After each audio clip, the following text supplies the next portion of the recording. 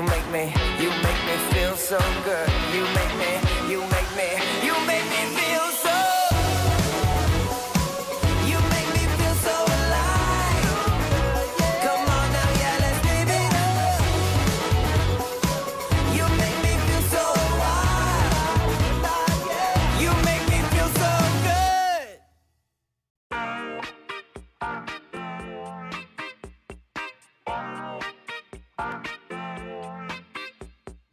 Everybody's talking about the new sound. Turn around, listen up, you're playing for keeps. You got to breathe in, let it out. Bumping in my hometown, turn it up and rock to the beat, beat, beat, beat.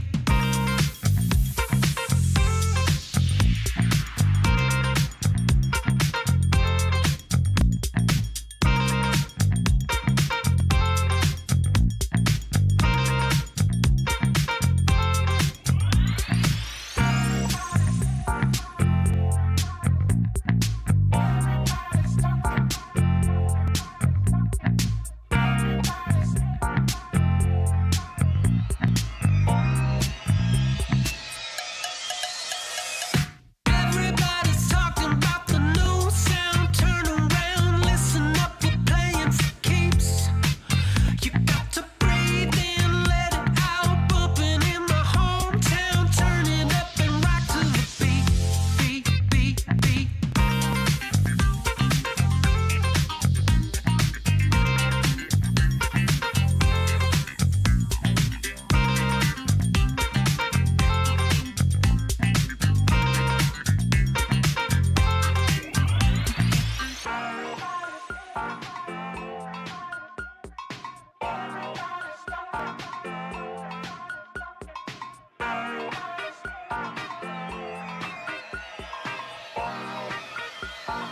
One, two, three.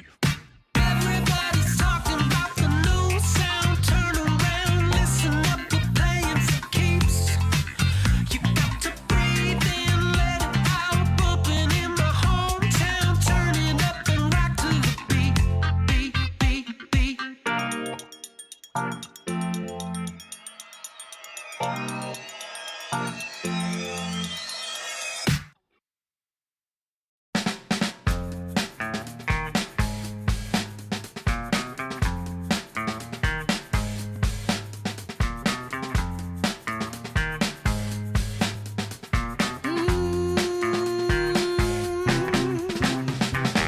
How I used to be was so good for me. In my mind all the time, no one I could turn to. Now that I can see your love has set me free. You came along, made me strong.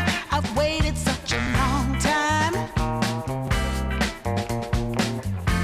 and I just can't believe in this new love I have found. Yeah, don't want it to stop when you know you got a good thing that makes me feel fine. Ooh, wherever it leads me, you know it's all fine.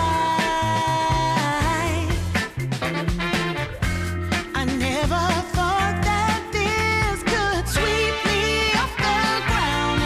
Oh, I don't want it to stop when it's feeling this good.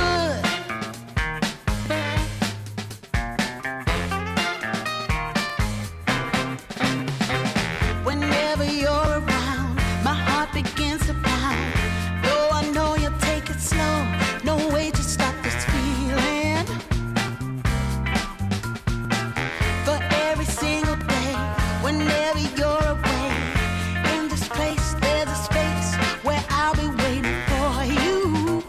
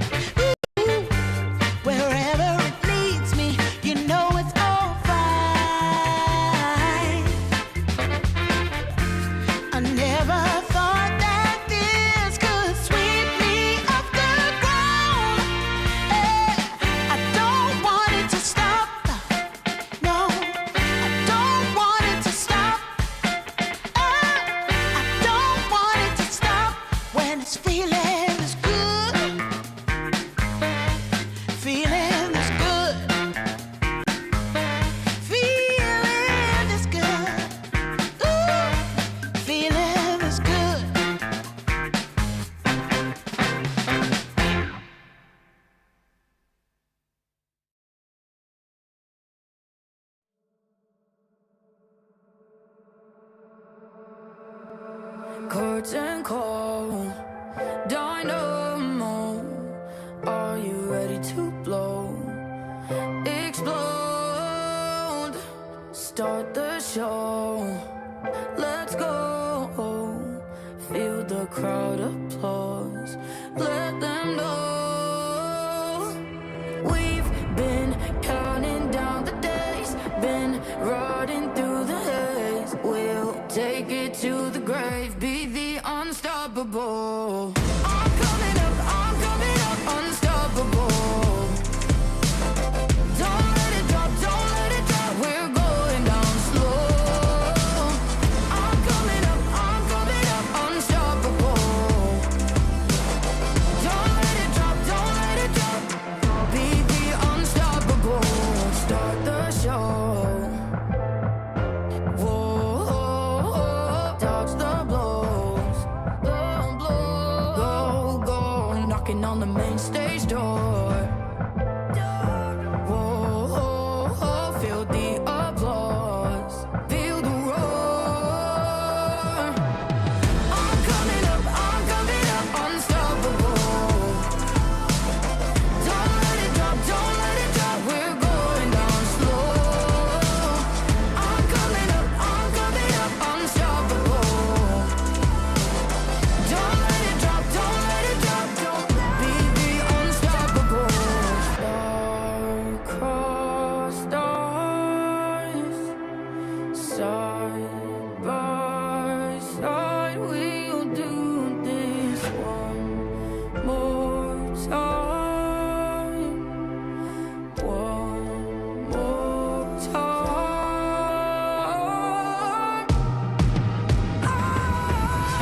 I'm coming up, unstoppable.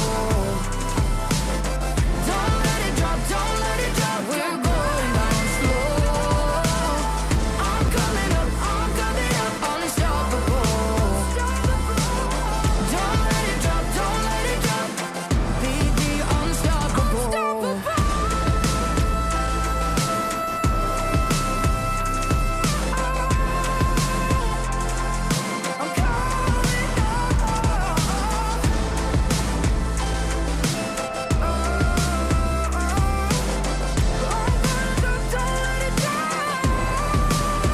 unstoppable.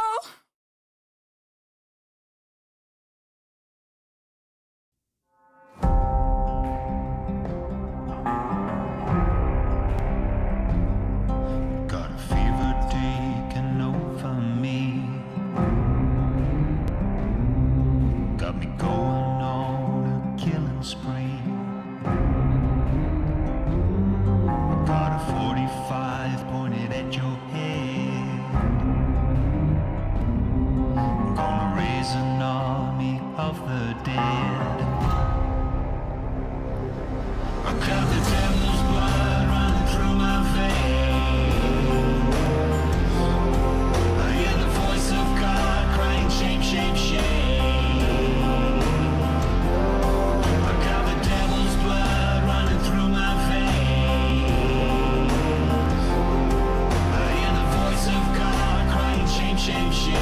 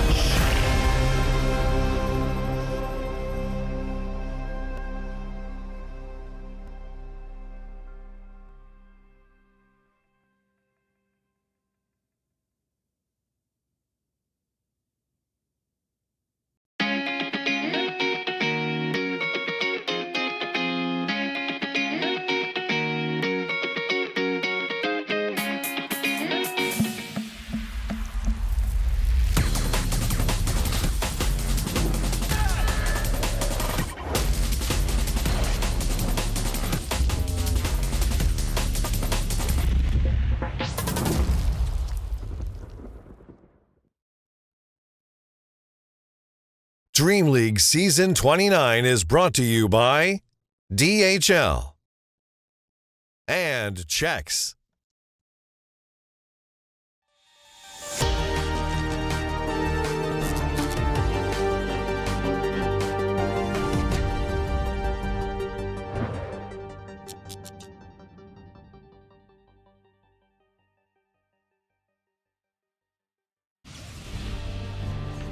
Gentlemen, welcome. We've got another day here over in DreamLeague Season 29. More action, more fun games, and more 100+ minute games. Deno, we ready for it? Surely, right? There's got to be another one. We've had a few. I mean, out of the 5 games that we've cast, we've had 4 of them go over 65 minutes, I want to say, and then 2 of them going over that 106-minute mark. So you never know how it's going to go. Of course, 3 new series today. We're going to get a look into the standings in a little bit because we're really starting to see some separation between some of the teams now.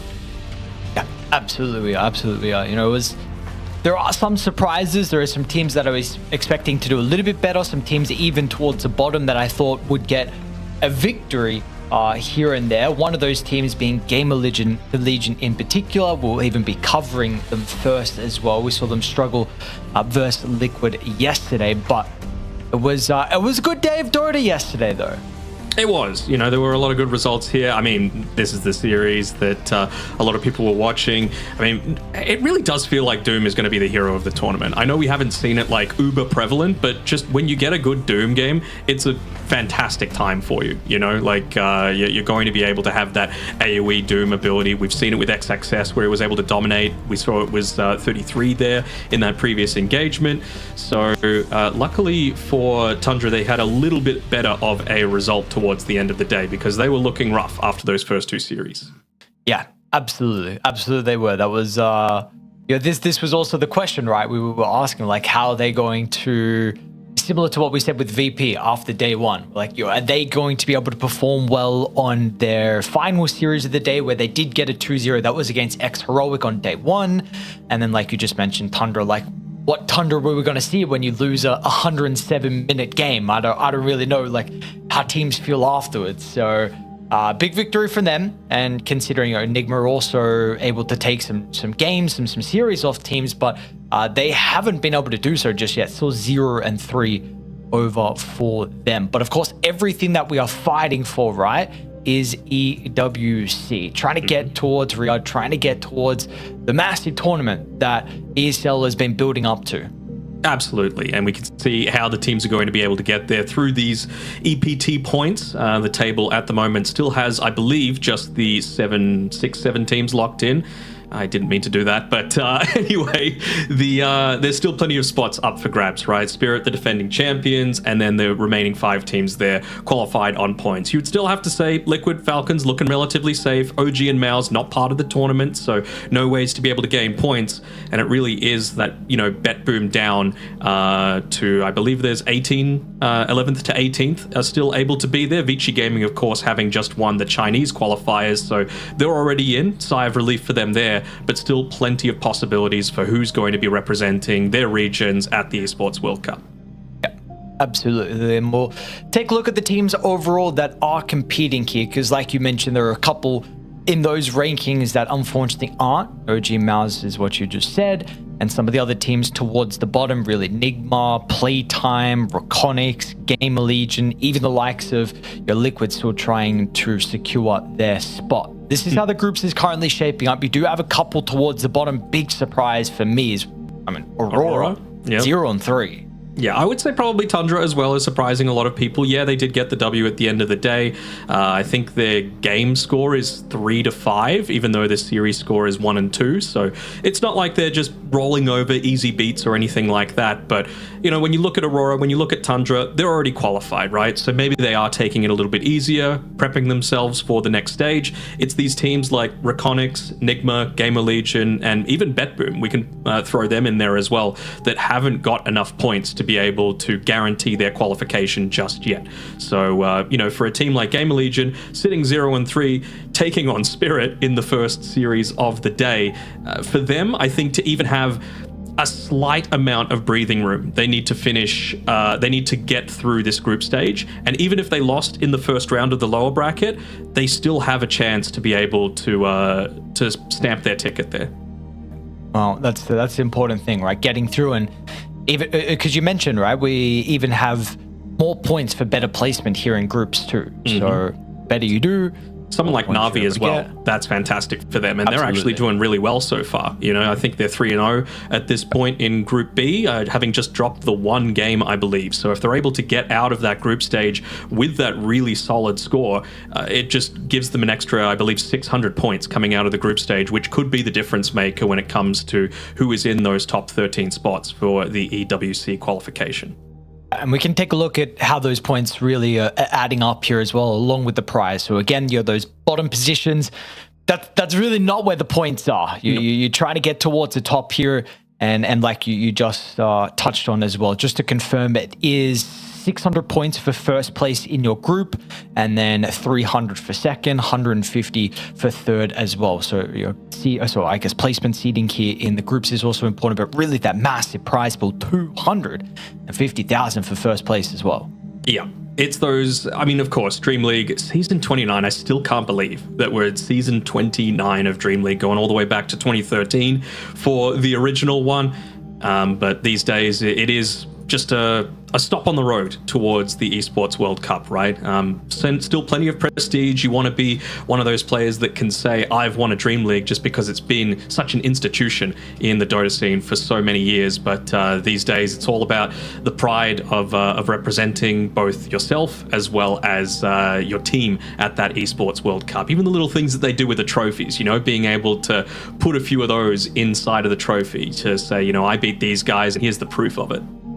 Absolutely. So let's take a look at the schedule today and what we have in store for us. Because again, a lot of games, a lot of series going on, and a lot of streams too. So I believe this is how the main stream is going to be looking so far. You've got a couple of Liquid series over there. We saw how VP are looking currently as well, with a 2-1 series count. So that's going to be pretty important to get a potential victory over a team that you're always expecting to be placing towards the top of the groups. Yeah, absolutely. And again, Virtus Pro, yes, they are in that qualification range already, but you want to guarantee it. You want to get yourselves, I would say, at least top 8 in this tournament to feel really comfortable with it moving forward. Na'Vi, of course, in that second series of the day, going up against Paravision, 2 teams that have yet to drop a series so far at DreamLeague, so that should be a banger. And then Team Liquid, Falcons, I mean, they've had so many times where they've faced up against each other, right? Lots of interpersonal relationships between the players on the team as well. So keen to see how that one shapes out. How are X-Heroic going to be able to lift up their game to earn a few more points for themselves? Extreme Gaming, again, already qualified. Nigma, it's an absolute must-win for them. So really, when it does shake down to this point, yes, there's always the want to be able to play for that $250,000 first place prize. But for teams like Nigma, for teams like Virtus Pro, for teams like the X-Heroic on the second stream, they do have a lot more to play for because they still haven't secured that spot. Absolutely.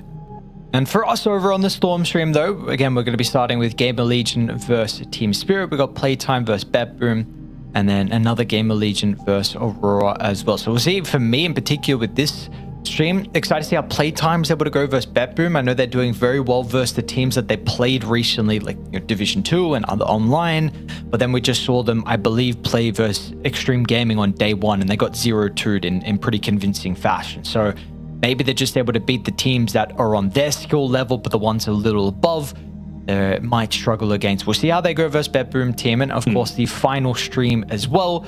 Bunch of Vici games over there versus Falcons, Raconics and Tundra, and Vici versus X-Heroic. I'd say BetBoom is probably like the team that I want to see PlayTime play most, right? Like they're the most quote unquote at their level, like thereabouts, top 8-ish in these tournaments, always going to be able to compete, can have a dream run at things and potentially push further forward. But, the teams that they've beaten so far, they've 2-0'd Raconics, they've 2-0'd Nigma Galaxy. That would probably be expected if you're really going to, give that Esports World Cup automatic qualification a shake. So it's these games against the likes of BetBoom, hell, even Tundra, considering their recent form. Those are the ones that you need to be winning if you're really looking to stamp your spot moving forward. Absolutely. So Well, that is how all the streams and all the series are going to look. But again, for us, we are going to be starting off with GamerLegion taking on Team Spirit. Now, GamerLegion struggling this event so far, but they have not been struggling that much versus the boys on Spirit lately. No, definitely not. You know, in the past 4 series, it's been 2 series wins for GamerLegion, 1 tie, and then it was a best of 1 that Team Spirit took in the 4th most recent one. So at least in terms of very recent history, the edge goes over to GamerLegion, and a big part of that, according to a bunch of pros, a bunch of other players in the scene, are saying that that's a big part of the addition of Ghost as their position 1, Yamsen moving to the inactive list and then moving over to position 5 in another region after the fact. And then they've also got RMN, who's come in as the assistant coach there as well. So giving a few new strategies, and I'm keen to see how they're going to be able to do against Spirit this time around, because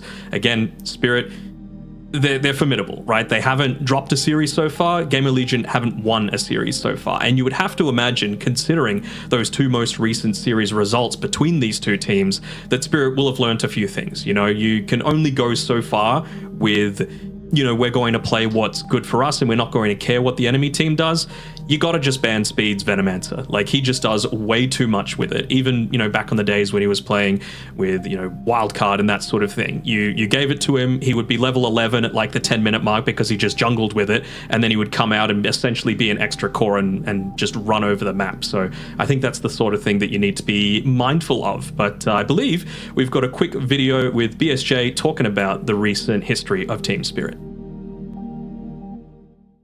You know them, you love them. It's Team Spirit. While the roster has changed a few times since their many wins, Team Spirit is a name you can seemingly never count out, no matter what happens. But they have had some uncharacteristic struggles in the past few months. After their latest roster change of Ponto taking over the captain duty from Mapochka last year, Team Spirit seemed to be completely unfazed and took 2nd place in the last tournaments of the year, PGL Wallachia Season 6 and DreamLeague Season 27, as well as Fissure Universe 8 to kick off 2026. Then their results fell off of a cliff, with their best result in the past 3 months being a 4th place at PGL Wallachia Season 7. While their other results haven't been bad, they are significantly worse than Team Spirit are used to, like 12th place in the last season of DreamLeague. So what happened? Will they manage to get back to their former shape? Knowing this team, they will figure it out and be back to winning events sooner or later. Will DreamLeague Season 29 be the return of the real Team Spirit? We're going to have to find out if it will be the return for them. It's been pretty rough here. If you get 3 second places in a row, we saw that what happened to Liquid, you know, a couple years ago with their arch nemesis in Gaming Gladiators. But then, you know, this is the result. You have a couple of rough placements with some of the online events and some of the LAN events as well. But this is a new Spirit, a Spirit that are looking to perform and continue performing well at DreamLeague Season 29. And we are ready to go. So Spirit, they're going to be on Radiant. They've got 2nd pick. We've got GamerLegion on Die with 1st pick. And I think that's the big thing, right? GamerLegion won the coin flip. They chose 1st pick. In my eyes, that's just forcing Team Spirit to ban out the likes of the Venomancer. You know, like, that's the sort of thing that I think they would be very comfortable with 1st picking throughout all of this. Of course, there still are the broken heroes in the Lone Druid. I wouldn't necessarily call Slardar broken in what he can do, but just in how it limits what you're able to do during the draft phase. You know, you really need to be mindful of its potential to be flexed towards that mid lane, and it really reduces the hero pool that they have to be able to pick around. So we'll see how both teams look to aim towards this one. Seeing a little bit of crossover between some of the positions there. Both Ghost and Yatoro still playing the Faceless Void on this patch. A little bit slower of a build-up than a lot of the other carries that tend to be more of the lane bullies these days, but still they're able to perform at such a high level that they can make it work. 10 seconds remaining. It's the new man on screen.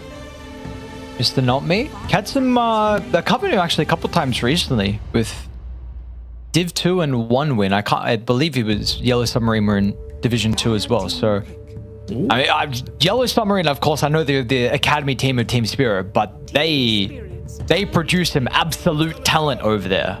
So we'll see how he's able to perform. GamerLegion with a first pick Kez, huh? All right, sure.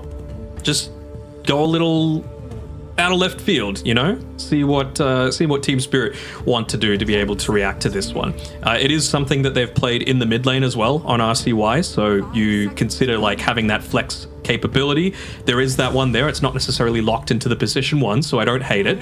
You know, a lot of the other heroes that have already been removed in the Slardar and the Pangolier, I guess Nature's Prophet could kind of fall in that sort of category as well, have been removed, so go for the one that's remaining. And then, I mean, it's a Lyle Storm Spirit, man. Like, outside of his puck, that is by far his most dangerous hero in my book. Yeah, absolutely. And we saw yesterday as well, he had a early Storm Spirit pick versus Aurora, and he looked very, very comfortable. I believe that was game 1. Who was the main matchup? It was against the Ember. And he looked solid. 39-minute victory. He finished 10-4 and 17. And with what you just mentioned about the potential to flex the Kez, I'd have to imagine you are very, very comfortable with putting the Storm into this Kez matchup. So, you know, I have no idea about even Kez mid in general. I don't know if there are some, like, if you can trade 50-50 in a lot of matchups like this, you know, fun Pangolier hero does, or if now it really means that, you know, it has to be Ghost playing the Kez. Yeah, I mean, you would lean more towards it being Ghost for sure, but you know, I have faith in RCY. You know, clearly if they have the comfort to be able to first pick this with a broken hero like Storm Spirit still left in the pool, they should have the confidence that there's the potential for that to be picked up. What I'm really looking at moving forward now is, like, how do the bans shape up, particularly from Spirit? Do they actually go ahead and ban some of the bigger Storm counters in the likes of the Invoker or the Puck? Or is it more just about, you know what, if they want to pick that, let them pick it, because then we're going to know how all of our lanes are going to be shaping up, and the Kez is going to be their win condition, so we can more directly address it.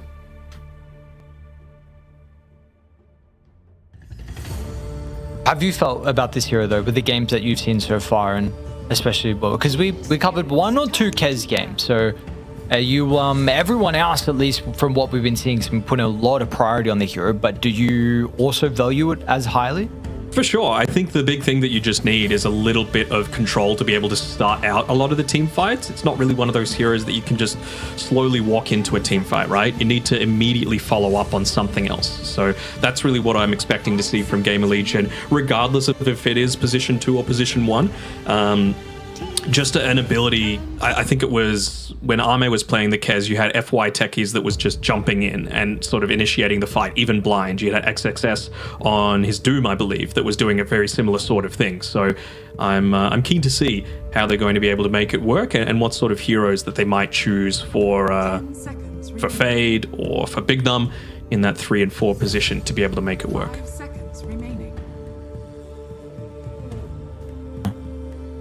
At least in this position, yeah, go. I was just about to say, we're not really seeing too many, like, team-specific bans, you know? Outside of the Huskar and maybe the Alchemist. Like, Alk is still popular, don't get me wrong, but Yatra has played it a fair amount, so you can see why that one's being removed. But, like, the Fade Lycan, for example, the Speed Venomancer, still left in the pool. I'm really surprised that there's been basically no contest over who picks up the Rubik or the Hoodwink. Hoodwink in particular, because for Spirit, it's something, here we go, that they're able to play on both Ru and Not Me. So you've got that potential through there. Even the Rubik, actually, is something that they flex through both of those. So Insania would be proud seeing that position 5 Rubik as a possibility.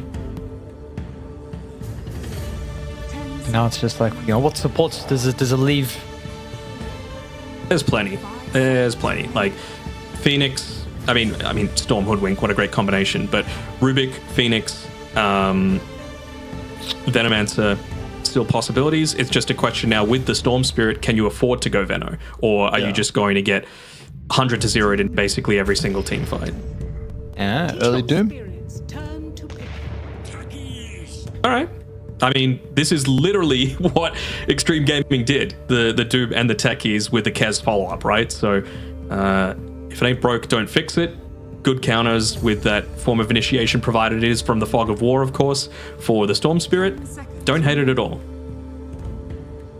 I wonder if They they know- go into like the Rubik as well, because we've seen, I think it was Ari playing the Rubik who was able to get good value out of the Storm Spirit, to be able to get good value out of the Bushwhack from the Hoodwink, to be able to go that Essence Distiller, to be able to have some of that catch inside of the tree line. Picking Largo into Doom is really interesting, because I would say that is probably one of the biggest counters to it. So clearly Collapse is feeling incredibly confident with it. Maybe they're just going to pick up the tempo. It's a 5 Largo. Maybe. Did you just play with the sticky against the lick against the techies, so Taser's not annoying? Maybe, but I don't know. I feel like Largo as a position 3 is so much more superior. Like, to me, the big reason that you pick it is for just existing in the middle of team fights and they can't do anything about it. Whereas, you know, with Doom existing, that's not the case. Yeah, no, I agree. That definitely is a very interesting decision from Spirit. So this pick will probably reveal a little bit more about what's going on. I do wonder. I think it's really your Toro here. I mean, you see more than likely Kez is carried. You have your lane matchup in the Doom as well. I mean, we can see some flex like, you know, Kez mid. I know Doom carry, but they will reveal. Okay, so Largo's going to be off lane. We're going to get a Rubik support.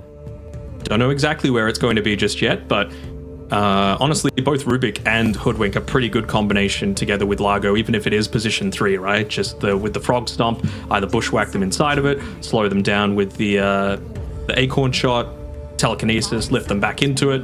Lots of damage potential there. What does RC Wild want now against the Storm? What would he want? Again, I'm not mad at an Invoker here. I really think that, you know, we saw BZM play it. They almost got the W there, going up against the Nothing to Say Storm Spirit. But I just think it's the right game for it. You know, if you're going to run this Largo as a core, not only are you going to have...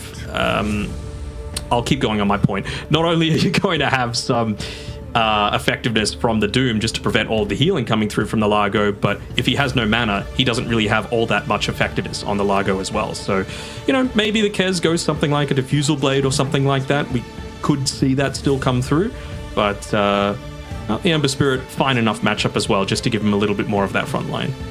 Yeah, I think, at least for me, I like the Ember for GamerLegion just because you have a hero now to play with the techies, and I maybe would have been concerned. I know you mentioned about the greed on the Largo, but like Kez, Doom, and Invoker, man, the Coswex Invoker, I don't know how I feel about that hero, at least the playstyle, and then it might be a little slow for GamerLegion. You have a hero now that also destroys the Rubik in Ember. Pretty good against Hoodwink as well. Yep. So find him in the trees.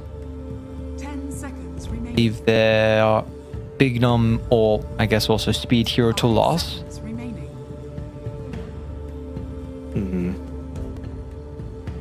It's more likely to be the Speed hero. I mean, Okay. I could see it being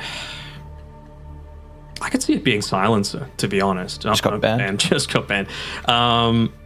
Silencer, or hell, even the Clockwork wouldn't be the worst here. Is that already banned? It's already banned. Phoenix. All right, finally picked one that hasn't been banned. Not the worst, just because sure, you might not be able to, you know, deal all that much damage in the team fight, but it's just about keeping that sustain up when you're going into this Largo once he's got you know, a few of his levels, when he's got the Kai Sanj, when he's got the Aghanim Scepter, just enabling Kez to just stay on top of him, enabling the Ember Spirit to stay on top of them. They don't really have great egg hitters either, so could certainly see it working, and it is a big comfort pick for speed too. Yeah, another interesting thing, I just wanted to see what heroes he's been playing. He's played NP twice. Oh. So, I don't know, we're not really seeing anyone else play position 5 NP. I must say I don't know if I particularly want that, but it is something that we've seen a little bit from them so far. Speed doesn't care about the meta. Speed does what Speed wants, and that's what I love. You know, everyone is learning this Lone Druid because it's giga busted, but then there's other players that are just like, you know what, I'm going to create my own meta, and good on him for it. So just one ban left for Team Spirit.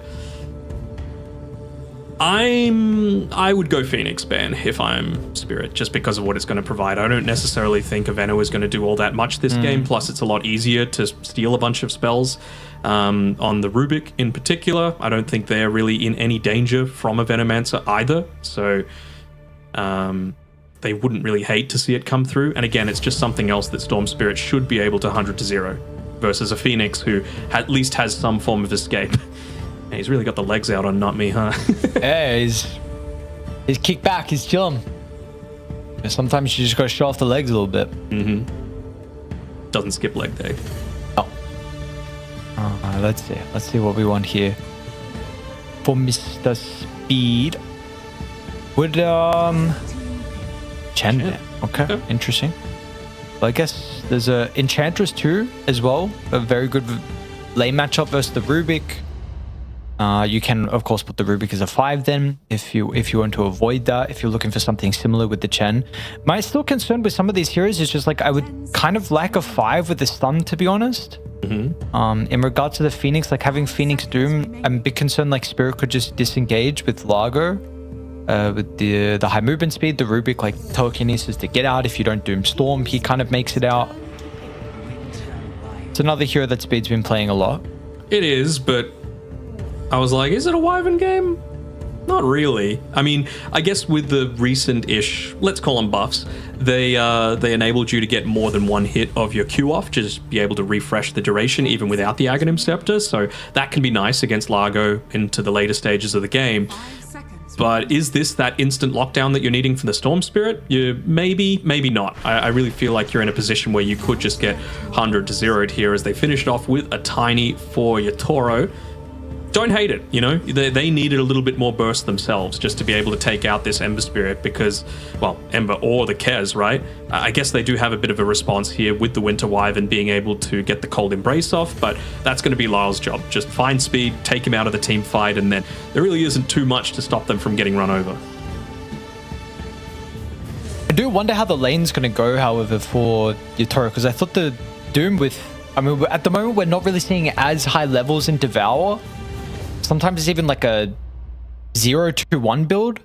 And I think the early Infernal Blade's quite nice, of course, versus the tanky Tiny. So I'm just specifically intrigued on if they can maybe have a little bit better of a time in this lane with the Doom along with the techies.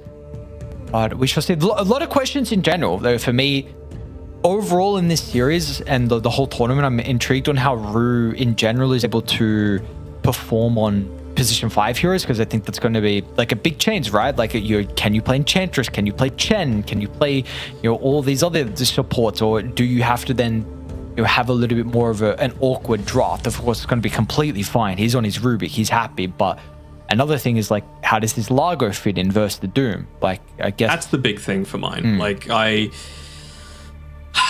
I just don't know how that's going to work. I'm totally fine with the rest of Spirit's draft. It's just this Largo in particular. I'm wondering, could it have been something else to just enable yourselves to have a little bit more team fight, because they've got insane pickoff on Team Spirit right now, and they've got reasonable-ish survivability if they're able to keep that Largo alive. But if he's doomed, he really doesn't have any presence at all in a lot of these team fights. And hell, you can even just like Winter's Curse him in the middle of a team fight. Sure, he might not die, but it just gives you the space to be able to run away from him or set up for that Doom or the Kez to be able to follow up onto him. So I'm still going to favor Spirit just because it's Spirit. They're without a series loss so far this tournament, but I'm not putting it past GamerLegion to be able to get the W. Big part on Fade, though, if they're going to be able to make that happen. Very much a must-win for them as well. Again, they are still technically in that qualification range, but with Na'Vi doing incredibly well, I think they would leapfrog them going out of this group stage. So they need to get, at the very least, lower bracket round 1 if you're GamerLegion, and you got to get some wins on the board to be able to get to that stage. While we have a pause, you were talking about Rue and moving from the position 4 to the position 5 and, getting used to different sort of hero picks. I feel like as a support, you kind of flex between the two anyway. Just when you're playing in pubs, you're not always going to get your natural roles. So he's not going to be completely unfamiliar with the play style, and he can still play in Team Spirit those heroes that he previously was playing as for.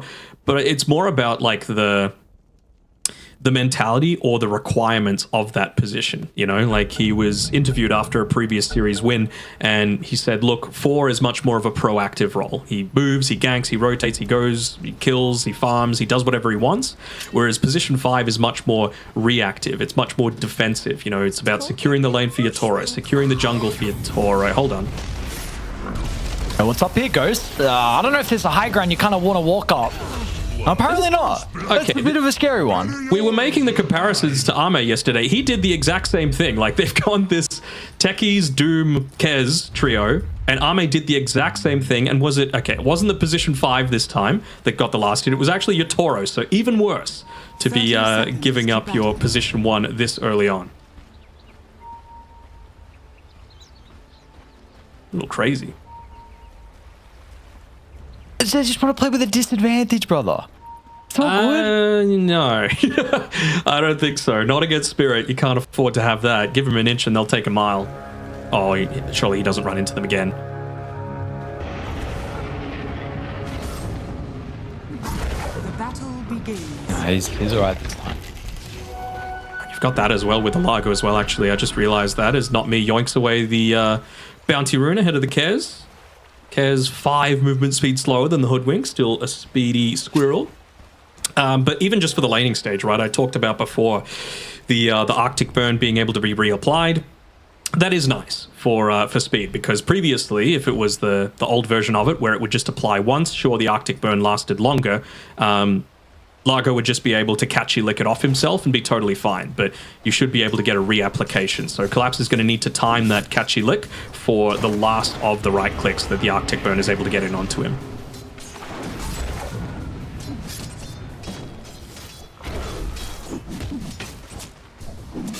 Radiant's courier has been killed. Make it very fine.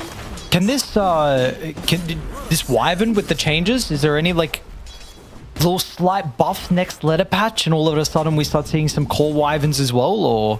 I don't think so. Not the core Wyvern. I mean, the burn duration decreasing down to 3 seconds is actually a really big nerf. You only get a bit of a buff up on it at level 15, and I feel like if you're playing as a core Wyvern, you need to wait, you know, less time than level 15 to truly feel impactful there. The big change to it is just the change to the innate ability with the Eldworm's Edda, where you're able to get this little neutral item there in your inventory and level up one of your spells to level 5 instead. So it actually enables you to like Splinter Blast the wave a little bit more effectively, nuke it down, or if he's again just going to be another Largo counter, you put an extra point into the Arctic Burn as well, just to be burning that extra little bit of HP off of him. Interesting, because I don't know if it was Speed that was playing it, but one of the games that I just watched really quickly, I saw there was like a 4-1-4 build. In fact, I think it was Speed yesterday, and I saw 1 point Splinter Blast. I cringed a little bit, but obviously things change. Sometimes times change. You got to do it, but we'll see. We'll see if that's going to be the build or not. Overall, though, mid is also what I'm looking at too here for Mr. Lal. Mr. Lal and his Storm Spirit. We saw yesterday one game in particular with this. I don't necessarily remember. Was it Nothing to Say versus BZM? Yeah. Maybe? Where it just absolutely destroyed the lane with Storm Spirit. So pushed him back into the jungle, like doubled his last hits in lane. BZM recovered, and he actually came out of the laning stage quite nicely, but still, just what a specialist Storm player is able to do is kind of nuts these days. Doesn't help if you're missing those range creep last hits either. To me, this game is on fade if GamerLegion are going to have any sort of chance. Like, he needs to get out of this laning stage really well. I mean, you are basically a direct counter to all 3 of the enemy cores, right? The percent damage for the Tiny, the lockdown for the Storm Spirit, reducing all of the healing from the Largo with your Doom ability. So if they're able to remove those from the equation, it's going to go a big way towards GamerLegion's victory. What's the item build that you want from him? I think he just needs to secure his farm early on, right? Like, you just need to be huge. You need to make sure, like, I don't think there's any point to get overly aggressive early on, because Kez still needs a little bit to be able to come online. You know, we see the Mage Slayer into the Desolator as the sort of timing that he's going for. So it's just about matching that up on the Doom as well, so that, you know, you've got maybe your farming item plus the Blink Dagger to be able to come after that to really start to take some of these engagements. Yeah, let's see when a Scepter's considered as well. Apparently we're getting Scepter a lot at the moment on Doom, and against this Largo where you can have double Lincolns or double Lotus. You're probably Storm Spirit. We've seen Storm, there's a couple more games. We got one Lotus loss yesterday, which again, I think it was nothing to say that played it. I also saw another Lotus. I think Lal actually even went Lotus as well in the Storm Spirit, so we shall see. I wouldn't necessarily say they have the greatest, like, keep them in a relatively enclosed location, though, on GamerLegion. Dial? Yeah. Yeah. Like, it'd be very different if they were the ones on lane, not me. Hoodwink, speaking of, yeah. Yep, nicely done.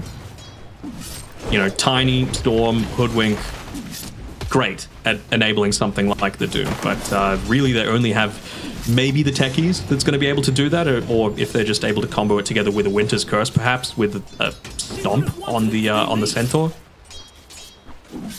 Should be relatively easy for them to be able to just walk away, though, from the AoE Doom.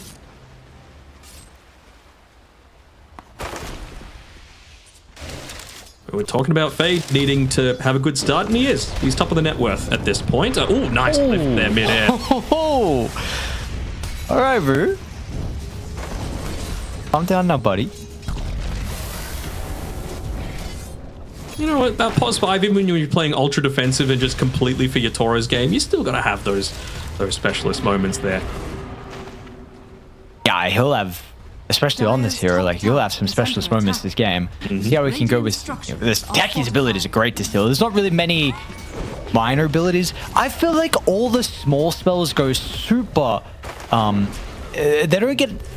Oh, I'll hold that top lane. Yeah, Bignum.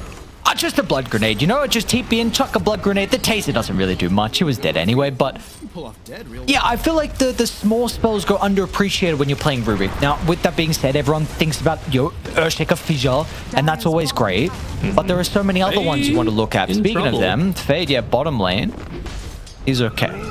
Doesn't have any creep devour just yet, so would love to be able to have either some movement speed or perhaps a heal coming through there. We'll see that Yatoro doesn't have the mana to be able to take this man fight, but still a little scared about the possibility of who else might be joining, and it is indeed not me. Mid lane. Oh, so he's got a shield rune. He's fine. But not too bad of a start for GamerLegion, despite giving up that first blood. Kez is doing just fine. Why'd you say that? Wasn't necessary. Well, good timing of the movements there from Not Me, right? Making sure it was during the nighttime. They didn't have their own vision up inside. Oh, sorry, next to this twin gate. It's actually Team Spirit that have placed that one there. And he's going to be able to make a move back, potentially to help with contesting their own Wisdom Shrine. Doesn't look like they're looking to get overly aggressive though on GamerLegion. So it should just be 1-for-1 trade. Radiant's middle tower is under attack.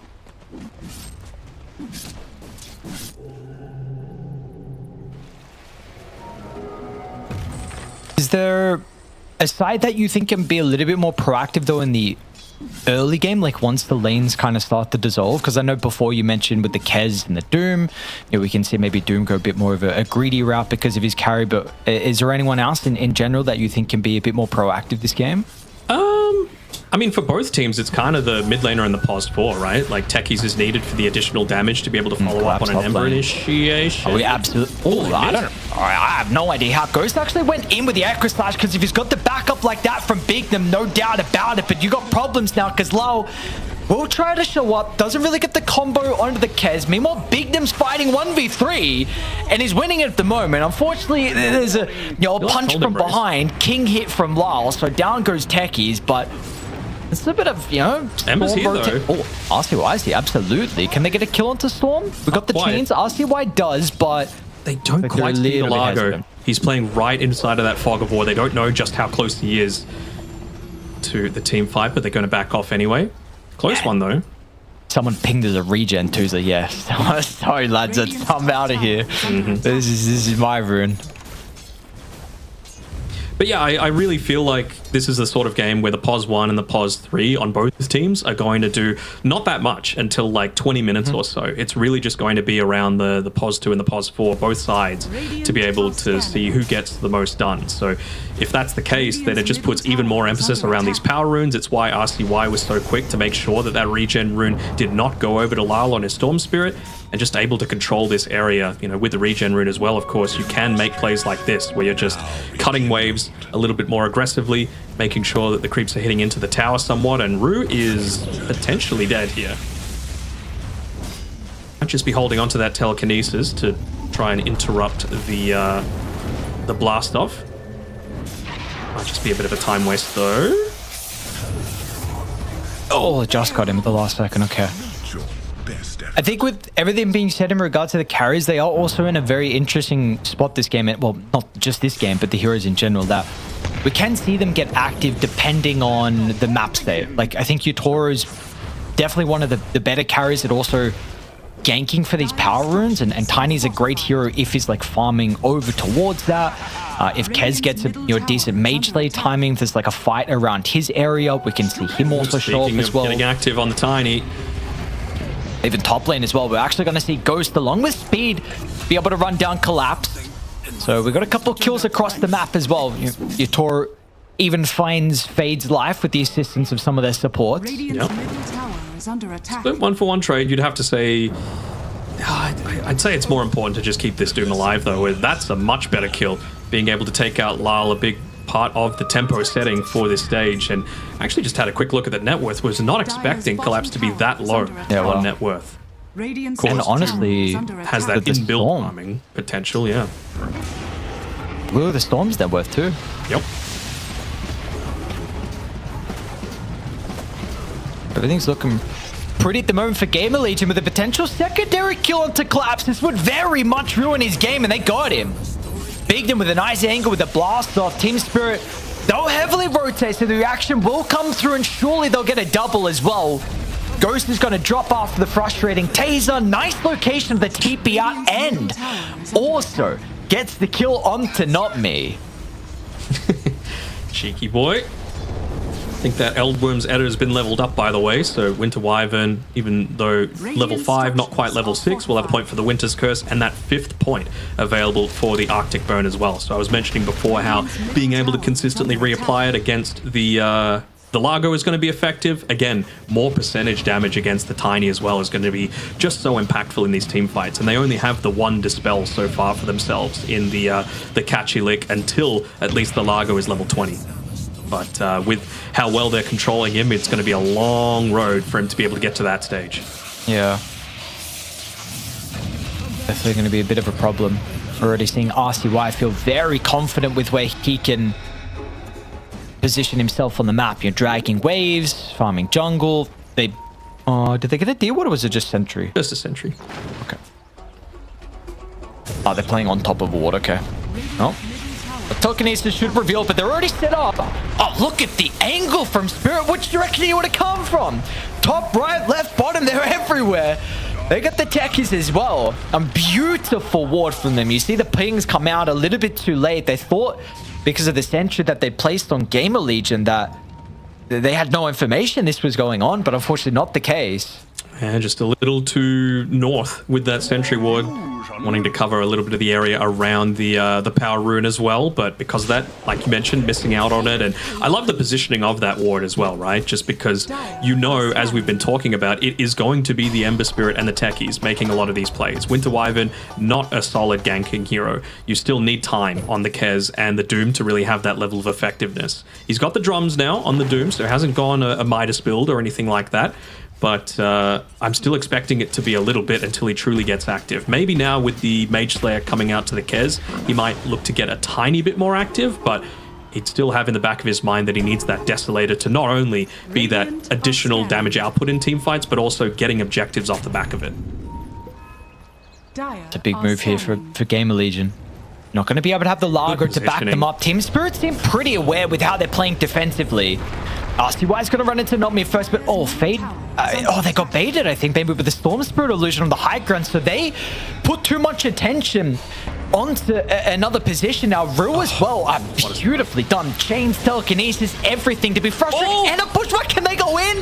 Look at the combo. What is that, bro? If you had Avalanche, and oh my lord, GamerLegion, it's not just one that dies, potentially more. Speed does get a nice curse off to reset, but it's just not going to matter in the end. Last here to clean up one. They've got the ward up on the high ground as well. Lala, unfortunately, doesn't have the best mana to be able to continue, but what a bushwhack from the new man. Absolutely, and all the while, Ghost was chasing down Collapse, but just wasn't able to get onto it as we have a look at that replay there. 4-man bushwhack, good God. You would just love to be able to have the Avalanche after the fact as well, but who needs it? You know, able to clean up 3 kills, I believe, off the back of that. Oh, never mind, just 2. Speed sacrificing his life to be able to enable the rest to get away. On top lane, Ghost.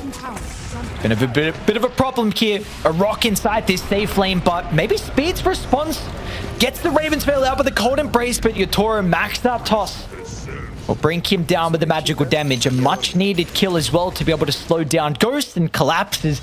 He's letting him know about it. I mean, they know how much attention was being given over to this Largo previously, right? So just saying, let's see how you like it, bringing multiple heroes to the lane. He hasn't quite recovered his net worth there, and I mean, we've been talking about how active Yatoro likes to get just with that Echo Saber. You know, it gives you so much more of that map presence, that burst damage potential, even just the mana regen to be able to consistently be casting your spells there. And it's only going to get stronger and stronger once he gets into that Shadow Blade.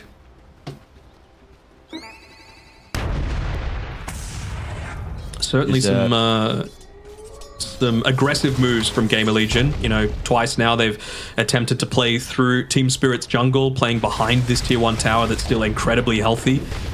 I mean, if we had to change anything, maybe just with those last couple of skirmishes that they've lost, it's, you know, ruined their timings a little bit for it, but I would love to see them just open up this tower somewhat, you know, bring more heroes to these engagements so that you can potentially get a win, take the tower out, and have a little bit more of that farming space for yourselves. Is that Shadow Blade ready to go, though? So Yotoro's going to look to try and swing on mid lane. They'll start with the bushwhack, and they should have the stun control afterwards. All 4 heroes in this area got some spells to be able to hold that Ember down. Speed. They're splitting themselves up nicely. Top tower is under attack. Reactive Taser, very nice to be able to give over to a Wyvern as well. Just for that extra movement speed. Oh. Lane collapse. Dire's top tower. Fade's going to tip in first Doom of the game, and they're going to be able to slow down Collapse, however. Fade's to try and run himself away, but unfortunately, I mean, I guess I think he tried to deny himself. Now, not me. Maybe not. Not with the Storm Spirit hanging around here. They see him with that freshly placed Observer Ward, with the Power Rune, and yeah, with no mana, with no Doom. I don't think Fade wants a bar of that. A nice kill, though. Science. Perhaps not too happy, but at least you have a Tiny who is uber farm. I mean, this is a insane net worth for Yotoro.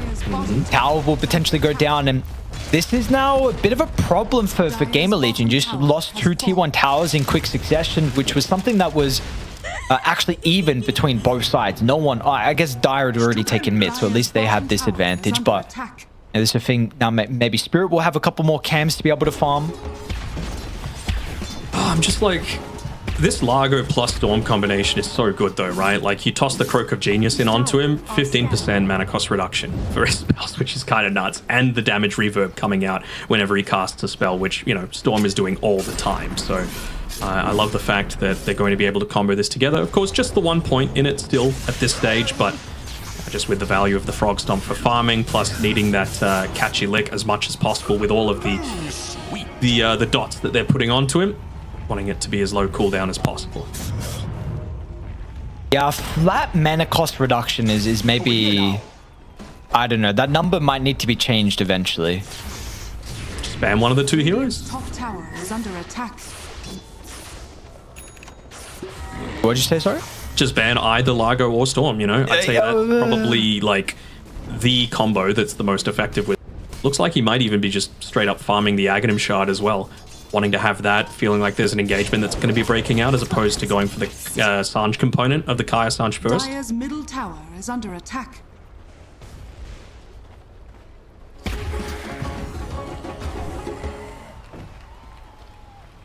What are we looking at as well here for Mr. Ghost? He's almost got that first Mithril Hammer.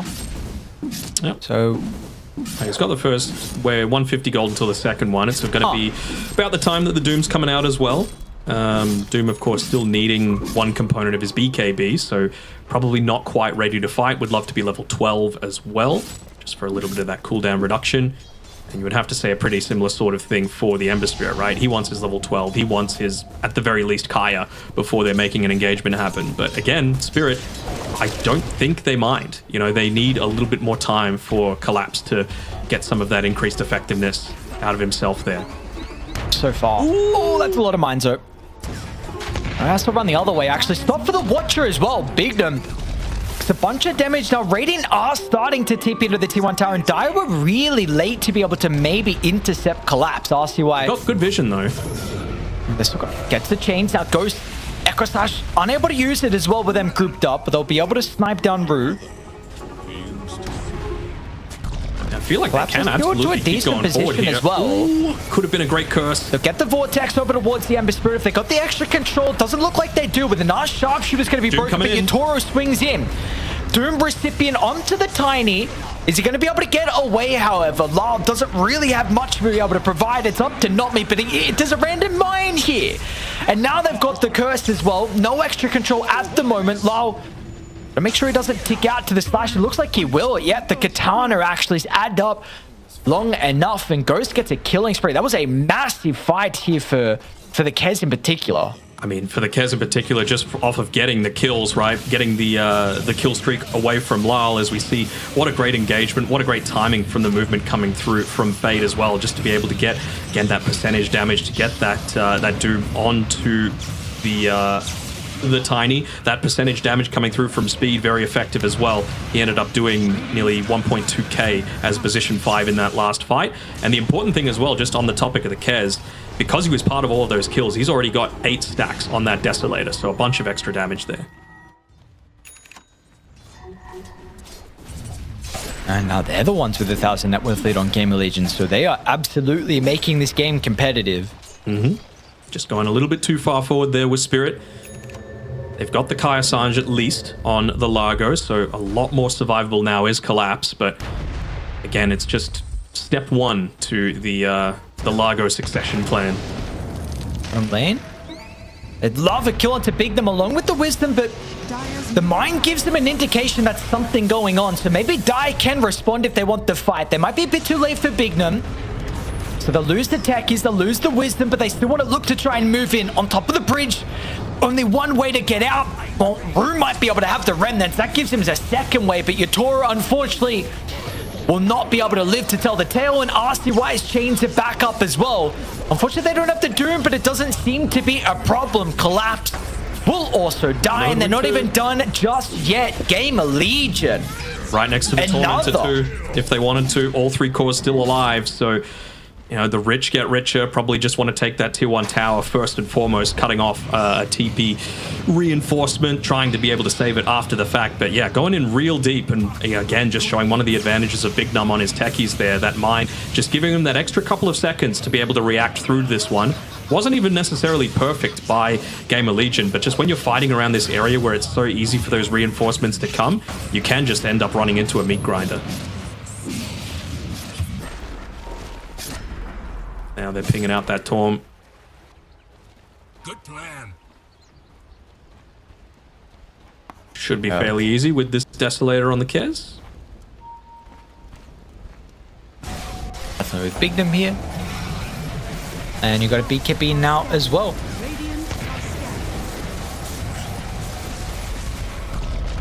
Bignum's gonna get it. Add mine. Well, the Spirit get out of the map in the meantime. Not Me was able to place a deep observer ward. So they have a little bit of further information to work with. Some time for Collapse to get towards the Agnum shard as well. Sure. I'm not sure they want to be playing that uber defensive though, right? Like, they've hit their timings now on GamerLegion. They've been able to get the Ag shard, get a bunch of these items. They see that Largo isn't quite yet ready to fight. They've got the Doom back available as well. Doesn't have mana to be able to play around this one, and we'll get the deny off on the mid tier 1 tower too. Yeah, I'm just expecting them to continue playing on forward. Maybe just wait until the Blink Dagger comes up from Fade, but beyond that, really isn't anything holding them back.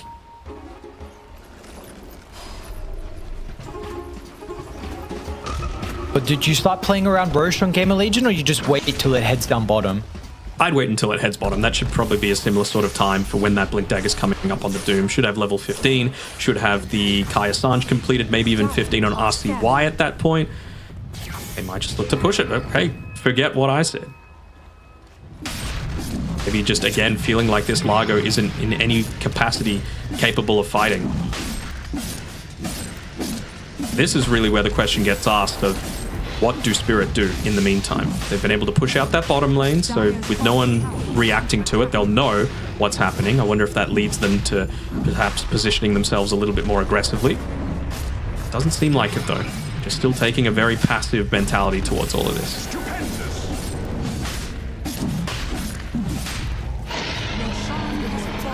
How does the Dire's bottom tower Spirit is want to under potentially force a fight here? Like with BKB that we're about to see from Yutoro, from Lao, with them getting these items, you feel like this ages, how much does it really mean for GamerLegion?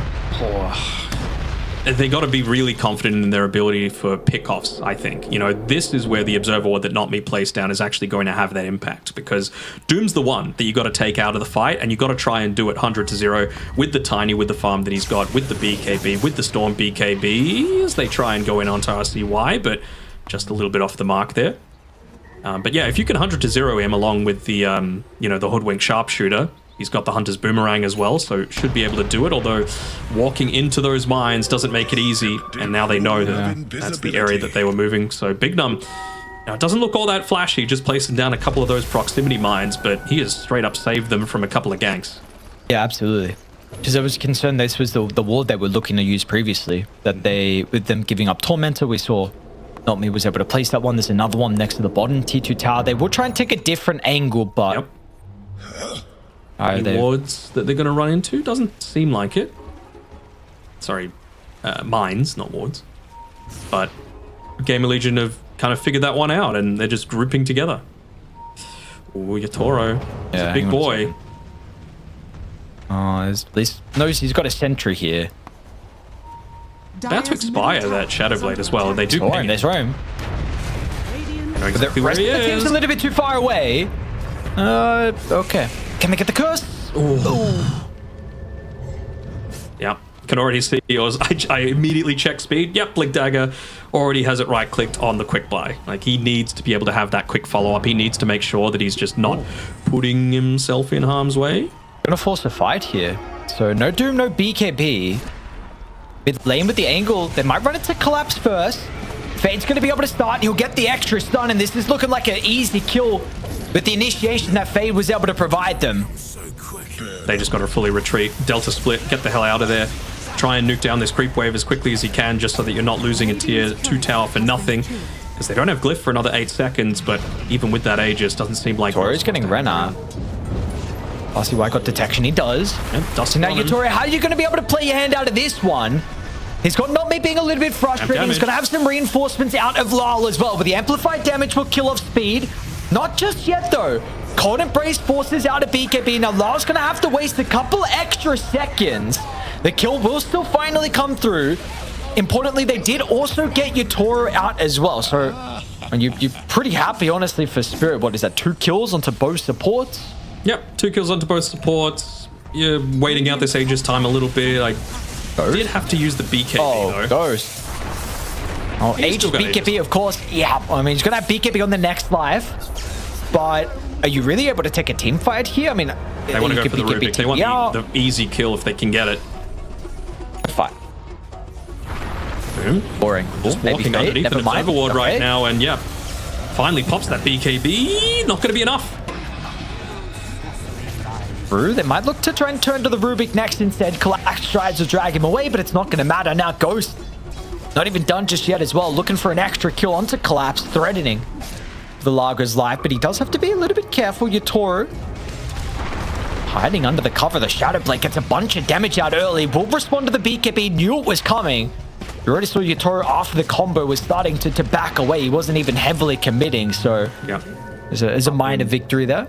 Harpoons himself up onto the high ground as well, just wasting that BKB. Burning through a few of these key timings for GamerLegion to be able to play around with. You know, again, it is still a Largo. Sure, Doom going to be just as devastating throughout this game, but he doesn't have the Aghanim Scepter yet. He doesn't have that real big sustain and like actual damage output in the middle of a lot of these team fights. He really just does feel like a body right now, as well as that that dispel from the catchy lick. So nowhere near at his final form is Collapse, and well, he's even got the greedy enchantment as well to be able to just try and speed things up a little bit if they can. It's going to be the next Aegis that they're going to look to try and fight around on Team Spirit. Whoa. What is it telling me? Lau got a... I swear he got hit by the blast off anyway. Stun doesn't connect. Me's also going to run into RCY and speed in their jungle, but a little bit more messy. Unfortunately, RCY, if he had Bignum, there was an opportunity. Without him, that's not going to be the case. So still holding this 4K lead. Full spread thrice. Anything big coming soon other than the Ags for the Ember? Not really, I don't think. I think Dagger on speed, almost level 12 as well, will be nice. But again, just with the 2 points in Splinter Blast, it's so hard for a Wyvern to be able to get any sort of farm. Yeah. You know, this is the trade-off that you get.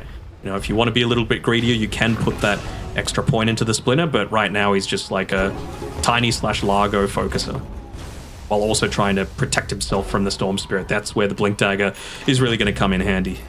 Yeah. Oh, I'd love to have the Blink now because they're about to go onto his Doom. It's going to be in a perfect position. He won't really be able to stop the damage from Nami, but it's not going to matter. That Cold Embrace with maxed out has healed him up too much, and now they're going to be able to probably get the Hoodwink. Okay.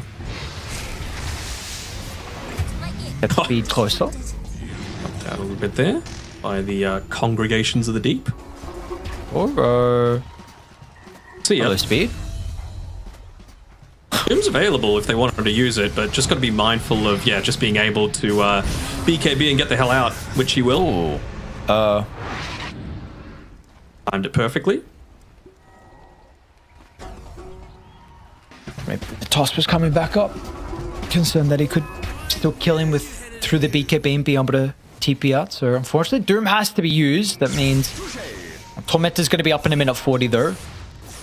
Version a minute 20 as well. Ghost looking for a solo kill bottom onto Rue. With the assistance of RCY, this is going to be easy peasy for them. I wonder if Spirit are going to be able to make a play with the Rubik coming back online, right? Because they got the Doom out of Doom, 90 seconds off cooldown, BKB 50 seconds. So they've got 35, 40 to be able to do something in that little time window. So wouldn't be surprised if once he's up, they're just going to look to make a smoke happen, maybe push the waves out now in the meantime, just to make sure that this movement isn't quite as obvious. Very deep positioning here from Lyle. Yeah. They get a BKB? Oh, that is a long zip TP. Okay. And should be right around that time that the Rubik is respawning. Has that Solar Crest, has a smoke in the inventory. All waves shoved in relatively nicely. Dire are scanning. Seems like they still just want a little bit more. Do you think Fade needs to go... Is Shiva's next item a problem with the Lotuses that we see getting worked on from Spirit now? I mean, the Lincolns too from Lao? A little bit, for sure, but again, it's going to get to that stage where the Storm Spirit's physical damage is going to be impactful. The Tiny's physical damage, of course, is just going to pop the hell off. He's just hit up to his level 20, right? So that tree grab base damage is already impacting there. So even just for the armor aspect, it's not the worst for Fade. I'd love to see him just get a refresher next, though.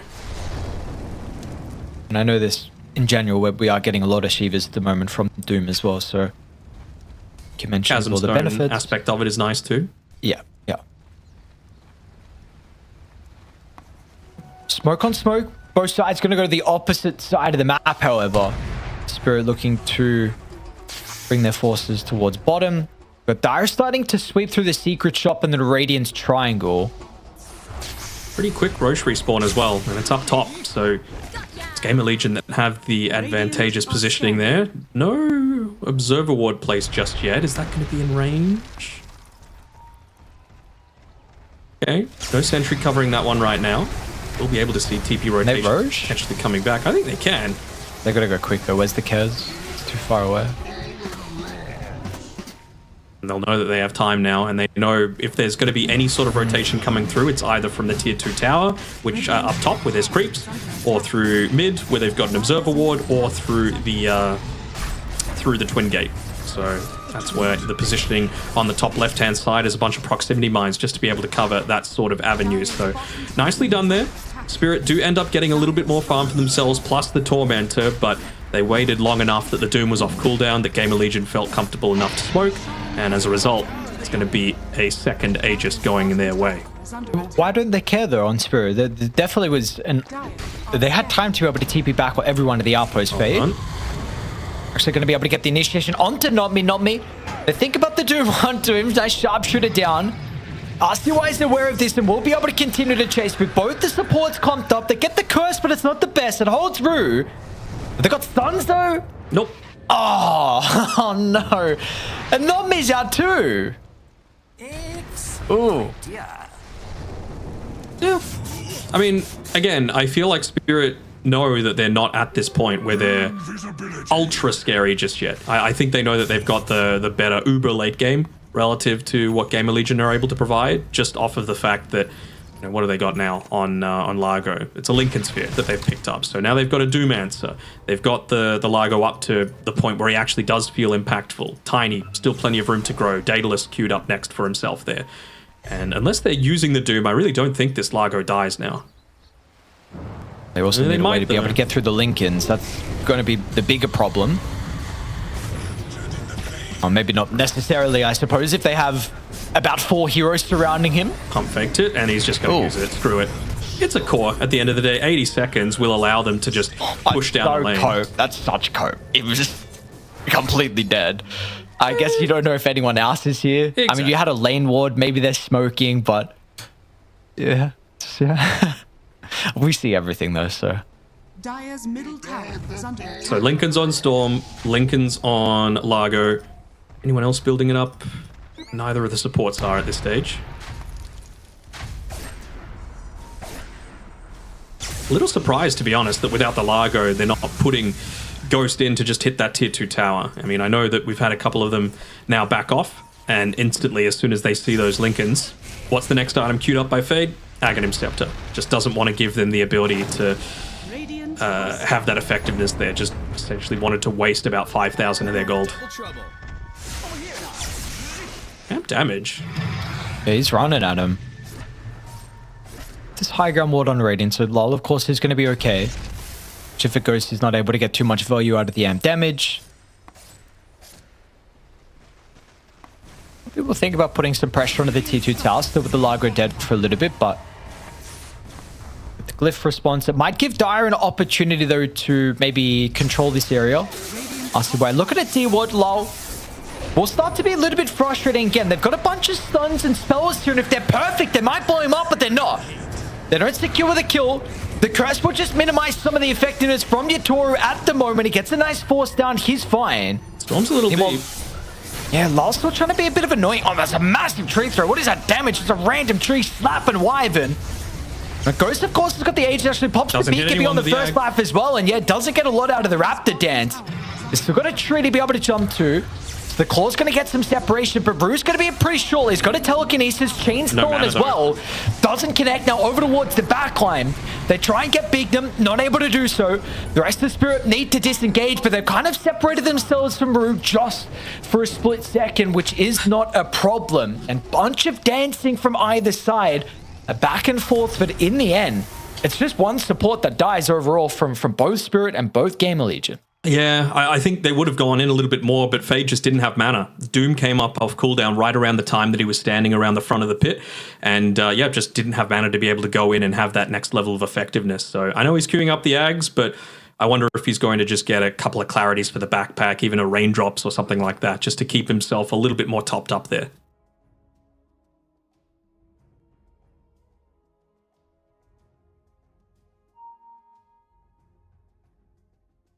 All about survivability for this Wyvern as well. Has the Blink Dagger, has the Aeon Disc being queued up. Glimmer Cape was just coming off cooldown when he ended up falling previously. Really is important for Lyle to be able to take him out at every stage. But again, it comes to that point where Fade will have the Aghanim Scepter and you will be getting caught out here on the Storm if you're not pre-popping that BKB.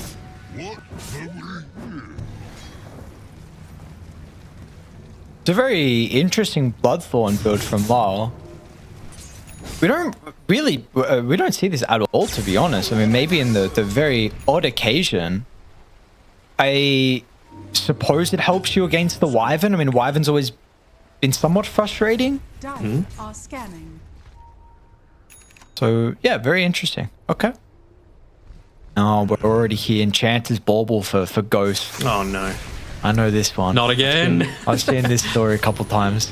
Yeah, you just need to get 60 minutes with this. But, yo, he's got the alert, so a bunch of extra attack range. Got to feel quite nice. Attack speed as well. Just 60. Come on, bro. We know that that's not what they're baubling for. What did it get to? 290% on the Muerta?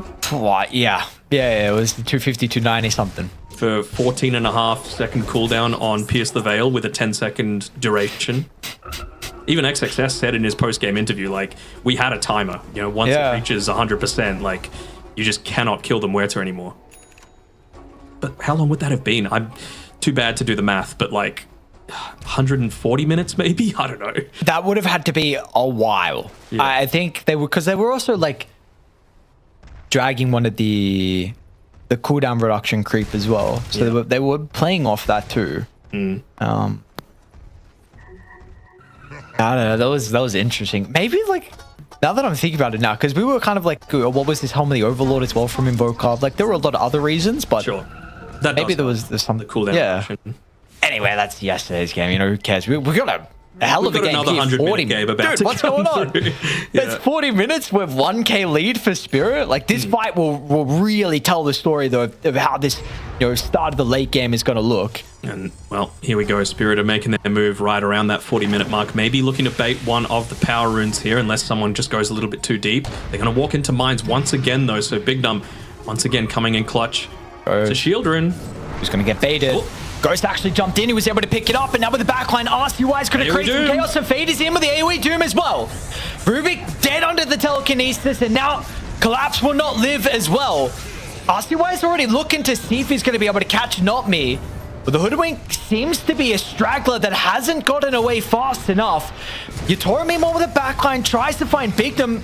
Bunch of damage here with the cleave. Big Numb's going to be the recipient of the zip in. Not a lot of mana though for Storm, which is going to be a bit problematic.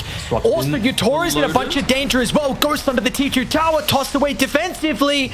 Ghost, can he get back into the middle? Speed's actually going to jump in. Does he die to the damage over time? Yatoro, they give him the Lotus, he gets out. Ghost is trying to get to him, but how'd he get out? Will not be able to. Nicely done from Spirit. They just get the carry out. And they're not going to be able to get any objective off the back of that. Lanes are relatively shoved. Maybe they get this mid-tier 2 tower, but no Ryshan to claim, no Tormentor to claim. They'll be able to get the outpost for themselves, sure. But man, that is just playing on a knife's edge there from Team Spirit. They're the ones that make the initiation. It doesn't go amazingly because of, 1, the Techie's Mines, 2, the Shield Rune going over to Ghost there. And it still ends up getting Ghost as level 25 as well. So an extra Echo Shard attack coming through as well. He's really starting to scale a little bit out of control here. Pass is over. Pretty deep here now. Speed playing around that Fog of War nicely. Could have potentially just been picked off, but plays just out of that range there. Anyone holding a gem right now on GamerLegion? They are, just the Ember Spirit. But he's not with the team, so need to be a little bit mindful of how deep they go. But speaking of the time, I mean, 40 minutes was around the time that GamerLegion won all 4 of their previous games against Team Spirit, and that was off the back of just dominating the early game. You know, it wasn't even close. It was like a 40 to 15 kill score across all of them. So when you think about late game Dota, Spirit is at the very top of what they're able to do, how they're able to influence the map. So the longer this game goes, the more and more it's going to swing in Spirit's favor. That's in general with them though, but how do you feel about their heroes and how they match up versus GamerLegion? I mean, I felt bad about the Largo pick, period. So I don't think it's like going to get any worse than it already was to be able to start this one out. Well, he's going the Krellers. So that's going to be interesting to see. We've got a fight, though. Indeed. I think GamerLegion can actually go to the opposite direction here of Spirit's jungle area. So Spirit continuing to play towards the outpost. We do have Roshan already up. Look up this high ground, though. It's a risk that could work. So it could be catastrophic. You lose this fight, you give up third Roche. That's the one with the refresher as well. So in particular for GamerLegion, it's so important for them to be able to get into that for Fade. Just get that second Doom available. Look at this angle as well. Oh my. Long wraparound. They're tired of walking into these big num mines. Yeah, because see, Big Doom's pinging out the mine that he currently has, but they're going to go from the other stairs instead. Let's see RCY, they're going to try and get the initiation, but Fade's in a pretty decent position to counter as well with the AoE Doom, and the rest of the team are behind him. They don't have the control until Speed's able to come into play. So up to the north, the hold 2 down. Big Doom's there to follow as well. Both these heroes absolutely dead. But it's going to be the rest of the Spirit to be able to turn this fight around, and maybe Yatoro Lol can do so, but good cold embrace. Wyvern is too big of a problem. The cold embrace save is just keeping GamerLegion alive. It's 3 and maybe a 4th. They won't be able to get the Rubik. Storm is out as well. But man, GamerLegion Speed, very quick on the fingers in that team fight. Those cold embraces and that curse was absolutely pivotal. And you just see how impactful it is. I mean, it's a great jump coming through, but they were even potentially baiting this one out a little bit here. Once again, Fade jumps into the middle of the fray, separates the team fight, sets up for the double Winter's Curse, and they just get a very easy cleanup onto a relatively squishy Hoodwink. And then again, if Largo has Doom on him, there's really nothing that he can do. A huge amount of the effectiveness is just straight up gone, and there we go. Making sure to portrait target the cold embrace as well while he was mid-air from the toss. Ends up saving Ghost's life. A tool to teach.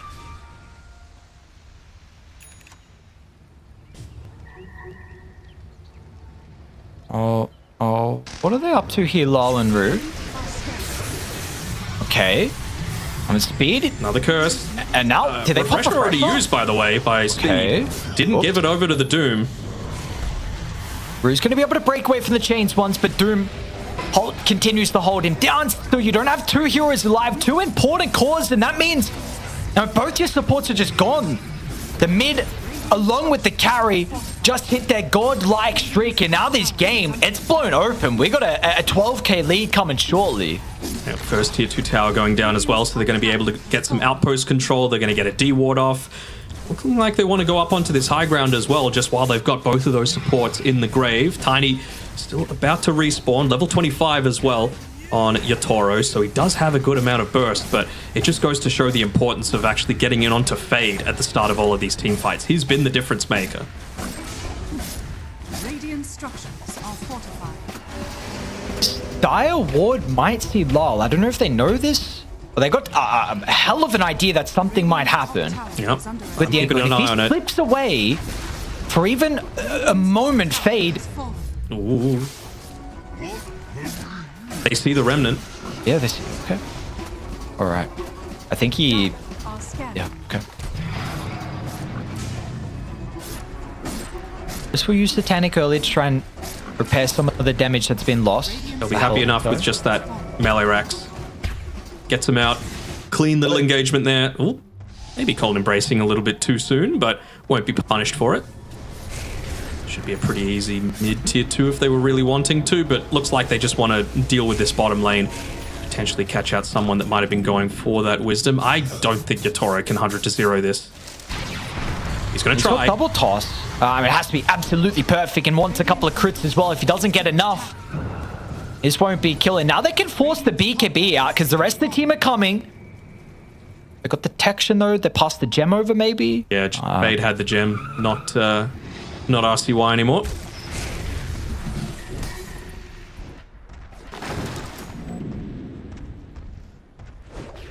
Tough game now. Especially Collapse as well. Like, a tough game for him to have that impact. You mentioned it a lot. What are we really going to see from the Largo? And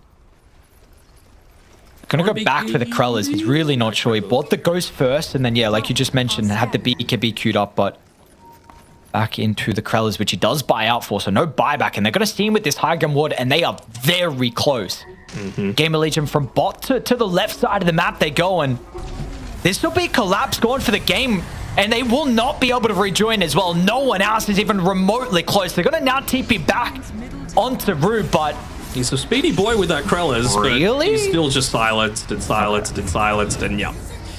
Not too much that he can do as Ghost gets the Beyond Godlike streak, 12, 3, and 11, and they're instantly just pinging out the fact that he has got that big new item, that expensive item. They might even look to go for a big jump here onto Root. Attack. Be able to get out just in time though, but just a couple of creeps alive is all you need to be able to siege up onto this high ground. We're still a minute 30 left on that Aegis. Someone's going to go back because their own tier 3 is getting hit here by Toro. Well, not just that, in the mid lane as well, Nomi's also going to die, so it's not just the one kill that we saw onto Collapse, but now an important second as well. Dire's top tower. Dire's top tower has fallen. Don't know. Oh. Fate's stuck. But the rest of the Toro's team a at little least stuck. isn't. And now, yeah, I mean, how are you escaping? With He speed doesn't. here, He's got Curse. He needs to wait for just run, hit the buildings. Silver Edge. I mean, Toro trying to do the hero play when they're playing with this deficit, but he also doesn't have buyback. And now what are you really afraid of on Kez? Still 40 seconds left on that Aegis, so he can afford to just be down here with Big Num only. The rest of the boys should be looking to join relatively quickly after they shove out another lane. So 2 lanes of racks. They'll be down now. Lyle trying to do everything. Even just look to give that Solar Crest over to Ghost if they're really trying to pick the speed of this one up. But again, Largo without the tiny damage to be able to back it up, not all that impactful.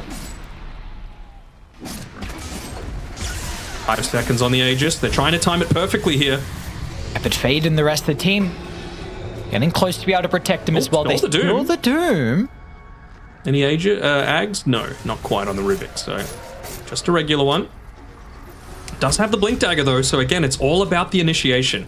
If they can get in onto Fade and take him out of that team fight, maybe Lyle zips beyond it, tries to find the Winter Wyvern, disrupts him, then it's a sort of position where the Largo and the Tiny can finally start to have more consistent impact in these team fights and actually pick off the squishier targets.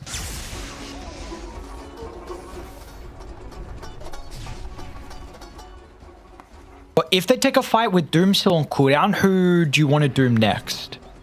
Because they had still 45 seconds, but I thought we might get one. We're not now, by the looks of it. Who are we? Who's who dooming? Rubik or Doom? The Rubik. I just wasn't sure if we were going to get a fight in that moment with Doom on cooldown if you would Doom someone else, but... I mean, I guess Kez, right? Like, he's got Satanic, he's got the healing that's going to come from the Raptor Dance, and is a lot easier to be able to kill if he doesn't have all of that parry and lifesteal potential coming through.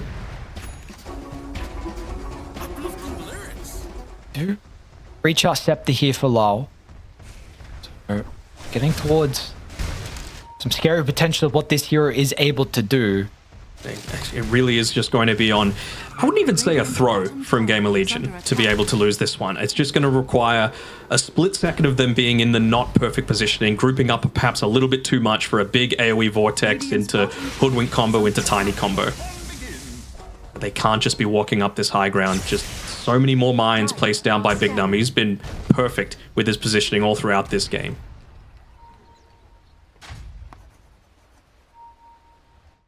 I was going to say somehow they snuck past, sorry, but There we go. not now. Pop, pop, pop. That's too many. Oh, we'll run past all of them. Why not?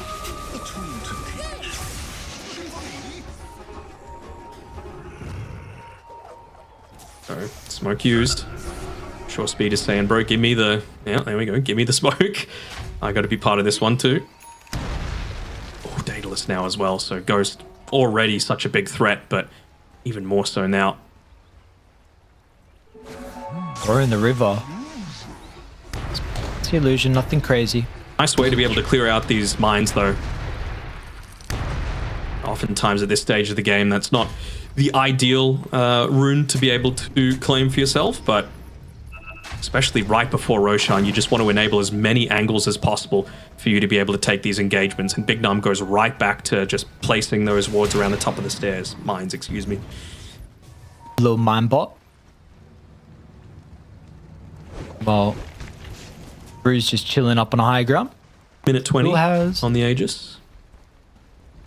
Probably around that as well. Maybe 2 minutes with the Doom still stolen. You know, it's hard to... Oh, wait, if I hover? No, okay. Oh, that's a full duration, I think. Yeah, so he's probably got 2 minutes, if that. Maybe just under still with the Doom to work with. He's got Scepter queued up now as well. It's gotten to the stage of the game where we just need to start looking at buyback status, though, right? Like, this next Roche fight is going to decide what is going to happen in this game. Ooh, the Krellers gets him back to safety for now. Would have seen that there's that Observer Ward up on the high ground as well. But they can't afford to just walk up into this. Not now. Not after all the reactions just came through. Doom's also applying Mute now, by the way. Level 25 on Fade. Radiant are scanning. So even that Krellers isn't going to be that little bit of a safety net for Collapse. No Silver Edge either for the Tiny. It's looking hard for you to find the right target, right? Like even speed. Look at where he is. He's sitting on the high ground there. Gonna try and catch out anyone that was waiting the other side of the trees. This is honestly perfect positioning from speed. Like he needs to be 2 screens away just to make sure that he's not being the one picked off by Lyle at the start of these fights. Oh, an amp damage from Kez. Unluckily for him, he did use the Raven's Veil previously, so he's not going to have that one to be able to just sneak into this team fight. I don't think they have a smoke either on GamerLegion, so it's going to be a little harder for them to actually engage into this one. Just using techies for vision for now. I have to go. They're going to blind jump into this one with Fade, I think. Chains onto 2 as well. Fade. He's going to be able to find an opportunity. Meanwhile, Ghost might just take Roche. This is going to be quicker than they think. Fade will cover it with the Doom as well. So Lyle has to zip over the top, gets the Vortex, but now he's blocked. He'll be able to get the BKB. Nice telekinesis as well. They actually get him out. Stolen Doom also used onto the Kez, so that'll probably be the first life. They've got an idea of where he is. They're not committing. Okay, now they'll secure with a kill. Meanwhile, ooh, into the grinder. Jeez, that's a lot of mind damage. Collapse now. You also making it out. Ghost is going to be able to walk back in. Yatora got stuck. Okay, he can harpoon down. They got a glimpse of him as well, so they're actually starting to run towards the Tiny. The Tiny still's got BKB. Rubik's starting to be a little bit problematic with how he's able to assist Radiant with his, with their positioning. The Force, the telekinesis is, so they're still just going to run down Collapse instead. Should be able to get the Largo. The Krellers will make it just a little bit frustrating in the end, but that should shortly expire. Again, Rue, man. Collapse, never mind. He went back in, forced out, not going to matter. And they get away again with everyone alive here on GamerLegion. Bottom lane, fairly shoved in, so won't be able to easily just take that tier 2 tower. Actually, they probably could just backdoor it, honestly, with Ghost as farmed as he is, but they're still going to send someone back with RC White. You just see the initiation coming through. Oh, poor Lyle. Like, a really nice combination, the catchy lick plus the telekinesis to be able to get him out of that Doom range. But then, as the BKB is wearing off, he just goes right back into the center of, well, his own demise. They waited a little bit too long just to bring the Kez a little bit back closer to the prime position for GamerLegion to be able to take that team fight.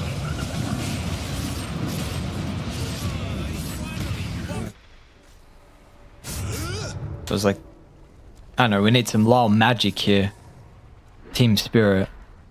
All right, it's getting to that point again. Tier 5 items coming up in 3 minutes. So anything that could happen to be able to save Spirit here is what I'm really looking for. Fallen Sky, maybe. Minotaur Horn, maybe, just to walk into a bunch of these mines without having to pop your BKB. Book of the Dead, send the creeps there as well. Could certainly see it happening.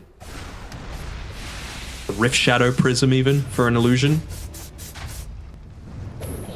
It's pretty important. Like, Big Num, again, it's not flashy, but these mines are really making it so hard for any smoke attempt to pay off here.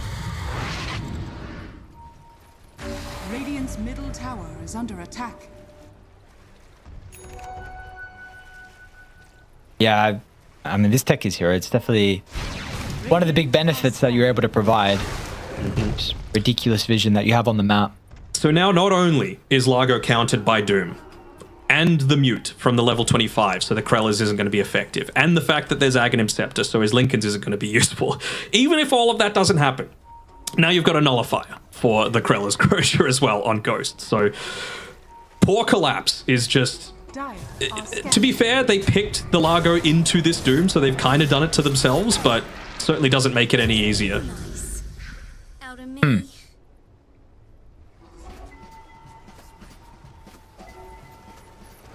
One pick off top lane. Fade. Oh. So close. Well, I mean, that means you're not doing anything for 80 seconds, so that's a win for Spirit at least. True, true. Is there anything that they're really wanting to get in that 80 seconds, though? I see 1, 2, 3 refreshes queued up by GamerLegion. And they pretty much got it on the Ember Spirit already while having buyback as well. Not the case for the Wyvern and the Doom.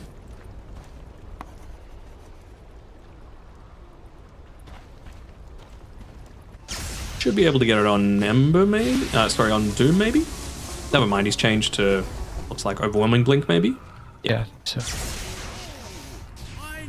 Alright, well, I don't know what it is. I hope you guys enjoy our voices, because apparently when you keep hearing us, we just go 60 plus minutes. Yeah. So, You know the stream to tune into.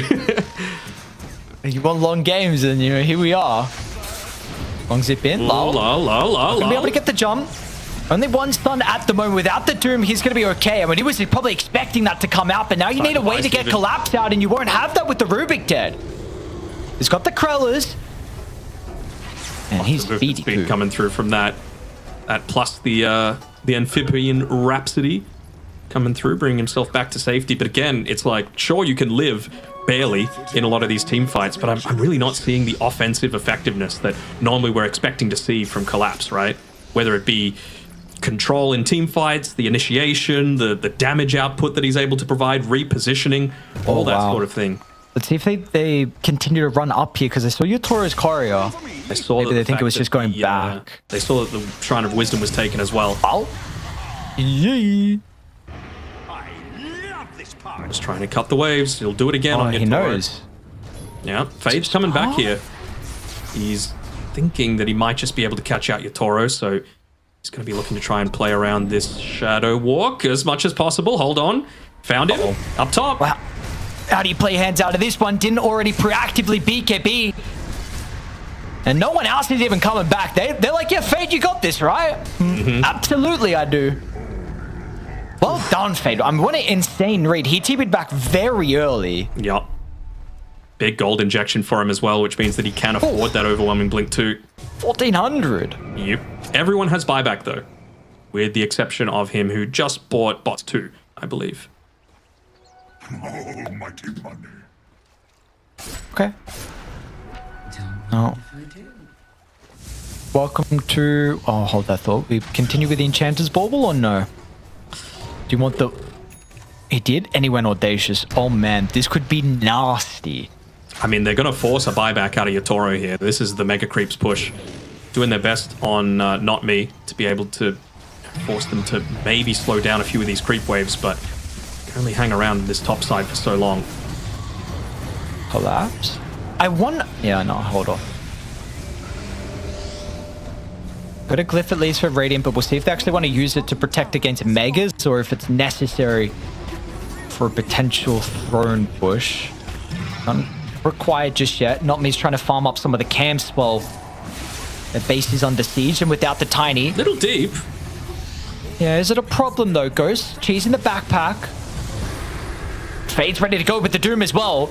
Meanwhile, the Curse as well over towards the left side. Gets through, he's able to force away, but it's not going to matter. They've lost the Rubik. They're about to lose the Storm as well until the buyback comes through from Roos. So nicely done. Still somewhat okay spell, nothing crazy. Lol. Double. Double Vortex, BKB, chains up, but there's just no damage. Without Utoro, they don't have enough. And Asked is why he's going to be back in with another round of Collapse, Remnant can you do this combos. solo? Is Collapse able to find them? Meanwhile, still in the base. lot Yep, of they got damage. him. And Collapse is also going to be able to kill off Bigdom. Meanwhile, Alright. Wyvern will TP out. Lyle doesn't have enough mana to be able to get fade. At least he has enough for the Vortex, and Root as well is there for the Okay. follow-up. So Spirit, Late game not Spirit a bad Dota. hold. Unluckily for them, though, it's a relatively long Roche respawn. Finally, Collapse able to dish out some of that damage. Just have a look at the team fight recap. Storm doing 8.1k. Collapse second on the charts with 7.5. Just able to run people down. It was a really nice use, again, of the Rubik just to be able to bait things out, get the telekinesis lift back onto the Storm Spirit, force a bunch of these big spells out, and then finally, when you've got everyone at your disposal, you can just dive on in.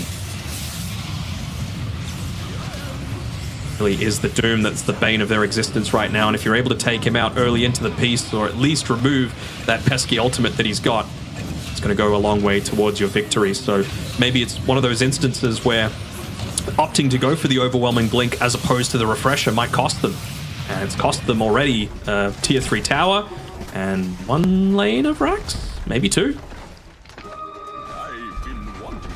Dire's middle Oh, wow. Just like that, game's pretty much even. Tier 5 items as well, so Book of the Dead on Collapse, just helping with this push. Is that enough to be able to force them back? Everyone else is... damage. Oh, Fade's going to be in. Couple of buybacks as well, so more of a commitment from GamerLegion to defend them. What we saw from Spirit, they're going to be able to stay onto Utoro. They still got Winter's With the Curse as BKB well. expiring surely they should be able to hold him into place long enough. It's so frustrating with the catchy lick, the telekinesis, and now with this on Back cooldown, in. Lyle gets Not an much angle for a mana. triple vortex. Look at the damage! Oh my One lord, dieback, now two Utoro's dieback. in for the cleave. They got to respect Ghost, so they did use a lot. Utoro tries to slip away, but the chain's going to hold him into place for surely long enough, and they got the damage to break the Raptor stance. Lyle with the heal. vortex again. Collapses The heal. curse is too late. RCY should be able to get the final little bit of damage necessary for Utoro. Utoro will buy back and look to rejoin. RCY's out of remnants. One will be up in a couple of seconds. It's going to be too long, though. BKB's out. They got the first stun. They're going to have the second. Ghost Another will have to dieback. do something crazy, but he's just got Another no dieback. way It's to over. stay alive, and they're going to do it. Team Spirit, late game. You can never go against it. Never, ever. It was down to a 87% win probability. Even with all of that going their way, you could see not big smiles on the faces of GamerLegion. Lyle, yeah, it was always going to happen, you know, never in doubt. Don't worry about it. And I wonder if Collapse is thinking, bro, never pick me this Largo hero into the tomb ever again, because he was not having a good time for the first, what was it, a 65-minute game? Let's say the first 62 minutes of that game was not ideal for him. But when it mattered, when they were able to finally kite out that doom, he came in clutch. He was able to frontline, chase him down, give all of the vision that's needed. And all that takes in late game Dota is a couple of deaths and it can be all over. I was really intrigued on how this late game Tiny vs. Kez matchup would look as well, but the double toss seemed to be a little bit frustrating. Like, I thought the Raptor Dance percent damage would be quite nice, but if you just didn't have BKB, we saw that like very often Utoro was able to break the Raptor Dance. I think he broke it twice in the last couple of sequences there, so... And as well, just with the Raptor Dance, there were a few times where he popped BKB and used the Raptor Dance and just wasn't able to hit onto anyone, because look at the heroes that you're having to go up against, right? A Hoodwink with Blink Dagger, a Hoodwink with Scurry, a Storm Spirit that can zip away, a Rubik with Force Staff plus the ability to lift people away, Yatoro with Harpoon just to bring himself towards the trees, and Largo with huge amount of movement speed as well as the catchy lick. So much easier said than done to be able to get off one of these huge AoE Raptor Dances. And I guess that was the one area of the draft of GamerLegion that we had issues with, right? They didn't have that wombo combo potential. They didn't have the easy way to really enable all of their cores to clump the enemy team into this one small area. Whereas on Team Spirit, we just saw there towards the end, right? The Aghanim's Blessing on Lyle brought them all in, and then it was pretty easy for them to just snipe them down one by one. Yeah, and what a comeback as well at the end of the day. I feel like I didn't maybe put enough emphasis on the fact that this was a 36k lead that GamerLegion had, but I'm just Yeah, I was just so used to the games we've been getting that we've been getting comebacks and crazy late game. I thought it was honestly inevitable that we were going to go back even at some stage. And in the end, I mean, that was an insane last fight here from Team Spirit. Yeah, again, down 36k. They find a way. They absolutely do. And devastating for GamerLegion because, again, this is much needed for them. They're trying to get their first victory overall here. They're trying to secure that spot to EWC, and what a start that would have been, at least for the group stages, to get your first series win. Unfortunately, I know it's just game one, but I mean, you got to start here. You got to get a map victory. You got to continue to lead from there, and unable to do so. So, hopefully this puts us in a very, very exciting position. I feel like I keep saying that every series because every game one keeps going 65 plus minutes, and we're gonna have to find out if we get another very fun affair between these two teams. But Team Spirit, with a comeback performance, they'll take game one. When we come back, we got game two. See you guys soon.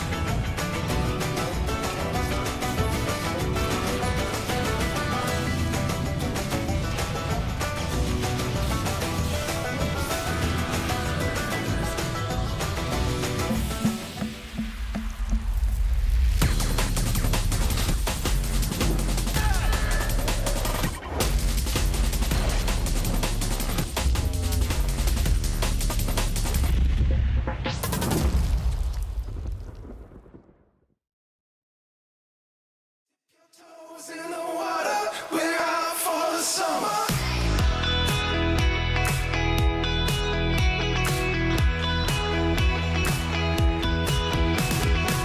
Got out of office on, go fishing on the door. A cool box sitting on the backseat of your car. Let's sink an hour or two doing nothing at all.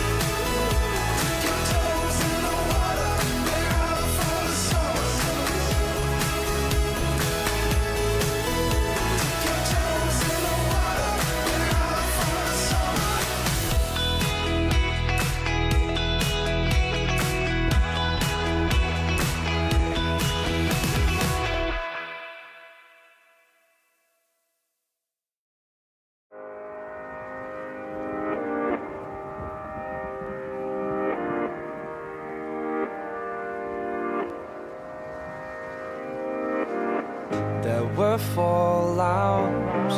We've been up, down, but I blame myself. There's no doubt we're back up now. Who knows why we fell? Pulling, pushing, holding on for something. The blue sky is coming, 'cause we're still here. Oh, I feel the love. Yeah, I feel the love.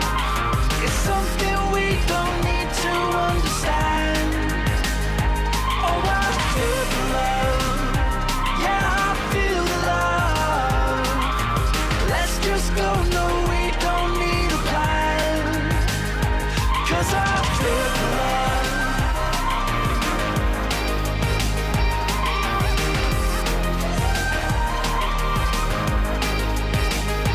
'Cause I feel the love.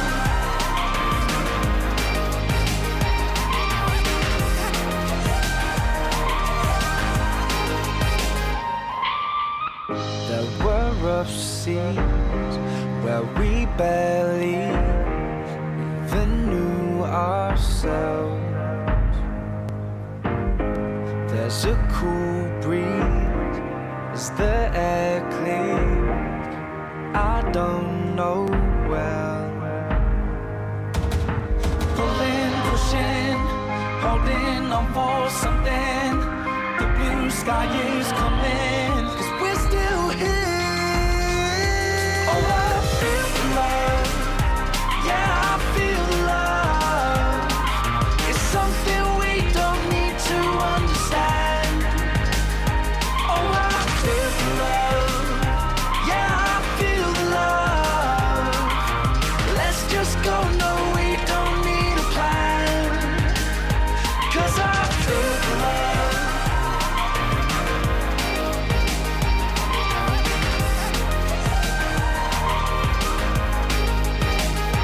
'Cause I feel the love.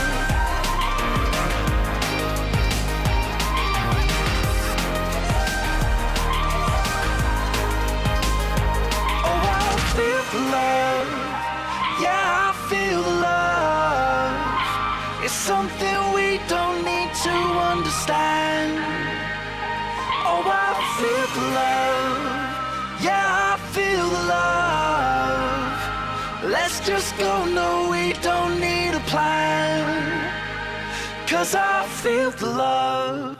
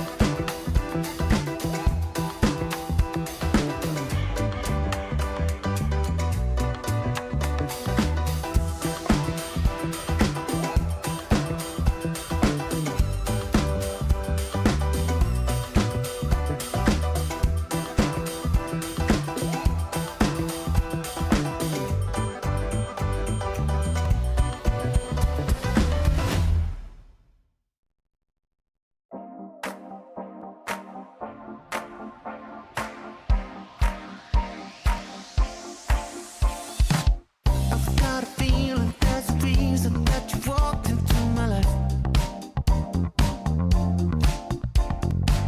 Can't blame the stars on superstition, 'cause you know I'm not the type. I don't know what you're thinking, that I'm crazy, but you're wrong. Feelings can't be caught just in the night. Don't think I'm dreaming, 'cause I've been waiting for so long. And now all I've got is you go through my mind. There are some things that just feel so right, that you know they can't be wrong. It's so easy to love. It's so easy to love. And I think you know it. It's so easy to love. Yeah, it's so easy to love.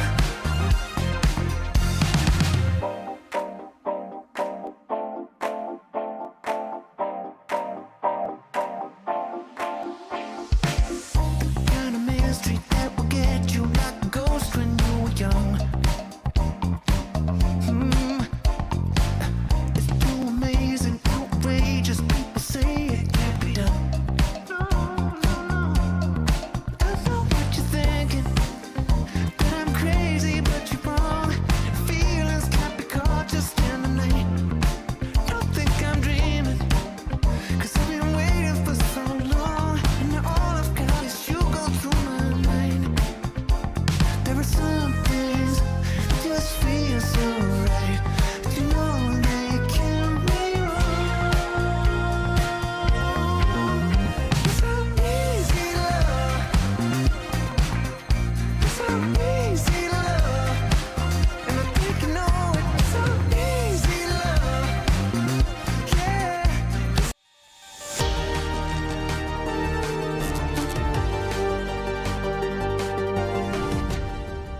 Gentlemen, welcome back. We've got our second game underway here. GamerLegion with a tall order here to be able to go up against Spirit and do it in 2 games that they need to win in a row. Now, we've seen the recent track record against Spirit has looked very solid. That game, I mean, they were so close. 34k gold they had. It was an advantage for them, but Spirit late game, then never count them out. I mean, it all fell apart in a matter of like 2 minutes, right? Even just the buybacks at the very end, you could tell I say relative lack of experience when it comes to the buybacks. You know, they were 2 used when they had like 10, 15 seconds left on them. I think at that point, you can fight into mega creeps, no worries. They still had very, very strong potential, but just to give up the potential of having that buyback for a future fight if it didn't go their way, ended up costing them. You know, despite the fact that Spirit were fighting on GamerLegion's side of the map, it just was... They didn't care as long as they had that big zip in from Lyle, and he absolutely delivered there with the 3-man at the end with the full wombo combo, and they just deleted them off the map. So, how do you reset after this one? Honestly, easier said than done, right? But I think GamerLegion have the right stuff. You know, their coach is going to be just saying to them, you know what, we did so much right in that game. Let's not let our fates be decided or our attitude be decided on like a 2-minute slip up, because for the other 62 minutes of that game, we played fantastically. In regards to the heroes, though, what are you expecting to see now that we head into game 2 from game 1? Of course, there's a lot of data now that the teams are going to be working with. Things are prioritized, things that maybe won't prioritize as much. What are you thinking? I'm honestly getting to the point where I'm like, why are people not first phase banning this Storm Spirit? It's way too good at all stages of the game, right? Like laning phase, incredibly solid. Mid game, as long as you've got a position 4 that dishes out a good amount of damage, you can pick off absolutely anyone. And as we saw there, once you get your Parasma, Scythe of Vice, Aghanim's Blessing, all these sorts of things, what's to stop you from just taking over team fights with your near instant initiation? So this time around, Team Spirit had the selection priority. They chose first pick for themselves. Lyle, last game, picked the Storm Spirit in the first phase, although GamerLegion had the option to first. So I would have to imagine, if you're GamerLegion, just ban it. Wait, the GamerLegion ban the Storm? I think they should. I'm intrigued, though, if you can first pick overall this hero. People have been. In 2 of our series, they did. I think as long as the Pango was banned, I think that's what they did. Just because the Pango is fine enough in the laning stage, and you can at least until he's got the BKB, semi-control the Storm Spirit, as long as you've got some other way to start the team fight. 5 seconds remaining.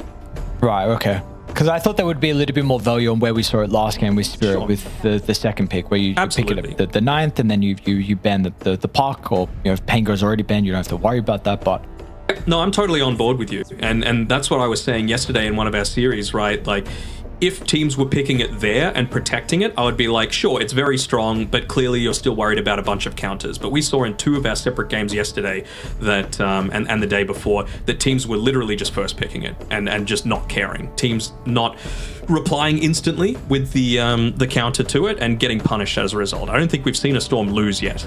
when you say first pick, do you say first pick overall or First pick, yes. Oh, we didn't. Yesterday was both at 9. I remember definitely seeing it at least once. That was not Oh, counted. you can take a look. All right. I'm on Dota buff right now. The computer's bugged. Oh, my computer's bugged. Oh, we got an NP though. So that's something a little something bit different. Mm-hmm. Absolutely. All right. So where is this going, Mrs. Mrs. Spirit? Where was? Is it carries? Is it 5? I mean, if it was GamerLegion picking it, it'd probably be the 5, right?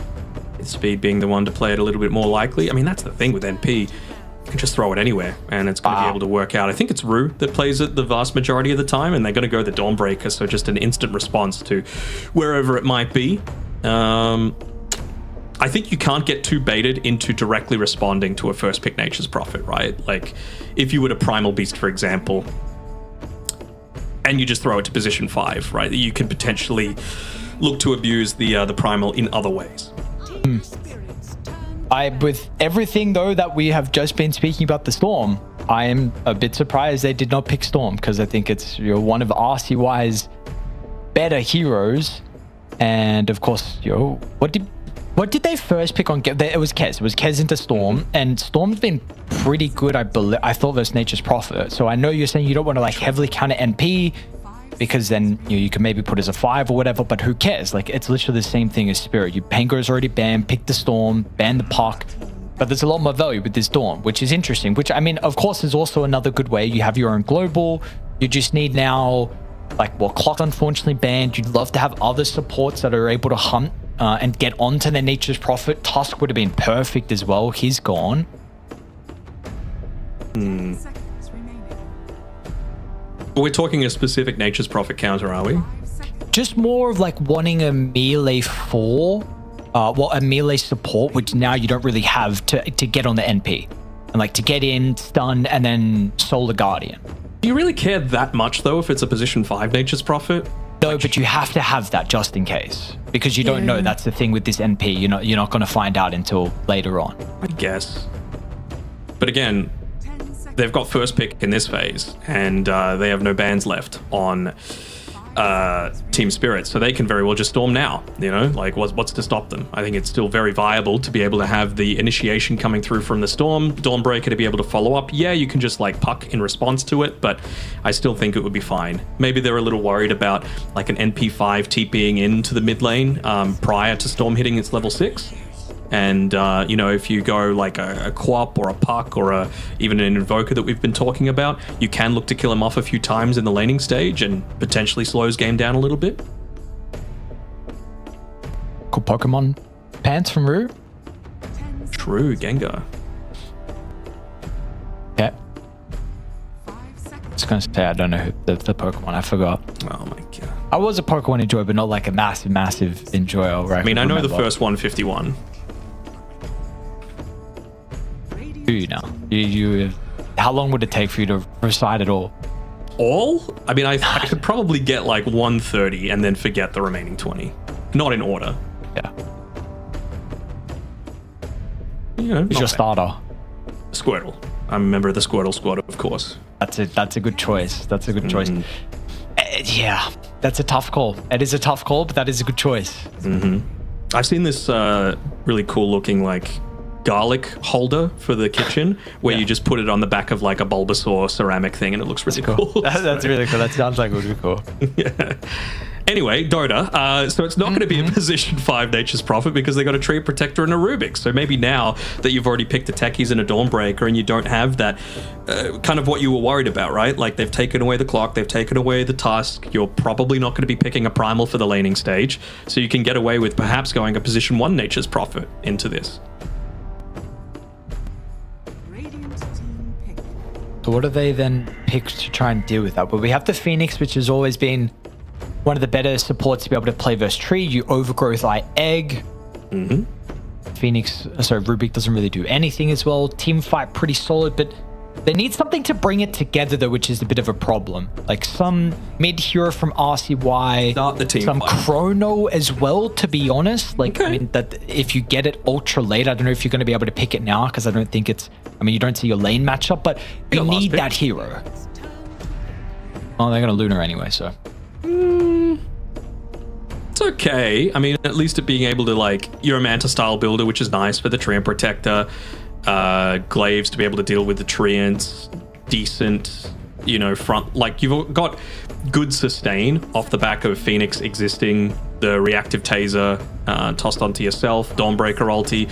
But they have no way to be able to start team fights right now. And I wouldn't say that they have like these completely dominant laning stage heroes that you're just going to crush the laning stage. I mean, it's Spirit that you're playing up into, right? And then use Luna to be able to just take down towers across the map. So I really want to see that mid lane hero that's going to pull this draft together, that's actually going to enable them to take a lot of these early team fights. Luckily for them, they do have a bunch of heroes that can still be picked, right? So unless Spirit was literally going to like, well, they can't get rid of all of them, right? Storm, Puck, Ember, and Void are still in the pool. So even if they block picked one and banned the other two, they can still go the last one, and I think it would be perfectly viable. I was doing a lot of the talking right now, so expecting his mid hero to be drafted. Let's see if they maybe pick one of the what you suggested, or at least a hero that's good against a couple of those. What do they need? You mentioned what GamerLegion want. What do you want to see out of Lao? Team spirits turn to battle. Puck. No, I'm fine with it, right? Like, you just need more team fight to be able to play around with this. The thing is now, like, you have a little bit of a better idea of what you need to ban. Like, yeah, Storm's good, but you're probably not picking a Storm into the Puck. So I guess they're just saying, look, what do you want to pick and what's going to be the best possible ban option for you? So I would imagine Ember's going to go here. Maybe even... if they're really going heavy into the team fight, like, could you even consider a mid Kunkka? It's not really picked all that much in recent times, but I could see it being a thing. Even potentially, like, people very, very rarely play it these days, but, you know, the Midnight Stalker, for example. Back in the day, they were playing it a lot into the Puck in particular. Good for the game, good to be able to find the Nature's Prophet and the Treant Protector, and hell, the Rubik as well, on top of everything. And again, you are that additional frontliner, so it's very unorthodox, but can see it being viable. And while we're talking about heroes that aren't really picked all that much, anytime I see a Luna, I'm always considering, is this a Darkseer game? Just because you're going to have someone like the Puck that you can combo together with a Vacuum. Your team fight would be absolutely insane. You can go Auras just to provide a little bit more sustain for your Nature's Prophet to be able to join in. And then, of course, the Vac Wall is going to be incredibly effective against the Luna. I really like it. I'm just intrigued on where the weaknesses come from, if that is the hero they want. Is there any? Of the Darkseer? What's yeah, the with the Darkseer. Yeah. Like, with their lineup, would they be missing anything if they drafted Darkseer? I mean, they don't have a really good Iron Shell target for the laning stage. That'd be my main thing. But maybe you just go the Rubik with Boots of Speed. Phoenix not really capable of stopping you from pulling a bunch of waves, so you just stack it up a little bit for the Darkseer to be able to pick up the farm. And in traditional Spirit fashion, just take a little bit slower in the very early game. So I could see it still working. What does Fade want to go into this though?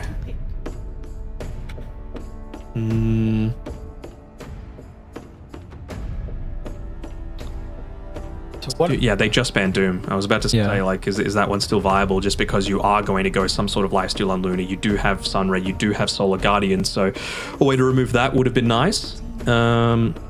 Axe was the only other option that I was thinking of. But instead, sure. I mean, if Doom's gone, I'm fine with this. You know, you just needed that frontline presence that's going to not really care all that much about the Luna. You've got plenty of things that you're going to be able to dispel off of people with the catchy lick there, which is going to feel real nice.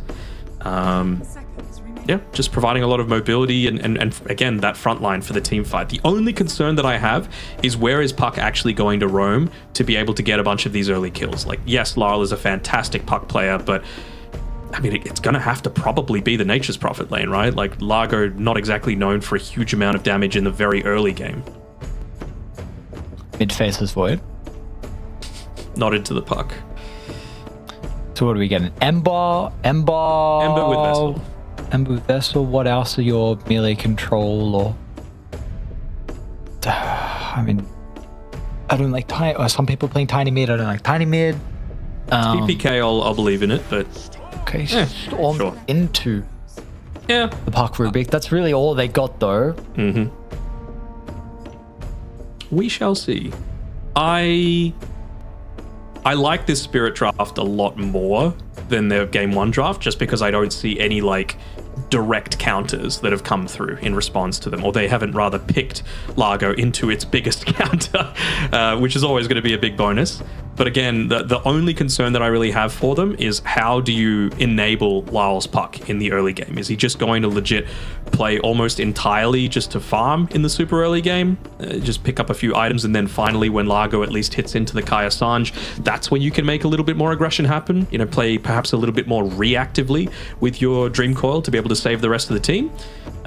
Because then that puts a lot more emphasis on GamerLegion to A, get out of the laning stage really well, to B, protect the Luna's tier 1 tower, just so that you've got those additional camps to be able to farm, and see that the ganks actually do come off with RCY and Bignum, because that's really the combination that we're going to be looking for in combination together with the Solar Guardian that can come through from Fade. So normally when you're playing with this Storm Spirit, you're just playing alongside one other hero, but with the Dawnbreaker, suddenly you have two that you can have as that additional source of damage. So I could see it working for GamerLegion, but you know, we saw Team Spirit make a victory out of something that really they had no justification of doing.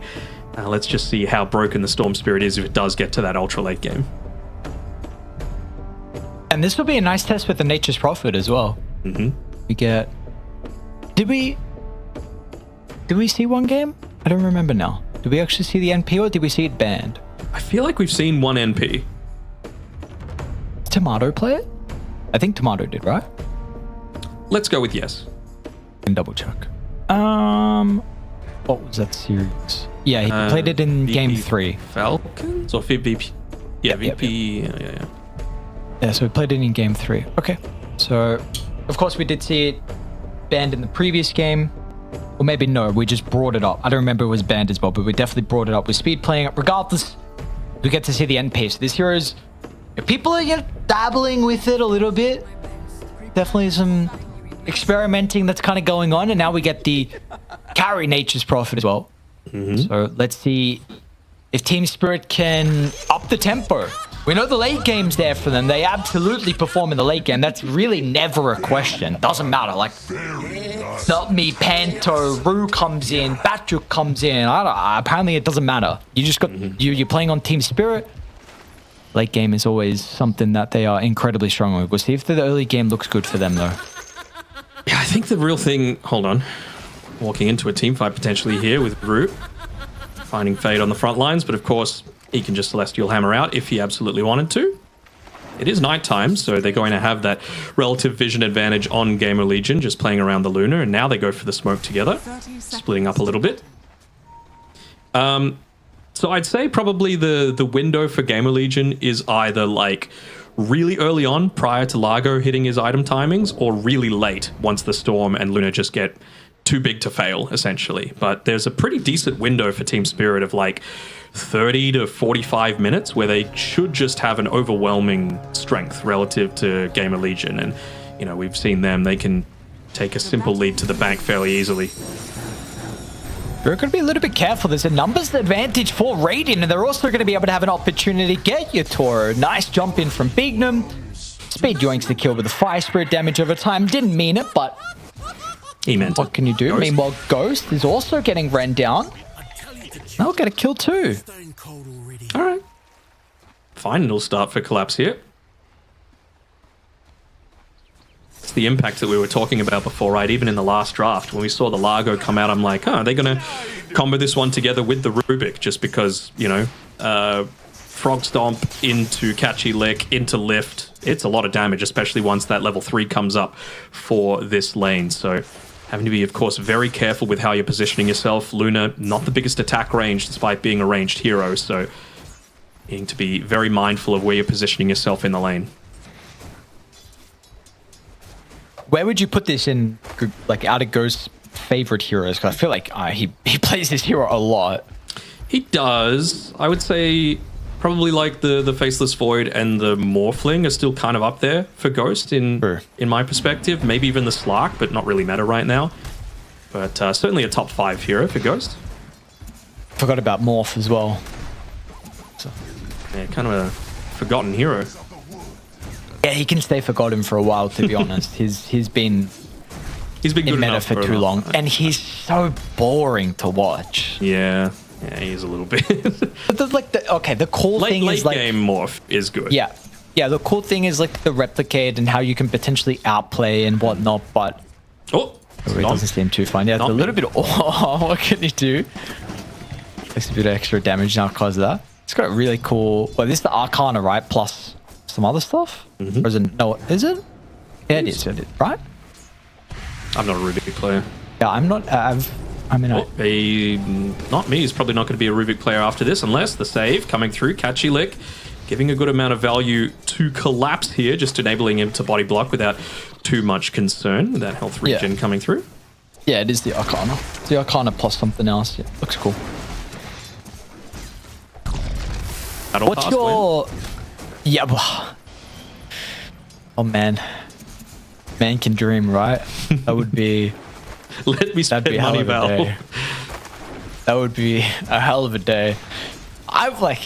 Do you think if hypothetically, if Battle Pass did come back and for some reason they also added it for the TI prize pool? Really quick, I just want to mention RCY is destroying mid lane. My lord. All right, now that's out the way. If they brought it back, do you think it would be the largest prize pool? Because I have a feeling... No, really. I have a feeling everyone would just dump a bunch of money in because, like, they'd be trying to convince them to do it again. Yeah, but wasn't the, like, Romanian TI, like, 2 years worth of Battle Pass, essentially? Because they, like, got rid of it once. Oh, that's a lot of damage. These right clicks from Rue hurt a lot, along with your Toro. No wand just yet, but it's going to be about to come out on the courier. I think it'd be number 2 in terms of the overall Battle Pass size, if that was the case. Ghost now as well? Uh-oh. Oh. Back Ag's Labyrinth as well. Bring back many things. That's Breaker. Sure, absolutely. Bring back... they were all fun. They were all... Yeah. Volvo give Diatide? Were you around for when that happened? When, like, people were legit spamming Volvo's Facebook page? Not Valve's, Volvo. No, I didn't. No. I think I've... the first Diatide I missed. Because I believe there was one before... When do you know the first one? Like... I'm going to say 2014, 2013. Yeah, I think just before then. I remember. Still in kindergarten. Brew top lane? Kindergarten. Fade. I guess he's got to wait to use the hammer to break out of the trees, but we are starting to see that this lane is... he's got 25 last hits. Yeah, he's doing fine. Bit spooky, though. Nonetheless, Tree Nature's Prophet. This isn't the sort of game where, like, you know, before in game 1 we were saying, look, if they're going to win this game, it's going to be off the back of Fade. And, I mean, he did a fantastic job on this Doom. You see a Dawnbreaker... Yeah. I mean, we spoke with Amar about it, right? He's like, look, don't give me this hero into the late game. It doesn't have that same game-winning potential as something like a Doom, or something like, you know, even a Mars or a Timbersaw, or these sorts of things that can just actually just ball out of control. Dire structures are fortified. TP coming down towards this bottom side, maybe feeling that Collapse has overstayed his welcome here, and he doesn't have a lot of mana to be able to play around with. Big wand, though. Dead. Surprised he didn't catchy lick himself, to be honest. Could have got a decent amount of regen off of it. Had the fiery spirits on him, plus the reactive taser. Oh yeah, the big question is what they're going to be able to get, how much pressure onto Fade. The lane is shoving in, unfortunately, for Fade, so... Let's see, he's doing okay, actually. Creep manipulation, drag the wave. You got the 6-minute power rune as well, so Rue will consider about moving on over.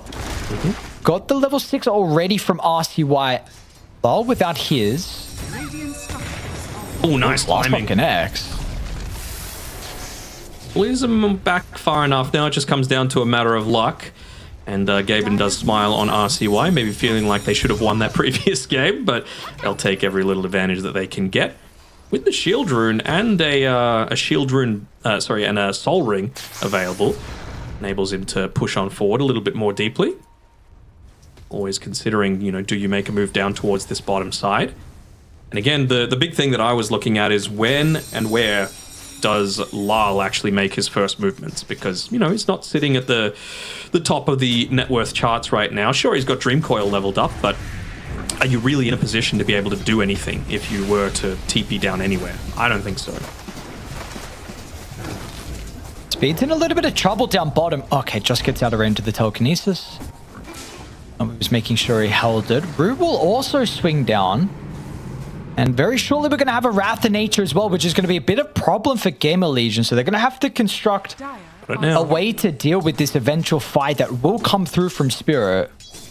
Now is the time, if Puck was to make the move, that he could look to do it. Wave shoved into the tower, Wrath of Nature available, but still just going to prioritize his own farm. Can't let the Storm Spirit get a little bit too far out of control.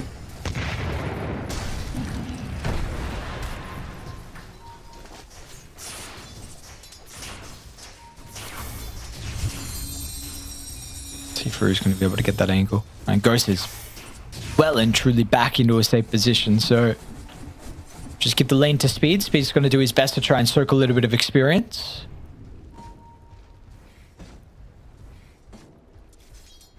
Really don't think there's going to be all that much action early on. You know, nothing too unorthodox is happening. Pretty standard item builds across the board. Essence Distiller on the Rubik, so, you know, obviously a nice way to be able to find out where a Phoenix might be hiding inside of the tree line. Just to be able to focus him down, because, again, this isn't the Dawn Breaker sort of game, although he's actually getting caught out on this top side. Used the Celestial Hammer and the Starbreaker, which meant that he got caught inside of a Sprout and just right-click down to half HP. So has to be careful about doing that again in the future. Is there anyone that you feel like is happier with the game state at the moment being even? Because it looks like all the cores are getting farm. Is this something that you were not expecting, though, with how you were looking at the lanes? I think it's all going pretty much to expectation. Speed's dead. Interrupt there. Wrath of Nature being able to confirm this one. I mean, it's always going to be the situation for me that if nothing's happening, it's Largo that's happy. You know, he needs time to be able to come online truly. Top side, Fade. Getting bullied a little bit here by Root as well as Yatoro, but no Sprout to be able to confirm that one. Actually zipping in here. Oh, wow. Doesn't have that much mana, honestly, from RCY. They're going to be able to get the kill into Root. Looks like with the blast off they should, but... And that is a true suicide right there. And that's about all you can expect to come through from the Puck at this stage, right? Like, you do not have people to play with at this stage of the game. It doesn't have a lot of mana, actually. Yeah, what's and just gonna the happen one charge, which has already been used, but will be enough just to be able to get himself pulled away. Big zip. No, they're going to get the kill as well with the Sully now. Rue needs to step out. Yatoro will be able to tip in if they got away to be able to break the Sprout. RCY, nice defensive supernova is actually going to be enough to keep RCY alive. He'll try and do as much damage as possible.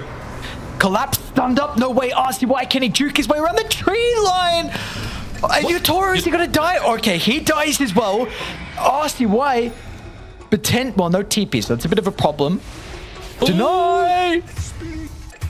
Nice. Got it. Perfectly done there by GamerLegion. Nicely done. Speed denied himself. Yep.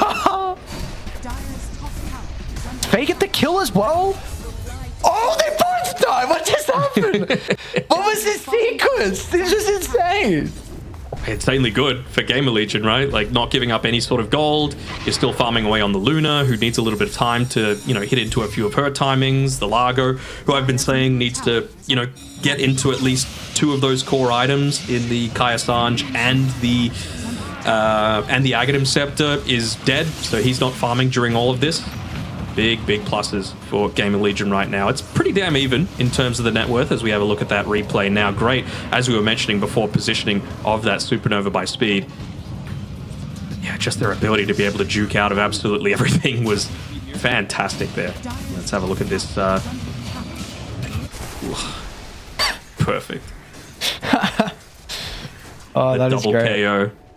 That is Brings great. Back to the Mortal Kombat days. So, position are we in? Very even. No net worth advantage. I was going to farm up a stack. You got your Toro top net worth. It's going to be the Mjolnir Dragonlance plus 25 items already queued up. I'm a bit disappointed he hasn't already signaled that he's going to buy them automatically with the gold. 25 items. That's actually so crazy. How the Nature's Prophets quick buy. No room for variance there. Yeah, I wish we could kind of stay it all, to be honest. Because then we could know if he actually was correct with his read. Mm-hmm. I'm trying to force an issue. Haven't really seen Yotoro actually be active here. Just relying on the Wrath of Nature, and it looks like with the ultimates from Raid, every ultimate. How many more do you want to use? It's just a Rubik. They'll take it though. I mean, again, the downside is not every ultimate was used on the Team Spirit side. Still not yet into the overgrowth for the Treant Protector. Rube just farming away, trying to have that presence across the map with the living armor, of course. But now he's got that team fight potential coming through.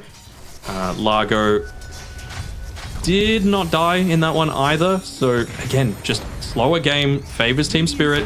I understand their want to be able to punish these aggressive movements, but if you're able to get away with just a Rubik dying, I think that's a big win for Spirit. And they're getting towers as well. Yep, absolutely. I mean, you just see what happens on the map now because of just the Rubik dying. You have to use all the big ultimates for it.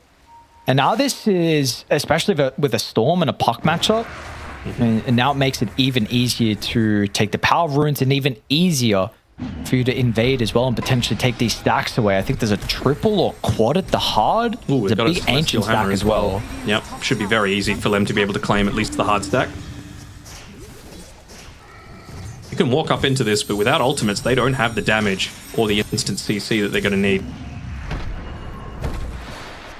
I actually want to continue to try and control the area because Rue's in a pretty good spot to be able to block off the top stair line. Oh, see Storm zip in as well from afar. Call for a support. You'll take that every day. Although Puck might have overstayed himself a little bit here. Maybe, Yeah, maybe not. Have they got enough mana to be able to zip on over? Just gets the Waning Rift. RCY's wanting to hunt. Got some bottle rune. snips, but not going to be able to get him. Yep. Gets a nice little refill there on Lyle. Even can go straight back to farming. Doesn't even need to go all the way back to the base immediately. Wants to be around for that next power rune. As we were mentioning before, the tier 1 tower being gone does make things a tiny bit easier, but just with lacking a little bit of HP, at least the top one is going to be secured for RCY, and he's going to be rewarded again with an amp damage. I still think they need just a couple of extra minutes here on GamerLegion, right? Because then it's going to be the nighttime. Then you're going to have Luna, still not yet into the Manta style yet, but she's got the Yasha, she's got the Mask of Madness, she'll have the nighttime extra vision, and you'll have the Kaya at least on RCY to be able to play around with this amp damage and Dawnbreaker ulti. So I'm expecting them to do something in about a minute's time on GamerLegion.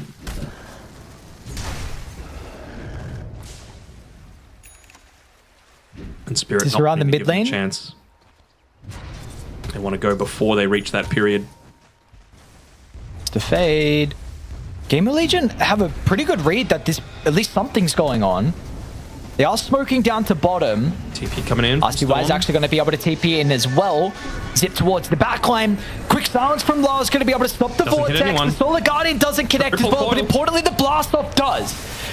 They're going to be able to continue to chase down the Puck. He'll be able to escape. Meanwhile, Rue as well into the middle of the team fight. They need to wait for the Supernova, but once that's out, Yotoro might feel a bit safer now to walk into the middle. It doesn't really have any stuns, though, to enable him, unfortunately, but he can hunt down BigNum.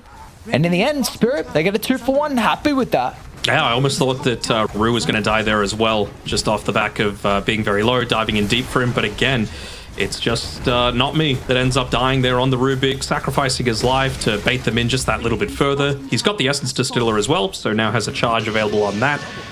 And yeah, you just see how deeply they're committing in. The Solar Guardian just missing onto everyone. The 2-3-man Dream Coil, perfectly positioned there by Lyle just to open up the team fight for everyone else to start to go to work.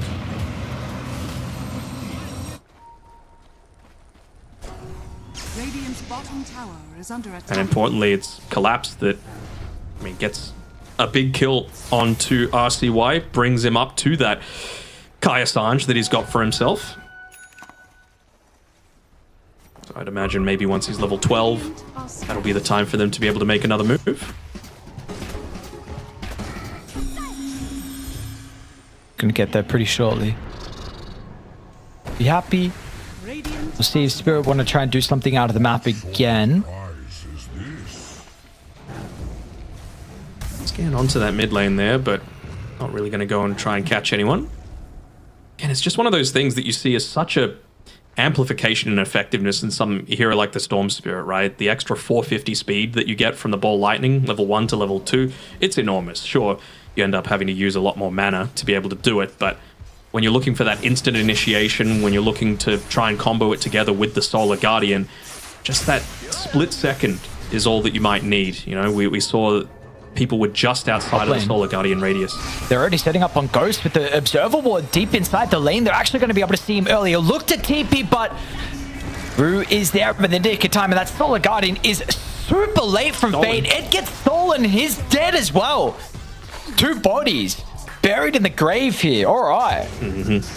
A third. Collapse just being able to run down BigNum, trying to be a little bit cheeky, trying to keep this other lane pushed out as much as possible, but will not be successful.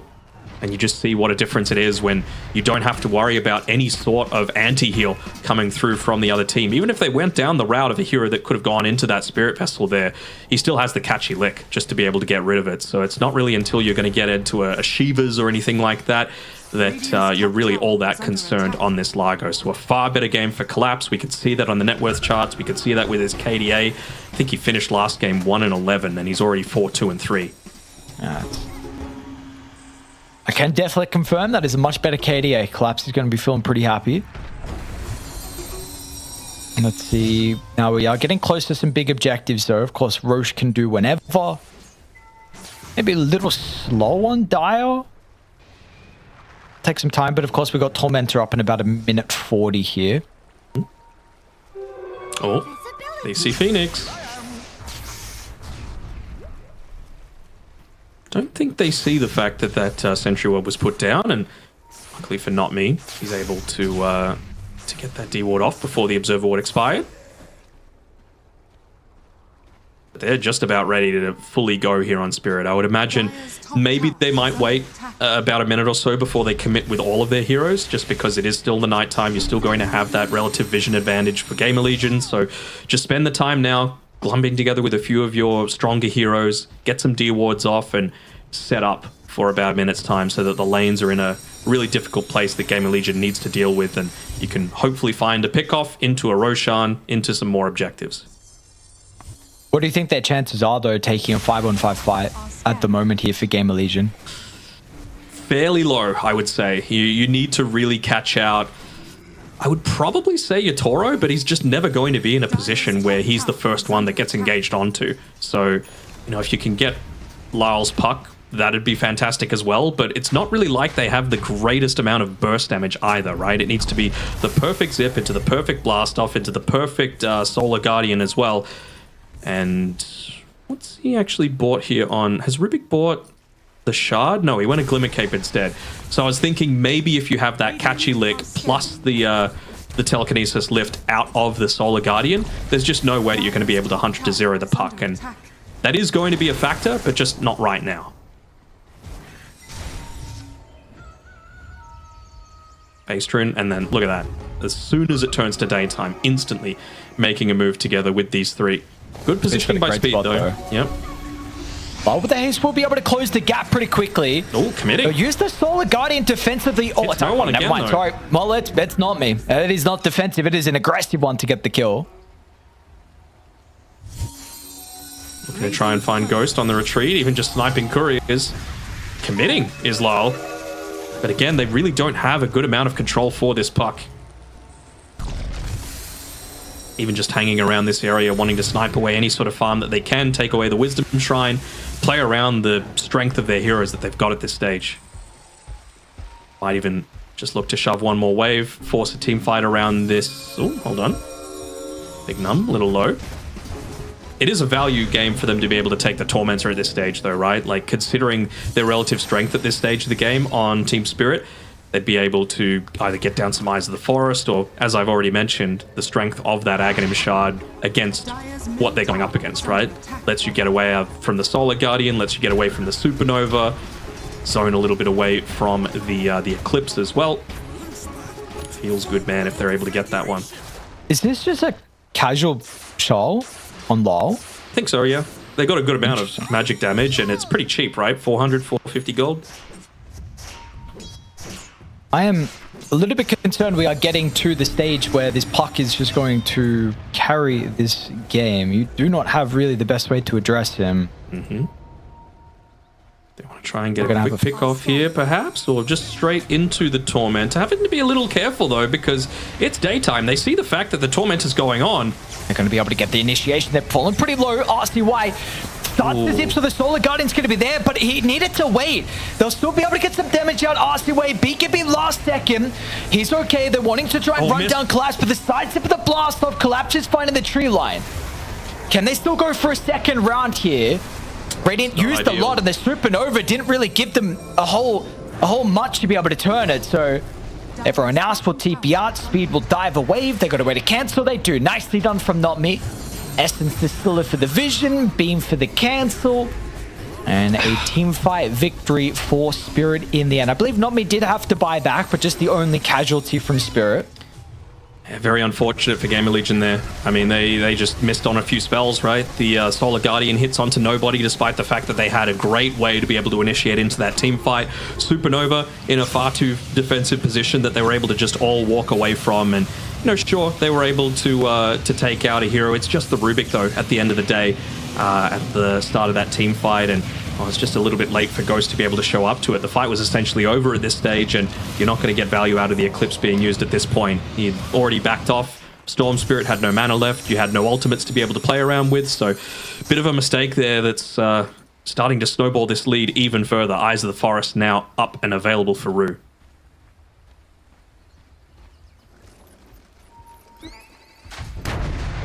Speaking of Rue. Hello, Bignum. It's not your home, my friend. Very different this time around, though, where I feel like, you know, when you're playing from the lead, it's going to be a whole lot easier for you to just... Well, it's a lot harder for the techies to feel confident with that aggressive positioning out on the map.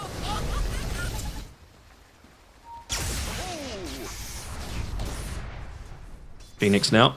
Ag Shard purchasable if he did want to go down that route, so... Double Sunray going to be very effective. Again, though, it is so dependent on them being able to lock people down inside of a enclosed area. And the only two heroes that they really have to be able to do it are the Storm Spirit and the Techies. So a lot of pressure on RCY to be able to get that ideal initiation. Won't be great if he's the one that gets picked off, though. Smoke coming through. I have to change it now, though. This lead's getting out of hand. One more fight, we get up to 10k. Good coil. This game looks pretty difficult if that's going to be the case. They'll start the fight with a double coil. Haven't confirmed the kill just yet. The Solar Guardian, again, Fate's going to be careful it doesn't get stolen, and it does. Not Me. Instantly there to get it. Now, when is he going to be able to look to utilize it? Puck almost dies in one combo. Gets away last moment, tries to blink away. RCY wants to hunt him down, but it's just RCY with no one else. A BKB for the Overgrowth to completely nullify that, and Lau gets the kill, lives to tell the tale.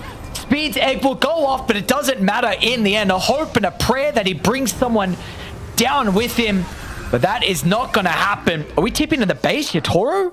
Of course he is. Stuff. I mean, he has to buy a TP scroll from the Radiant Fountain, and well, we'll be able to do so and try. He's and just running continue out. this pace here. Sure, why not? Oh, buyback. Oh, but the big. What's going on? Ghost dies. Is he going to be able to what a BKB TPR? Chad. No, not like this. Solo kill.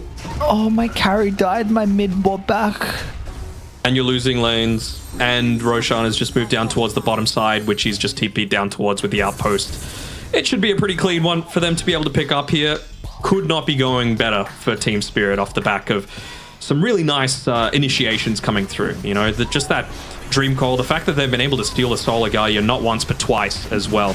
You know, it's not the sexiest stat line for the Rubik to be able to play around, but he's having a good amount of impact in these fights, forcing a lot of attention over to him. And he knows his role as well, with that Glimmer Cape, with the Essence Ring, with being able to steal that healing element as well.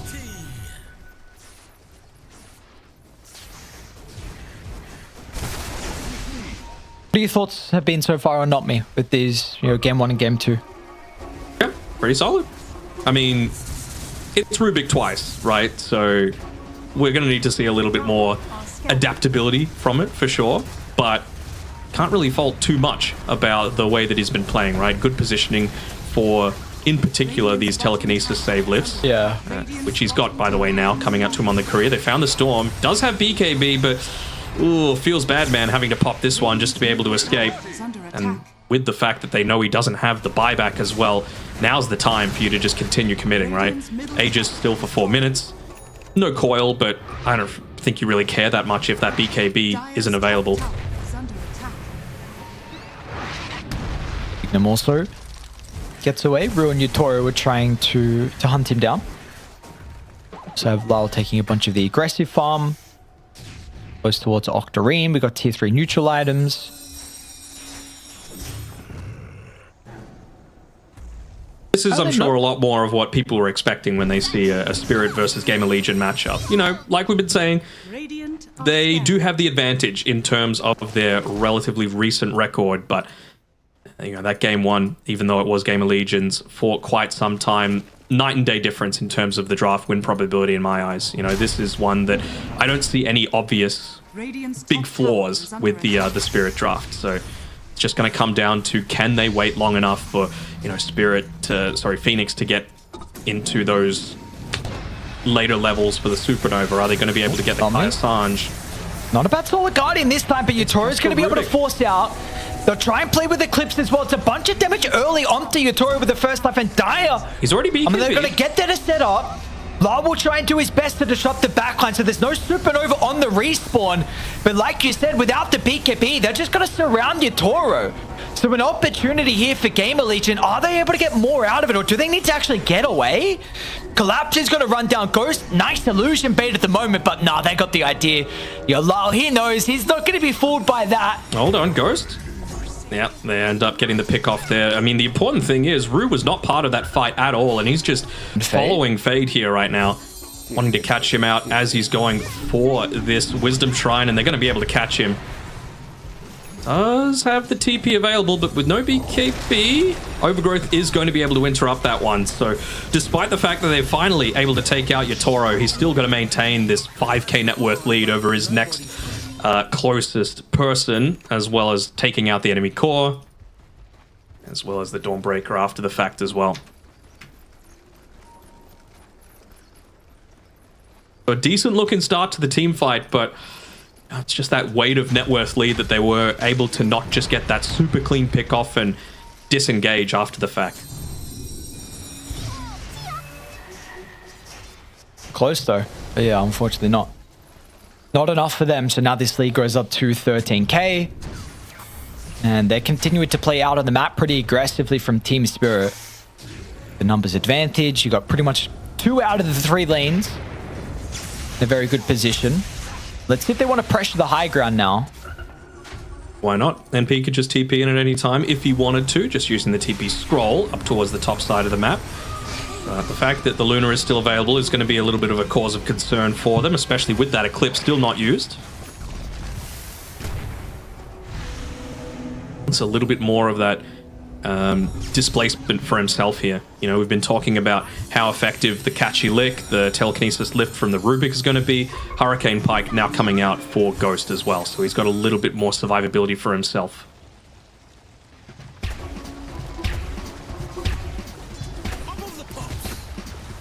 Still a long road for Ghost, unfortunately.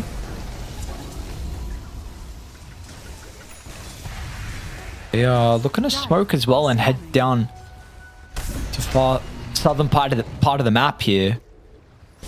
They may split away. Lyle's going to be able to run into the techies. Looks like they'll just bring all their attention over to get at least the guaranteed kill. I feel like that's something that teams are doing a lot better in the past. I know it's your favorite thing for people to buy, but the gem, I think, was really under-purchased. RCY top lane? Okay. No. Okay, I thought the Croaker was going to get him killed. Let's not drop the hard R with the Croakers there, all right? Calm down a little bit. I saw an article about Clockwork saying, you know, this clanker is doing havoc during DreamLeague. I'm like, all right, calm down. Ghost. Oh, Dream Call not available. But Overgrowth is. Bruise there in time.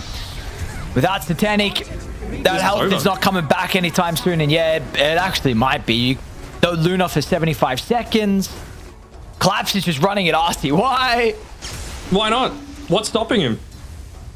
They don't have a way to be able to stop this unkillable Largo at this stage. You know, he's even just going into a Veil of Discord for his own damage at this point. Doesn't even need to bother about a BKB.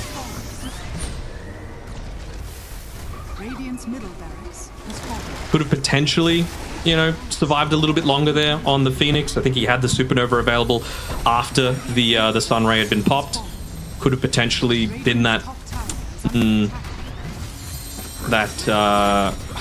discouraging factor to make them not commit in onto Ghost, but oh man, not going to be the case. And I mean, we said it before, right? Lyle Puck, Lyle Storm Spirit, can't let this man have these heroes. Radiant structures are fortified. No, you cannot. Spirit have done a. Is under attack. And we've seen how they've been also enabling the mid laner with the Largo. Mm-hmm. A couple of really good heroes to use that Crow. I wonder if this is a hero that might continue to see through the remainder of the tournament. Yep. Specific games, but you draft like this.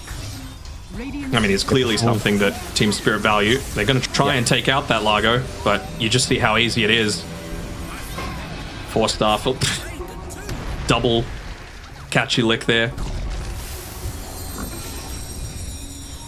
So annoying.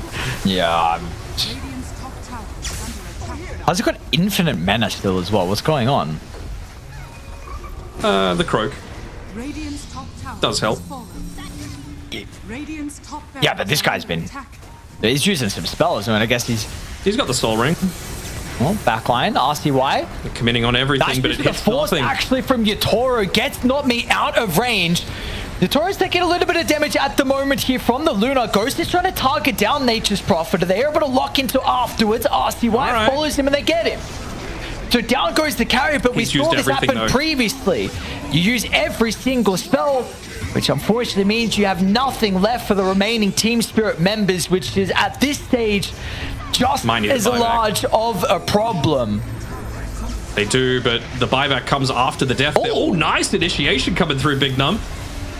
Oh, they got one now. Rampage. It's a rampage for LoL, apparently. It might be All more right. than just a single rampage. You've already used everything on the Luna here. Oh, what? Goddamn collapse. He deserves it after that game 1 performance where he just wasn't able to play the game at all. And you see the big smiles. He's like, that's more like it. 11, 2, and 15 on the Largo. And to matching with Lyle's 11, 1, and 15 on the Puck. A much more comfortable Team Spirit performance where they don't even need to bother about the late game. Oh, it's funny to see that. Never mind. That's okay. All right, Team Spirit. Oh, it's just going to potentially bring up some banter, some beef. You know, it's not necessary. Team Spirit, they're looking great. You know, this team is. Well, are we 4-0 now on Spirit? I don't know, Deno, because They've dropped 1 game total. If Spirit are in this, form. This is your danger zone for a lot of the other teams, because so far, again, lately in the tournaments we've seen from Spirit, they have not been incredibly competitive. We have not been able to see them compete at the top.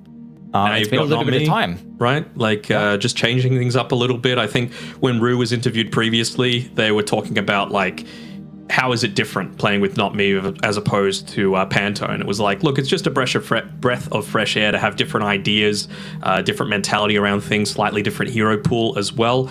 You know, the fact that Rue is playing this tree and protect style, but still able to play the Rubik and the Hoodwink, even as that position 5. I'm keen to see how that's going to serve Team Spirit moving forward, because again, having that flex is so impactful for not just the core positions, but support as well. Yeah, absolutely. So this is a great showing from Team Spirit, and now for GamerLegion, you are 0-4. So we are getting to a pretty dangerous position for them, They need to win unfortunately. out, basically, Yeah. like to even have a shot at getting through to the lower bracket at this point. And lower bracket eliminated round 1 was my bare minimum for them to have a bit of a shot. So we will see. We'll see what ends up happening. They showed a lot in game number 1, but this one weren't even... Well, I guess this was a really nice gank, right? This was probably the highlight for them in this game, being able to just go a little bit too deep, get away with a really nice supernova there, follow it up with the neutral creep deny on both RCY as well as speed, just perfectly juking him through the trees, getting a couple of core kills. It was looking real good, but then it came unstuck pretty soon after that, just committing a little bit too deep there, losing, again, just the Rubik, and losing far too many heroes off the back of it as well. And it went from bad to worse around, I believe, the next team fight around that Tormentor, where just no spells hit, unfortunately, and they weren't able to make the most of it. Again, another Solar Guardian that connects onto 0. They don't have the additional follow-up damage that they need to actually be able to take Lyle out, because, again, just the one death on the puck, and you really got to control this man if you're going to want to have any chance of surviving in these team fights, because he has such a high level of impact. Yeah, absolutely. Oh, he sort of had low net worth for a lot of that game too on Lyle, but was able to utilize that net worth perfectly. It was not a concern at all. So, and we'll see. Now also the Nature's Prophet here is another interesting thing. Like, where does the priority go with this hero for the rest of the tournament as well? Like what we saw. I don't remember if it was banned in game 1, but for the rest of the teams, is this going to now have to be considered, because there's potential for it to be flexed again? We've seen Speed's been playing it as a 5. Yeah, for sure. And yeah, it was a much more comfortable one. 20k, 8k net worth coming through towards the very end of it there, and it was easy pickings for Team Spirit at the end of the day. So I've already had an interview with a few of the Team Spirit members, the more confident English speakers for sure. But, if they keep winning, we're just going to keep having to talk to them. So it should be not too long until we're able to get into that one there with our next interview. I believe we have Lyle that we're able to speak to following that clean 2-0 win against GamerLegion. Hello, Lyle. Thanks for joining us. Hello. I have a quick question just about that game 1. So you were really behind for like 62 minutes, and then you're able to turn it around and just win in like 3 minutes after the fact. And it's something that Team Spirit does pretty consistently. What do you think sets you guys apart when it comes to late game Dota compared to every other team? I mean, it's not the way we do. Also, our enemies in this game do maybe bad things. Maybe if they farm, some Falcons did some games. They leading, getting next rush. Don't force this useless fight, and maybe game can be end by them. But they choose to make random thing on the base, and we prepare for this and play till the end. And they make mistake, and we take it and then just rush on them. They don't force buybacks because they want to, because if they use 2 buybacks, doesn't matter, then you use all buybacks, or they get megas. Every hero of them, it's necessary to have buyback. So I guess the problem for them, they go this risky move on the third Raxus on our side. So it's not our job, just enemies also did well, in bad position, of course. Yeah, for sure. And with GamerLegion in particular, leading into this series, you guys had actually lost the last 2 series against them. And it's not hard. It's not easy to beat you guys. So what do you think it is about that team in particular that they seem to just have a good record against you. I mean, all time we play bet against them. Like previous our series was on Valhalla once, and the second one I don't remember. We just play bet on these games, and they like this team was improving by year. Like they changed carry, and they like improve everyone. So they just play a little bit better, like all the time. So I don't know, we just play bad, they play better, so that's always what happens. If you lose to someone, there's not much I can say more about this. And what about you guys as well? I know not me just joined the team, so maybe it's a bit early to tell, but how do you feel about your power ranking right now? Like out of 10, where are you on a scale? Because you're 4-0 right now, so things are looking pretty good for Spirit. We play well, I guess, but some games we like not lucky, we like come back. So maybe if we play more clean, I will say some 9 or 8, but I'll say like classic, I don't know, middle, like 6, maybe 7.5. We can beat everyone, but kinda we can throw to everyone also. Like not to throw, just like first game against GamerLegion we almost lost, but they play well. We made a lot of mistakes. So I guess 7.5 or 7, it's fair enough for us right now. I see. But the thing is we are getting closer to those important tournaments, and this tends to happen with Spirit. TI is coming, EWC coming, and you ramp up in power. So that 7 very shortly could change to a 10. We'll see. But one last question from me: when a series like this is done, what happens in a team environment? Do you guys all go away and chill for like maybe half an hour and get some food or water, or do you kind of sit down and go through the games and talk it out, or how does that kind of work for you? Maybe we talk about like when this series ends, like my teammates talk about like this game, what we can do better on draft, maybe which hero we pick, something like this. Then maybe 15, 20 minutes, maybe 30, we can like talk, watch some games, what the enemy, like other teams pick, and then like who need go eat, play pubs, chill, then prepare for the like, next series.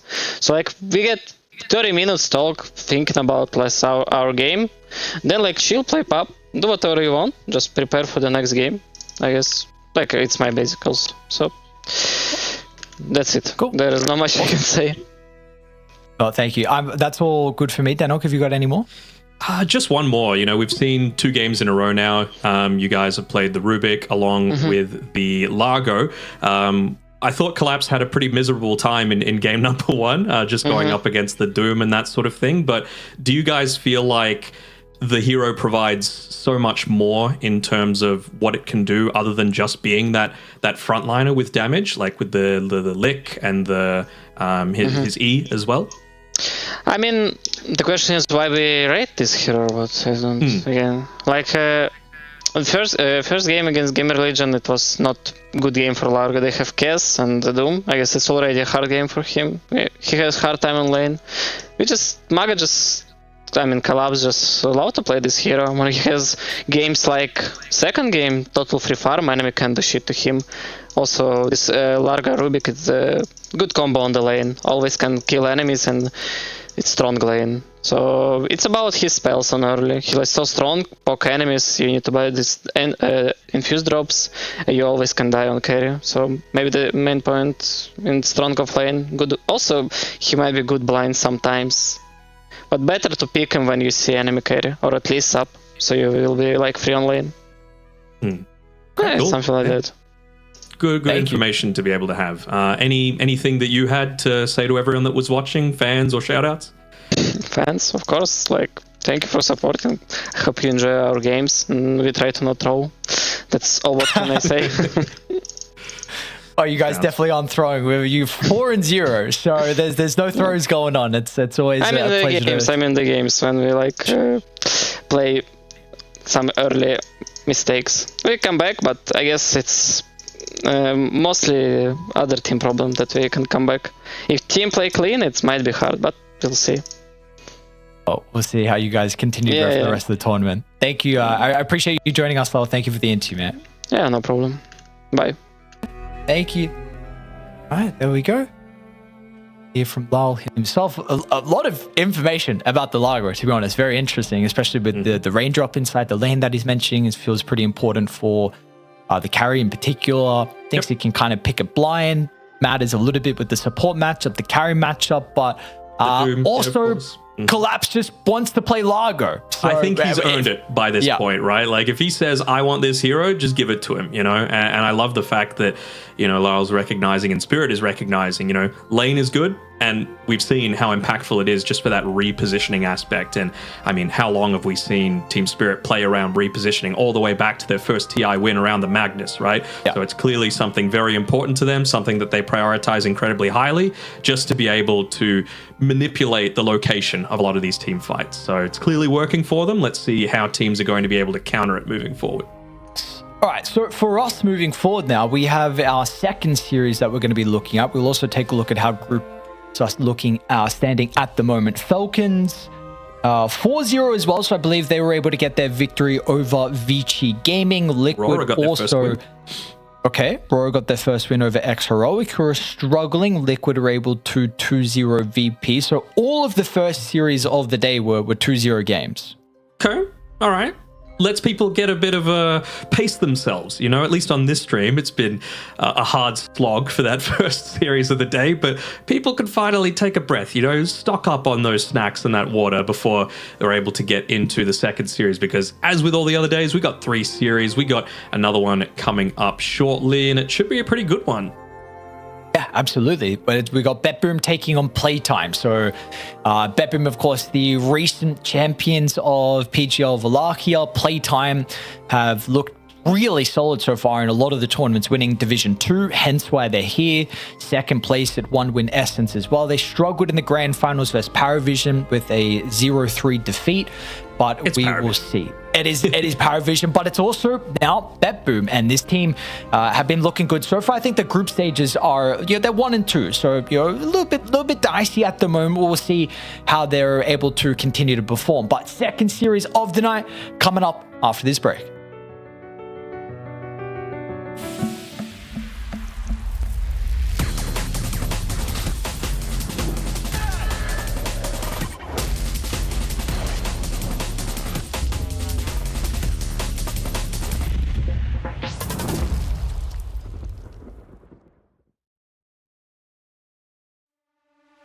They thought I'd never make it, but here I am on top of the world.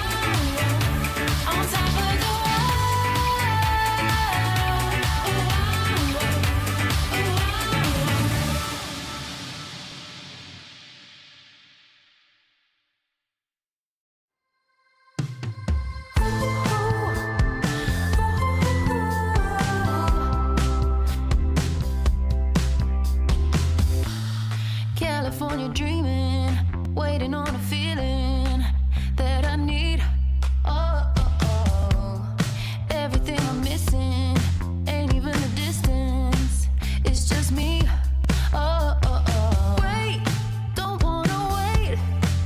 No way, can't make me stay. No, I'm gonna find that place.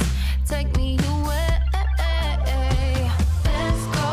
We can live that life, baby. It's simple. It blows my mind. Let's take a detour. Leave it all behind, and I'll meet you in the sweet sunshine.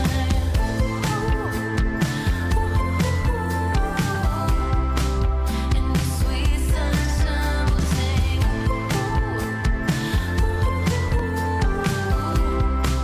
In the sweet sunshine, living for the moment. All the roads are open. Can't you see? Oh, oh, oh. Don't care where we're going. We're just roller coasting to the beat. Oh, oh, oh. Wait, don't wanna wait. No way, can't make me stay. No, I'm gonna find that place. Take me away. Let's go. We can live that life, baby. It's simple. It blows my mind. Let's take a detour.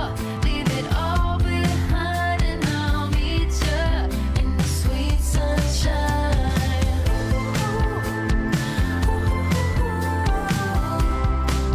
In the sweet sunshine, we'll sing.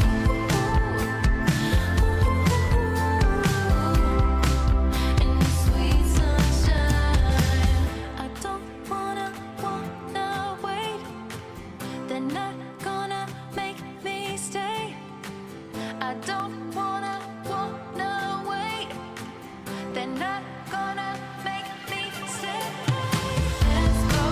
We can live that life, baby. It's simple. It blows my mind. Let's take a detour. Leave it all behind, and I'll meet you in the sweet sunshine.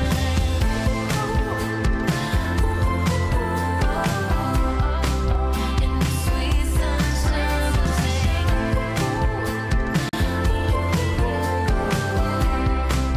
In the sweet sunshine.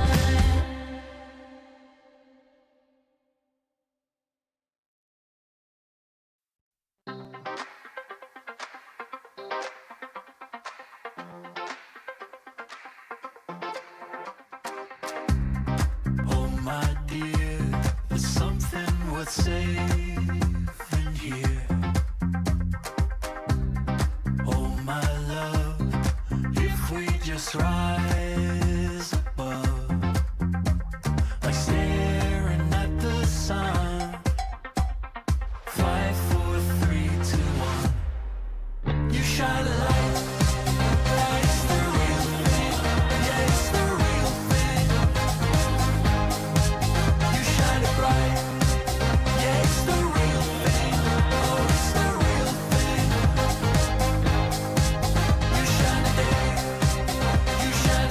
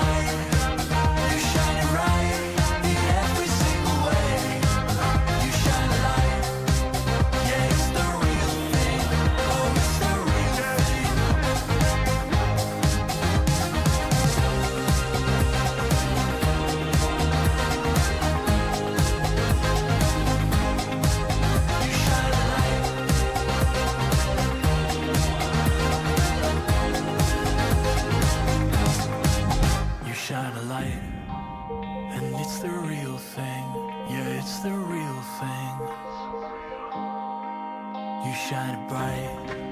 Yeah, it's the real thing. Oh, it's the real thing. You shine it day, you shine it night, you shine it right in every single way. You shine a light. Yeah, it's the real thing. Oh, it's the real thing. Yeah, it's the real thing.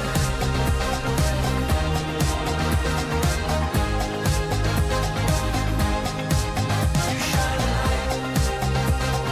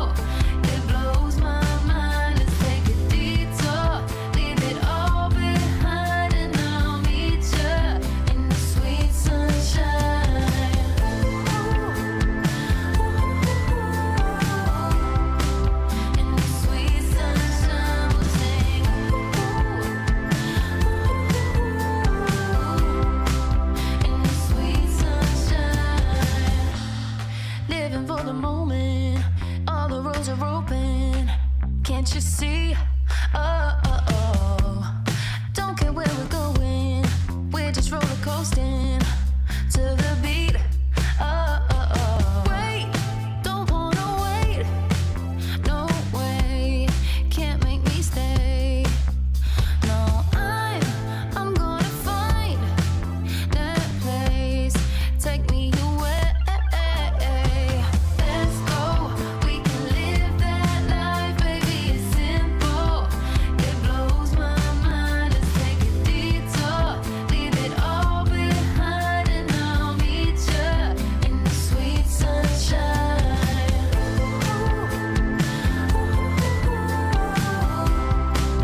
In the sweet sunshine, we'll sing.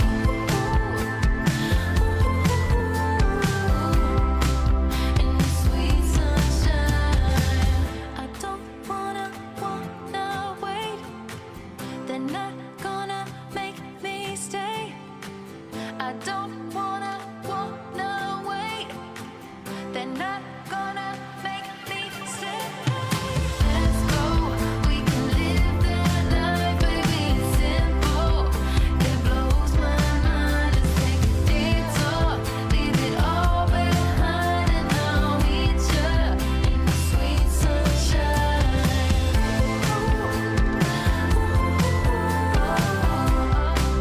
In the sweet sunshine, we'll sing.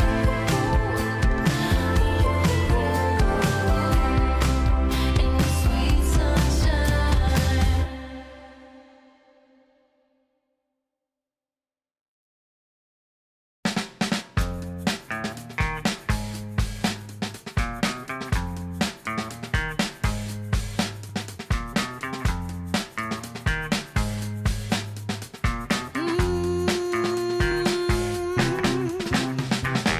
How I used to be was so good for me. In my mind all the time, no one I could turn to. Now that I can see your love has set me free. You came along, made me strong. I've waited such a long time, and I just can't believe in this new love I have found.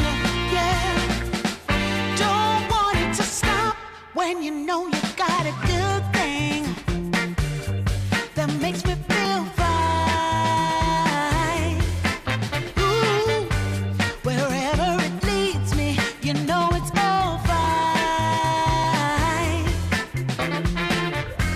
I never thought that this could sweep me off the ground. Oh, I don't want it to stop when it's feeling this good.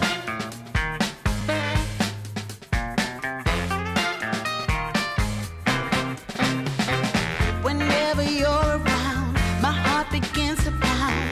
Though I know you'll take it slow, no way to stop this feeling. For every single day, whenever you're away, in this place there's a space where I'll be waiting for you. And I just can't believe in this new love I have found. Yeah, I don't want it to stop when you know you got a good thing that makes me feel fine. Ooh,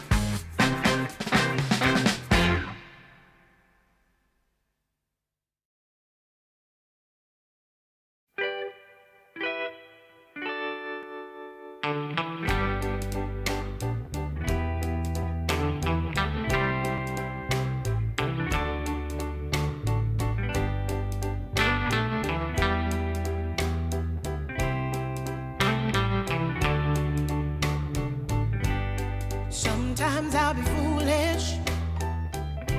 Sometimes I know I get mad. Sometimes I say the wrong thing to you that makes you feel sad. But one thing is true in all that we've been through. You've never stopped loving me, no matter what I do. So let me say, yeah, that every day I try to find the words from my heart to say thank you. 'Cause you take me as I am.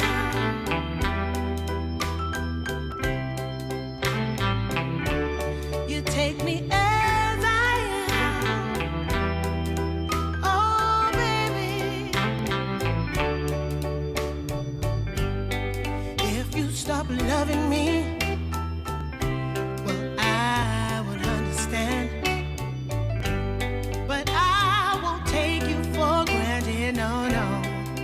When you hold my hand, your love makes me feel that I could fly to the moon.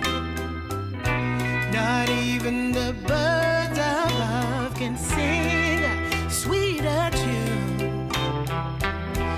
I needed to say that you find a way to make me feel anew. And I want to say thank you, 'cause you take me as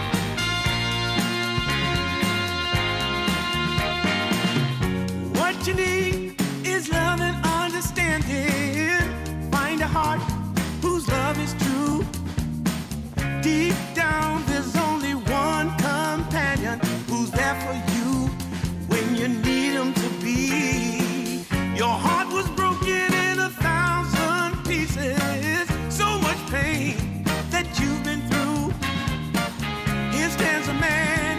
Who's your salvation? Just ask yourself, am I ready for you? 100% now. I'm ready. 100% now. Yes, I'm ready. Eyes wide open. I'm ready to move. 100% now. Take a chance in a new direction. Any place you wanna go. I don't have all the right answers, but one thing I know, I'm so ready for you. 100% now. I'm ready. 100%. You know I'm ready. Yes, I'm ready. Eyes wide open. I'm ready to move. Well,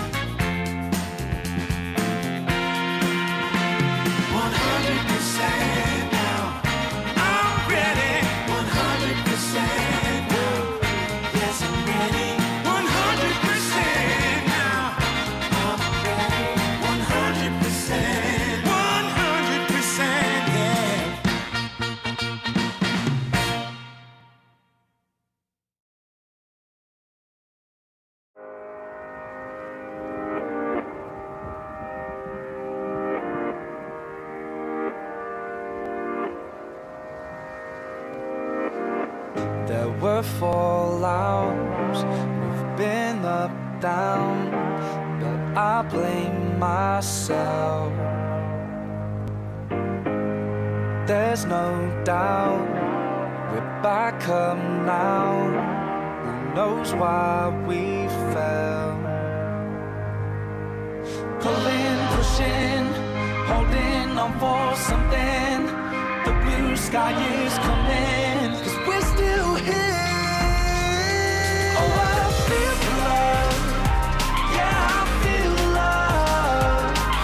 It's something we don't need to understand. Oh, I feel the love. Yeah, I feel the love. Let's just go, no, we don't need a plan. 'Cause I feel the love.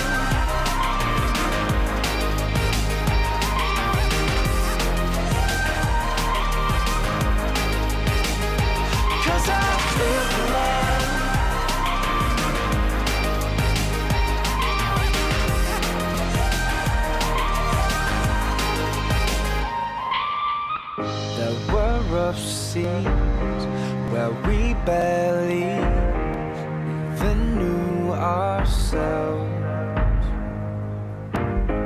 There's a cool breeze as the air clears. I don't know well. Pulling, pushing, holding on for something. The blue sky is coming, 'cause we're still here. Oh, I feel the love. Yeah, I feel the love. It's something we don't need to understand. Oh, I feel the love. Yeah, I feel the love. Let's just go, no, we don't need a plan. 'Cause I feel the love.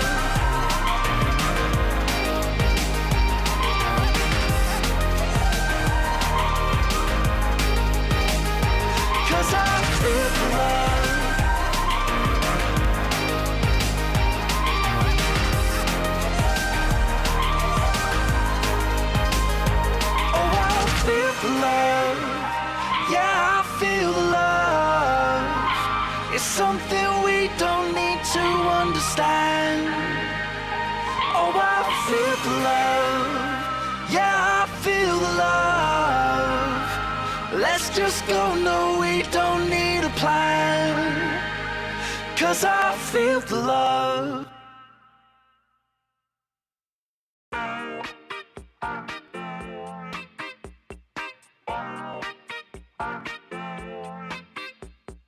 Everybody's talking about the new sound. Turn around, listen up, we're playing for keeps.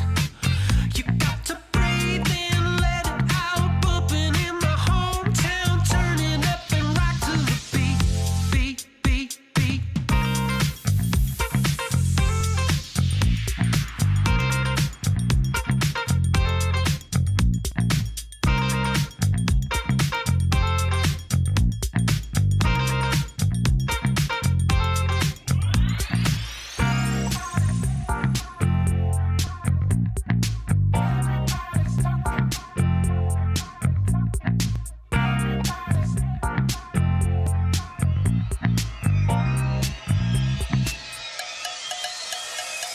Everybody's talking about the new sound. Turn around, listen up, we're playing for keeps.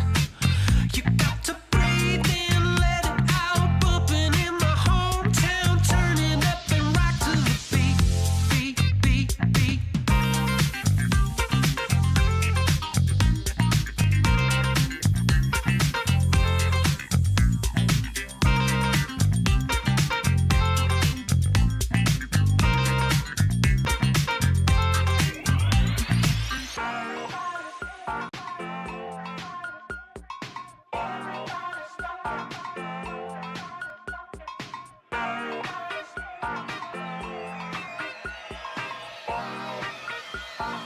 One, two, three. Everybody's talking about the new sound. Turn around, listen up, we're playing for keeps. You got to breathe in, let it out. Bumping in my hometown, turn it up and rock to the beat, beat, beat, beat.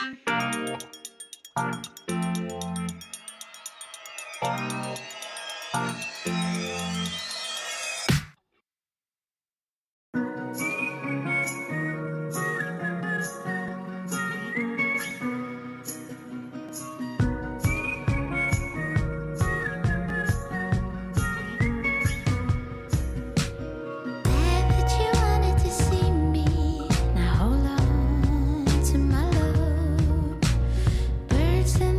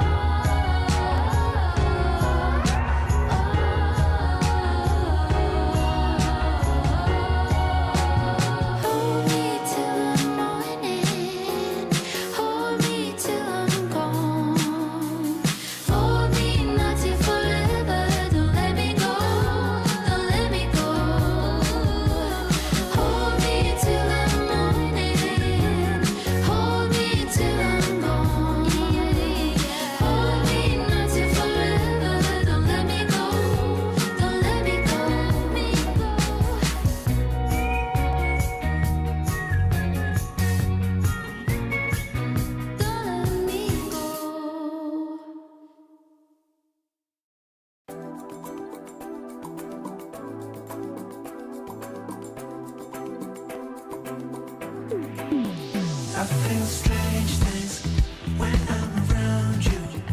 It's like the sun shines brighter since I found you. And all the roads I've been down were just to get me to this moment. But I know it, and I swear it's true.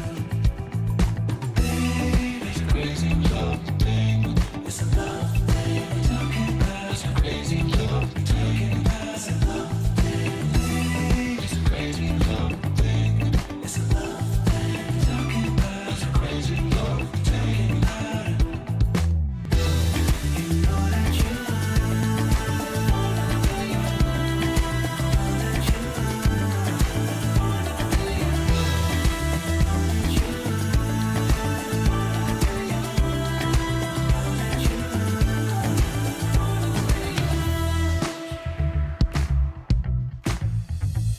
strange thing could be a miracle. You got the hold on me now, and it's physical. And I try to stop myself, but it's impossible. 'Cause in the moment that you close it, I give up control. Baby, it's a crazy love thing. It's a love thing. Talking about it's a crazy love thing. Talking about it's a love thing. Baby, it's a crazy love thing. It's a love thing. Talking about it's a crazy love thing. You know that you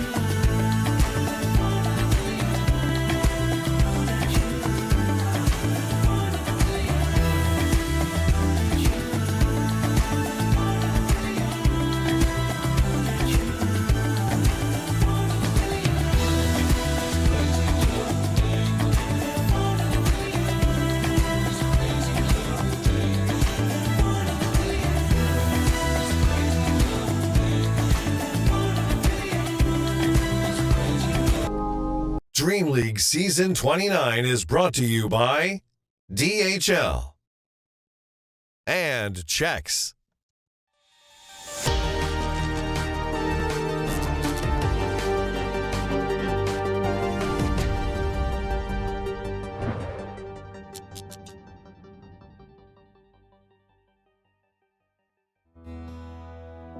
Well, we have already seen Eastern Europe up against America.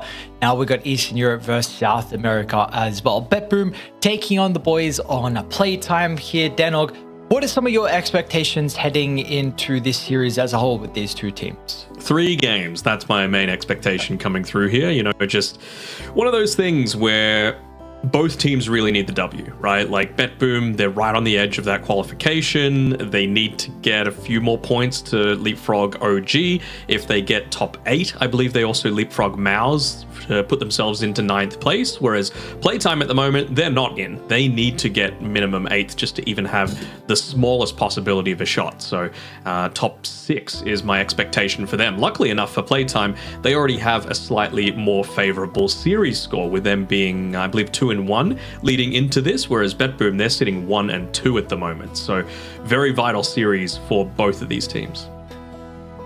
Yeah, I'm just a little bit concerned by the teams that they've played for Playtime. I think they're definitely growing in strength overall. I mean, they were the 6th place that we saw for them at PGL Wallachia meant that they were able to continue to boot camp in Europe with the money that they got. Then the Division 2 money very much would have helped out. Again, that's how they got to this position as well, because they absolutely steamrolled through Division 2. They made a hell of a lower bracket run. Igma, I don't think, had lost a single map until they faced Playtime, and then they got 3-0'd by them. And we've seen, and then at 1 win as well, like Playtime, another victory over Enigma, they 2-0'd. Then they've faced Paravision in the grand finals. They've lost that 0-3. And then just to reiterate again, they already versed Enigma in the group stages here, and they beat them 2-0 as well. So I have a bit of a concern that Playtime just kind of picks on the teams that they're kind of better against, but then when they come up against teams that are better than them, then we see a bit of a different story. Well, this is going to be the test, right? Like, this is the classic, I call it like, how do we call this? Like, okay, so I'm going to use Australian football terms. Actually, let's use a Premier League, so more people understand it.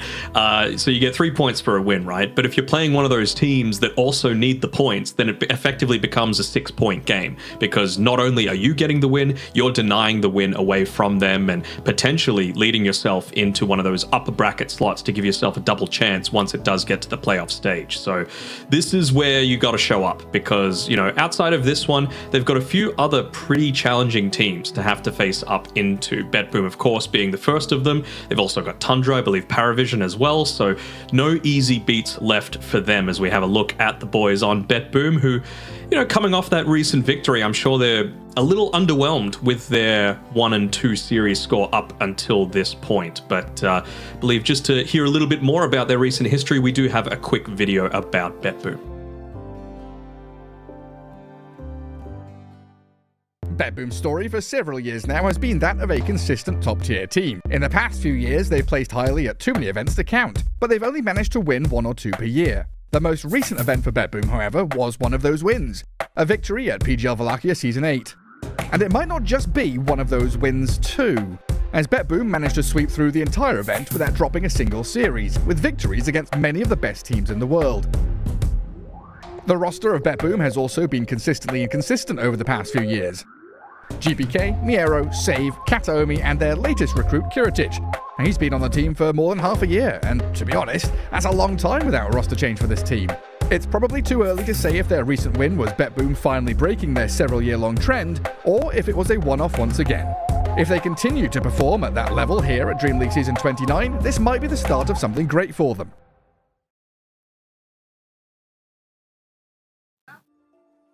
That's a little bit more about the BetBoom boys. We'll see if they will continue with their performance. The consistency that we see from them. You know, we've had, like Gary said, you had Kiritic here for about 6 months, who's been looking really good as well. What, replacing Pure, right? I'm already forgetting. It was Pure was the last carry. Was it? It slipped my mind. You know, I think Kiritic, I immediately think Virtus Pro, you know, is the big thing. Yeah, they did have Pure back at like TI 2025. So, you know, 6 months since then. Bottega, I think they had after that. Didn't play that many games with him, but still, you know, they've gone through a few. But I'm glad to see some stability coming through for this roster, because as we've seen, like, their best is more than good enough. Not dropping a single series at Wallachia, making it a very clean victory in the grand finals there. It's just a matter of putting it all together when it really counts. And this is one of those moments that will really count. You know, they need to get through the group stage. They need to get a double chance so that they're not just getting that 8th place. They want to get top 6 at the very minimum, if possible, to be able to give themselves the best shot of that automatic qualification to the EWC. You don't want to be going through those qualification slots. I believe it's just 1 left for each of the regions as well if you don't get that automatic invite. So it doesn't make it easy. Oh, absolutely not. Because again, well, it doesn't really, you know, kind of matters what region, but a lot of the regions are incredibly competitive with the qualifiers that will be going on. So, you know, luckily for them, Yandex and Paravision, along with Aurora, have actually already qualified. Spirit, of course, also making it already. So that's 4 of the best teams in Eastern Europe, and BetBoom want to join them as the 5th as well. So that can maybe potentially make way for a different Eastern European team to join. There would be a lot of Eastern European teams then at Riyadh, but it's the strongest region by far at this stage, in my opinion. You know, you've got, like you mentioned, out of the 6 teams already qualified, 4 of them up in Eastern Europe, right? So that just goes to show how strong it is. And, you know, you even got some reasonable representation coming through there from individual players on other teams that aren't necessarily based in that region either. Pretty rare that you see some of these Eastern European teams actually going to the Western European qualifiers as well, just because it's a little easier. You couldn't have imagined that just as early as like 3 years ago. Yeah, absolutely not. So it's just what it happens when Spirit win 2 TIs in a row, right? Like it's always going to bump up the region. We need that love down this way. We need China to win. We need Southeast Asian to win. Southeast Asia, sorry. We need them to win some TIs, some tournaments to be able to build up here. I got faith in China this time around. Extreme Gaming, they're going to pull it out. Arme, 3 second places is yet now. Surely he's got to get the dub at some point.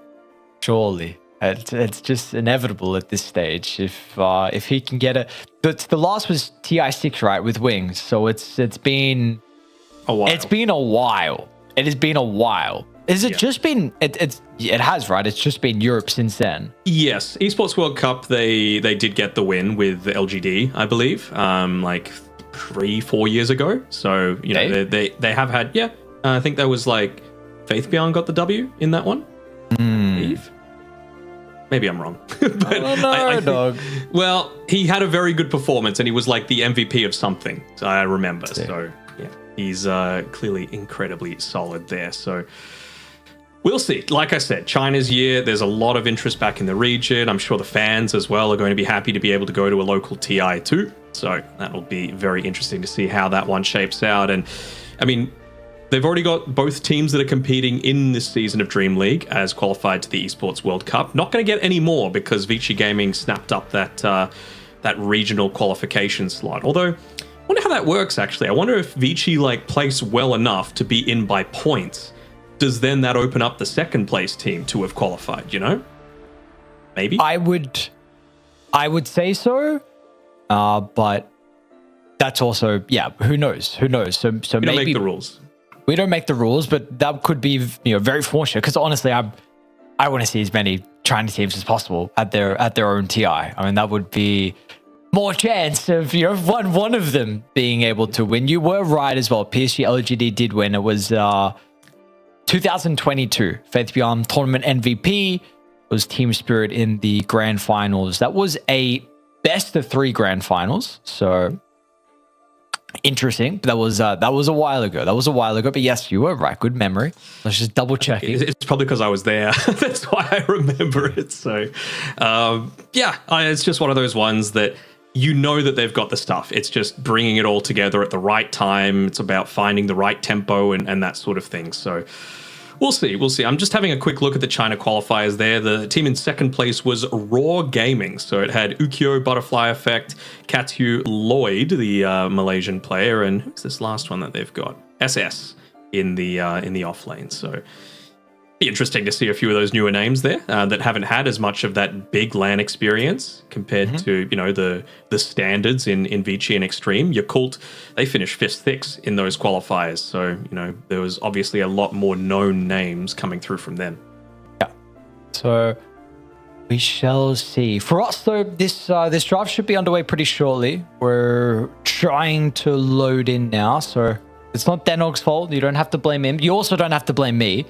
I'll also put myself in there, please, I won't take the blame, but we should be getting ourselves underway pretty shortly here. So I didn't actually see where priority went.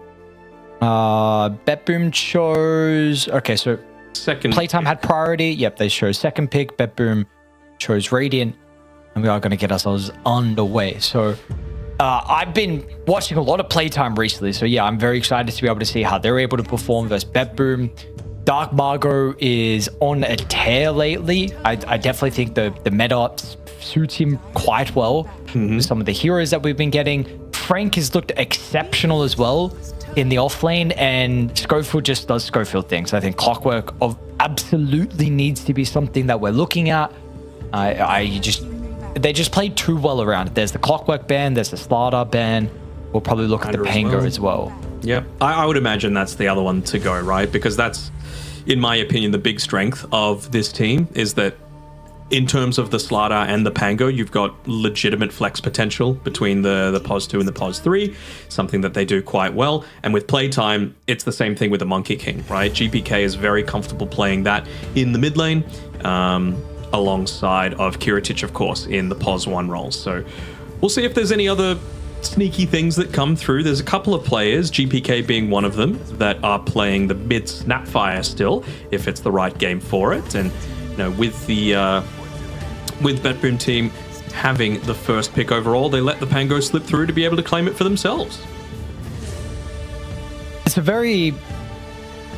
I think there's a big read that we see from Playtime with the priority that they put on the Hoodwink. We've seen previously that this 9th pick is... You got like 9th pick and 24th pick for second pick, where it's the most important, where you can pick someone into the ban. We saw last series, like perfect example with the Storm into Puck. And they just showcase like they really value this because they would have had the pick as well out of the drafting phase, right? So they could have picked it here. Of course, it also could have been banned. So that is then just showcasing like they really truly value this hero overall. I know a lot of other teams do, but they feel like they play really well around. Yeah, the thing that I'm interested in seeing is how BetBoom look to. I mean, the bans are basically done now, but structure when they make certain bans happen, because again, that's one of the strengths of being able to first pick this Pangolier, right? You can always just put it into another lane, and particularly when you're going up against Dark Margot, you got to be mindful of what you're laning into him with, right? Because he's just going to mid Marzu, he's going to mid Kunkka, he's going to mid Slaughter, he's going to mid Viper against you as well. So I think it's still a lot too early for them to pick the Viper on playtime, just because there is that flexibility of the Pangolier, but I'm keen to see when they are actually going to select it up for themselves if it is that last overall pick, and just keep the draft as open as possible for themselves here. So I think normally I'm not a big fan of the double support opening. For this game in particular, totally on board with it, right? Because you don't want to be picking your POS 1 at this stage, and you still want some level of flexibility between the 2 and the 3. Any weaknesses that you already see that BetBoom can potentially exploit with the double support though? Not really. Like, they don't exactly have a hero that gets in on top of the enemy team, which would be the main thing. Like Clockwork being banned, he's a big cause of concern for the Pangolier for sure. I mean, something like a Wind Ranger can of course come through here, which for BetBoom is going to enable them to play a whole lot more aggressively. For them though, they're not really one of those teams that plays it as a POS 1. It's much more of a save hero. So, you know, not having something like a Shadow Demon to be able to counter it isn't as big of a deal for playtime. But of course, there is still that flex potential if you are absolutely wanting to. So really what I want to see now for playtime is that person that can frontline, get the engagements going. Lich, just a little bit of that defensive capabilities. They're going to start with a Doom. I was about to say I wouldn't hate a Storm Spirit, but again, just against the Pangolier, Ember Spirit, sure. Something that's a little bit nicer against that, particularly just for the laning stage. Oh yeah, and one thing to mention as well, playtime, they draft quick. Oh yeah. They don't mess around. They've played. They know what they like. Too many games on this patch, so yeah, there's a lot of data though then as well. That also means that, you know, Bulk over there at BetBoom and all the other players and, you know, whoever else behind is helping with the analysts that we don't really see. Does Wits play the Doom at all? Or is it like, Yeah. I know Frank spams it, but like, does Wits have He the plays it. capability? Okay. But it's predominantly going to be Frank. Yeah. Like, it's by far his most, for sure. But I'm just wondering, like, is that something that BetBoom are discussing now, you know? Do we want to just pick our position 1, assuming that the lane that we're laning into is the Doom Hoodwink? Or do they have that flexibility to be able to just toss it over to Wits with the last pick there? Is there a carry you're seeing for Kiritich? I wouldn't have said Tiny, but I'm totally on board with it, right? Just gives them a very high amount of lockdown for this Ember Spirit. Certainly not the easiest game for him to be able to play around with. Rolling Thunder, Wind Ranger, of course, Shackle Shot, Sinister Gaze, Tiny, Avatos combo, even some decent kill threat as well for the Doom if he is looking to try and dive you underneath the tower. So don't hate it by any stretch. Just comes down to now, how are you going to be able to actually deal with this Tiny when it gets to the later stages? You know, I'm looking at some of the heroes that Kiritich does like to favor. Lifestealer's already been banned out. Tiny's already been picked. He did play the Necro, but I don't know how I would feel about a Necro into this, just because I feel like outside of the Enchantress, there's not a lot of real tower push to be able to play around with. Huerta, still plenty of magic damage to be able to go through that Pierce the Veil, so might not be ideal. Monkey King already banned out. So not really giving them too many options here, unless they wanted to go down the Alchemist route to give a early Scepter over to the Ember Spirit. Could be a possibility.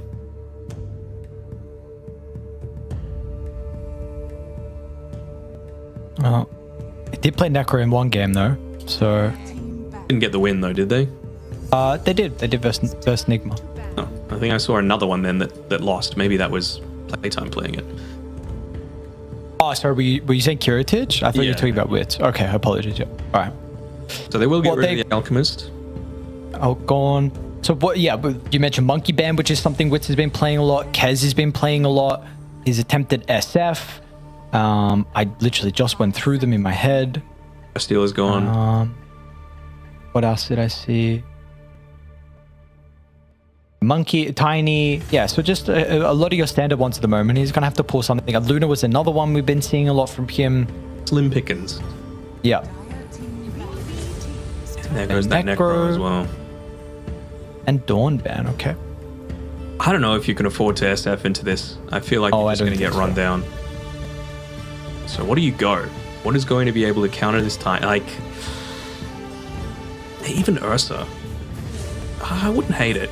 Just because a lot of your damage is going to be coming from the Fury swipes, as opposed to, you know, the raw physical damage coming through. Ooh, cool. Miera Magnus. Tira's rising in popularity. So one game yesterday for WS was playing it. Really didn't look good at all, but I know some other people have been experimenting. 10 seconds remaining. I'm on board with the Ursa. I think it could work. Might be kited out a little easily though. Wind Ranger running away. Gale Force, Skewer, toss away, roll away, swashbuckle away. Not exactly the easiest way to play this. So do you just go something that can't be kited as easily? But then again, they've got a lot of lockdowns, so even something like the Weaver, for example, is just going to get burst so easily. So that's why I wanted something like the Ursa that can have a nice time into the Magnus lane. Underlord. So is it a 1 Doom then? Seems like that's the case. Okay, don't hate it. They do have a lot of tanky boys, so percent damage on both the Doom and the Underlord is going to be nice in that regard. And, you know, just having a little bit of that extra crowd control is also going to be helpful as well off the back of the Pit of Malice. So I'm imagining that it's going to be around this, like, Aghanim Scepter timing for playtime that they're really looking to try and play around with. Of course, Dark Margot and Schofield looking to make a lot of those early rotations. El Misho trying to open up the map with just being annoying on the Enchantress. And Doom hanging back, farming, doing what Dooms do best, and then hopefully trying to impact with the Infernal Blade once it gets to the later stages. For BetBoom team, they've got a pretty decent amount of damage, right? Like, it's going to require one of the cores, though, to really get involved, at least until Kateomi has that Aghanim Shard for himself and is able to contribute towards pickoffs with the Chain Frost. You absolutely have one of those cores, though. You got one of the best ones in the Pangolier. I mean, this is a GPK Pango as well, one of his better heroes. Let's see how he's able to match up in the mid lane versus the Ember Spirit as well. We've seen sometimes the chains have been pretty frustrating for Pango specifically, but GPK is top 3 mid laners in regards to laning specifically. Yep. So yeah, I mean, this guy always destroys matchup, but this is Dark Margot. I mean, is there a better hero than Ember for Dark Margot? Oh, he's got a few specialties. He's got a few, but I mean, this is the problem. Like, everyone's got their specialties, but dude, Dark Margot Ember is, oh man, this is sure. It's he's got a great up there. Ember, but there's plenty of good Embers out there. I don't think there's many great mid Magnuses out there. You know, mid Marses out there compared to what Dark Margot is able to do, for example. Now, let us get underway. This is a very important series. I mean, for both, right? Really for both. But again, even though we look at playtime and see that they're 2-1, they're picking on the teams at the bottom. Reconics, Nigma getting victories, and then they lost 2-0 as well, 0-2 to Extreme, if I remember correctly. Yes, that's the case. So, BetBoom as well. 6-point game. This is the one that they need to win to be able to not only secure themselves another W, but to push one of their main competitors for auto qualification down a peg. Oh, this is a very interesting setup that we have from playtime. So the line drawn to wrap around the T1 tower, and they would eventually run into Kiritich. So this is always the cool stuff about kind of the level 1 players as well, that really this is preemptive and already planned before we kind of get in, especially with any prep that you've done against the teams. Hopefully the sound issue is resolved shortly for Kiritich. just trying to think of the timing that BetBoom are going to be looking to try and play around, right? Because, you know, with a pause 4 Wind Ranger, it's a lot more around like the Blink Dagger and things in that regard, you know? Like just getting that instant lockdown that I feel like, you know, it's probably like third item, Kiritich, that he's going to get into a Blink Dagger for himself after the Echo Saber, maybe a Shadow Blade, just for that extra, you know, a little bit of survivability, nice little attack speed boost for a Tiny in particular. Speaking of the Tiny, though, might get run into by this smoke coming through from Playtime to the south. What's the smoke durations looking like? It'll pop on both when they see him. Yeah, his smoke popped as well, but he's... it doesn't matter. He's running around. No cares. Yeah, no cares. Bounty's gonna get a 2 for 2. I'll return the favor. Schofield would be a bit of a pest to Katsuomi. They see him with that daytime vision. Might get a couple of cheeky right clicks off onto him maybe, but I mean, Tiny's getting played a whole lot these days, right? And for understandable reasons. The importance of the laning phase is really there. You want to make sure that you're contributing with your position 1. Incredibly rare to see the Battle Fury these days, but it doesn't have that permanent tree grab either anymore. There's a nice choreo snipe from Schofield. If he stuck around a little bit longer, he would have got the liches as well. He actually kept it at the tier 2 tower, so a region unfortunately for Kiritich early. We'll see how much that matters. See as well if Frank wants an early level in the pit. Seen it pretty regularly, like a 1-1 build, especially of a Rubik. Might even get it as well, considering you have a person with the stun 2 and the hoodwink. Could see it working. I mean, again, you're going up against a Tiny, right? So even level 1 has a pretty high amount of HP, so you're wanting those Firestorm hits to be as effective as possible to be able to burn him down. Might even just be necessary to be able to zone them away like this as Katsuomi gets caught with a Bushwhack plus the Firestorm there. Luckily for him, he's got a couple of Mangoes, plenty of Tangos, Fairy Fire to be able to play around, so should have enough regen to be able to just consistently help with a contest here. What do you think about this mag here? I feel okay with it. I mean, the thing is, it really felt like they were just needing... Perhaps they didn't even need more team fight, right? I think it might have just been they wanted to emphasize reposition and making these team fights a little bit more chaotic for BetBoom, right? They've already got the Toss, they've already got the Gale Force, so to be able to combo a lot of that panic together with a Blink Skewer really does cause a lot of havoc in a lot of these engagements. You're seeing his damage? What the hell is this? The 73 plus 15? Yeah, what the hell? He's got a power. I know, but it's perma uptime because of the self-use. This is very interesting. I'm braced with a bunch of stats. This is... He's got a Wraith Band coming out to him as well, just for a little bit of extra attack speed, some armor. Very interesting. Saw some people, Chasm Stone is like some interesting build. They go on mag. Sure. So AoE bonus. I mean, basically everything that you've got is AoE, so it makes a lot of sense.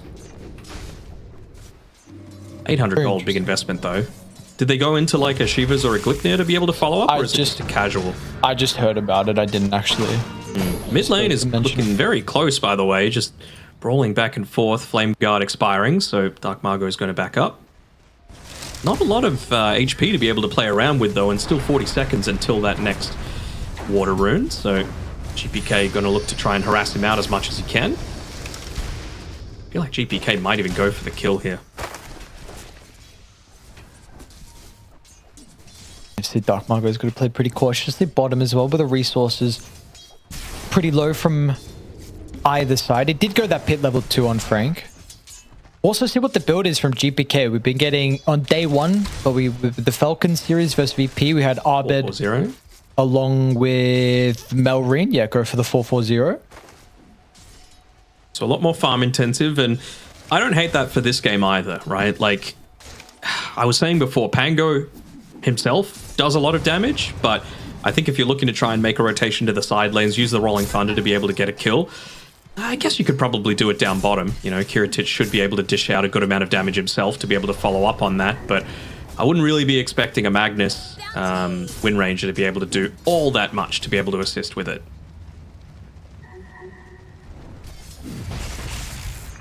So a bit more passive game for BetBoom.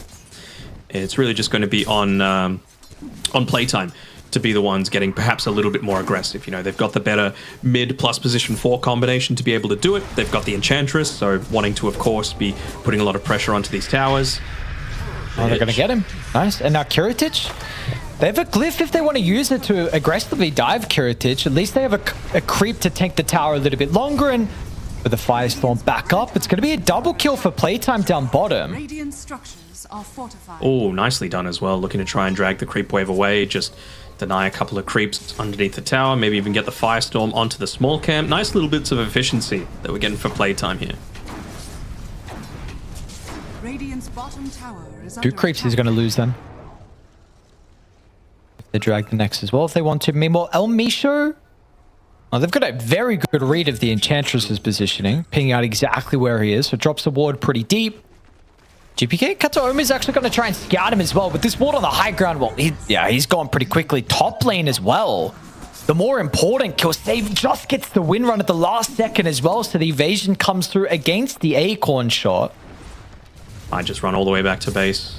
Not really too much point in popping the healing salve. Doesn't have mana to be able to consistently contribute to a lot of these team fights. And well, off the back of that, being the one to get the kill, almost be able to afford that Urn of Shadows. So nice little start for him there. I mean, we've talked about how good the percentage damage is going to be coming through from the Underlord and the Doom. Going back the other way, though, if the Wind Ranger did want to get into a Spirit Vessel of her own, it'd be very nice against these tankier POS 1 and 3 from Playtime. I just check, because I do remember one game that Bag played. It was Devi. He went for Helmdom, Treads, Blink, BKB, Chasm Stone. Game ended before he was able to get anything else. In a win? Radiant's No middle loss. tower I is see. under attack. Does that influence how you feel about the Chasm Stone? Oh, they lost in... Well, nah, no, not enough data. You know, they lost in 36 minutes. I think he got it like...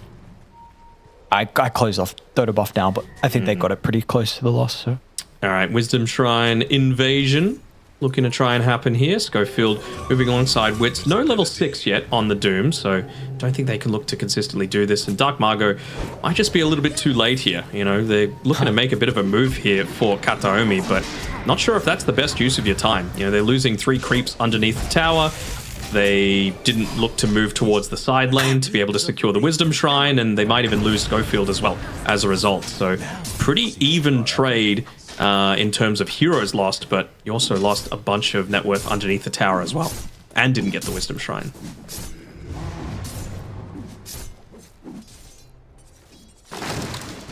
What are you hoping to see out of the Doom build this game? I know he's got double Midas queued up. So I like that. That's a good start. That's what I want to see from my carry Doom. Again, like, I really think he's just going to sit back and play a whole lot more of a passive game, let the rest of his team doing the majority of the work. So, oh, hold on. Dark Margot. Should be fine. Once he gets into that, I would say it's honestly pretty damn important to get him. Speaking of him, yeah. Really nice movement from him, and GPK knows it's absolutely dead. Bottom lane as well. Kiritich is also getting dived, so BetBoom putting some emphasis on securing the runes, but they don't do that, nor protect their carry or their mid laner, and Frank's going to be healed back up, so really nice sequence across the map from Playtime. So I think an early-ish Blink Dagger is going to be really impactful for purely the reason that we just saw. You know, if you're able to take out the Pangolier at the start of a lot of these fights, it just enables so much safety for the rest of your team. You know, it's going to be very rare that a Magnus is kind of like frontlining. You got to basically tank the RP a lot of the times, try and just outplay it with the Ember Spirit there, with a Sleight of Fist or a Remnant away after the fact. But if you're able to take out the Pangolier, then it's so much more of the team fight that you have to be able to just move around more effectively and make sure that you're not getting that big 2, 3, 4, 5-man RP coming off. I see, okay. Well, we'll see if that is going to be the choice from Wits or not. We do get... Radiance is pretty common nonetheless at the moment for the Doom. See if he goes that. I know we're getting some right click as well. I don't know if that's included in the Radiance build, if it's like Radiance into Harpoon or whatnot, or if it's the more, like you said, the Blink utility.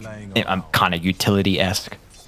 But I'd love to see that out of Wits, to be honest. I've always really liked that the carries ganking at the early power runes, especially when you have a big ultimate like he does.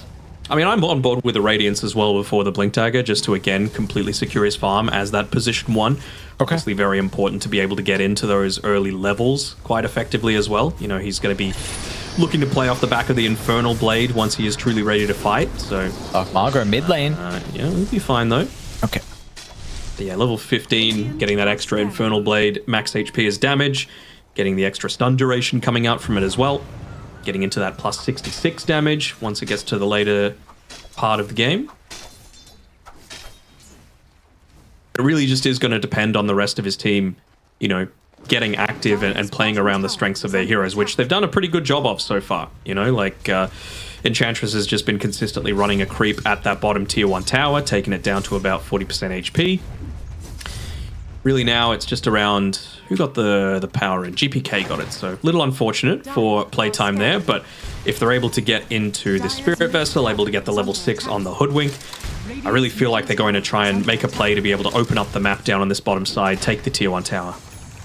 Maybe even double it up. You know, you can see El Misho putting himself in that mid lane as well, just trying to keep that siege creep alive for as long as possible, but unluckily for him, you've got GPK able to just completely annihilate the creep wave. Do you want to accept the rush from El Misho? Do you feel like they're lacking a little bit of control, or is it more utility that he can go for? I don't mind him going it, not even just for the control aspect. Just to be able to have 2 max enchanted creeps, I think is going to be a big impact for them. Just because who really is hitting towers on the team, right? I think it's still going to be his job to just try and create a lot of pressure all throughout the map, just off the back of a couple of creeps there. As he's doing right now. Like, GPK cannot leave this lane because he'll just lose the tower otherwise. He's using the Wild Ring Ripper to just push GPK back while still dealing a good amount of damage to this tower.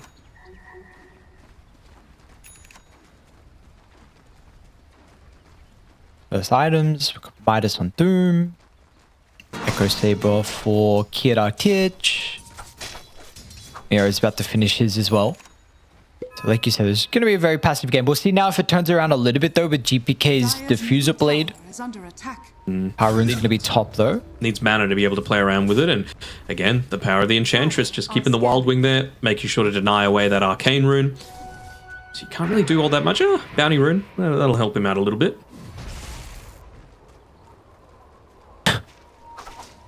Wilder. Oh, wow. Random tornado. A Frost Shield out against just a regular Wild Wing feels pretty good. Now here comes the smoke. Seeing what they're able to do with the level 6 that Hoodwink's picked up. Going an Atos, by the way, on Schofield. Don't hate that.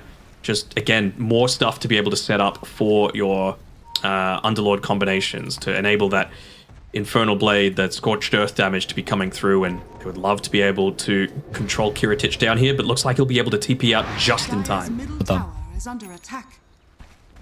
Bits is also I think he has made the read that they're potentially ganking him as well, hence why he wanted to leave. So looks like both carries at the correct time actually make the rotation, they avoid the gank, and let's see if they want to go back and defend the tower though on Dial, or do you just give it up? I think you give it up. You've already made this move, you don't have that real initiator. It's more important for them to, again, just potentially get a couple of lanes in the meantime, right? And, I mean, they would understand as well that with the amount of time that they've spent off the map, there's probably a decent amount of warding inside of their own jungle, which is absolutely correct. So basically, the position 1s are going to rotate to the opposite side of the map that they were playing on previously. I accept this offer. They're itching for a fight though. Which is continuing to play with the team. We got the power in up in 5 seconds. Radiant controlling this kind of top left side. Dire getting closer to them as well. Dark Margot not going to be able to get the shield room, but they will get a kill onto Katsomi. chucks up the Chain Frost, but doesn't bounce to anyone else. And now GPK wants to get in with the Rolling Thunder too, but Frank's not the easiest killing. They have to respect the potential now for Dai to look for the +1. Kiritich could be the Doom recipient, or it might not even be necessary. Just a casual Infernal Blade with the Spirit Vessel. They have a bunch of percent damage. GPK might be a bit more difficult for them. Oh, all right. Well, reveal himself? No, I don't know. Regardless, they will doom him. Not going to hesitate with this usage. So a third kill by the looks of it. Schofield might end up going down. So a constellation prize at best, but this fight is now transitioned the wisdom as well. From the power rune all the way to the wisdom. And yeah, I mean, this is a great sequence from Playtime. Yeah, got everything that they could have possibly wanted. Couple of core kills. Sure, you have to use the Doom for it, but you don't mind. They're going to be able to back off in time, secure both of those wisdom shrines, plus going for an Echo Saber, huh? On the Doom. Okay. Something you see all the time, but... Oh, there we go. Radiance. That's a lot better. is under attack. Just existing in a lot of these team fights is going to be so impactful for him. And especially when you've got Underlord going for the Crimson Guard. He's 900 gold away from finishing it. Had the pipe queued up previously, but maybe just not feeling all that concerned about the magic damage output that they've got at this stage, as Kataomi about to fall as well to Dark Margot. Another fails to It's a nice little start here for Playtime. You know, they've been superior at moving across the map. They've taken away an additional tier 1 tower. They've got probably the better scaling, at least for the early stages, with that Doom Devour, with the Hand of Midas. He's just got the Aghanim Shard delivered to himself as well, so double charge of it.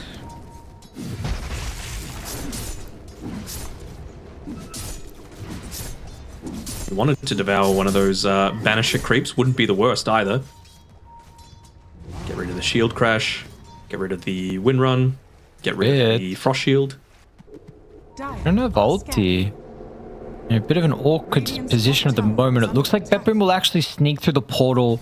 I thought maybe Kataomi might scout out the Doom and then Radiant could pivot over, but their read is that someone's still farming deep, and well, they will run into Frank eventually with him actually TPing back. It's a pretty difficult kill with 2k health and Vanguard. Yeah, Frank the tank is going to be hard to be able to take down here, not even just counting the Atrophy Aura as well, right? So it'd be hard for anyone to be able to take them out. The only limiting factor, I suppose, is Dark Margot's mana pool, but he's even got a bottle available for himself. They end up committing a lot onto El Misho to be able to take him down, but at the end of the day, just a pos 5. I did kind of have an idea the Pango was there, but I saw previously that he could run into Pango and just heal up. It was if he was by himself. This time, unfortunately, was a bit of a different story. Starting to...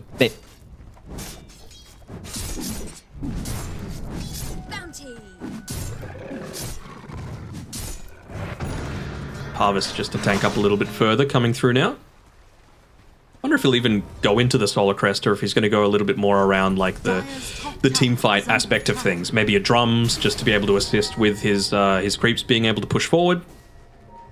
Take a little bit more of that map away. Again, enable a Doom with a Scorched Earth, with a Radiance coming relatively shortly. Could be a nice little tool for them. Reveal from Miera. Doesn't get the kill onto Schofield, or the skewer back at least. And now top lane, potential second death and a grow into El Misho.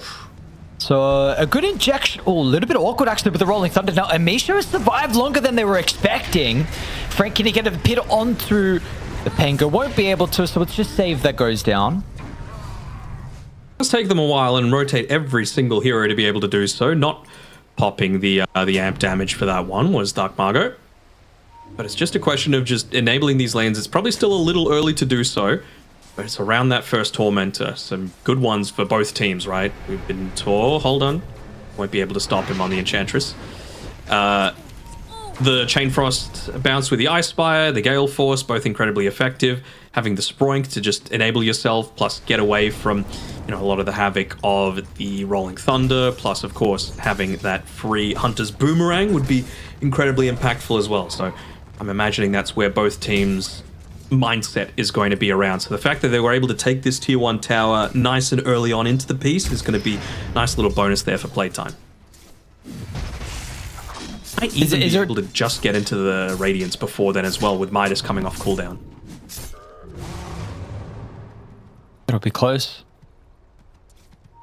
Is there a team that are favored in that spot, though? I know you mentioned about the T1 tower specifically, but what about just like with the heroes in general in a close area like that? Oh, you'd have to say it's BetBoom, right? Like Magnus, RP, Chain Frost, just being able to bounce around to absolutely got chained everything. up.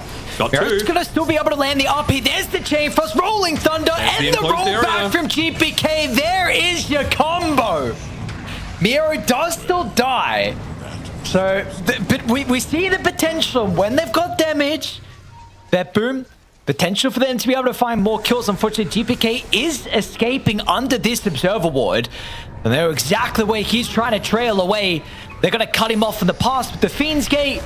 And surely they'll have to sharpshoot as well for the remaining damage. Now, Kiritich is thinking about entering, but with the Crimson activated, it's going to be too much damage mitigation. It's a great wombo combo for sure, as El Misho takes the Bounty Rune right in front of Dark Marco. But you used everything there. You used Chain Frost, RP, Rolling Thunder, and they used basically nothing on playtime, right? You've still got the Doom available. He was the only one that died, and you're right next to the Tormentor as well if you were wanting to claim that for your team. So it's a pretty big win, honestly, coming through, and it couldn't have been much more of an ideal initiation either, coming through from BetBoom there. It's only going to get worse, right? They're not going to have this massive power spike anytime soon, and in that time, Frank's going to have the Pipe of Insight completed. You're going to have that additional item on Dark Margo as well, and working into a BKB on Wits as well, so he might not even just get chained 100 to 0 either.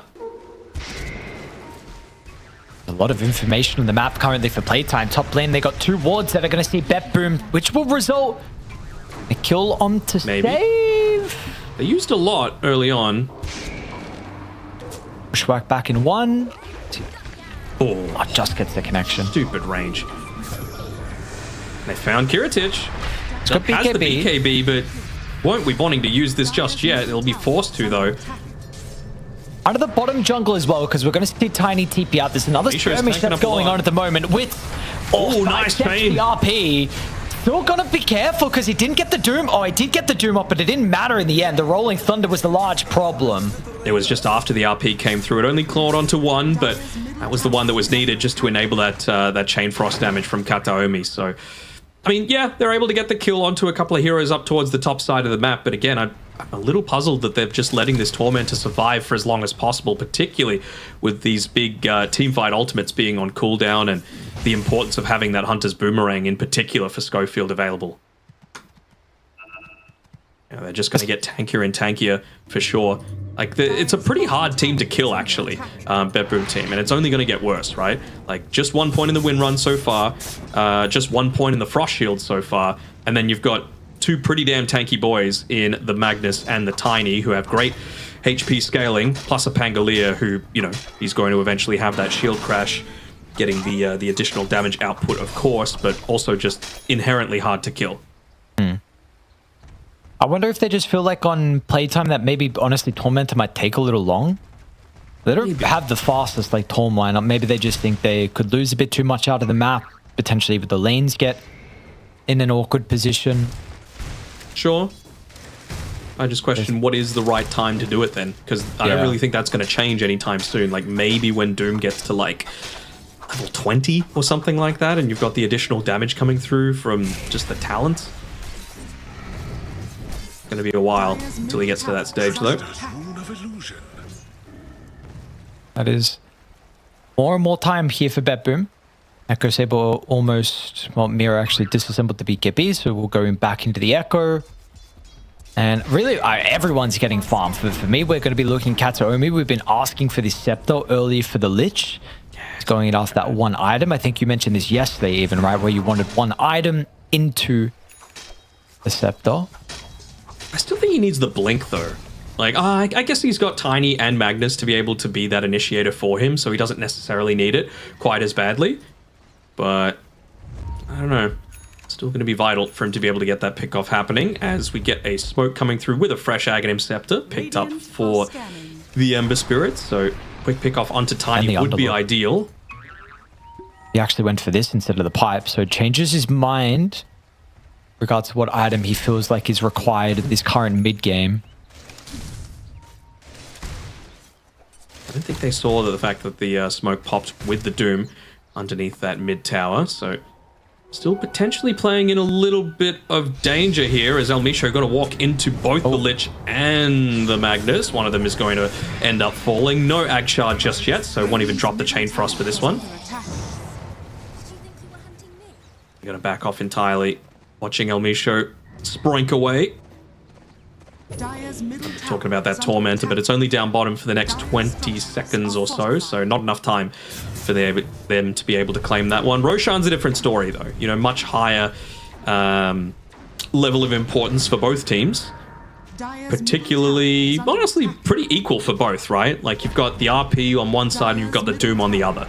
So Aegis completely changes things if you're able to pick that one up there. Gonna drop the RP onto the Underlord solo, but oh man, massive damage.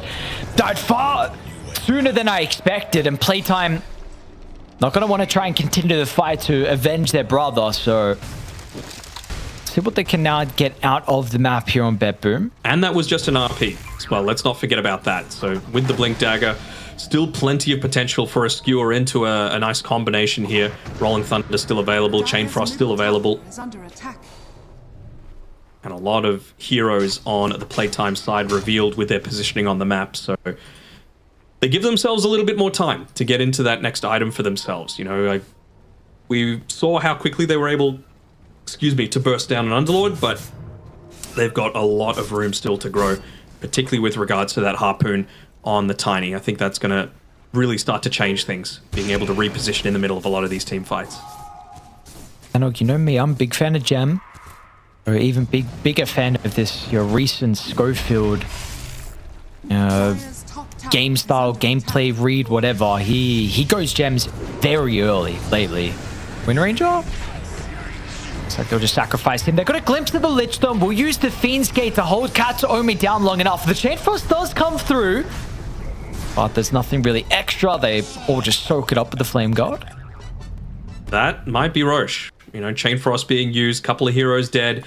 RP, I'm sure someone's keeping track of the cooldown, just 20 seconds away. Will they be able to do this one in time, though, is the real question. Wits showing up, even amp damage being popped just to make it more of a guarantee.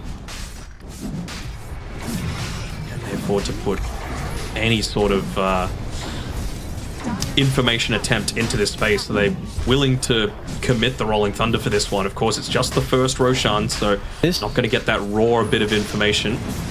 Almost. Miura gets a jump in, but they're timing it a little bit too late, but still, they're going to skewer over towards Kiritich. Can they win the team fight? Even without the Aegis, which tries to use the Doom. Dark Margot's the amp damage to be able to run down the Tiny. It's just going to be a 1v1 over towards the left. He's hoping that the AoE is enough. He's got a sentry as well to scout him out in the meantime. So it's a big kill onto the carry, but what have you got left now on playtime? I mean, Dark Margot, he'll have a second life. He picks up, actually it's Miero that gets the gem instead. So one life gone. What have we got afterwards? We've got a Gaze to start. A Shackles to follow.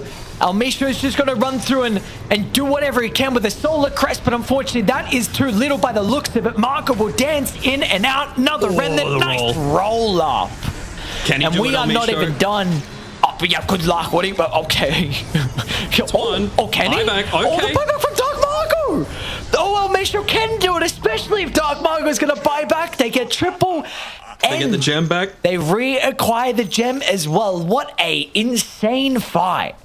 I mean, it was a great initiation coming through, but we've said it a million times, and I'll say it again, the difference of literally half a second. If he's able to get it into there just prior, you steal away the Aegis as well, you get a much more clean team fight coming through. Eventually, being able to use all of the spells to pretty good effectiveness, but been talking about how good Dark Margot is on this Ember Spirit. In the middle of 4 heroes, still able to get that triple kill there, reacquire the gem.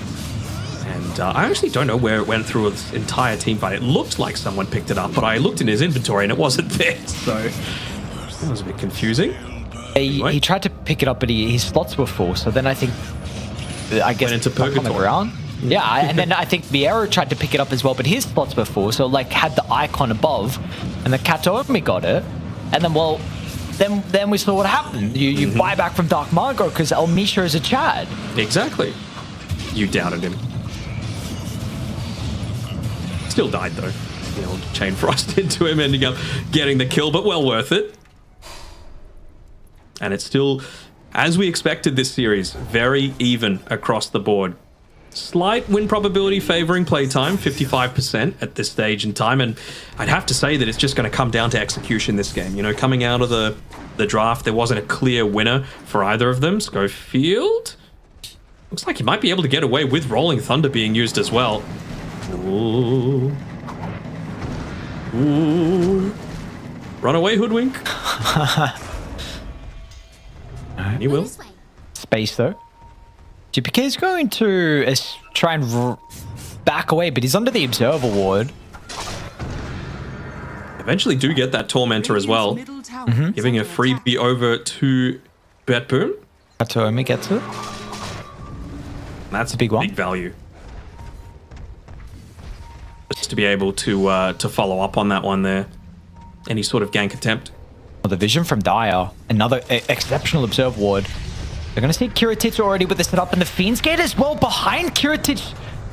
Will just BKB TP up, and now the supports, they're going to have larger problems. We'll radio cast this one for the moment. There's nothing too much going on, guys. You're just watching. It's just a lich. You know, yeah, it's just a lich. No big objectives. Smoke coming out pretty instantly after the fact, though. Trying to get some follow-up there.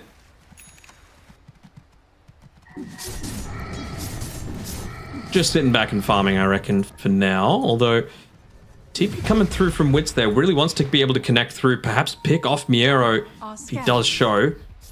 It's daytime, so Elmisha will be able to walk into him and spot him out. He's dead. BKB, they don't have anything to interrupt it. Radiant's top tower is under attack. How do you feel about the potential, though, from Dire with competing against the team fight that we've seen from Radiant? Because we've seen one fight, I mean, Roche almost went far better for BetBoom. It was very close until the buyback out of Ember. We've seen previously, like, bottom as well, that RP onto 2 inside the lane. Are we concerned about Dire's potential to actually team fight as the game goes on? No, because, like, could you have really had that much of a better engagement come through around the bottom Tormentor or around Roche? Like, literally, if you just took the Aegis, sure, half a second difference, but it was a 4-person RP into, like, 3 other spells, and they were still able, on playtime, to be able to get out on the positive end of it. Killed. Charging up the high ground, of course, he's going to have Dark Margot nearby as well. It's just a support battle at the moment by the looks of it, but over towards the left, that's where the real action is, but the toss, it's actually onto the core instead of Dark Margot, so maybe a potential to chain control the Ember and get a far bigger kill, but he's able to get away. In the end, it's just a Lich that goes down. Yeah, and it's only the Chain Frost that's used, I guess, as well, right? Sharpshooter, I'm not really counting that as an ultimate. The cooldown is low enough that it's not really a factor, and, well, you're starting to really build up to these other items. So the thing that I was just about to touch on before that gank attempt is, right, everything's gone perfect for BetBoom, right? And they're still either breaking even or it's going slightly in favor of playtime, sure, with a buyback investment. But they're going to get tankier. They're going to get a whole lot harder to kill.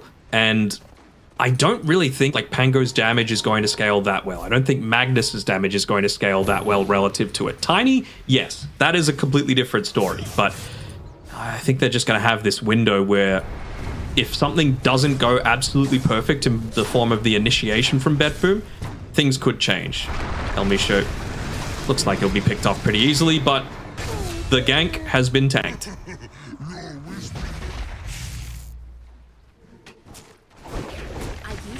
Dire's bottom tower is under attack. Is this... Dire's structures are I mean, I know Wits has got 4 deaths, but, like, is this a little concerning when you see this Doom hero and you go Agshard very early, Midas first, and you only have this net worth? Yeah, maybe a little bit, but you can just see from his item build now, he's ready to go. He's got the Blink Dagger available. Maybe just waiting for the Enchantress to show up. Maybe wait for the Vlad's offering as well, because, you know, even more of that sustain in the middle of these team fights is going to be so impactful. No real other big items to come through from the rest of the boys. Your Scepter, Rod of Atos picked up. Is that a... No Ag Shard yet for Schofield. Just an Observer Ward for now. But you almost have to wonder, like, is it even worth going for the gank attempt right now on Wits, right? With all things, kills are great. You always want to be able to get kills, but it's about what you can get off the back of that. They've already taken all the tier 1 towers. Tier 2, a lot harder to be able to obtain. No Tormentor, no Roshan up for at least half a minute. So for me, they're going to hang back for at least the next minute or so, wait for Roshan to be able to come back up, and then look to gather around that sort of area, find a smoke, find that quick pick off, and then hopefully use that to be able to really regain control over this game.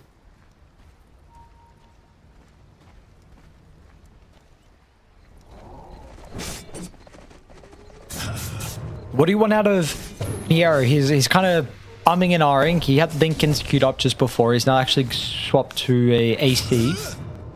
Honestly, I'm pretty on board with the Lincolns. Like, AC, I get it.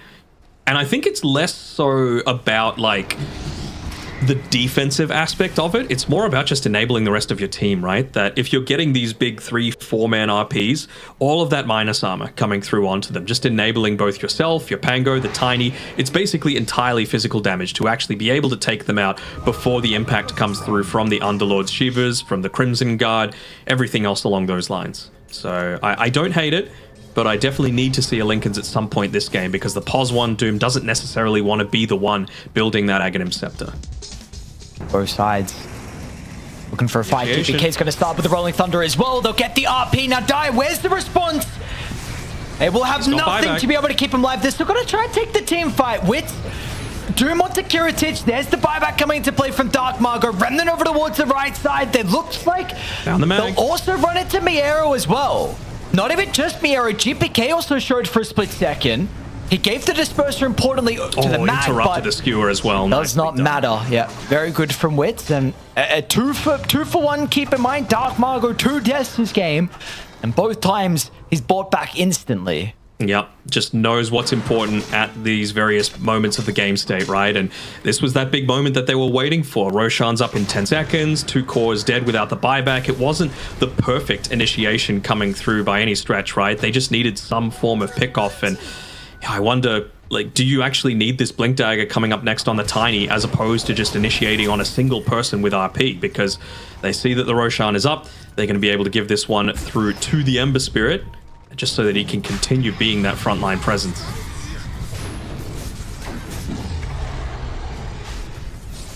All right, well, they get the big prize here. Everything they were wanting for playtime.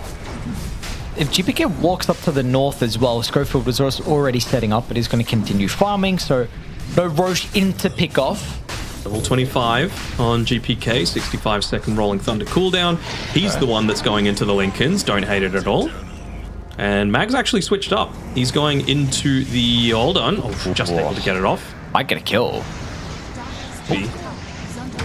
Is he going to stick around for it now, though? Maybe. Is he dead? Probably. Oh, he didn't. Okay. No, he chuckled a How little does he bit. not die? I don't know. That's a bit of a blunder. But anyway, it would have gone from, like, good to amazing for them, so it's still a good game state right now for playtime. The thing is, kind of touching on the point that I was saying before about, you know, needing someone other than the Magnus with the RP to be the ones initiating. That's why I don't hate this Aghanim Scepter that he's changed it up to instead of the Lincolns and instead of the AC. You know, you can just afford to use the Horn Toss instead to be able to start things off and then, you know, save the secondary initiation for that RP. Sure. It's also potentially like you just gave up ages and you know more than likely this is one to crack high ground. I know there's still T2 towers regardless and they have a 2k lead on Radiant, but there is a big advantage, right? Where you can try and break the formation with that, with the Horn Toss and with the Skewer. So also potential thought there too from Miero. But a Doom Heart. All right. Doom Heart man right there. Nearly into the Octarine, I believe, for Dark Margot as well. So no rush for them. They don't need to make a play before he gets to that point. He's built himself up to level 25. we'll have that additional cooldown reduction coming through. Still no gem from Radiant. Okay, well, there you go.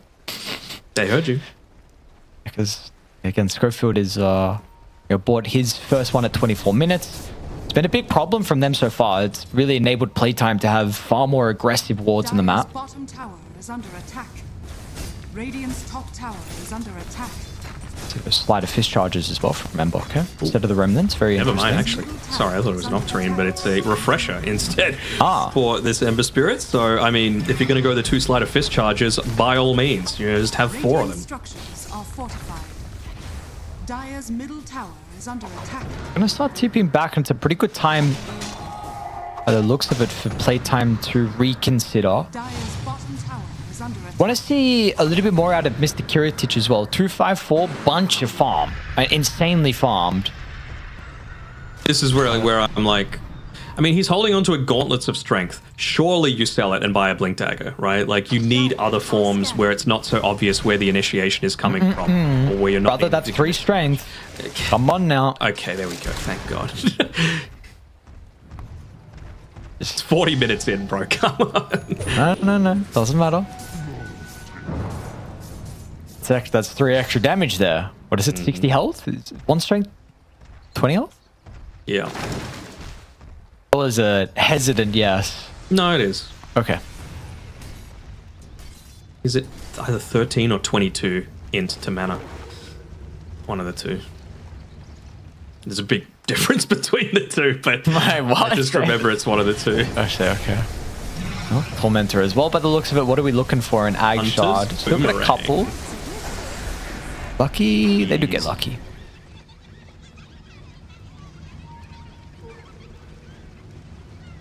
Still waiting for that combo again. We've seen some glimpses of it for BetBoom. They're going to have to try and take the fight into the Aegis, though. It's a hell of a way to be able to counter this Going big in with ultimate they have. GPK. GPK is going to start with the Rolling Thunder to try and give them a little bit of information. He jumps over Wit. They'll still be able to run into Schofield nonetheless, however. Doom does doesn't come die. out, and What? Tiny instantly BKB out. So, I mean, Kiritich says goodbye. Is that enough for this fight? It looks like the rest of BetBoom also are looking to just cut their losses at 1. That was even a perfect use of the Lotus Orb there from the Wind Ranger. They reflected the Doom, but still not going to be good enough to be able to get them the W. So not only do they lose the Lich, they use the Chain Frost, they use the Rolling Thunder. They don't die on anyone, maintain the Aegis. It's more and more wins going in favor of Playtime here, and they've still got plenty of potential to be able to make the plays. 20 seconds left on that Aegis. Wonder if, is he going to swap in the refresher now? Is he going to do it after the Aegis is expiring? Going for a bit of a deep dive. I think going for a bit of a safer route, though, is Dark Margot, particularly because he still doesn't have that buyback available for the next 2 minutes.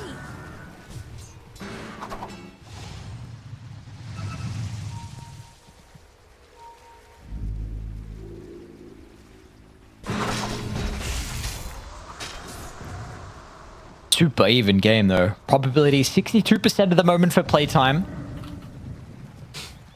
Seeing they've And an been... assault Cuirass on El Misho, by the way. Oh, wow. Sure. Why not? Yep. Nice way to be able to protect your team, I suppose, when they, if they do get one of those big teamfight ultis off. Scythe of Ice coming next for Schofield, still a ways away. But now that the Aeon Disc is back off cooldown, wouldn't surprise me to see them go for another gank attempt here, but really feel like that's what BetBoom are thinking of as well. Nullify the next purchase for the Pangolier. Really, I think that they're tired of this Aeon Disc, this Crimson Guard, this Solar Crest, hell, even just the Flame Guard surviving through a lot of these team fights. Do you think this... Because there's another hard on die. Underlord just completed his hard. So it kind of feels like there's this read where they're just trying to survive through the combo on Radiant. Yep. Do you think they actually can, though, or is it still too much damage? I think if it's perfect, like if there's no one that's able to get off any spells, it's enough damage. You know, Tiny is pretty huge at this point, especially if he gets a couple of crits there with the Daedalus. It just matters that they're not fully grouping up to be able to get 4 men RP. He's got the Granite Aura as well for the Doom, so extra health Found Pit's one. going to be able to hold Miero, but he does get the pike up at the Taking the high Doom ground. off. Meanwhile, as well, but the Doom, they're doing their best to control the Ember, but Dark Margot chains up. It's a nice RP's chain going to be frost. laid down as well. GPK with the U-turn, gets to bounce back. Down goes Margot. Got the buyback, We've though. seen he's commit to buybacks previously with BetBoom. They need to respect this. This time the buyback doesn't look as clean from Dark Margot until they also combine with Wits under the tier 2 tower. Both supports will surely die. Margot even refreshes. I mean, Because thinking as of a result, GTK? Katomi out of the base. We're going to watch him be solo killed from Wits at the moment. Meanwhile, Miero does find Dark Margot. 3 more remnants, though. This guy's okay. He's a lover of the mid-game buybacks. Every single one of his deaths so far has resulted in an immediate buyback afterwards, and well, I think they're going to be happy enough with that one. They don't have the RP for the next 70 seconds. Still need to be mindful of the Horns toss, Miero. and there it is. There we go. Back straight away into the Rolling Thunder as well. Die, what are you going to be able to do? Is the health enough coming through from the heart? Vestal's out. Double just want the buybacks from the multi-shot. supports. The glyph as well for the multi-shot. Whatever they can possibly do to get a little bit of extra damage. Margot's in. But the gas, it has run out. The tank is empty. They got no spells. So it is purely just up to Kiritich and his right clicks and a good old sack of the life from El Misho. Boys, get out. I'll make some space, and he does just that. That's 3 buybacks from BetBoom. Yep. For just a buyback on the Ember Spirit. You end up losing your tier 2 towers. Looking a pretty good spot for playtime right now. And again, you just see how hard it is for them to be able to... Like, the spellcasting was pretty damn on point, right? Perfect Chain Frost coming through here from Kataomi, bouncing around between the Ice Spire, plus the 2 that get RP together. Rolling Thunder in over the top of it. Just gets the kill onto the Ember Spirit there, but then they've just run out of gas. You know, he comes back in, really no opposition for him to be able to just walk on in, and all the while the Tiny was dying, right? So this is what it means to just have this many tanky heroes, so hard to kill. And honestly, both teams are pretty difficult to kill, but the damage output that's coming from that percentage damage is just being a little bit too overwhelming at this stage. Has Save had this vessel for the whole game? He did have an urn really early on. I don't know when he bought the vessel. Okay. I don't whether I... Yeah, he may Whether have it's a had it. response to the... Yeah, that's what tankiness. I was trying to work out, but I honestly could not remember if he's had it or not. Regardless, though. Bloodstone now for Mr. Dark Margot. 12, 3, and 12 here. 5k net worth lead. Let's see what they want to do. How would you play this on Die? Because there is a bit of a window where, I was going to say, the Ember buyback will be up beforehand, but we've got far more important objectives where you cannot wait for. Roche up in 40. Good question, to be honest. I think it's all around just making sure that your observer wards stay protected. You can't be giving these ones up for free. I still think they should feel relatively confident in taking these team fights. Maybe just putting a little bit more emphasis on protecting Dark Margot in these team fights. You know, Hero's you can't fishing. Thought with the Glimmer was pushing forward. do see... I don't know if they did see, actually. Oh, that observer ward from BetBoom is just out of range to be able to spot out the enemy observer. Up in 5 seconds is Roshan, going to be staying on that side of the river for the next 2 minutes or so. And I mean, it's important for them to be able to fight around this this Roshan, right? Because 1, it's not going to roar for them. 2, it's got the refresher shard when you're so ulti focused. I'm just, they really feels like they need this Vladimir's offering on the Wind Ranger just to give them that extra little bit of damage. The fish, they find one. Not bad a pick. Really not bad. You'll take anyone you can get, but Wits is going to be too quick. RP on Wits. to counteract, but once Look at again, the it just damage. doesn't look like it's enough. Margot. Remnant left, right, center, top, down, Dark Margot. What more can you do? He's still got what 4 a remnants. stellar performance from the Ember Spirit. That's just game. Yep. Oh my. Yeah, all those buybacks expanded. Dark Margot, take a bow. Like, he just never got close to running out of remnants there because he was just getting kills constantly. Playtime with a much needed victory to really stamp their authority on this series. And the thing is, you can't really fault that much about how BetBoom played the first, 4, 5 team fights of that game. They landed everything pretty damn well, but all it took was just time, basically, to enable Dark Margot to really feel the comfort there, to be able to dish out that 52k damage and to just get tanky enough on Wit, on Frank, to be able to survive through it all. So execution can only take you so far. And what an insane performance in Dark Margot. Oh my. I mean, that is a hell of a performance. What do you think about the itemization from Playtime? What happened here? Because we saw that it really did seem like even some fights, the last one, it seemed like it was still fine for BetBoom, where you're in a close area where surely like the Chain Frost would be able to work, the cleave from the Tiny, the Rolling Thunder, the cleave from the Mag. And that was on an Enchantress, by the way, and they barely killed her. Like, that's the crazy part of it all. You know, they just dropped absolutely everything. They wanted to get any sort of kill just to try and put things in their favor, but it never paid off. And you have to wonder, like, how much of this is off the back of, you know, just an individual moment of brilliance by Dark Margot, eventually because they weren't able to get these, like, 4 or 5 man RPs. As long as Dark Margot is not caught in the middle of it, he's getting a Sleight Fist off with that Mage Slayer as well. So there's some damage reduction coming through from that aspect as well. Okay. So, you know, they tried their best to be able to buff up their damage as much as possible, whether it be from the Empower, whether it be from, you know, attempting to eventually go into that Vladimir's Offering on BetBoom, but then you have a lot of this damage reduction coming back the other way. The defensive AC, the Yule Scepters, the Solar Crests, the Crimson Guard, the Mage Slayer, all of it just combining together to be just tanky enough to be able to survive through the initial onslaught. And then once the ultis are used and you don't get a kill on any one of significant value, you just see what happens. A very quick GG after the fact. Yeah, absolutely. So off the back of itemization, but also well and truly off the back of how they played that game from Playtime. So this is just game one, though, so I don't want to get too ahead of myself here, but this is absolutely the showing that is necessary from them, the test that we were looking for against, again, the recent champions at PG of Wallachia. So 1 game up. Let's see if they're going to be able to come out on top. You know, GPK as well with the ego. He is fuming right now. He got styled on by the opposite mid laner. He wants to show that he can be that person. So for me, is going to be out on him if GPK can pull out a hell of a performance or not. But for us, we're going to break. When we come back, we've got more action here for Dream League. See you guys soon.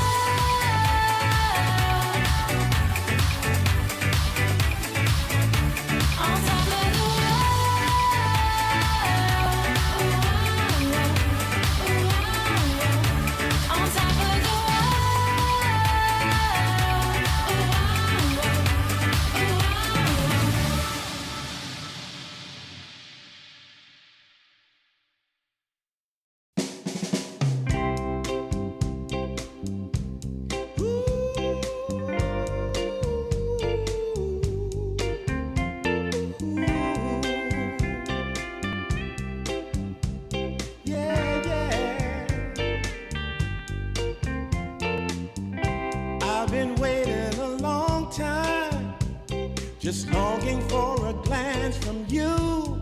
Yeah, a chance to look in those big brown eyes. No telling what my heart would do.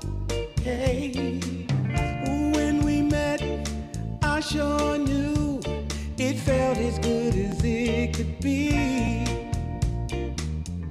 In that moment, though it felt so good, I wondered why you noticed me.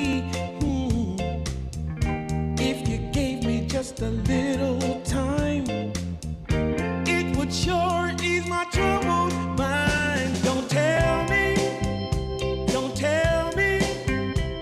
that you don't feel the same inside. Don't tell me. These are feelings that I ought to hide. I don't care where you came from. Just tell me where you wanna go. If there's a chance to be together, that's all I really need to know. Is it real or make believe that keeps me thinking of you? If you've got time to walk with me, I'll show you how my heart is true. And here I stand waiting for you. Tell me, baby, what I gotta do. Don't tell me that you don't feel the same inside. Don't tell me. These are feelings that I ought to hide. Don't tell me that you don't feel the same inside. Don't tell me. These are feelings that I ought to hide.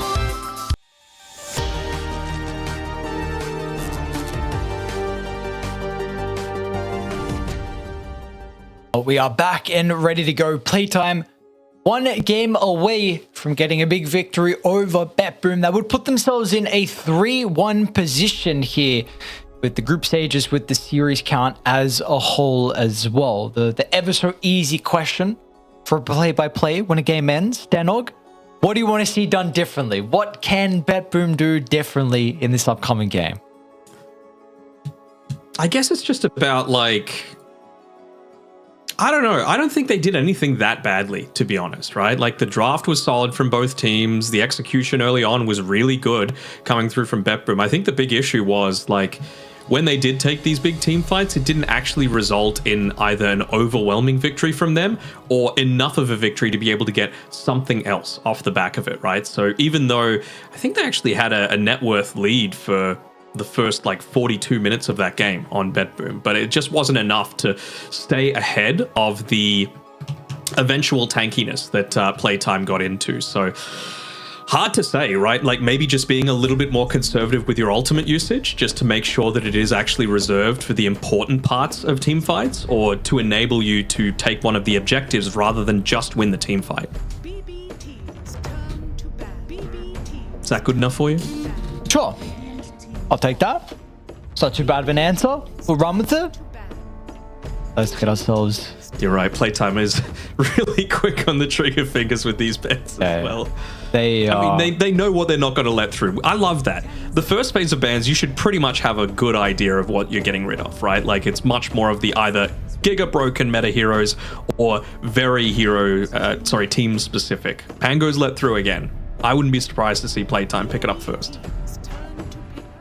Nope. Okay. Pangolier. Kez. Okay. That was a fast puck ban. Good God. That is so quick. It doesn't give me time to think, bro. Come on. I mean, we talked about BetBoom lacking in damage. I think the Kez is going to be able to solve this one.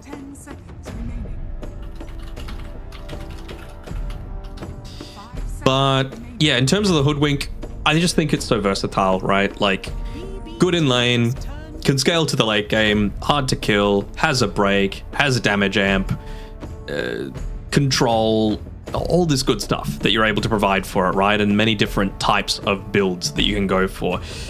BetBoom, does GBK play the mid Kez? I think he does a little bit. I'm not as big a fan of the 4-win ranger though. I think there is a lot of limitations to it relative to what, for example, a Hoodwink or hell, even a Rubik would be able to provide. But of course, PlayTime, with picking the Hoodwink, taking away the Rubik, doesn't really give you as many options for Save to be able to pick up. I kind of want Save to go back to like, what made him unique, you know? Like, sure, Wind Ranger 4, not a lot of people are picking it, but where's the 4 Coddle? You know, where's the Save Coddle? That's the sort of stuff I want to see.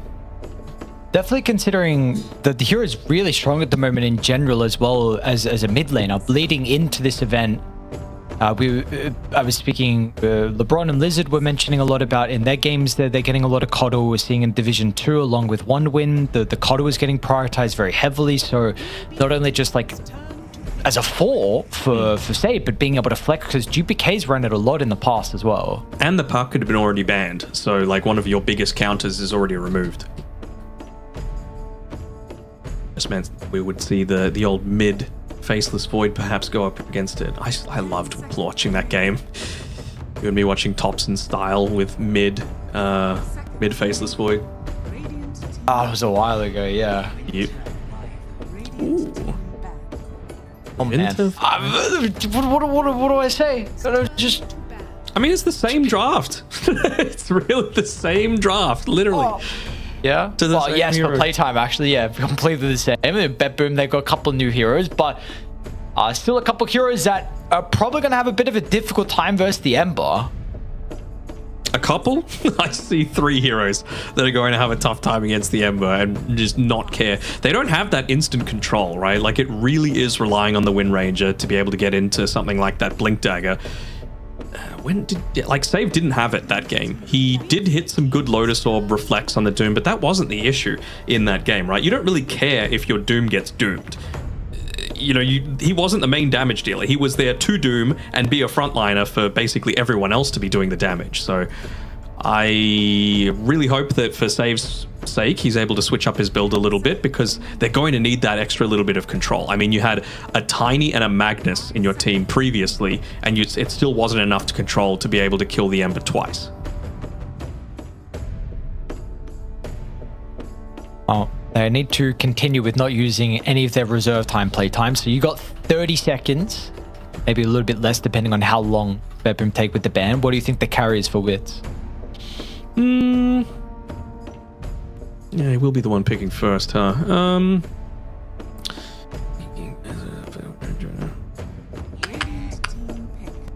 I'd be fine with a Tiny for him. Yeah, I was going to bring that up as well, because I think earlier I was actually pretty impressed by Tiny late game versus Kez. Even just, you don't really care that much about Wyvern. You've got the burst damage. You've got the burst damage to kill Pango before he's able to roll, before the Wind Ranger's able to run away. I like it. There is maybe like some weird mid-game. I mean, you're going to have BKB, but with the Arctic Burn and potential Vessel from Wind Ranger, maybe the percent damage could be a bit frustrating. Sure. I don't. You're going to go BKB though, so exactly. I don't think that's too big of a concern. I mean, we saw him go that Giga farming build, right? Midas into Radiance into Agshard. So like, he's no stranger to just sitting back and getting his farm. So I'm totally on board with this Tiny. Doom, they've banded out themselves, so they've kind of gimped themselves a little bit here with a lack of percentage damage. Well, I mean, again, we mentioned. Do you see a better mid laner? We got to work that out. Do you see a better mid laner, or are you happy putting Pango there? The only thing I'm considering is, do you go mid-Wyvern and just have that permanent percentage damage? But not exactly the easiest time against the Ember Spirit, and you would throw the Pango into the off lane, which Miro can do. I'm just wondering if this is something that GPK would be wanting to do. Okay, so off lane is that you were suggesting? Off laner, or maybe like if Pango still went into the off lane, could they get away with a Necro? Snapfire, okay. That's... Yeah, okay, I believe you. I believe you. Back in the day, this was like the answer to the Ember Spirit. So these days, it's much more about just get up in their face, though. And I get how important it is, and you are able to dish out a crazy high amount of damage. But I still feel like you're kind of squishy, no? Like, if you are buying, like, is it first or second item Blink Dagger that people go? I've seen, like, Treads, Blink Dagger, Kaya Sanj is the builder, at the very least Kaya into like Scythe of Vice and other things that the mid Snapfires have been going. I can't remember, to be honest. I covered one BZM play it recently, like a week ago, but I can't really remember what the build was. It's definitely Blink Dagger second that's being picked up here, so interested to see what GPK is going to go this time around. But we always love to see something a little bit differently. It does mean that they really need to be leaning on that early game a lot more, you know, because Snapfire will fall off towards the later stages of the game. Tiny will get big towards the later stage. We've seen what Dark Margo can do. We can see what Frank can do on his Underlord. Have they got a good enough lane against this Underlord to just absolutely crush him? Not so sure, right? Like, Winter Wyvern is okay in lane, especially against a beefy boy like the Underlord with the Arctic Burn there, just multiple hits of it, but I don't think it's good enough. Yeah, we'll see. We've been seeing a lot of teams, at least with the offlaners they've been banning. Your Tide has been a consistent one when Kez has been getting played, but I've seen a couple games with Underlord, but I'm still unsure of how this matchup really goes, though, because I've also heard people say that Kez is like pretty good versus melee heroes. There are also some weird ones, not weird ones, but there are also some ones he really struggles against. So I need to, like, I've wanted to see this matchup a little bit more, just because I don't know whether it's like ban worthy or not. So let us see how Frank Tank will go on the Underlord once again. Not as great of a like parry game for the Kez though, at least, right? Like we've seen good people go up against it as the Muerta, for example, and you know that parry is very good to just enable your survivability a whole lot more. Not so much the case going up against, you know, an Underlord, a Tiny, these sorts of heroes.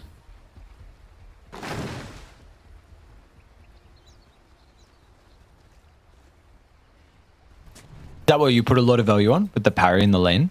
I mean, not even just for the lane. I'm talking about for the game itself, right? Because yes, you can kind of put yourself out there and be the one leading a lot of the engagements, but if it does get to the super late game, you can be kind of squishy on that Kez if you don't have that parry aspect there. Sure. Okay. Maybe you do get burst down before you're able to pop anything, just off the back of a tiny, and I guess they don't have a ton of stuns, right? They've got a lot of roots on their team, but outside of the bushwhack and the tiny toss, there's not a lot actually locking down the Kez. Well, let's see how Kiritich is able to perform on his Kez. See how Playtime able to go as well. Of course, a very, very similar draft for them. 4 out of the 5 heroes. Wits is on his comfort carry. Nonetheless, really mid is that thing. I mean, I closed the last game out by saying GPK was wanting to definitely impress, considering how he saw Dark Margot styling. So he's gone for a bit better of a matchup, he believes. But it concerns that if you don't win the lane heavy enough, then what is the large reason of picking it? Sure, with some of the Mortimer Kisses, team fight prowess and synergy, but yeah, I feel like he's got to do pretty well in this lane. And I think people are going like 3-2-0-1, right, on the Snapfire these days, so not really going to be harassing with a little shredder quite as much. It's really just about enabling that scatter blast for your burst damage as much as possible, and eventually it's going to get to the point where, once Dark Margot has a few points in the Sleight of Fist, might even be able to dodge out some of those scatter blasts there. So it really does come down to the individual skill once this laning stage gets to its later parts.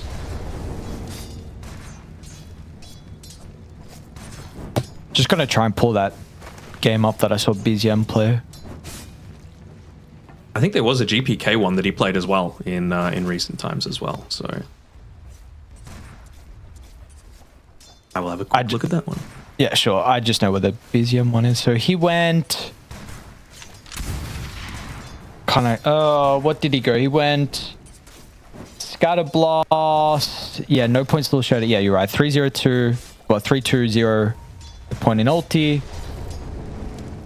Doesn't show what the early game build was. It's game went too late. That's all right. So the way GPK does it is pretty similar to what he's already got in his quickbuy right now. I think he's actually got a soul ring, so maybe he just wants to be a tiny bit more farm intensive, at least in the early game.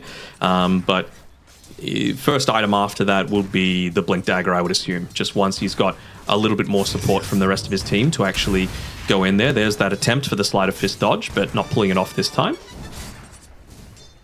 I think it was Kaya Sanj into an E-Blade into a Scythe of Vice here.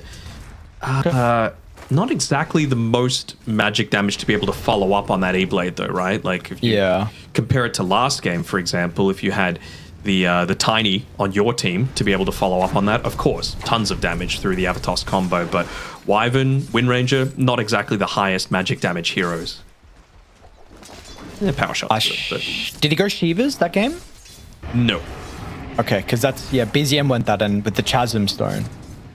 Definitely something to look at. There's some crazy stuff going on mid, though. Man, that Scatter Blast does so much damage. That Boomstick innate ability. Changed it from the, I forget what it was called, like the Misfire or the, whatever it used to be. No, the Ricochet was the Facet. Well, Kiritich actually slows him down, but still able to get the kill. Thought it was going to be enough. Schofield found a right click from afar. They get the trade, or get the victory, I should say, the win out of the Lotus. Found the word. There you go. I missed my my long range. I think it was. God, how have I forgotten? I played so much Snapfire. The long range Scatter Blast was my favorite. Bore? Was there something full? Full bore. Yeah, you're right. Yeah. And I did not touch Snapfire at all. He's 21-9, and Schofield's just going to sit in front of his tower. Sure. There's a random Boglet here too. They dive him with the Arm of the Deep and stun. What does it do? Get him, Boglet, go. Oh, you're going to feed him gold. Oh, here they come. Oh, Misho's here, but there's also a Wyvern on the left. Might be enough for them to just be able to deny away these water runes. But Schofield might be in a little bit of trouble because of that. cookie. Scatter Blast. Thank you very Tip him. much. Tip him. Meanwhile, on the bottom side, Wit's a little low here, getting the nice use there from Miero to be able to get that extra hit from the swashbuckle moving on through him. Might even be able to clean up El Micho here, who doesn't have the Nature's Attendants for this next little bit. Might be forced to push someone back there or push himself forward. Never mind. Nice patience there from Miero. So again, you can never fault BetBoom for their mechanical skill coming through. Yeah, I mean, we're starting to see this game specifically with the always one of the biggest characteristics that your BetBoom have been attributed to is their laning potential. I mean, top is 29-19 compared to the 16-1, so the Underlord's very much struggling at the moment. We just saw a nice little kill, and of course GPK's bodying mid. Miero now with a double, so this is everything you're hoping for. This with the previous loss that we saw, so they're putting themselves in a good position. Indeed. Looks like you're wanting to buy up into the early urn on Dark Margot.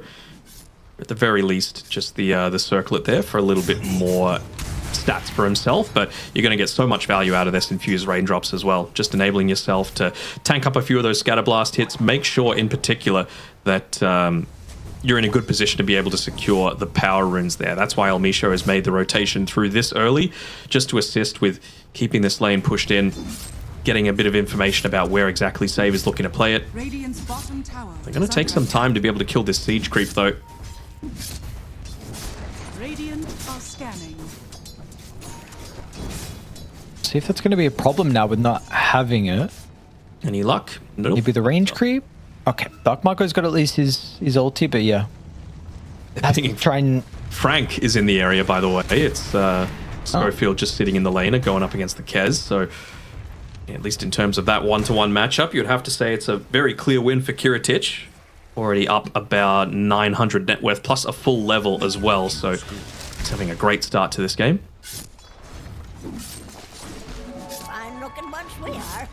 It's going to be the classic Mage Slayer into the Deso. Yeah, again on day one when we saw Pure play the Kez, for a little bit he had the Battle Fury queued up. But we have not seen anyone else really diverge too far away from this build Battle at the Fury moment. Meepo. Yeah, no Battle Fury Meepo as well, unfortunately. Don't know if the other streams are getting Meepos or not. I also don't know what happened with Schofield's stack. The creeps just de-aggroed for some reason, but you know, it happens sometimes. 1-for-1 with the wisdom. Got a mind of their own. Alright, Yeah. I'm expecting this to continue being pretty chill, right? Again, they'll gladly take a couple of kills if they look to try and overextend there on playtime to be able to counter BetBoom, but actually top side, this should be a pretty easy kill for onto Schofield. Should be. Heritage actually didn't get a lot of health back, but no one else is here. Alright. This is I wanted to see, because we were speaking about the Meepo, if it's been drafted. There's a lot of heroes in general. Oh, never mind. There's a bunch of unpicked heroes. Okay. Scrap that. I was only going to say there's like 6 unpicked heroes so far, but no, there's 42 actually. I just thought, because they all had zeros, but it was coming up in the tally because some of them have been banned out. And yeah. Alright.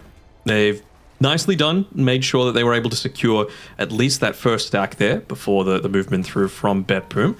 Just making sure to try and steal away as much of this as possible, accelerate GPK's net worth. He's going into the Atos next. Okay, so you were mentioning before the Chasm Stone. So a natural build-up into the Glypnir off the back of that as well, just to increase the AoE of it. Nice cut of the wave as well by Dark Margot, really preventing GPK from doing anything.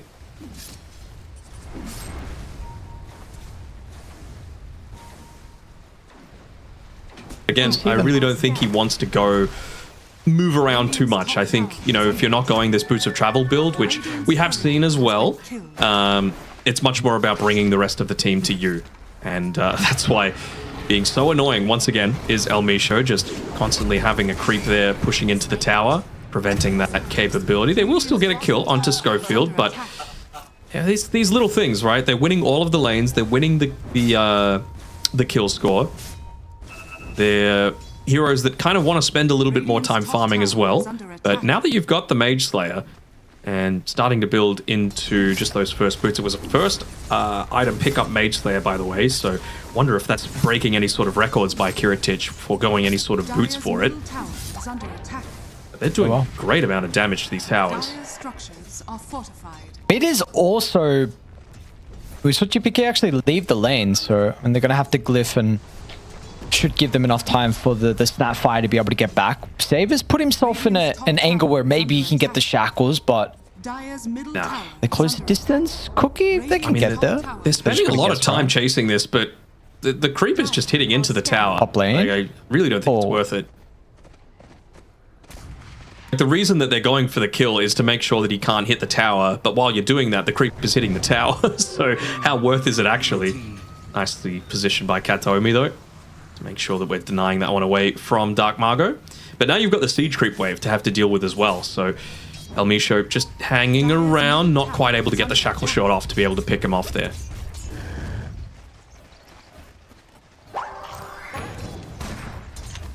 Got to be concerned about this early game though. This is Miero's got he went Mage Slayer first as well before the boots, so Actually going to deny their mid tier 1 tower, just not wanting to give them an injection of gold, I suppose.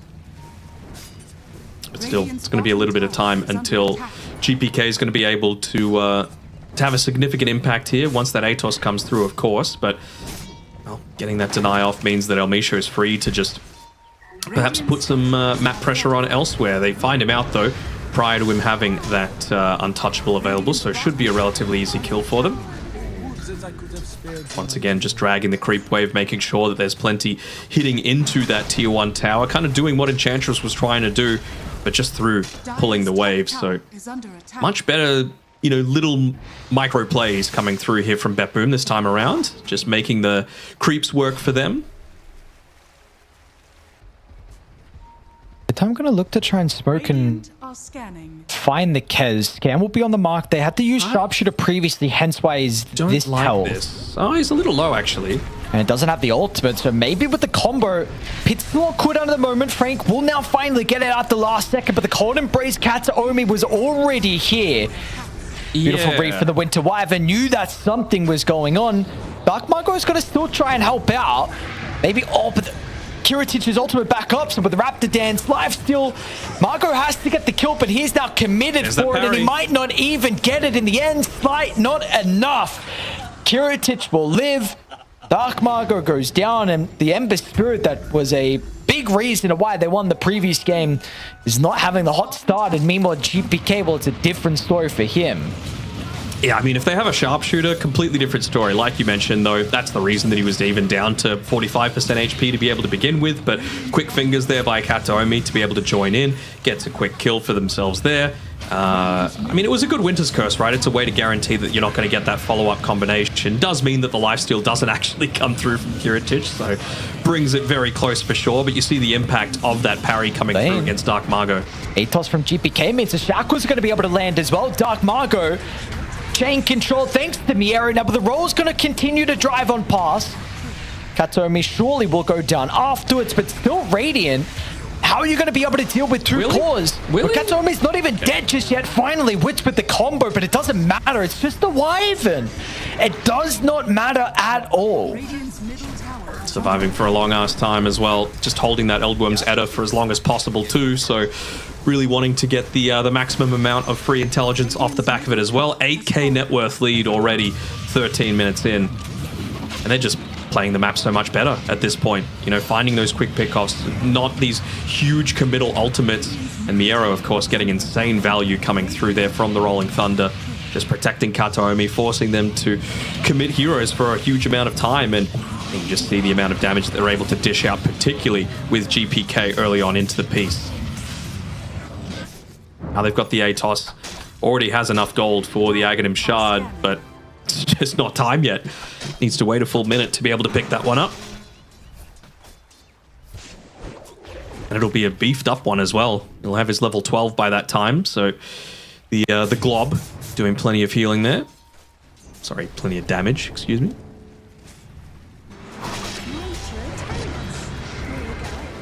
Nicely done again by Katomi, just zoning them away, making sure that the shield rune is going to go over to GPK. No Blink Dagger queued up for him yet, but you know, shield runes and the like are, of course, going to enable a lot more of that aggressive gameplay.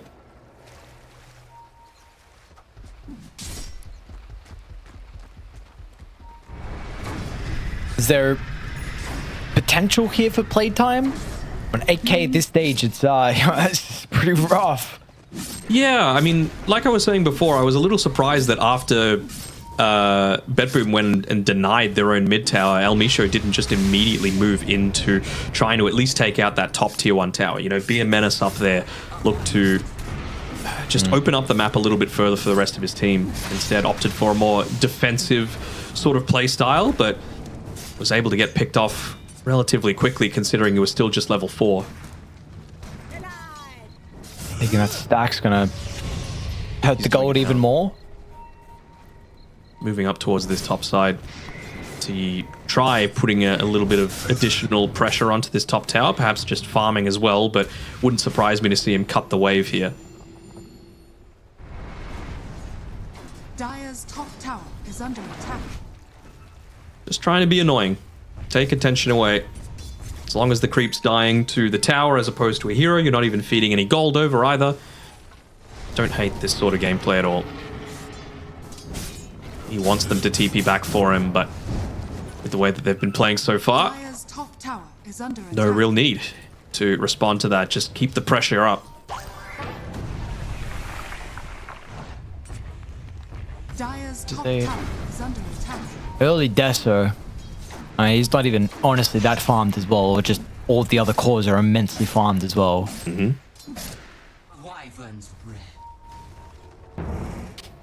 Still just trying to rat this backline tower. Why not? Now it's the Mud Golem's time. Eventually they're going to be like, all right, let's stop this guy from doing it. But I mean, if you're able to take a tier 2 tower in that meantime, who really cares? Fuck Margaret. Start with the Sans. Like the bash afterwards as well, but the Atos just a little bit too late. Look at this, still continue try and chasing him, but I feel like chasing an Ember Spirit without that instant catch on him, without the vision, might be just a bridge too far, despite the fact that they've now got that Blink Dagger on Miero. Is under attack. Radiant's top tower is under attack. They haven't really accomplished, just off the mark there. Looking to try and escape. Wit somehow able to just juke away and Well, see him in the lane though. They have this ward that's out pretty early. Oh, GPK meanwhile just kills Dark Mark on the other side, and Wits is still getting dived under the tower. They're gonna get any help? I mean, what can you do? Frank's gonna keep in now. Schofield as well has the sharpshooter queued up. We might be able to land it on Miero. Actually slides past and hits the Wind Ranger instead, and now you got Kisses that are coming through as well. And yeah, let's just keep looking at top here. El Misho hasn't moved. So yeah, you have Wits is just like, yo, he's just getting run down, trying to find where his supports are on the map, and then he just sees that El Misho's been here for like the past 3 minutes, and he's like, oh yeah, okay, cool. Very cool. This trade happening here. All right. Well, get it, Ogre Bruiser. Do it. 2 more hits. Oh, get denied. No. Oh, they got it. Mission accomplished. They're back, baby. Certainly needed that. They needed some way to be able to get out on the map further. I mean, it's not like they have the greatest pushing power on BetBoom, right? It's just the fact that they've been so dominant in these past few skirmishes that it hasn't even been... They haven't had the heroes to be able to defend against a lot of this.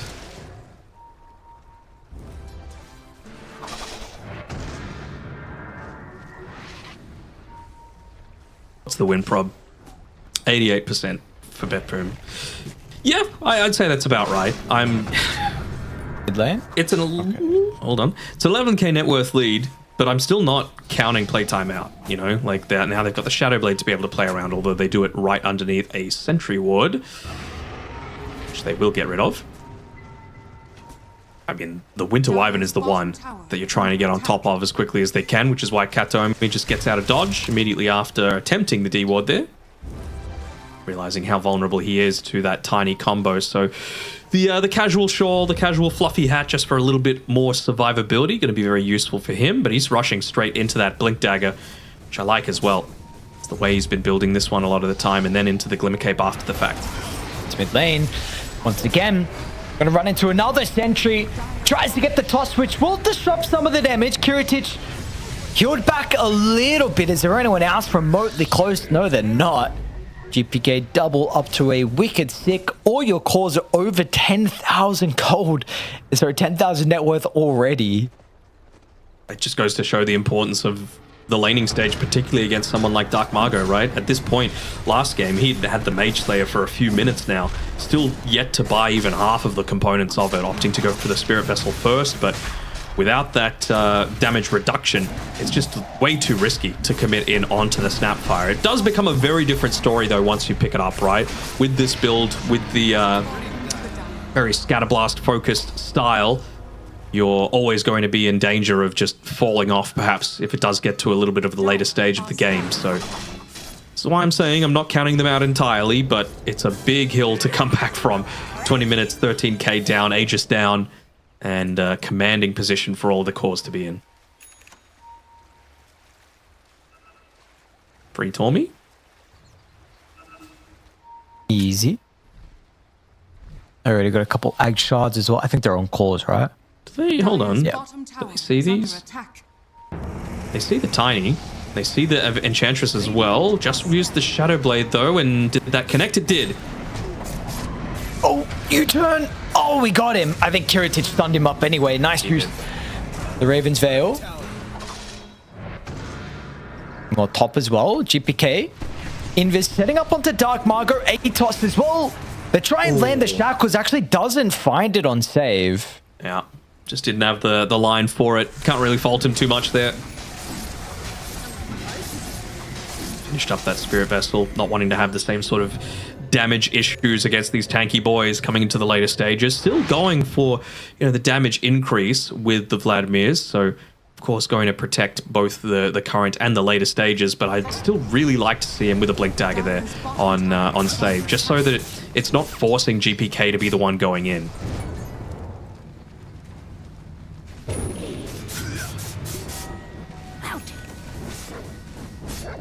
Hunting bounties. Oh, this is it's a hell of a difference from last game. Mm-hmm. Your playtime, you drafted pretty quickly. You felt like you had a good read on BetBoom. 4 of the same heroes. It's kind of a bit of a slap in the face. Yeah. I mean, can you blame them? They played pretty well considering last game. So if they could do a lot of things pretty similarly, I wouldn't be against that. They found the Hoodwink. Schofield. Top lane again. Let's see if this time they're going to be able to get the setup. Oh. Once again, it's off the mark. Are they waiting at the Remnant? Very close. Almost. Ooh, scouting. He's got connected one with the power more shot Remnant. there. Oh, the guessies. Nearly able to land that one. Radiant structures are fortified. Dagger up on Katomi as well. So just keeping an eye on any sort of blink curse to be able to set up, because, I mean, could not ask for much better. Is he with... How does he know? Oh, Shoot. That's awkward. Blink's not there. Dust is, though. Ooh. Yes, the tree will hide you. He's doing a pretty good job of kiting this one out, though. Dragging 4 heroes. Not that it's really going to mean all that much of anything. Kiritich doesn't even need to focus the Hoodwink. Still will, though, popping the ultimate to be able to do so. And GPK with a quick connection through. And there we go. The really early gem purchase as well, just to completely strangle Playtime into their side of the map. Tier 2 tower obtained. Outpost about to be as well. Just looking to set up for that next Roshan. Only about a minute and a half left on the Aegis. By that time, Kez should have his Aghanim Scepter. Ooh. Should have Specialist's Array on the Snapfire as they find another pick off there onto Dark Margot off the back of a nice Blink Curse from Katomi. Are scanning. This one is looking... It's looking mighty over. It ain't over till it's over. Yeah, well, they're going to even TP for El Misho too. Top tower has fallen. GPK, blind cookie. Oof. Oh, close. Radiant's bottom tower is Space. Not much, though. They've got blink daggers on basically everyone on BetBoom, so it's going to be pretty quick for them to rejoin. Just a matter of waiting for that Ags on the Pangolier. Getting close to the Vlads as well for the Wind Ranger. Specialist array, like I've been saying before, for the Snapfire. Radiant's top tower Just to give is himself a under little attack. bit of that scaling potential. Oh, even just kind of close ATOS with the Mortimer Kisses. Always amazes me how much this nature's attendance heals up. So crazy. Only just ticking out to the vessel at the very end there. Needing 3 heroes to be able to take him down is kind of nuts. But they're just doing it pretty standard, right? Run down each lane with the rest of the Aegis. Take these objectives. Open the map up a little bit further. Make it more difficult for them to be able to farm. Get into the next items. Take the next Roshan. Easy clap. They're actually looking to commit here with Miero being the one playing on the front lines. Sniping away one of those observers. Yeah, there's another though. Which is probably going to be a bit of a problem for Dark Margot. And he got him. Very nicely done. Threat identified, threat taken out. Even with that Mage Slayer now. I mean, I imagine they were maybe trying to fix up one of the lanes and then look to try and make a play. But could it be another one of these instances where... Way. How do they know? Oh, Frank? I was going to say the Firestorm. Does he guess? I mean, only a madman would run right. But they're coming through the portal. Radiant are scanning. Which is like, this is surely free light my... Hello? Do they know? Okay. I would like to say, do you know he's there? I mean... I guess Wits didn't know, right? Sorry, I guess Frank didn't know. Yeah, no, Frank didn't. Meanwhile, I'll make sure... Yeah, I mean, this map's just impossible to play. Yep. Wherever you look. Meanwhile, Mieri gets another D-Ward. Ah, this is... 4 more kills, BetBoom. Come on, that's what we want to see. But yeah, I mean, it's going to come down to the next Roshan. I think that's what they're putting all of the eggs in that basket right now on Playtime. Because if they can somehow make a miracle happen, play around, a bit of Malice, a big Avatos combination, try and get into like a BKB prior to that on your Tiny, they've got a small shot, right? Because this Snapfire can still die. She's pretty tanky, but she is a big portion of your damage as well. And if you take her out, that goes a long way towards the success in the remaining part of the fight. Easier said than done, though, with a 22k deficit.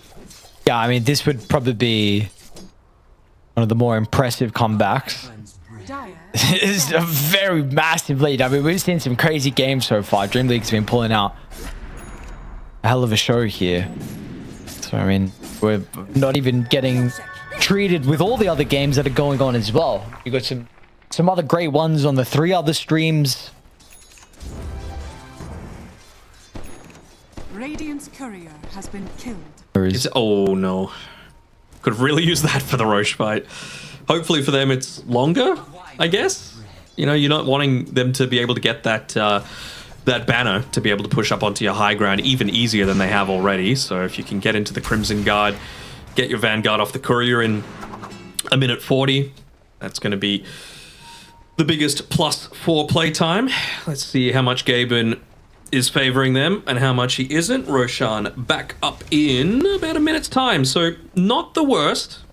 We'll have the Crimson Guard and Vanguard back just after then. Guys, if you can 100 to 0 him. Jesus. They're getting away though. I mean, that's a BKB used. Is that enough to want to go in? Shotus, I might kill him. Oh, so close.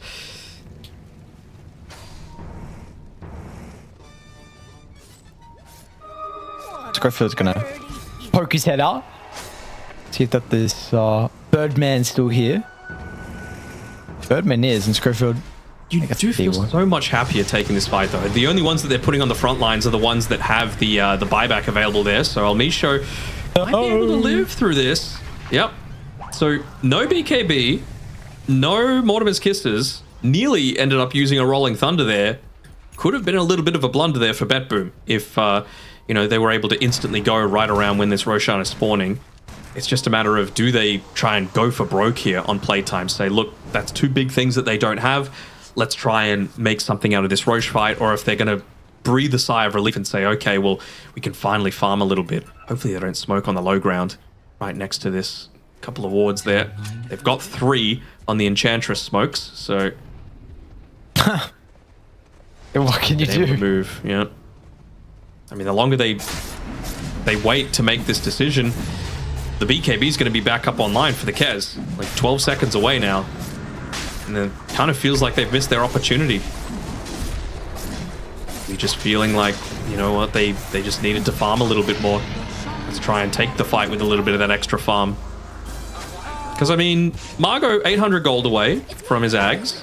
Nearly level 18. You've now got Crimson and Pipe on Frank. 2,300 gold on the Hoodwink.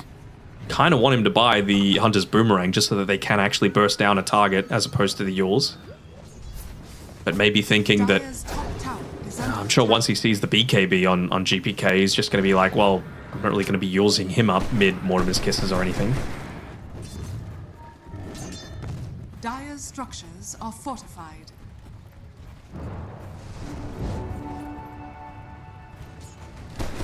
Dodging out a little bit here. That's Ags finished up now for Margot.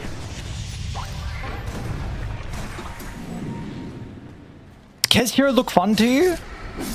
To play against? No. To play, but yes.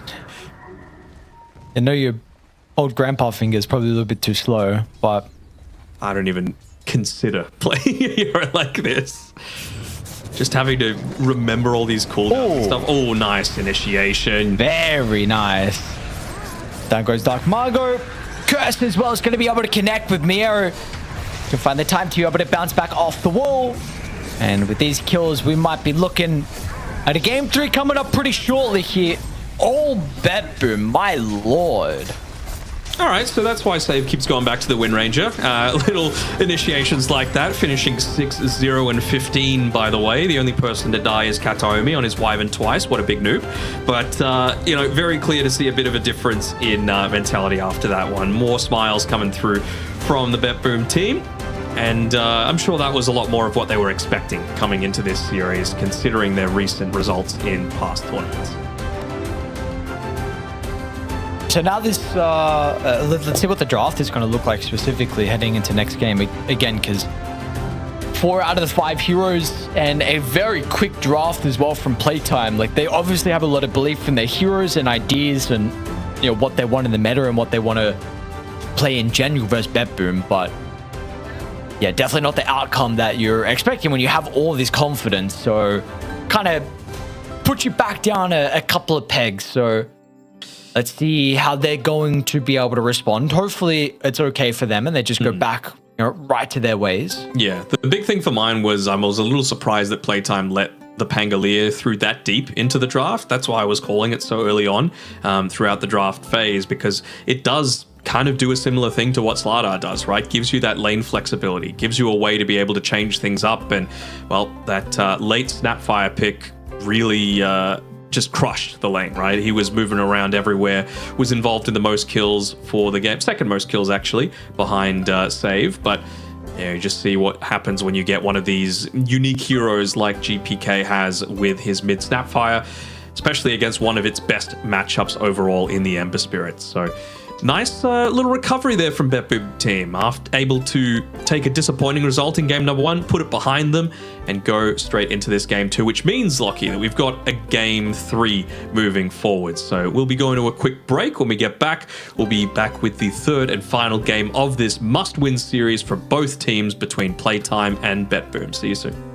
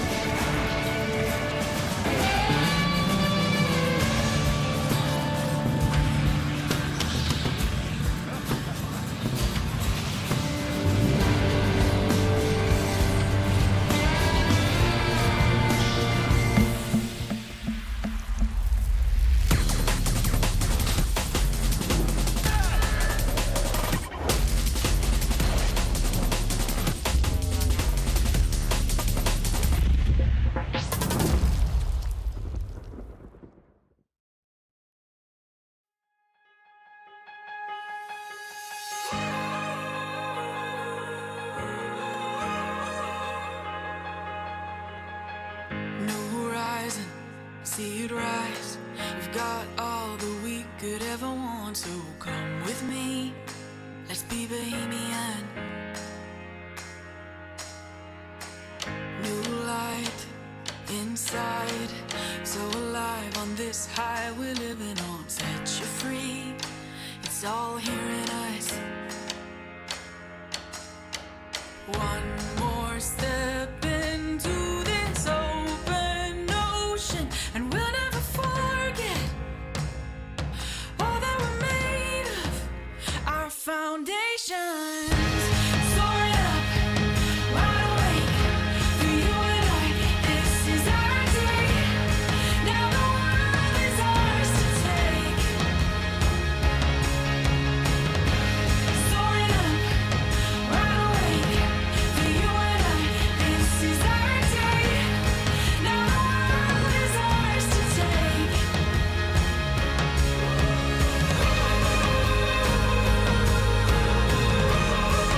The world is ours to take. The world is ours to take. New horizon, open eyes on the future and everything that we could be. Take my hand, so take my hand now. One more step into this open ocean, and we'll never forget all that we're made of, our foundations. Soaring up, wide awake, for you and I, this is our day. Now the world is ours to take. Soaring up, wide awake, for you and I,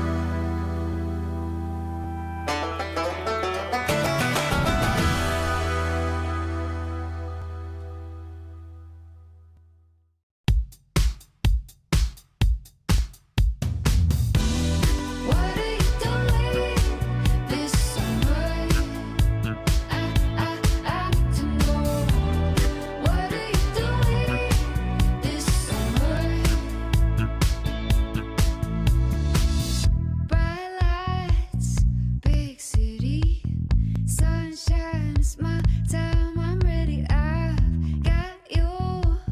Come see me now. Tan skin, so heady. Can't wait. Hey, baby, where you been? It's on. Just tell me. I need to know. What are you doing this summer? I need to know. What are you doing this summer? 'Cause I'm ready to go now, and I can't do that. Just give me a love. I want to feel it now. Real love, I'm ready. I've got the feeling, but we're gonna last. Take me, I'm ready now. I need to know. What are you doing this summer? I need to know. What are you doing this summer? 'Cause I'm ready to go now, and I can't do that. Just give me a love. I want to feel it now. Say you're coming around. Say you would. You know I need you now. You're the one. You know I need you now. What are you doing this summer? I need to know. What are you doing this summer? 'Cause I'm ready to go now, and I can't do that. Just give me a love. I want to feel it now. Say you're coming around. What are you doing this summer? Say you would. You know I need you now. What are you doing this summer? You're the one. Say you're coming around. What are you doing this summer? Say you would. You know I need you now.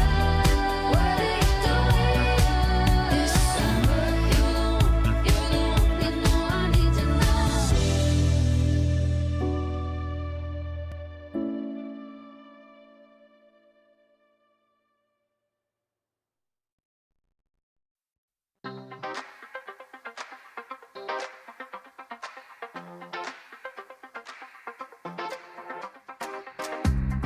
Oh my dear, there's something worth saving here.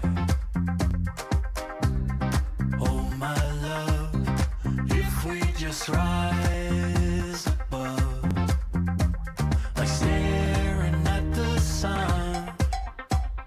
5, 4, 3, 2, 1. You shine a light. Yeah, it's the real thing. Yeah, it's the real thing. You shine it bright. Yeah, it's the real thing. Oh, it's the real thing. You shine it day. You shine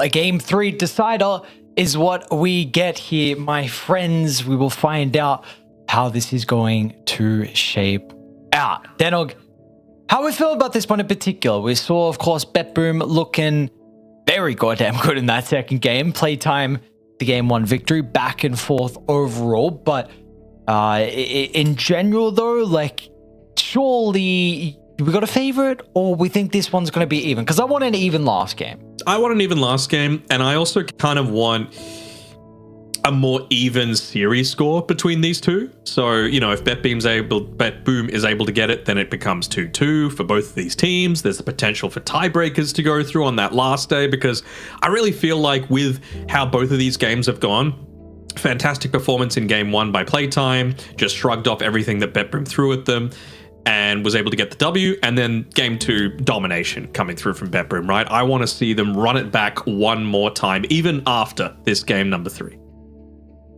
All right, one more time. Let us see. What was the priority looking like? I did First not pick, actually PlayTime. Okay. First pick, PlayTime. Who had first pick last game? They did. PlayTime had first pick as well. They went hoodwink into Kez. So I think, well, they may actually Kez then themselves. Possibly. Because they are big fans.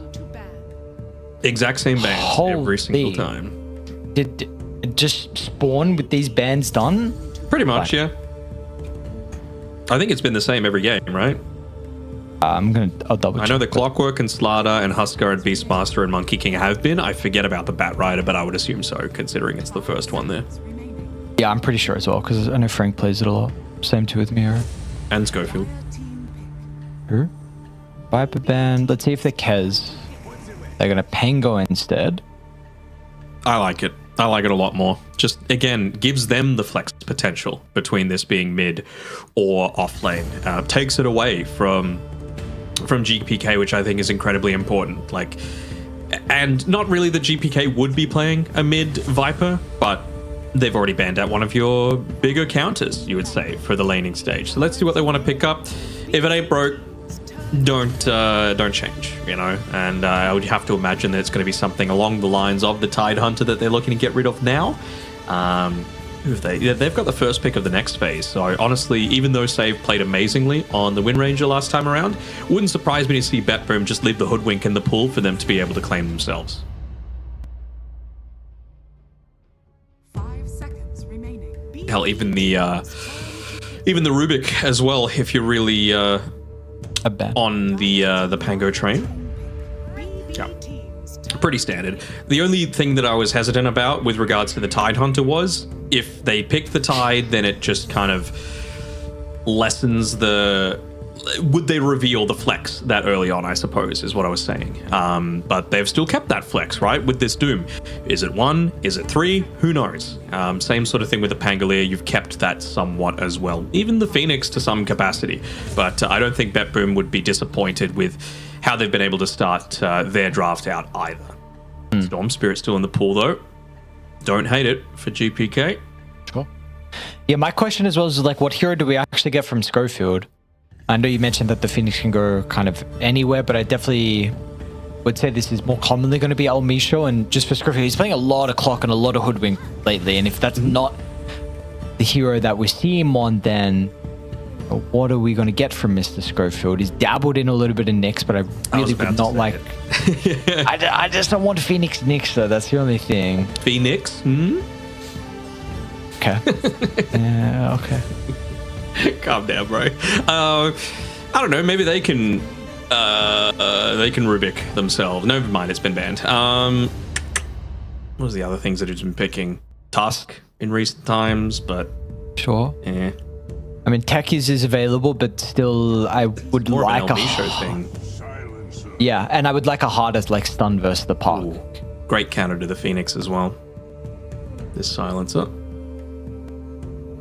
lets you kind of dominate the laning stage as well, even if it is this Doom that's that you're playing into. Both the Kez and the Silencer can naturally shove out the wave just with their Q, so you're not really as worried about being dived underneath the tower, even if it is a Doom Phoenix combination in the off lane.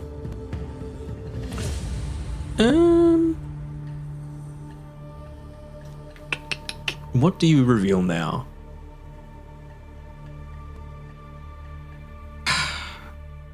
I mean, you got to reveal some sort of flex, right? So it's just a question of, do they think it's a good Doom game? My answer is, it's good against the Kez, and it's all right against the puck. I just don't think they're going to be in a situation where this puck is going to get caught out so much. So something like this axe is going to be nice, right? Just to be able to give you a little bit more of that control at the start of things, which means POS 1 Doom or POS 4 Doom, you never know.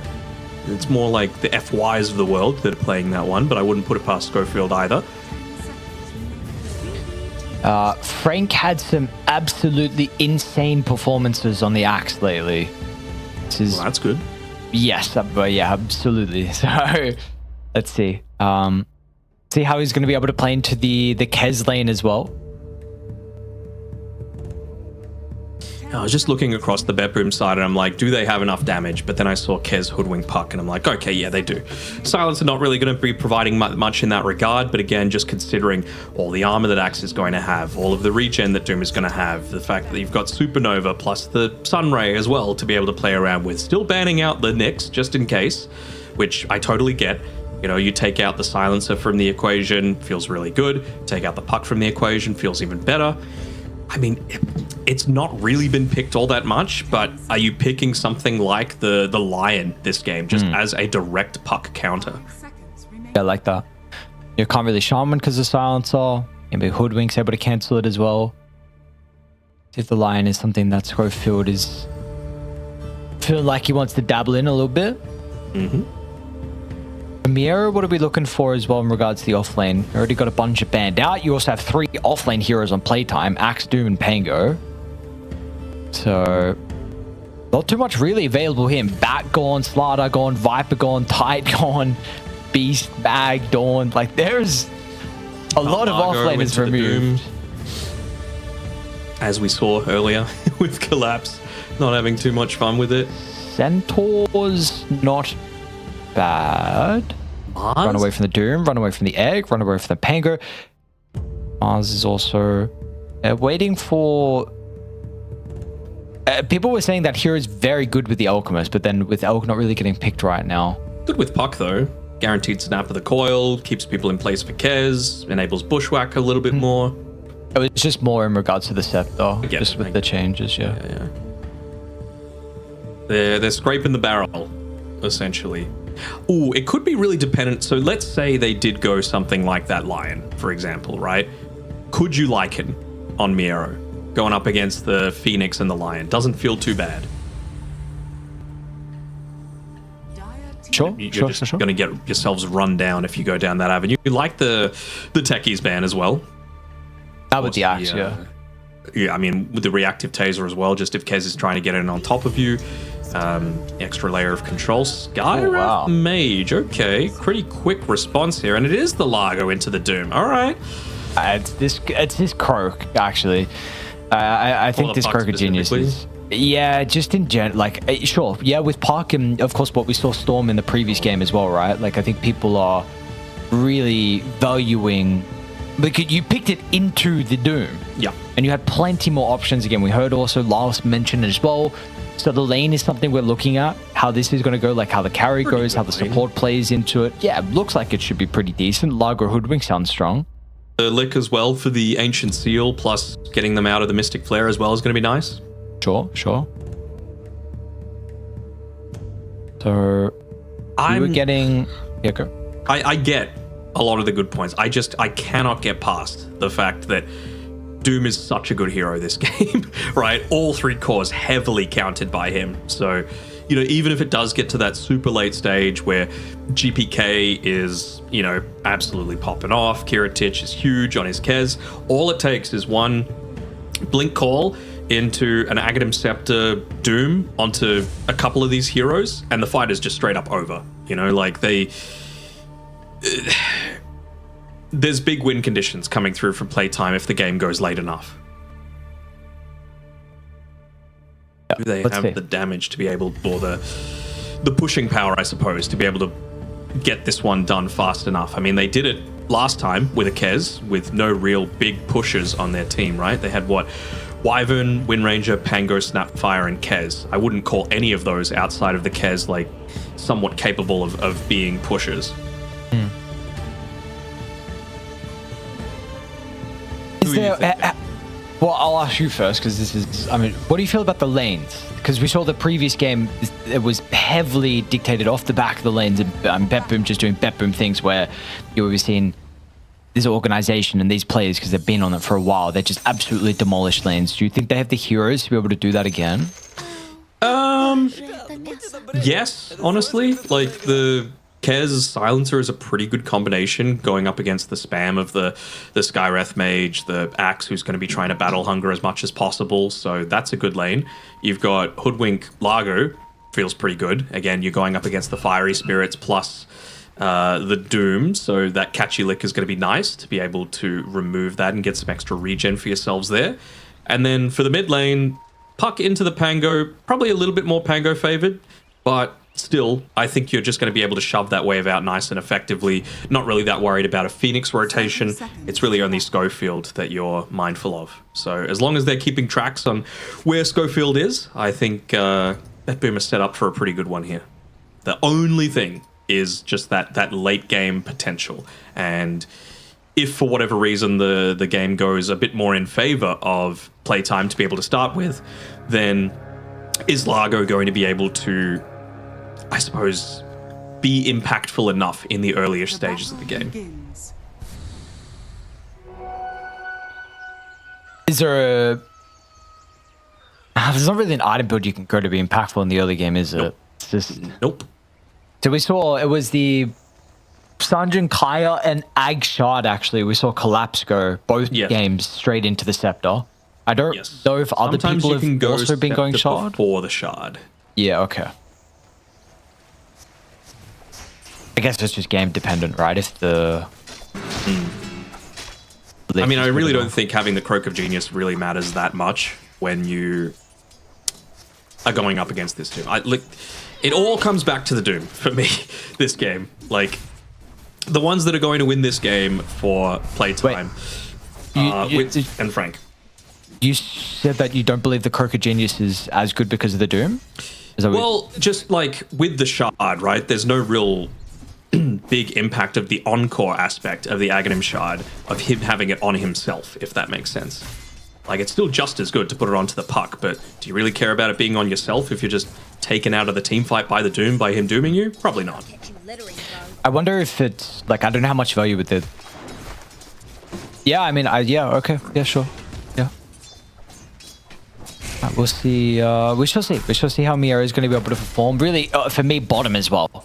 I mean, this seems pretty frustrating. We're already seeing Kiritich is looking as in a world of pain. They got a small camp pull, but can they even dive him potentially? Maybe. Kiritich coming up in 1 second. Yeah, I mean, he's dead. Yeah. And what can you do? You do small camp pulled. I don't know. Was this right? I don't think that was, but... Did they, or did Schofield pull that? That's a good question, actually. I don't think he did. Okay. I thought Schofield might have, but I wasn't completely watching at the initial point there. But yeah, I was really expecting them to potentially shove this wave out a little bit more so that this sort of thing wouldn't be happening, you know? Well, even going the last word, not the Arcane Curse on Kataomi. But I mean, if they're spamming out these spells pretty frequently, then got to make sure that you're trying to keep them at arm's length as much as possible.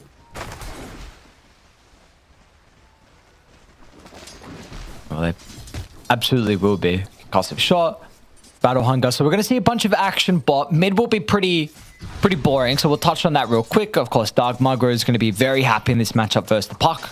Ooh. See what's going on. He didn't get the deny on the range creep, so I see, okay. A little bit of extra XP for GPK that he's going to be very happy about.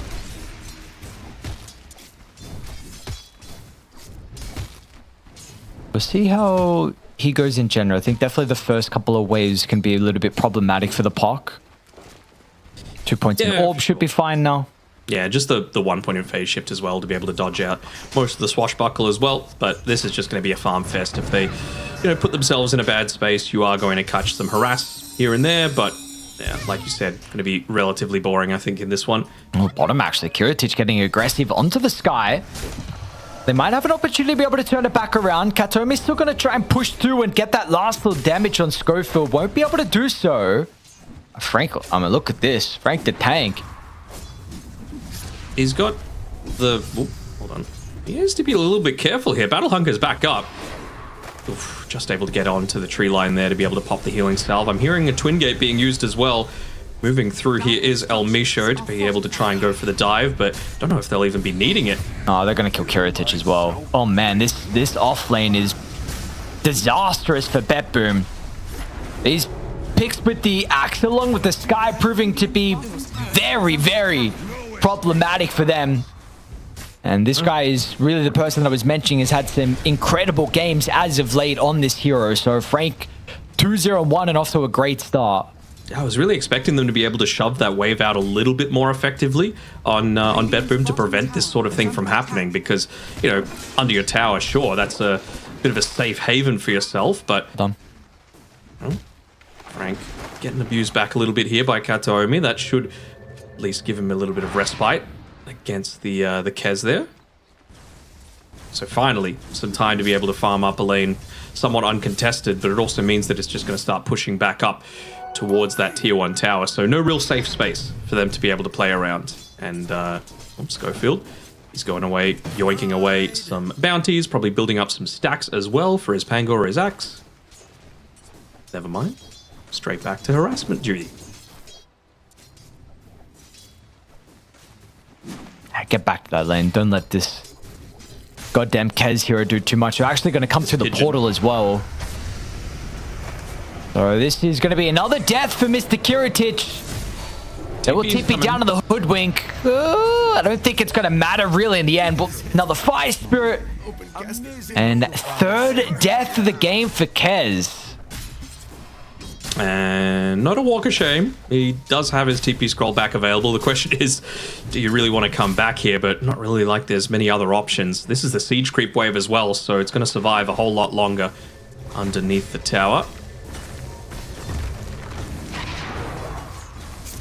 He will bring also save down, but Puck might have to TP as well if necessary. It looks like they're going to be able to drag them away. Frank is low enough. Little low, Selva. How's elsewhere going? Largo's having a pretty good time, but then again, so is Wits. Basically 0 kill threat here for the Largo against the Doom. Exactly the same going back the other way. Finally get some brain drain going. He's going to run down Kiritich now. Okay, he's chilling, All right, so what? We got Solo up top for the moment. It's like both Wits and Mia are pretty happy about this. So a bit of a different story, right? We saw previously in the games earlier today where the Largo was, you're struggling a decent amount off the back of the lane. Yeah, but all of the attention was being given over to him, right? To being able to gank him, whereas this time around we saw how effective Kiritich was on his Kez in game 2. By the way, getting dived underneath the tower, not a right click as well into the parry, and that's going to be death number 4 for the Kez just 7 minutes in. Yes, yeah, what the hell is this hero going to be able to do back in the jungle? Not much.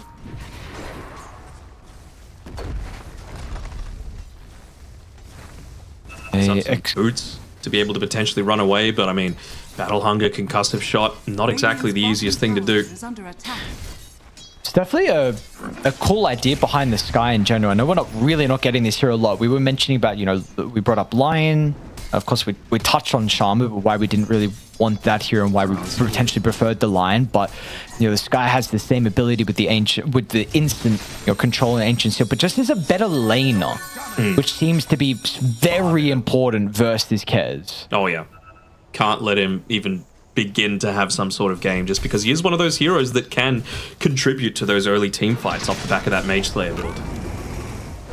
And now it's gotten to the point where Frank, he's pretty damn tank. You know, he's just going to be cutting waves, taking small camps as well, just leaving not much space for Kiritich to farm, even just using his scan to know exactly where he is. Oh.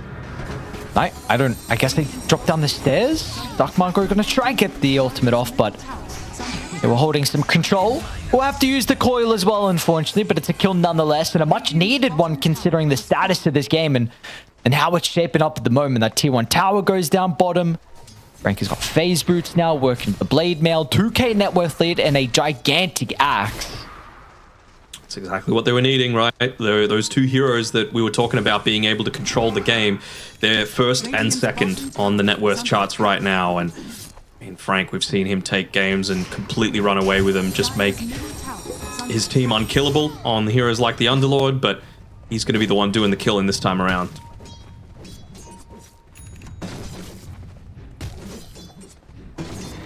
See, how do you want to see them play the map now for the next couple of minutes on playtime? Like, you've bottom's taken. Do you just give this area for Frank and let him just mass farm up the camps around here, or do you even want to see them kind of push towards the mid lane with how strong the axe is if there's an opportunity? I don't think there's a point to do it just yet. Let him just farm probably twice as much as he probably should because of all of these camps that he has, because of how big he is.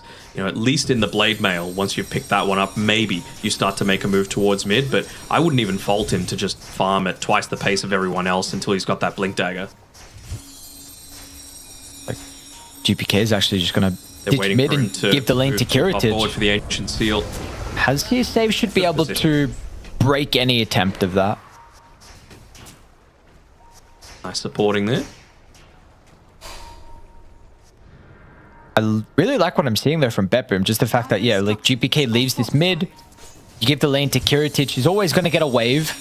It can maybe go back and then farm the hard camp afterwards. Doom used on Miero as well now, so okay, no real threat of that. Maybe it might enable GPK to want to make a bit of a play around this mid lane. Seems like that's where everyone's converging. El Misho yoinking away the regen rune. Nicely done there. Will it be enough to be able to force them back? Maybe, maybe not.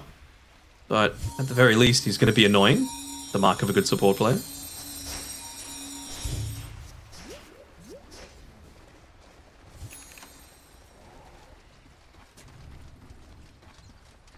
Similar sort of build. No Midas this time around, actually, for the Doom. So straight into the Radiance, into the Ag Shard.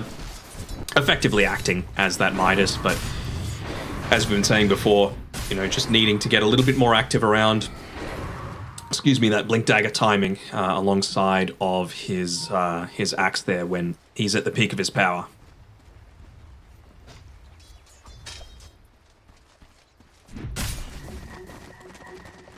All these stacks are going to help Frank a little bit too. It's a small camp, doesn't get the hard. It's the hard. Also got the Supernova up now as well for the supports. So level 5.5 on the BetBoom ones, level 6 on both. Really level 7 actually on Schofield. I mean, I guess that's what happens when you're involved in 5 kills so far already.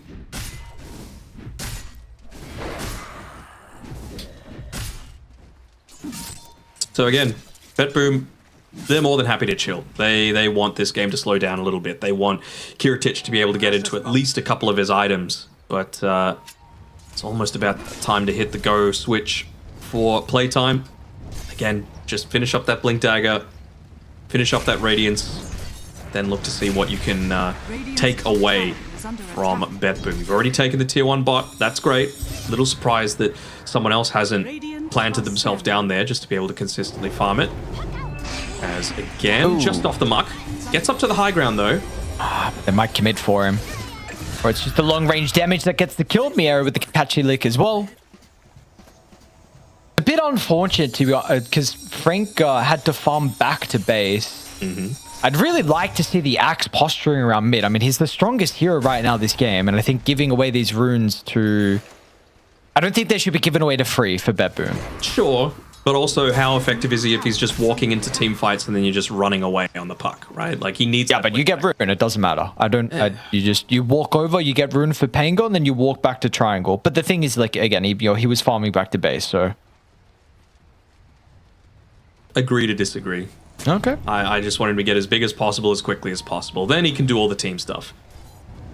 Stop playing. Oh, Misha's a little bit behind the Doom. No points in Let's see if he's going to be tanky enough. Eats the healing Lotus.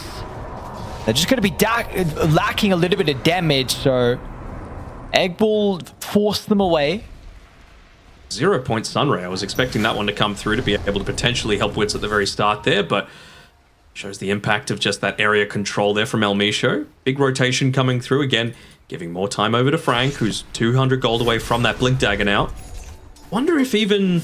I don't know if they do it without the Supernova and with Doom being so low HP, but I was considering, do you go for a bit of a dive onto the enemy team's Wisdom Shrine, or do you just look to maybe make a play around mid while that's all happening? And there's potentially a couple of BetBoom players not out of position, but securing that Wisdom Shrine instead of being around the mid lane. Here we go. He's coming out immediately to the rest of the boys. Instant smoke coming through right around that 14-minute mark. So here's your power rune that we're looking to play around Ares. Let's see if it is down towards the bottom side. GPK. I mean, they got off 5. They got... what are the global silence timing? And now Frankic jumped in, and all of a sudden his health is down to half, and all your net worth, what is it for? I mean, you can't ask for too much more than that. Oh, cheeky little catchy lick there, putting him in harm's way, but just able to get away there on Dark Margot. And yeah, why isn't the entire team tipping Kataomi at this point? Literally game changing.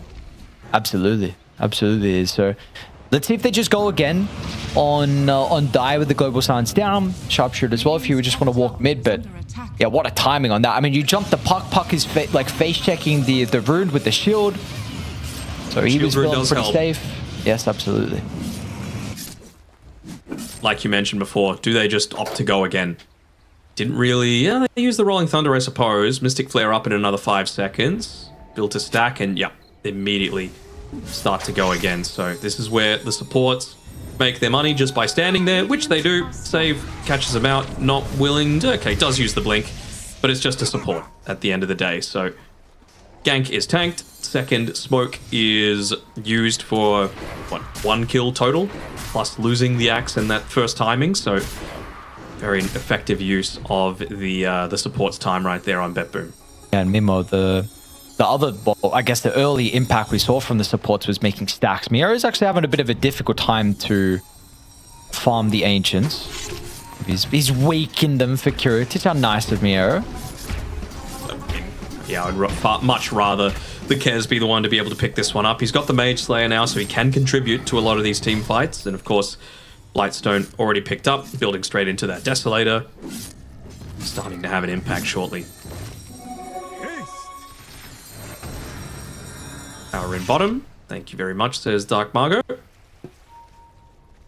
Building into his own Blink Dagger. So again, it's all about the initiation from this point forward. I believe that's Radiance coming out now on the Courier for Wits.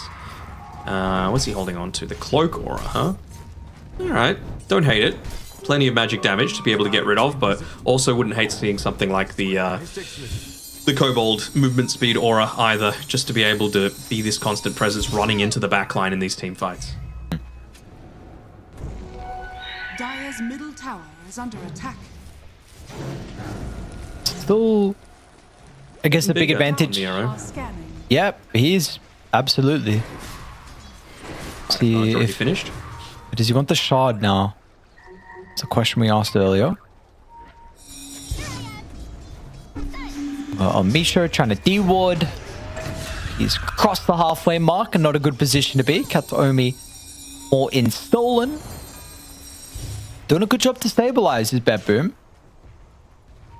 This mid tower being up is quite the problem. Radiant actually doing a little bit more damage themselves into the tower. So Dire with the heroes that they have would really like to be able to have this objective that they can just walk past and gank a little bit deeper. Margot's got to be careful.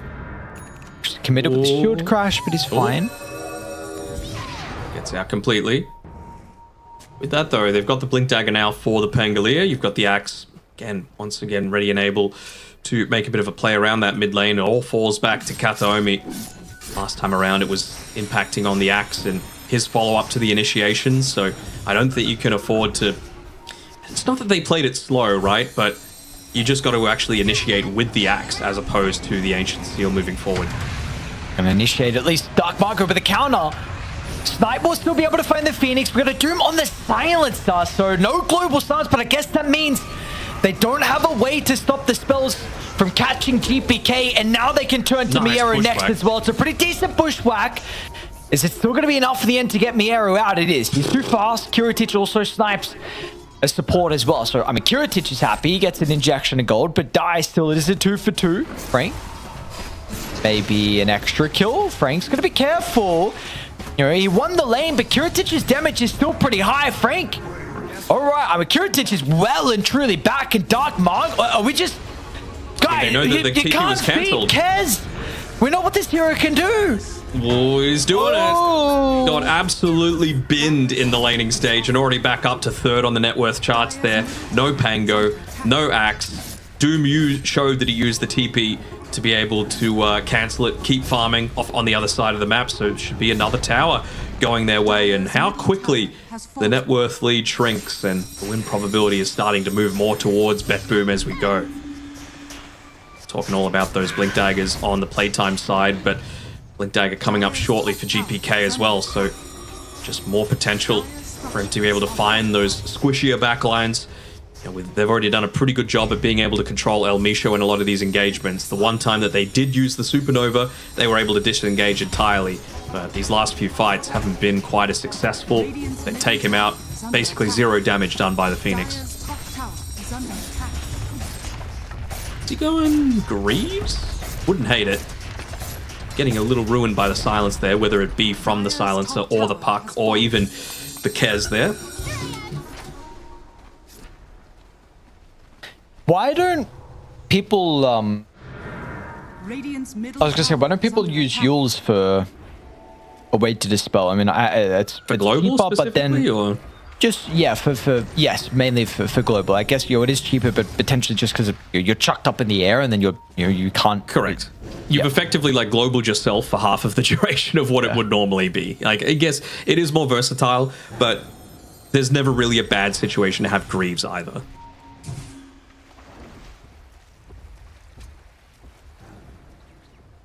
Smoke coming through here.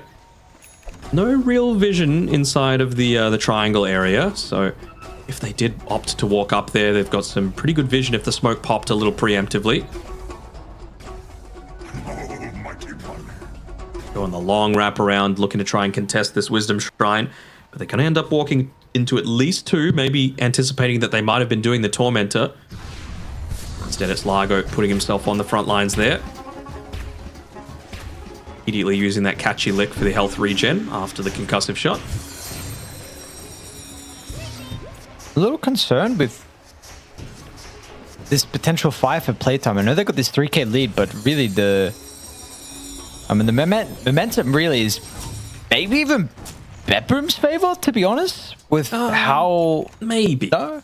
I mean, you've got BKB now on the axe, so he is going to be able to initiate someone. It might be a tiny bit delayed, but he'll get it off. There's even a Smoke of Deceit just sitting inside the base, so wonder if he's been told just to pick that one up. Never mind.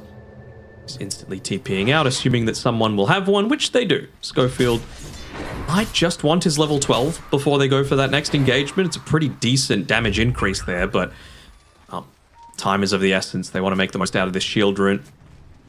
I'm gonna go. Baiting Dark Margot with that shield rune enabled, forcing someone to show on the lane. But they're a little far away, just playing around that top power rune instead. No, they're splitting. 2 top, 2 bottom. Margot's going to be able to get the amp damage though. So now what do we look to try and do with this? How long have we got left on the smoke? Still about a third. Yeah, play around the top tier 1 tower instead, it seems. Still just using the Doom as bait for now. Again, we talk about the importance of those BKBs. He's just got enough gold for his now, rushing out to him on the courier, but the smoke will expire by the time it gets to him. Still not yet level 12 on the Phoenix either, so much squishier egg. But they're in a pretty defensive position right now on BetBoom, so if they did commit for this tower, they'd be able to at least get a decent amount of damage into it. Smoke is still on the ground in base, so they could potentially have had one more, but missed a bit of an opportunity. Frank hasn't been farming. And Margot's caught up. Kez is in second place on the net worth. It's looking good. I can't see it. The Radiant or Dies? Dire. Just in front of the base. At least I can see it. Yeah, there it is. Ah, in front, I see. Okay. I was just looking in Fountain. So it was the Ags first on Largo, going the Ag Shard next, which I'm not against that. But now it kind of forces you to use the Aghanim Scepter on, the Doom onto him, just because he's going to be so survivable, so much utility in a lot of these team fights, and I mean, even just a really solid damage source as well. They missed a bit of an opportunity here on Playtime. Yeah. First Aegis will be going the way of BetBoom. GPK wanted or Kiritich? So Kiritich frees up the slot. He's going to take it. He's the one that's on the front line and a little bit more vulnerable, I would say. He's even got the Wraith Band on the puck there. Just for a little bit more of that survivability. Nice positioning once again from El Misho, playing around where his Observer Ward is, understanding that, he backs off. Ooh, and with that being revealed there, they're going to go a completely different route, more to the side, trying to pick someone else off. No. I see Frank just able to blink away at the last second. GPK, do they get the vision for the coil? Closer towards the T2 tower. Dyer will be able to respond, but it's just Schofield. They'll get the BKB out at least. That is somewhat of a victory. Have this tower down if they want, and then go for the and then go Tormentor, but they might go now with the Glyph. Yeah, they got 25 seconds to be able to do it, and I mean, one of the better heroes in the Kez to be able to take it out with that Desolator, so don't fault them for this at all. Of course, not really wanting to take the fight without that Dream Coil, regardless of if the Axe has the BKB or not. At least in the meantime, Dark Margo able to finally take out that enemy tier 1 mid tower, brings himself up to level 18, just for 500 gold away from the Blade of Alacrity to complete his Ags. So, on their way to a few timings here on Playtime. Blink Dagger up on the Doom, level 18 on the Doom, starting to make his way towards the Lotus Orb on the Axe. Greaves, 1 creep away, or 1 bounty rune away, so they've got a lot of fight potential. Yes, it's into an Aegis, but I certainly could still see Playtime taking out this next engagement. Who's the ideal target for them? I mean, Silencer in an ideal world, right? By far the squishiest of the targets, gets rid of that global silence potential, does have buyback, so we'll be able to buy back and just global after the fact. Of course, the other option is always going to be the puck, but they've got the BKBs to make sure that they're still going to be able to take him out, global or not. BKB on cooldown for 5 seconds still for Frank. Couple seconds too long, unfortunately for him. So that was with the Berserker's Call, by the way, so he had all of that bonus armor.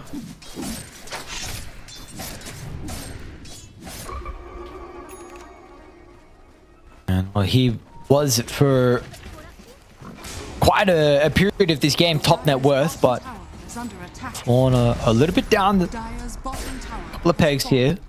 T1 tower's now going to drop. Let's see if they want to push forward. Maybe wanting the outpost. We are going to see a gem as well from Radiant. Schofield's already got his own, so of course very classic from Mr. Schofield, getting early gems. Mm-hmm. Don't think they got keen to fight into this tier 1 tower top though. No real value from getting it there. Just trying to force a TP out from BetBoom. Something defensive that's going to give them a little bit of information, give them that outnumber that they're acquiring. Frank coming back in, does have what a ward. All misses. Frank, yeah, because of the ward that they just placed, they were able to slightly step over towards the right side. Dark Margo gets a massive roll and the Doom onto the Largo, so no health that he can play with. Supernova to the left, there's no one there because they've already killed him. Kiritich wants in, but he eats a taunt instantly, so Kiritich is dead. And he used BKB on the first life. Oh no. So this is up to the rest of BetBoom to get him out, but now with the Ancient Seal instantly on the respawn, you can't purge this one off. Down goes Kiritich, your Aegis advantage.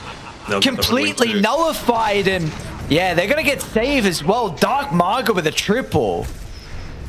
Bit of a blunder there, just going in, overestimating their potential. That was into the Supernova as well, so just BKB or not, resigning yourself to the fact that you are going to get stunned at the end of it all, and it's not like they're lacking in these BKB piercing stuns either. It wasn't the greatest initiation coming through there, but what a follow-up coming through from Dark Margo, connecting onto 3, and then you can just see the huge amount of damage that's able to quickly come through as well from the rest of the team. Perfect taunt there from the Axe as well. Stun rate not quite enough to be able to keep Frank alive through the Kazurai Katana, but still They get the big objective that they were hoping for. Take out the Aegis, win a team fight comprehensively. Who got the most of the gold from that one there? Margot, I believe, got the triple kill, yeah. Including at least 2 killing sprees. So, nice little bonus for him. Ooh, Disperser as well as that next item. You talk about a counter to the global silence. There it is. True.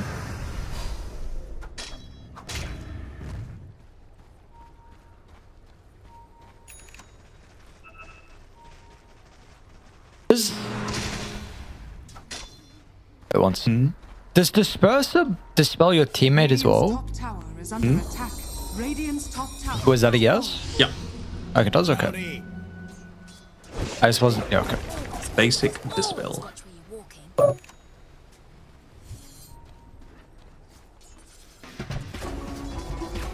Wits. Looking for GPK. Ooh, close.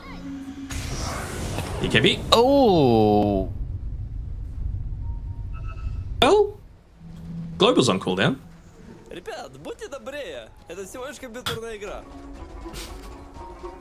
Funny using his own voice, their own voice line. That's how you get him. You ever have anyone use your voice line against you? Radiant's middle tower is under attack. That one's too old. No. Have you?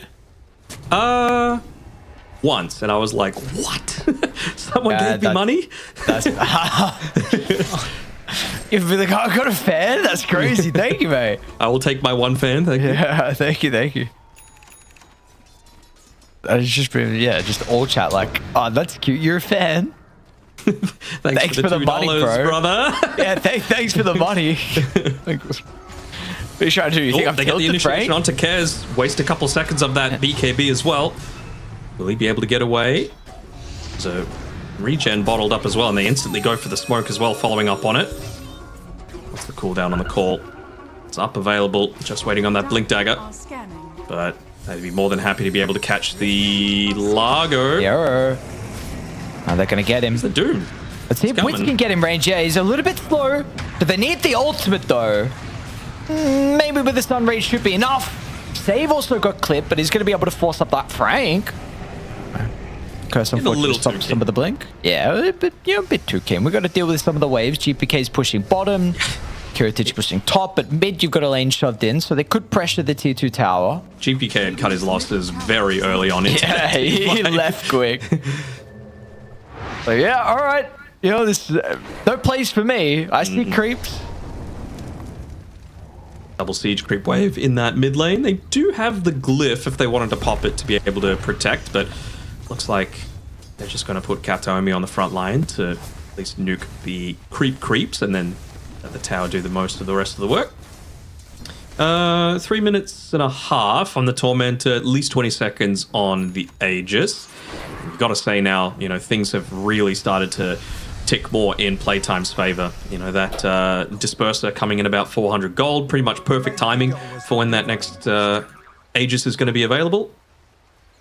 You've got the Harpoon as well on the Doom, so even more maneuverability just to be able to stay locked in on top of people. He's going the Heart next, because again, no one really with any kind of healing reduction on that team, so it's going to be just enabling him to exist in a fight for that much longer. Beyond that, though, I still do want to see him go the Aghanim Scepter. I think it's going to reach that point where it's going to result in, you know, an Axe Call followed up by the Doom, with being able to harpoon around in the middle of these team fights with insane movement speed, just to be able to keep these people locked down.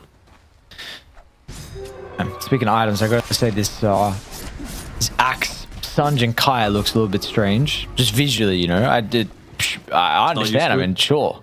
Yeah, not used to it. I haven't seen the item builds when Frank has been playing them, and the other axes when people have been, but you know, it's definitely an interesting one. Makes sense. Somewhat, I think. Quick-ish respawn time there on the Roche, just 10 seconds away. So for now, BetBoom just looking to maintain control over this high ground, perhaps pop some smokes that might be coming their way. Any smokes of their own? They do. From Katomi, and throwing that really early Croak of Genius in onto him as well.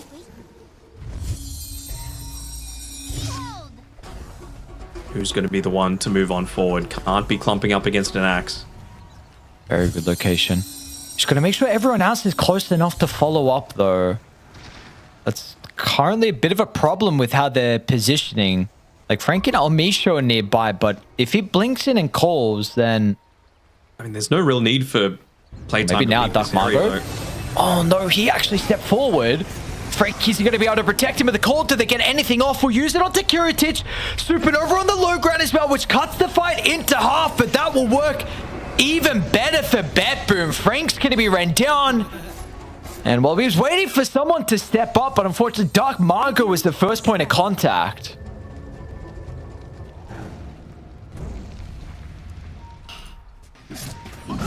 I'm just looking at some of these item choices. Like Almisho, he's rushing a Scythe of Ice. Now, going up against a Puck, Silencer, Kez, front of the team fight is not the place that I'm wanting to be if I'm him, you know? And maybe they're just banking on the fact that, look, they didn't get the previous Tormentor. They want to be able to get the next one. But I feel like you probably live there on Dark Margo if you just have the Aghanim Shard purchased up. You're going to get the double Sunray off. You're going to be able to get the Guardian Greaves off as well. With the Supernova ticking through there. 2 uses of the Sunray even. But instead, going the greedier route. And I mean, when it's a big objective like Roshan that you need to be fighting around, every little bit's going to count. We did see Last Ages, though, onto Kiritich. You know, wasn't the prettiest. That was an unforced error, though. Yeah, so maybe now you don't have that unforced error. Maybe it's okay. You has a bit better over time. Building into the Lincolns, by the way. So I was mentioning before that I really did want to see. He's actually unqueued the heart on the Doom. So I wonder if he's seen the ultimate orb in the backpack there of the Kez and has decided, you know what, I'm not committing all this gold. I got to get this Aghanim Scepter to make that item useless. How do you want to see them play the map now on BetBoom? You know, 1,000 net worth lead for playtime at the moment. Do you want to see BetBoom, like, you know, push past the halfway mark? I do, just because they've got probably 2 of the better heroes at being fairly non-committal with shoving out waves, right? Kez just needs to go in the lane for a second, Echo Slash it, Puck just throws out an illusory orb, and then let the rest of the wave do it for you. Okay, Kiritich a little bit hesitant. They'll start with the coil. They get the break. He doesn't pop the BKB just yet on Wit. Counter's going to be there as well, but it's not the best from them. Roll bounce back. Double stun as well, but Kiritich is still fight. Now he's going to push forward for Frank. Should be able to disengage okay for the axe, covered with the BKB. And I believe he's out. They do lose wits though, so no Doom, no BKB. Yeah, waited a long time to be able to pop anything. Again, just not really seeing the impact coming through there. Have they? Did he sell his Mystic Staff? Sorry, Almisho? Yeah, no, it's going back on the courier, and it looks like he's trying to buy a Wind Waker, I guess. Just to be able to have an additional way to be able to, I suppose, save for the impending... well, they don't have the Dream Coil pierce the spell immunity anymore, but just whoever gets focused on by the Kez in particular just wants to give them that extra layer of safety. So you're always looking back and forth at what the next item's going to be. For Kiritich, I would imagine that'll be the Nullifier as soon as he's aware of that presence, but yeah, keeping it fairly hidden for now. It's a bit of a dicey high ground, no? They got the banner there with the double siege wave. Just wanting to effectively leave the Deso debuff into the racks. That's chill. Miara's like, get the hell out of there. Just trying to pull him out multiple times, and eventually he's going to listen. Radiant are scanning. Man, on mission right there. He knows his job. I respect, you know, some carries, they don't want to go high ground. Some want to go high ground maybe too early. Yeah. There's that heart. So gone away from the Aghanim Scepter for the Doom. Still has just the Swift Blink queued up after this. So maybe after he's got that additional movement speed, he can afford to sell the boots. Go into the Ags build. Harpoon makes it a whole lot easier for sure. And results in a free Aghanim Shard for Kiritich. Additional stun.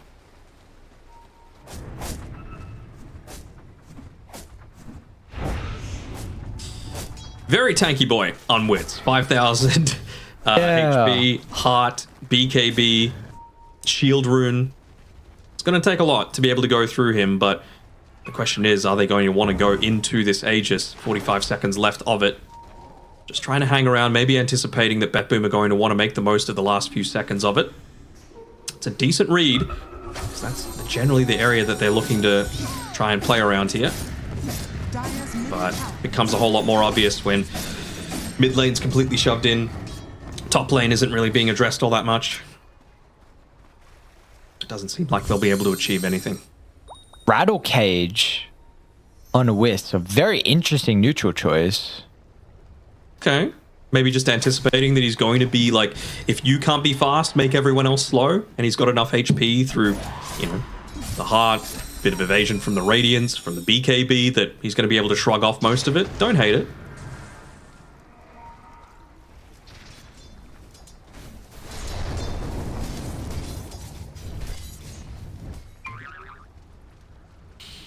What probability are we looking at? 66% at the moment here for BetBoom. Yeah, sounds about right. But again, okay. All it takes is one good team fight, and this just gets blown wide open. What's the buyback status looking like? Kez has it, Pango has it, Hoodwink, and Skywrath Mage. All right. Well, let's see. You're going to have to deal with triple Lincolns. Maybe even quad if we're with the arrow being able to use it onto someone. Closed here. Scofield on the front line. Not what I want my Sky to be. Put a Frank there. And well, nice ward as well from BetBoom. They've got a pretty good read. At least someone's... the die side are coming from the left side, and they won't run into them set up. No one's addressing the creep wave. That's the big thing, right? It becomes a little more obvious that this is what's happening. Although, yeah, GPK is the one sitting more on the front lines. His smoke just about to run out, Frank? and it does. Oh, the face shift. They started with a concussive shot, so... Colt doesn't also connect as well. Now Frank's not going to have this to protect himself against Kiritich, who tries to turn with the global stance. They're in trouble. Dire do their best to get Wits out. Another global stance as well. But the BKB might actually keep Wits alive, and Marco's got the Rolling Thunder to escape. GPK wants to confirm the kill. Not going to have the damage. Another clause off the mark from Frank. Absolutely. That Supernova now it's a Supernova, but what's it going to do? It would be a perfect time for the call to finally connect there, but won't be able to get the opportunity. Now Frank is continued to be ran down. Disperse some might get him out. More spells with Lincoln's broken with the Doom. They've gone too far. Maybe they haven't actually. Kiritich got to try and turn over the tier 4 tower, but with the buybacks, they don't have it on these two heroes that are dead. Doom's got a buyback, but what does he do to rejoin? No ultimate, no BKB, and a successful team fight for BetBoom. Yeah. They just need to play the waiting game. Top lane pushing in there. They just didn't hit any spells. It came down to something as simple as that, right? Two people jump in onto the puck. GPK quick enough on the fingers to be able to dodge that one out. Then Frank calls absolutely nothing. They get all the spells used in onto them. They spend most of their time running away, and then it was just a, I'm going to try and live for a little bit longer sort of Supernova. Global Silence coming out immediately after the Sunray as well. Perfect timing coming through there from Kataomi.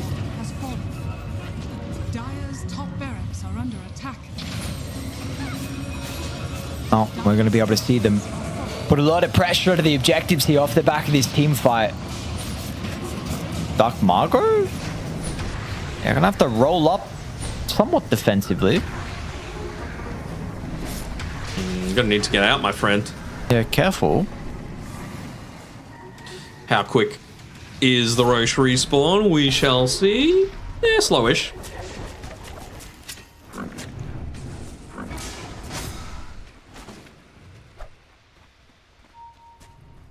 So it was really that refresher on Kataomi, both the timing of the first one plus the follow-up of the second after the BKBs came out, that was the difference maker, just not enabling any sort of team fight here. Still going for a Blink Dagger as opposed to a Aghanim Shard here for El Misho. I really, again, don't know how I feel about that one. I feel like the team fight's completely different if he Sunrays straight into the egg after the fact. Takes out an area for the team fight, gets a little bit more healing coming through from the Sunray. I mean, again, we mentioned how big of a boy Wits is with his 5.2k HP pool, and finally he's going to opt to go into that Aghanim Scepter, foregoing the Swift Blink, realizing that they need some sort of a way to control and not have to worry about these Lincolns, because they've got 3 now on yeah. BetBoom. seems like we're at the stage where this team fights look a little bit easier for Raiden. Well, not even a little bit, much easier. You're going to have to kind of outplay pretty heavily. But with that also being said, we're seeing the last couple of fights really have not looked good at all from Playtime. Like their spells aren't hitting, communications not there, the positioning, like everything's not really working for them. So maybe like it's just, it's hard to judge so much. Unfortunately, we kind of have to though, because now it's a 12k deficit. You know, it doesn't matter. You had to make it work before, but now you're playing with a really large disadvantage, and you are on the other side of Roche as well. It's going to spawn top for a little bit, and it will go down before it moves to bar. Exactly. And the other one of these disadvantages, finally they might be able to see it, but they have been standing on top of these observer wards that were placed there 4 or 5 minutes ago for the longest time, and finally Margot should be able to get rid of them, but it's just given BetBoom the complete comfort to be able to set themselves up inside of that Roche pit, praying that it's going to respawn. Unluckily for them, it was that 2-minute 15 respawn overall. Should still be able to claim it fairly reliably, though. Like a good carry, Kuratich is. Stand in that pit, buddy. Nothing more important you need to do. This is the refresher one as well. So I'm not sure if the bug still exists of like how to get refresher and refresher shard working for you. I think it's like, not. Okay. I haven't seen anyone. I feel like Katomi would pick it up if it was. Dire are scanning. Hello? Okay, well, we'll see then, I guess. Well, no, the bug that I heard about was like if someone else picks it up and then gives you the shard, then you can still use both, if that makes sense, because it's not your shard. So I was expecting someone else to maybe pick it up and give it to him, but clearly not. Radiant are scanning.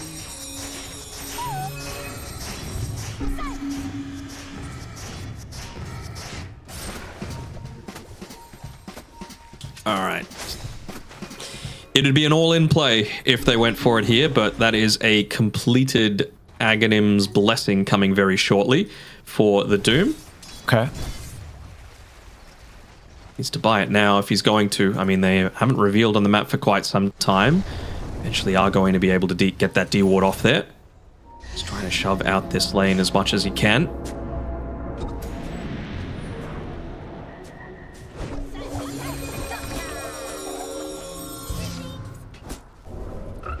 If they're going to be able to take this team fight to bring themselves back in this game. There's the Blessing. They're just waiting for them to funnel into these more bottleneck areas of the map, but there's no real reason for BetBoom to go a little bit too early here. They do have the banner, which has been placed down now, so they're going to try and just let the creeps do the majority of the work, or get the quick pick off. Baiting maybe. Great bushwhack. Them in, but the coil, oh man, they are all linked up. If Kuratich cannot get in with the Raptors dance, it doesn't really do a whole lot, but still, it's just you get a kill. You're happy with that? Use the global. You got a refresher if it's necessary. Just the first global. We do have buyback on the Phoenix. Again, still yet to see the Scythe of Ice come into effect in a big way. Going in again. Frank. Once again, but always GPK is going to be ready. There we go. Wits is in, but they're able to force him out. And the doesn't have the move. Just does nothing. Raven's Veil, Kuratich, he's going to be able to reposition. Someone stops the egg. Witch is still trying to run to the middle, but he's not going to be able to win the man fight. Kuratich is okay with this. It does get the ultimate off. Not a whole lot of health as well, but GPK, they're too far behind now. It feels like at this stage, the team fighting, they've never really been able to get anything going unless the calls are insane from Frank. But they gotta use Supernova, man. He just doesn't find the big enough one to be able to even out this game. It had to be a crazy team fight not to be the case. A dieback on Dark Margot. This one's over.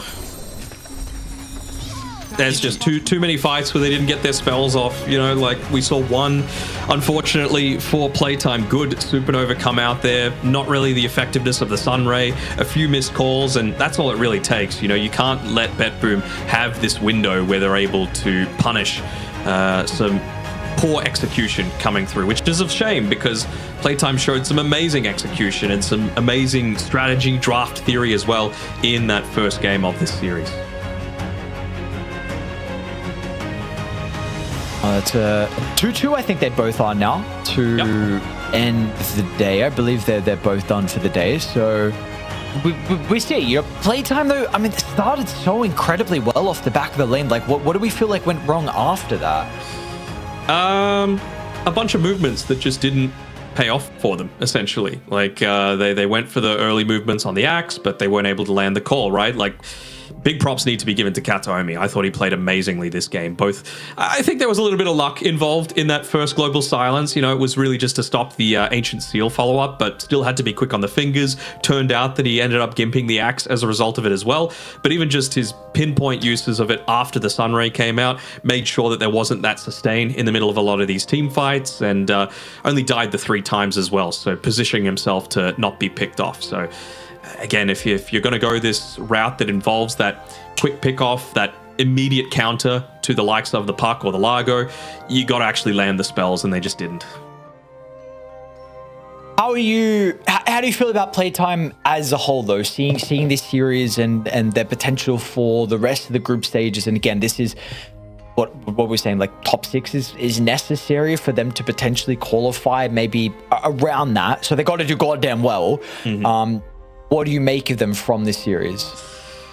You can see the potential is there. That's the thing, right? Like, you were clowning on them a bit for having only beaten Enigma Galaxy and Reconyx, but it showed that they were capable of taking it to a team like BetBoom, which they did for Game 1. They got stomped in Game 2. Let's not discount that, but they were in a commanding position for a big part of this third game. As we have a look at the highlights that brought them up to that stage, we can still see there, you know, this is beyond the point where Frank had actually fallen off a cliff here. Great initiation coming through from Dark Margot. There's an effective supernova in the middle of the team fight where people are actually being controlled. They got the Doom onto the right target in the Largo to reduce his effectiveness. Again, unforced error coming through there from Kiritich, but you know, it really just all fell apart beyond this, right? BetBoom didn't make the same mistake again. Absolutely not. Great showing. You see 5k lead at this stage, 33 minutes in, but I think was this the fight? Which one? This one, if when they turned it around. I can't remember if this was the triple. Nonetheless, I mean, we saw it was around this stage where, you know, it stopped looking pretty for playtime, unfortunately. So this is the one, like, Sunray, immediate global silence, right? He'd already used the Greaves as well, so no way to be able to break himself out of it. No supernova to act as a bit of a deterrent for them to keep moving forward. I really feel like there were so many opportunities for El Misho to carry these team fights, and he missed basically every one of them. So for playtime, see how they're able to look after it. What about the Doom carry as well? We saw this in a couple of games. Definitely the game earlier in the series, you know, felt like, you know, we saw the impact, of course. A lot of strength with this hero being able to be flexed in different roles. I mean, we've seen previously with mid, we're not really getting that at the moment, but is this something that you want to continue to put a lot of priority on, or do you just kind of want to see it in the off lane? I'm still fine with it in the POS 1 role. I think you just need to be, like, that Bushwhack was amazing. It hit onto 3.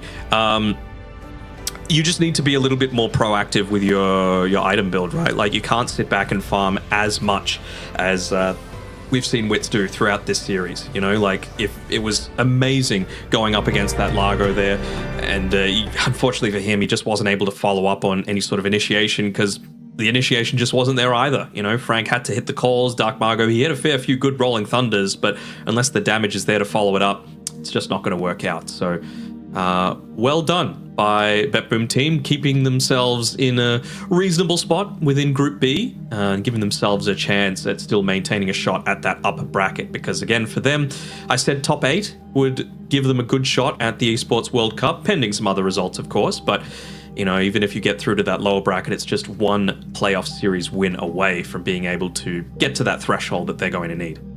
Yeah, so we'll see how their other series are able to look as well, but they're done for day 3. So for BetBoom, they're going to play versus Tundra, Extreme, and Nigma. So some pretty difficult series. Tundra are very much struggling. I believe they actually lost versus Reconyx. So Reconyx get their first victory. So they're 1-3. Nigma also beat them, XG, I think. That's crazy. Yes, also a 2-0. Yeah, wow. So I don't know, the bottom of the table, Navi took their all first getting some loss wins. as well. True. Okay, so we'll see. Maybe that's not as easy of a series then. Yeah, there is some life, which is great to see. Again, even the lower bracket is so important. It's top 6 that get through to the bracket out of the 8, and if Tundra keep losing, they're going to be one of those bottom 2, and then it becomes between like Nigma and Reconyx. One of those 2 is going to be able to get through there. So interesting to see how that's actually going to shape out once we do get through the final day of things. So still plenty of Dota yet to come, still some more Dota left today as well. We are stalling a little bit for the interview coming up with Kiritich. So it's going to be really exciting to see his perspective on, how he's joined into BetBoom, how he's sort of found his way to mesh through. I want to ask him a few questions about the Kez personally, just his opinion on it, when it deserves to be picked, because we've seen them just straight up first pick and have no Kez in the world. Yeah, this hero, not just him and everyone else are doing it as well. So it feels like the priority on the heroes is ramping up. Was Druid? I don't even remember. Was Lone Druid first phase banned in this series? He was? Okay. Yeah. I'm just, sometimes it happens, when you're constantly immediately, because those drafts were quick. Mm-hmm. They were very, very quick. So sometimes it's like you kind of forget about the strong other carries at the moment. So Kez is another one. Kez is absolutely that hero that we're looking at. So he's looking, I don't know, something needs to change. Someone's going to have to find an answer.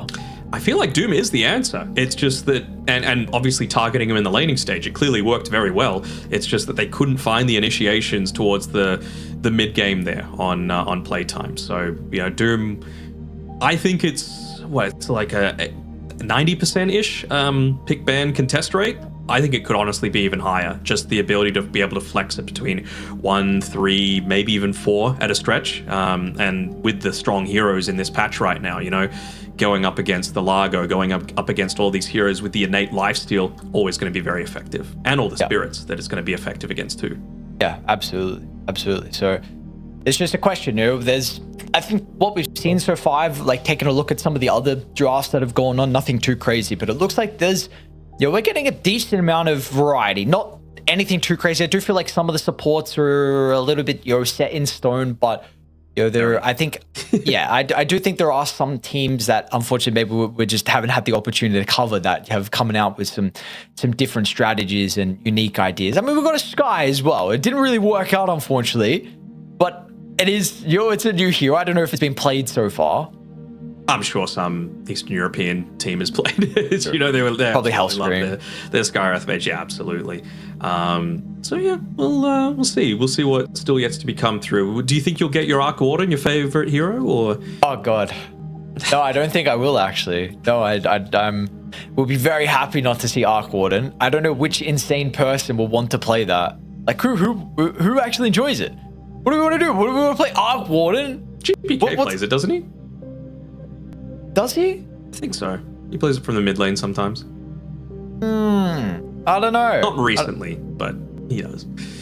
I don't know how I feel about that, GPK. We might have to have a word, buddy. This is not too interesting of a hero. I could think of many other heroes that I would rather enjoy watching and commentating than an Arc Warden. I think there's a lot of people as well, especially you're playing. What's a play versus an Arc Warden? What are we doing here? Should be a gentleman's agreement. Ban that hero. Ban Tinker as well. All these stupid heroes. Nothing to say is allowed to play Tinker. We'll give him. I don't care who it is. What do you mean? I don't care who it is. It doesn't matter. It's the hero. Yeah, I guess so. What about Lone Druid though? That's got to be bottom of the barrel, surely. I don't want to see any more Lone Druid games. The thing I don't think we will. Yes, you're right. I don't think we will. And then your teams are letting it through, and then they're regretting it when they let it through because they just lose. They just lose. We got an interview. We're ready to go. Kiritich is going to be joining us. Kiritich, congratulations on the series victory. Congratulations on your first big tournament as well. Victory for PGL Wallachia. How did that feel for you? What was your feelings afterwards? Hello, thank you. I think for me it's just first win ever on any tournament. I don't winning tier 2, tier 3 tournament. It's my first win. It was amazing feel because I'm just so happy. My hard work is working and I win the tournament. So yeah, it's amazing. Feeling amazing. What happened afterwards? Did you celebrate a little bit? Did you get back into pubs? Did you go on a bit of holiday? What happened after? Yeah, I'm celebrate with my team. We just go in a restaurant, eat some steaks, and we're going to back to home. And I meet also my celebrate with my family. That's it. Then after chilling, I just play pubs, training for DreamLeague. I see. Well, you guys, you're 2-2, looking good. Good series performance overall. I just have one more question, then I'll let Denog take it. PlayTime are a team that draft really quickly. We saw this in this game, this series, in their other series as well. Does this take you guys by surprise? Is it just like annoy you a little bit? Is there anything that's said in the team like with seeing how quick they're drafting, or you guys don't care at all? I think we don't care versus PlayTime. We understand what here they want to choose, and also we understand what we want to pick versus them. So this draft in 3 games will be very fast because they understand what they want. We understand what we want, and yeah. Cool. It was pretty clear what you wanted there with the cares in games 2 and 3. Really dominant performance coming through from you there. I just want to hear your opinions on the hero in general. Like, when do you think is the right time to pick it? Is there anything that you're looking out for? Because you guys were happy to first phase it. I think Cass is a really good hero. Not super imba, just very stable hero because he has stable laning, stable build with Match Slayer, Deza, BKB Axe. It's so stable, so simple gameplay. If you're training this hero in pub, like play maybe 20 or 30 games, it's just easy to play, and this hero can play in any game, in any counter picks. That's why this hero can be picked in first stage on draft. Cool. And speaking about that third game as well, they very clearly targeted you in the laning phase. It was 4 or 5 deaths in the first 10 minutes or so. Tell us about your mentality around that. Like, is it around the team just saying, hey, we'll help you out. I'll take the lane, take a little bit of an easier one in the mid lane and see how that works? Because you were able to recover really quickly. So what goes on within the team to be able to make it work for you? Online, I'm a bit fucked up. First my die is very bad. Then Phoenix's Gate, I don't have game. It's just my mistake. Then just before this game, like maybe 1 month or 2 months ago, we're talking about when I don't have gameplay on my side lane, and we just put carry on mid lane and carry without game, taking mid waves, maybe some games if you have time. That's simple. You just come back with this because this big offlaner can pressure you on mid lane just because he need contest their lane, and my team is also very good. They understand what they wanna do, how they wanna pressure, and they make space for me also. So I'm come back. If talking about mentality, yeah, I just understand. I mistake. I'm a bit raw on lane. I understand I can come back this easy in this game because I can come back in any game because it's Dota 2. Enemy can make mistakes. I have best team in the world. I have space. That's it. That was actually going to lead to my last question there, Kiritich. So you said you've got the best team in the world, so might have already answered it. I was about to say you're coming off a really good result at Wallachia. You're getting into some good form now in DreamLeague. At their very best, other than yourselves, who do you think is the teams that you see up there with you at the best of the best in Dota right now? I guess it's... let me check teams. I think it's Tundra, but right now Tundra play very bad. But overall, I think in this season Tundra is the best team in the world because they won 3 or 4 tournaments, if I'm right. Like About that, yeah. Blast, DreamLeague, Birmingham, 4 tournaments in the season. So I think it's Tundra. Cool. All right. There you go. That's all me done as well, Curious. Thank you very much for joining us for the interview. Congratulations on the victory. And again, congratulations at PGL Vallejo with your first tournament win as well. Thank you very much, guys. See you. Thank you, mate. All right, there we go. Second series done. And now we move towards our third series. Lovely to hear from Curious what he has to say about the Kez, how really interesting as well, mentality overall, like how they kind of play around when he's behind, but just I know he's been around for a while. He's definitely not the more experienced carry, but he is, still relatively young. And the fact that he has the mentality, like he can come back in any game. Like he's got the best team.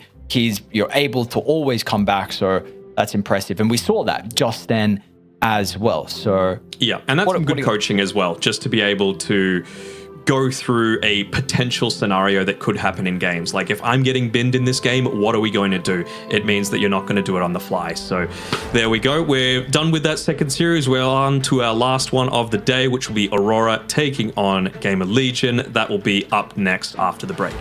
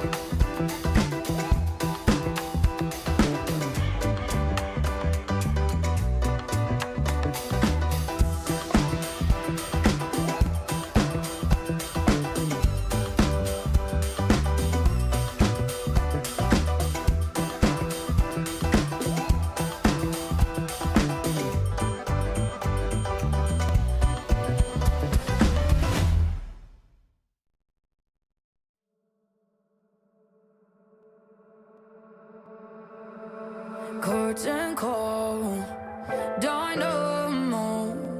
Are you ready to blow? Explode, start the show. Let's go. Feel the crowd applause. Let them know. We've been counting down the days, been riding through the haze. We'll take it to the grave, be the unstoppable. I'm coming up, unstoppable. Don't let it drop, we're going down slow. I'm coming up, unstoppable. Don't let it drop, be the unstoppable. Start the show. Whoa, dodge the blows. Go, go, knocking on the main stage door.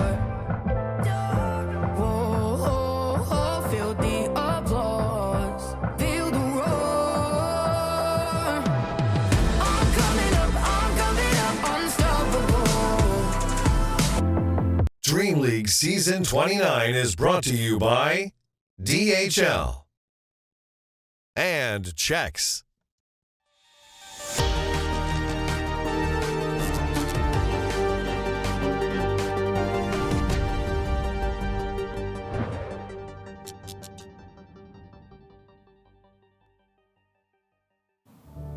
Welcome back to Dream League Season 29. We got your third and final series of the day. It's Malibu Jesus and Atomo anchoring it down here at ESL Dota 2 Storm. And Atomo, how's your flower holding up, buddy?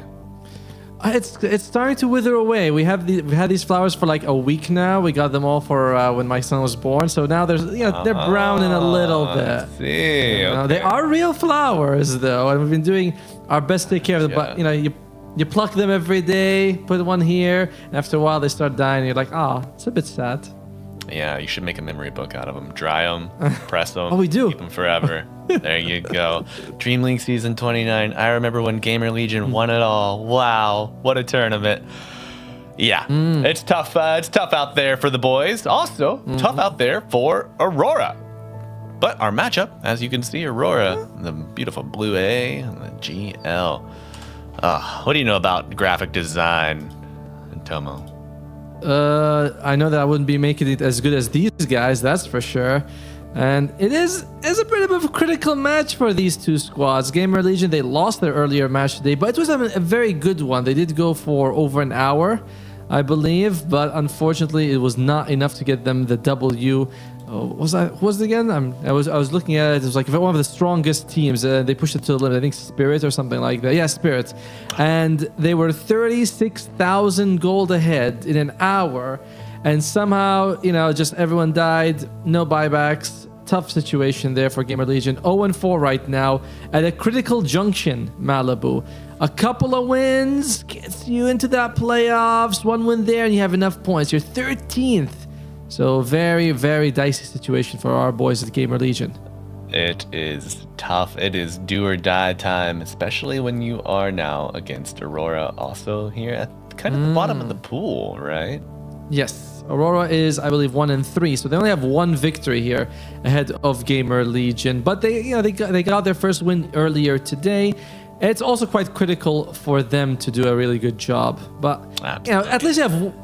At least you have one win in the pocket. The roster, yeah, they got one win to build off of. WSK, Ori, Nightfall, Mira, Makoto, and we can't forget our boy, team manager, the brains behind the scenes, Double A, also from North America. So I guess you could say it's a battle of NA happening right here on ESL Dota 2 Storm. I will find any which way I can bend backwards to work that in, but. Yeah, it's do or die time, as we mentioned at Tomo. Aurora 1-3, GamerLegion 0-4. And if you don't know too much about Aurora, you might discover a little more in this short clip. Aurora Gaming has been around Dota for a couple of years. They initially formed as an SEA team without much success. In 2025, they transitioned to becoming an Eastern European team, and finally started achieving some solid results. Nothing mind-blowing, but they did get several results around 5th place. Well, someone at Aurora had a stroke of genius when they decided to pick up some SEA players while in their EEU era, and suddenly became the best SEA EEU team. The roster of Nightfall, Mikoto, WS, Mira, and Kaori quickly rocketed the team from mediocrity to becoming one of the best teams in the world. Their recent results include 2nd place at PGL Wallachia Season 8, just a few weeks ago. 2nd place at Dream League Season 28, up from 21st place at Dream League Season 27, and 5th place at ESL 1 Birmingham. I don't know how they've made it work, but somehow they managed, and Aurora Gaming are undoubtedly one of the strongest teams heading into Dream League Season 29. Always love those short snippets. It's like it's a beautiful roll of the dice. What Dota talent are we gonna get on that voiceover? Effie, what a nice surprise. It was a bit of a jump scare the other day. I forget who we got, but I was like, did not expect that coming at me. Yeah, I remember that as well. We were wondering if it was gonna be Sunspan or Jenkins or something like that, and came out someone completely random. Odie Pixel, I think. I was like, whoa, okay, yeah, I can get down with this. Smoother than I thought. Who is this guy? You should be casting. he could be good at this thing. I don't know, man. I see some real potential there. But potential ahead of Tomo. It's going to be an explosive match. What do you think we're going to see? We've had a few days to draw from the competitive scene here in DreamLeague 7.41c. Have any top frontrunners kind of faded from prominence? Have any underdogs started to emerge in terms of meta picks, items? Largo has emerged as a very interesting hero, right? Yeah. Not someone that we were seeing being picked very often before this. I know WS likes on Aurora Gaming, so that is one of the heroes I wasn't sort of expecting. We've been seeing a little bit of Magnus as well. So that's kind of the offlaners that were sort of coming in that we weren't seeing too much before. In carries, we're seeing a bit of Faceless Void, which is a little bit odd.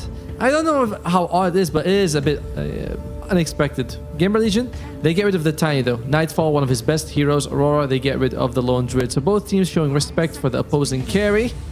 Being like, alright, I don't want you guys to get your best hero. And we'll see what GamerLegion is going to be opening up with. I would love to see Speed's Veno. Would be nice. Would be nice. I'm loving the rework on the ultimate. But I do miss the extra damage per debuff. Oh my god, that was so nice. That was so good. That was so good, right? And even also the shard we got, the new one we have is currently like kind of ass, where it's like it moves a bit faster, further, and you get the 2 Plague Wars. Remember that was part of the facet as well, right? When you're mentioning like that was also a good thing that we lost. Yeah, you had it as your base kit, but yep. And your shard gave you a stun that was like BKB piercing. That was great. Juggernauts be damned, right? I was like, oh, PL, you're gonna use Manta? How adorable! Thank you. All right, you have an Omni Knight. Great. Now, but gonna be the squirrel met with the pangolin. Tale as old as time. Looks like we have the beginnings of a Redwall book going on here. Yeah, and I think that you want to take Mira's Hoodwink off. He's been playing. I played like 16 times in the last month or something. Some crazy number, massively favored by him. And they also ban out his Rubik. So GamerLegion starting off with a good break. Honestly, like the best. It's crazy, like 12 or 16, huge amount of games. He is squirrel pilled, 100%. But yeah, you got to get these heroes either on the board or off the board first round. You cannot get Pango Hoodwink on the same team. Just too powerful. Powerful, indeed. And Pango gets picked up on the other side there. I do believe that it's more... It could be WS, it could be Mikoto. I hope I'd see Mikoto on it. I know he's been playing a lot of Quap, but he has had no success with it. The recent nerfs on the hero, I would say she's completely butchered, but she's certainly at his table. Yeah, imagine that. Who knew that reducing a hero's damage by 25% can do so much? There are scholars that maintain such records, but I haven't encountered them for many years. They've gone into hiding these days. But speaking of going into hiding, no Kez, no Windranger, no Rubik, no Slardar. Wonder if they're going to consider banning out the Warlock. It is one thing that Aurora plays a lot. Kyori is generally on the sort of greedier position 5s. When he picks Warlock, he goes for like the Ag Scepter, things like that. I've seen him on Phoenix. He just goes Ag's Refresher. Doesn't even care about Aeon Disc. So he does like getting his items as a position 5. Might make him a good Zeus player. And Zeus did win a match earlier today. Yeah. Crazy. Yeah. I won a turbo match with Zeus yesterday. I bought 2 divines. Oh yeah, I did that as well. Ultra late game. It's so good. You just switch it to the magic one. You're like, this is really fun. Oh yeah. Yep. And Atomo, dude, now I'm remembering. I tried to tell this little aside twice yesterday, and the teams interrupted us with team fights both times. Played some turbo with Big L the other day. Okay. He ran safe lane Zeus. I ran safe lane Coddle. It was delightful, amazing. Of course. I think he got up to 5 divines. It was, so good. So good. It's more than double. Yeah, it's more than double the damage. Where you press R, you're like, you'd better have BKB on instantly, people. But who Aurora Gaming is next for Aurora, Tomo? like the ban of the Huskar, it does sort of indicate that we are going to be putting this Pango mid and we want to protect it. But they go for Alliance 6-1 this tournament. Not bad at all. I do think that this is going to be a Mira's hero. If he doesn't get Hoodwink or Rubik, Lion is his third most picked, and you just secure him his his slot automatically. Now GamerLegion, you have the break. You gotta start thinking a little bit about Viper, just because there's a Pang on the other side, so you can pick Viper to crush him in the mid lane. And if you leave it, you can't really take any strong passive abilities on your guys, but they take the Winter Wyvern for now. I like it. Okay. We observed a Wyvern that was in a favorable position yesterday, but just played a little too close to Sun. The Sun for one, but also like the areas of aggress, like just crowding escape routes that just would collapse eventually. And then all of a sudden you're on top of your primary target and a Wyvern, and you have no problem killing them both. Yeah, we'll see Speed kind of play a little bit better positioning here today. Hope so. I mean, it was Speed himself, I believe, who was playing on the Winter Wyvern, right? It was GamerLegion. And to be fair, they did present tons of problems for Tundra. They did lose, but like you can walk away very proud of how you play in Game 1, almost bringing down Tundra. They take the Ember Spirit, so that's going to be who's going to be contesting the Pango in the mid lane. Yeah. Now, in general, though, the Winter Wyvern very good against Pango. All of his damage is physical, even his spells. So it's like, oh, well, you just do nothing. Yeah, well, not bad at all. And folks, if you've been following along with the Tomo and I, I'm keeping a running tally of, Dota notes, trying to build up the library of knowledge as we go.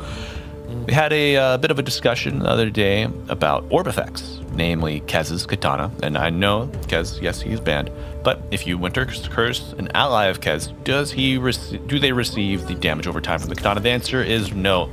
Orb effects such as that Katana DPS, Mana Burn, Frost Arrows, they do not apply to the targets of Winter's Curse if being hit by their allies with those orb effects. So just a little knowledge tidbit for anybody out there. Quite relevant in this game because there is the innate from Doom and there's also the lucky shot from the Pangolier. So there are several things that it's useful generally when you Winter Wyvern someone. The damage is either going to be enough or not. The orb effects rarely kind of matters, like the physical damage by itself. And right now, Aurora Gaming, nice adjustments so far. Picking the offlane Doom, a hero that mostly does damage from his spells. So it's like, oh, okay, he's tanky, so dooming him is really not that super effective, and dooming people next to him is not going to be too great. Like, it's useful for sure, but it's not, killing blows that you want to do. It is. But with this on the board, I mean, your carry is going to have some semblance of physical damage, unless you would, I don't know, could you run Necro? A Necro? Could you run people used to run Lesh in the safe lane. We've seen Timbersaw ran in the safe lane previously. I think the days of carry tide are over, thankfully, due to the death of Anchor Smash. But what do you think they're going to have another angle on this, Atomo? I think they're going to put Doom as a carry. They're going to pick their position 5 right now, and then they're going to put Nightfall on Doom. It's not something he hasn't done before, and it fits well. And they go for the Enchantress, that's the position 5. And they can pick something like a Centaur, last pick, and suddenly you have really good damage overall, very tanky cores, who, if anyone gets Winter's Curse, it won't really matter. Do I hope think GamerLegion steal away that Centaur right now? Very good to have against the Doom for sure. We've seen many times Doom comes out, and I believe it was actually against GamerLegion who encountered that problem. They had Doom and Winter Wyvern against. Yes, was it against? I forgot which team they were up against, but every time Liquid's Ace played. Hey, true. Yeah. Tofu talked about it. So every time you are able to get your Doom on someone, Stampede comes out as a great counter. So hopefully GamerLegion, they're like, hey, let's just take the Centaur ourselves. Come on, Fate. You can do it, buddy. You can do it. We believe in you. He's like, how can I destroy them even better? Underlord or something. Okay. Wow. All right. Okay. Ghost Drow Ranger, a very valuable silence game, can build into the Silver Edge eventually to give you an additional break against the Enchantress if needed. Okay. I'm somewhat not super convinced by this. Firstly, you have indicated very clearly that you're going to go for an off lane next. There's a clear one to ban, which is the Centaur.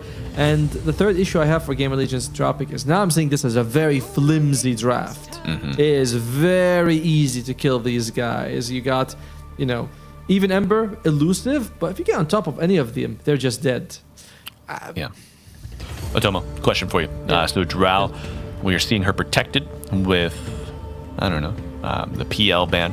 Are there any other carries that just make mincemeat out of this Drow that you have to take out with your final ban, and maybe you can protect with a versatile offlaner pick?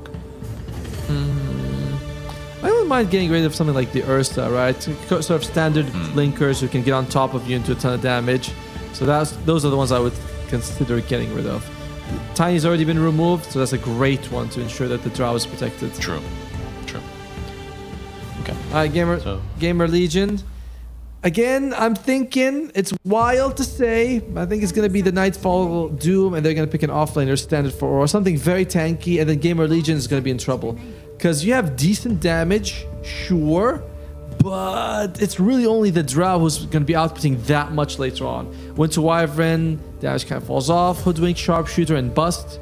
Ember Spirit's decent, but again, he just doesn't scale. So it's, I don't know. I'm getting some very scared feelings for GL, for your team, because you're North American, of course. Hey, remember, Aurora is North American too. Oh, they are. Really? Double A, the man. Oh yeah, of course. Just because WS is Malaysian, I do not consider this a Malaysian squad because of the one Malaysian on it.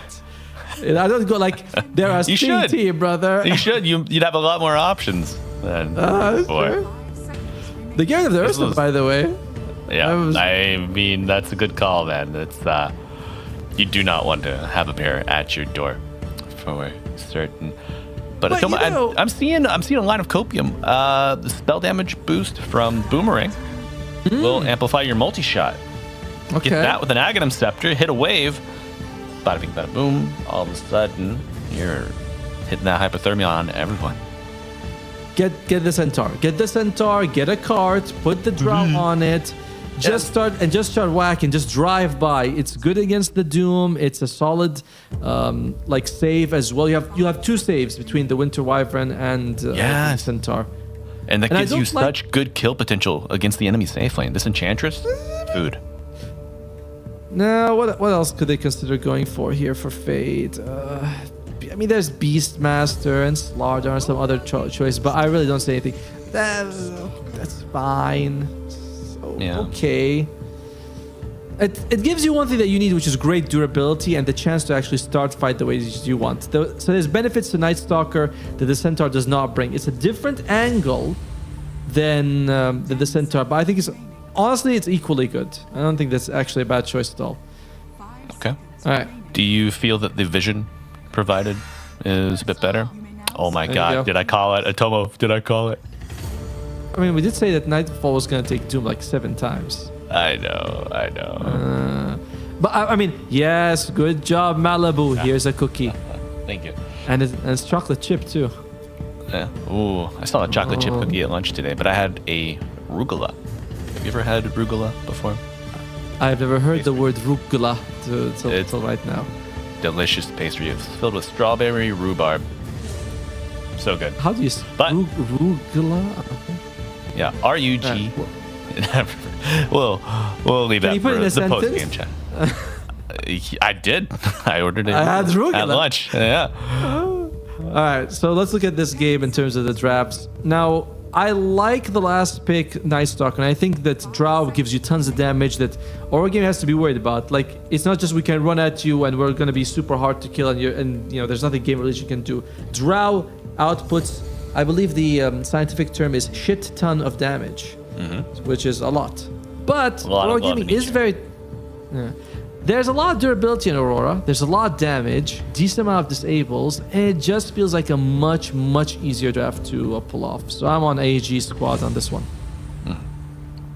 Okay. I mean, I like just how many angles this Aurora gaming team can attack from. True. WS has any way to insert himself into the fight. I mean, imagining eventual Blink Dagger. So just Blink, Tempered Chain, Chakram, run around the perimeter. You've got Rolling Thunder coming in from the opposite side. Mira, Kaori stunning you, pelting you with impetus shots, and then Nightfall just holding W, walking straight at you. So building these fights, as long as you maintain good spacing, I think Aurora are going to have a much easier time. Yeah. I think GamerLegion, something we've seen them do well is spread the map, you know, kind of play a bit of cat and mouse. They do end up in the jaws of the cat. I would like to see them come out strong here in the lanes and just invest heavily, get a bunch of stats, and just go toe to toe. I'd like to see maybe more Twin Gate usage than we've seen recently. Yeah. And just abuse this the very first nighttime with Fade's Night Stalker. But folks, we do have the board set, and we have a game. Number 1, Aurora Gaming on the Radiant, GamerLegion on the Dire. I'm Malibu Jesus, joined by my pal Atomo. They'll be bringing you the action for your third and final series of the day here on ESL Dota 2 Storm. And our hearts are divided. Atomo rooting for the SEA team of Aurora Gaming now. I'll be honest, I want WS to do well, but there's an Malaysia on GamerLegion, right? True. They have Ghost. So I'm actually going with GL because I know you support them and they have a Malaysian guy, so I'm good with that. Malaysia wins either way for me. There you go, bud. No. Laning phase will be quite interesting. I think GL could come out of the laning phase very, very happy. You have a Hoodwink as well as a Night Stalker, not bad at all. And on the other side, you also have a Drow Ranger and Winter Wyvern. That is a ton of harass on what? Lion and Timbersaw? Come on. Come on, there it comes. This is the pain. There we go. Ice is nice. Looking at WS early on. Still holding a still point. Ow. There you go. There you go. Get that Timber Chain. Get on out of here. Go on, get. But almost 900 health. Easy clap. Does have to think about getting a salve up right at this point. It's like, this is actually quite devastating for WS. He has no money to even buy regen. He has no health to go in. I mean, devastating in terms of the first minute of the game. And you can see, it's your boy. He's getting ready. It's like, I'm gonna fly again. Making use of that on cooldown. Ghost face checking WS here, trying to provide vision so they get the max usage. Mira's in trouble. The Arctic burn out. He is gonna have to use the Earth Spike, but now WS stepping up to bat. Both offlaners so low. Oh, ye of little faith. Fairy fire. Oh, no. Holy shit. Yeah. WS. Yeah, this top lane is brutal between these two. And one of the nice things is that when it's Winter Wyvern and he's getting the benefit of the Drow innate, tiny little bit more agility. Now it's not much damage, but the attack speed definitely much appreciated. Yeah, and a good wave drag here as well from Bignum, making it easy for Fade. You love to see it. Good job, Bignum. Although Kaori is kind of nullifying a little bit of this pull, he's getting some of the EXP, so it's not the biggest deal for them. As Mira continues to just take it to the face. Yeah. No Earth Spike, already been used. One more. Well, does he? Wait! Okay, Tomo, was there any world where Wyvern gets the kill on Lion? Yes or no? No, I don't think it's like, let him go, I'm gonna get first blood. Like, that's too much. Okay, thank you. You read my mind. You read my mind. Plus, Ghost was like, let me kill him. It's Malaysia pride on the line. Like, isn't he, kind of like, I don't know, your cousin or something? He's like, no. Doesn't matter. True. Not in Dota. True. And then also Lion unable to contest the 2-minute rune, so you're going to be able to get RCY at least one of the two waters bottled up. But this top lane, the devastation that GamerLegion is unleashing on Aurora is quite a lot. You kind of look at Timbersaw as being one of the two who's going to be making space early on, and he is currently level 1 to the level 3 of Mr. Ghost. Okay, there you go. Get your level 2 on WS. I like GamerLegion, but I don't hate you, WS. I just want you to know it's not personal, buddy. We want GamerLegion to win. It's not that we want Aurora to lose. You know? We're good boys. That's right. That's right. Now, taking a look at the CS. Oh, never mind. This is a little more entertaining than numbers. Anyway, temper chain out, but an interruption. Speed, always good for a last-second contribution. We'll clean it up. I think Ghost was like, it's okay, you can kill my cousin. I don't mind. You can just go for it this time. Matador. Yeah, but what are they going to do? Tell me. What do you do? Should you have just gotten boots first and dragged? If you had gotten boots first, it's kind of hard for Mira to drag. Lion's very fragile hero. And you take a lot of hits coming out from the Winter Wyvern. Dragging is kind of more feasible if you're a tanky, fast kind of bruiser. You know, a Spirit Breaker, a Clockwork, something like that. Damn, you just like me for real, bro. Oh, poor Lion. That's what was going to happen if he tries to drag. Thank you. Great movement from the supports. GamerLegion on top of it. Speed. Needs to be careful here. He is. There's quite a few hits actually from Mira.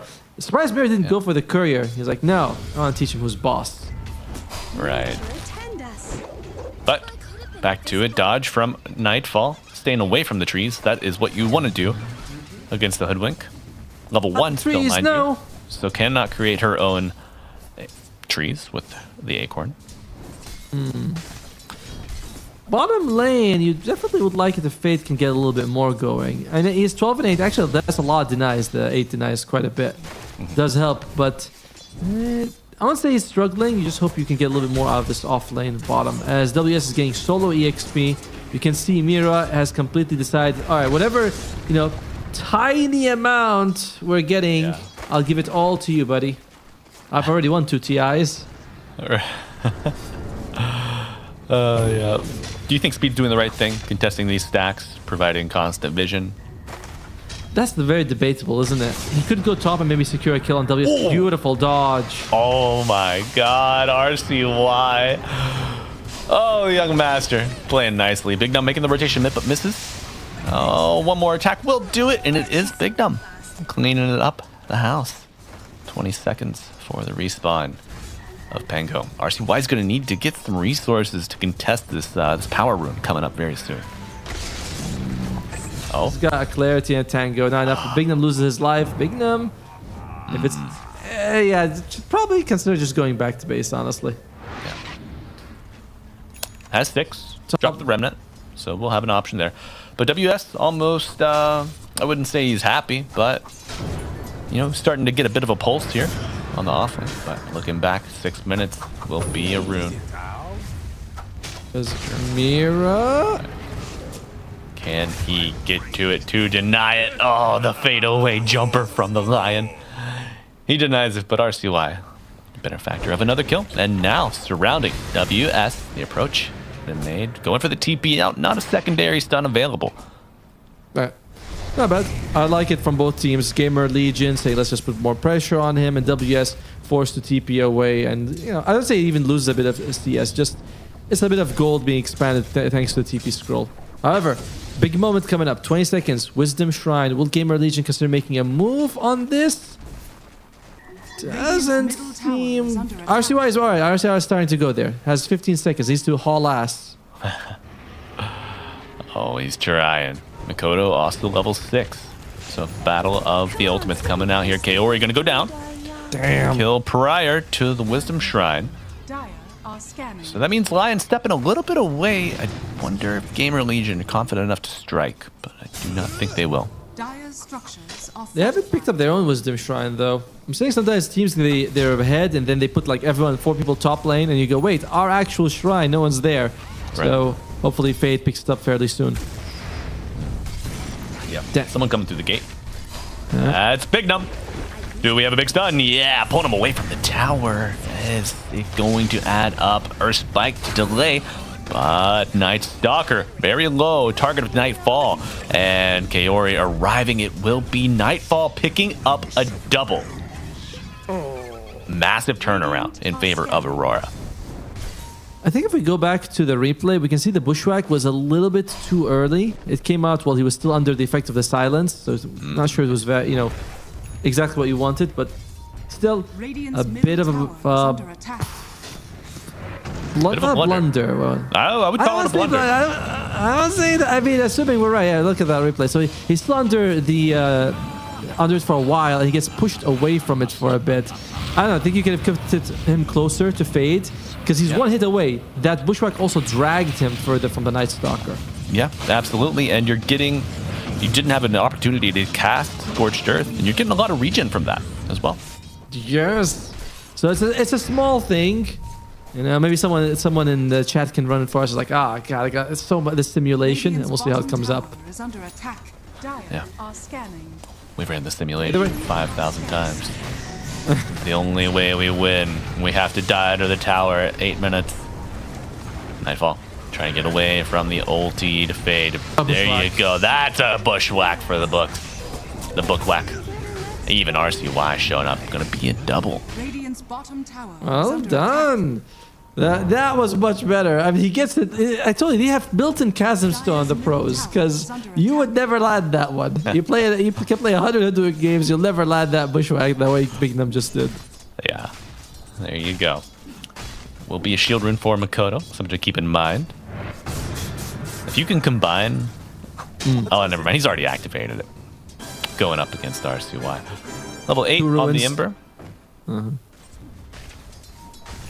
It's very good for GamerLegion so far. Well, wait, never mind. Somo, I want you to take your damn curse and get out.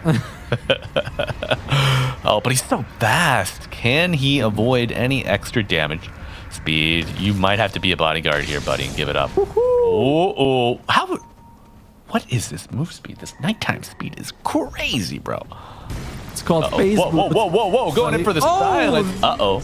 Oh, I don't know about this. Thank you, RCY. Thank you, RCY. Guardian of GamerLegion. Not enough damage to bring down the Lion. He will get to hell. Not back, but one-way ticket, perhaps. If only it was nighttime, it would have been giving him that mini stun, but I think it was like 3 seconds or so into the daytime. He's like, cursed youth, the sun. Interesting move by Speed, though. Yeah? What's that move? When he actually heals Fade, even though he already silenced the Lion, he's thinking, it's too risky for me. But speaking of risky and stinky... No reward. All risk. Nightfall goes down.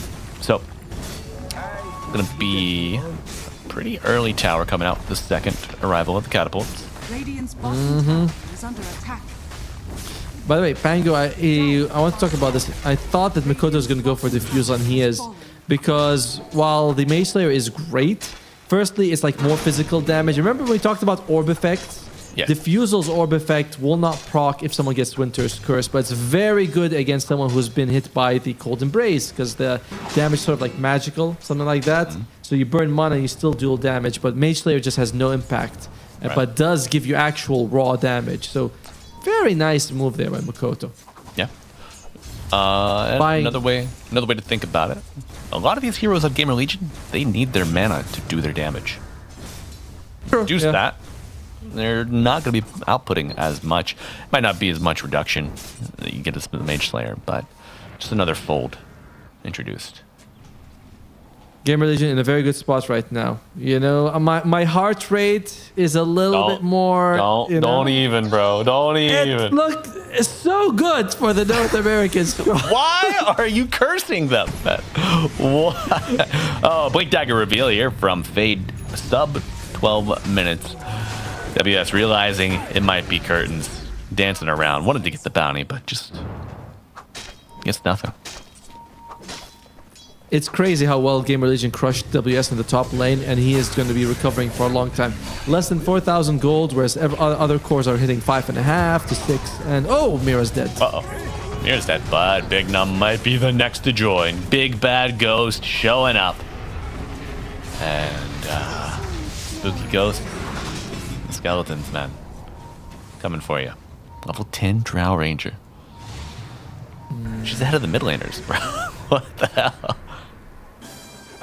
Yeah, being involved in 5 kills gives that for you. Although, check out Speed. He's been involved in 9 kills on this Winter Wyvern. Happy boy. Yeah. Interesting. He actually took only 2 points in Arctic Burn and then read the book. Usually you take 3 points by level 5 and read the book so you get that max level. But he went for 2 points into the Splinter Bast instead. Unusual. Do you think some of the targets that he's... I mean, they're wanting to kill. The Night Stalker is just able to push so far ahead, as is the Ember. A lot of the times, Winter might not be in striking range, but you can throw the Winter's Blast, and then on your ally, it'll follow along as they are chasing. Perhaps. I think it could have been like you level up mid-fight, right? Your Arctic Burn is on cooldown, but your Winter's Blast is available. So like, I might as well level up. Yeah. Doubles the damage, a bit more slow. It's very useful. So it happens to a lot of times. You know, you're playing a hero and you level up. You're like, this is not really the correct I'm under the skill water. build. Can we go back in the mana chain, please? I'm under the water. Please help me. Hello. Can you swim, Atomo? Oh, I'm very good at swimming. Yeah. You know Gunnar can't swim? I am. Really? What? Yeah. Why? And how do they not swim? Like what I've seen, but I had this once with a friend. We went into the deep pool. He grabbed onto me, almost drowned me. I'm like, dude, if I drowned, you're gonna. I'm gonna be so mad if I drown here, bro. It's not even and a he's funny like panicking. Oh, here we go. Wave Flying goodbye around. to your tier 1 tower. Whoa. Whoa. Right. Love that little bridge. Oh my god, I got a leaf in my tooth. Say hi to the satyr. Watch out for the nuke. He's gonna get you. What would you name this guy? Chuck? Chad? Not that guy. This guy. Yes. I like his face paint. I never noticed his face paint before. Yeah, me too. And he's also got his hair braided. Do you see that? We need some flowers in that hair. Get with this. Get with the program, Chad. Come on. DreamLeague season 29, the spring theme. Where are your flowers? It's very good. It's actually cool. But I don't know. I know what we'd call him. His what's name? Hellraiser. Like that's a bit much, isn't it? The satyr. Is it the Hellraiser? I feel like there's one. No, he's a tormentor. Sorry, there was I think at one point they were called Hellraisers or something like that. Can you imagine a Dota team naming themselves Hellraisers? Oh, my little cherubs! I love you so much. Wait a second. What's that fish in the basket to the left? Yeah. Yes. Oh, that's little lunch. Shiny guy. It's a nice match. Now, I'll tell you something. Grandma's house. That's Atoma's mother's house. He's going over for his daily salmon. Look at that. Oh, sorry. Maybe. Do you know my wife thinks those froglings aren't cute? It really made me look at her in a different way. I'm like, brother, you think our children are cute? Like now that did you show her this guy instead? Like, well, I don't know. At this point, you never know. It might be one of those the Shape of Water kind of things. You're like, this guy is not so bad, actually. He's not cute. He's handsome. You're like, uh-oh, I just made a problem. Oh, no. What have I done? I've unlocked my own demise. I've heard that one. Really, we are our own worst enemies at times. But we are back in the game. Folks, if you're just joining us, thank you for being part of this journey. It's game 1, Aurora versus GamerLegion. And we are coming up on your 1337 elite time of the game. Who is the most elite in this game 1, Atomo? Right now, it's Ghost. There are a couple of things I want to go through item-wise. Nightfall has actually gone for Hand of Midas on the Doom. He's like, nah, I believe we can farm. This is a farming game. Oh, well, big bushwhack. Is it going to be enough? Cold Embrace, hold me closer. Chili Dancer gets gets fingered. Sorry, buddy. And RCY will get a little bit of revenge for you, at least. Pretty happy for Mira right there. Gets a finger kill. A more high-value target. Rock's will be fairly happy. GamerLegion forced to sort of rotate 3 people into a 2-man gank. So a nice win for Aurora Gaming. But yeah, first thing, Hand of Mice on the Doom, Nightfall. He thinks this game is going to go long for them to recover, and he's going for that. All right.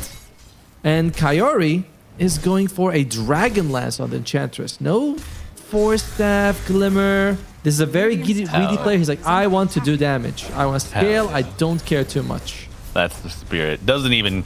He gets 1 point in Nature's Attendance. Doesn't even finish out Enchant. He's fine with 3.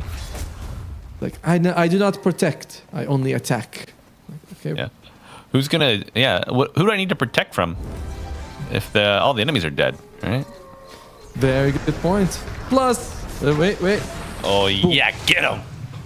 Pangolier. No mana. Nice dodge. No mana. Makes it problematic.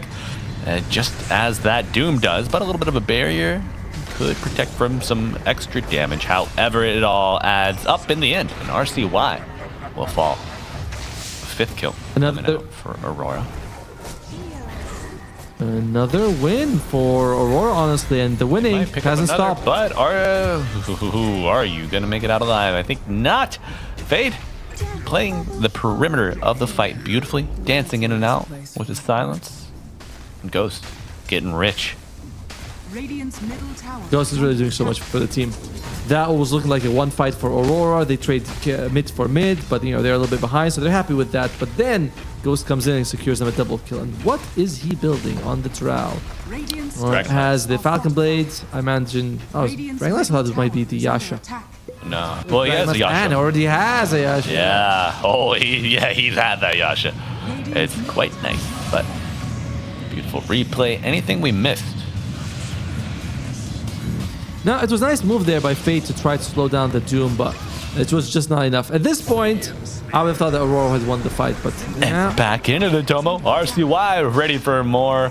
They're playing right under that Observer Ward. Rolling Thunder will get you a little bit of a joyride away from your problems. He's okay. Circled back. I was just a bit skeptical of a return to action there. Nice warding there by GamerLegion, but Kairi is wise to it. He's like, these guys probably have some vision here. And no, I think he actually must have just seen it from his own ward. Yeah. I mean, it's fine. It's fine. You keep them away from your Drow. But in Vizrud, WS looking like old Saberlight here playing on his Defender's Gate. Still struggling a little bit though. One person who's having a surprisingly good game is Mira on this line. I think he's very close to his blink tag. If it's not flying out already. Fade. And in fact, big boy gonna go down. Second finger kill, I believe. Yep. And that'll be a lot of gold for the Lion. That was the Blink debut, by the way, in the bottom lane. Jumps on Fade, brings him down. And Mira showing us what that 2-time TI winner experience gets you. Yeah. That gets you way back into this game. It sure does. 2 charges, and I mean, we've heard from Tofu. It's all about scaling these days. Lion, 1 for the job.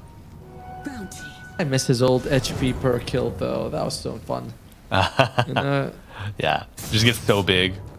Too big to fit. Like you get like 420, 500 health. You're like, this is really good for free. I was already throwing the finger for the damage. I'm getting health as well. Yeah. Speaking of health on supports, Tomo, you take your 200 health on Zeus, right? Level 10. Okay. Yeah.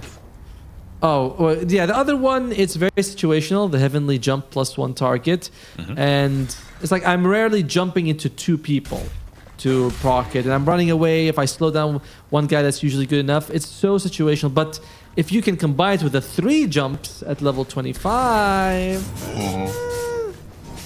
still bad because you want the lightning bolt AoE. Yeah. But I will say it's very good if you go the Divine Rapiers. You just jump away from your problems. That's not how it works. You cannot escape your problems or drink them away. Yeah, they'll still be there in the morning. This mana draft on the packaging said it'd cure all my issues. What happened? RCY looking to cause some issues here for Aurora. In the thick of it, looking for the Lion and Fade to join. They bring down the big bad Lion. Solid kill, but you can see that GamerLegion, they're only 1,000 gold ahead. At one point, I think they were like, what, 5? Almost 6,000. So the game pace has definitely gone for Aurora's favor. Remember, they have a Hand of Midas Doom going Radiance. This guy has done, you know, item-wise, nothing to help the team until he gets the Radiance finished. So I think GamerLegion should start putting more emphasis on pushing, getting those tier 2s down. Sure. Making use of this Wyvern ult.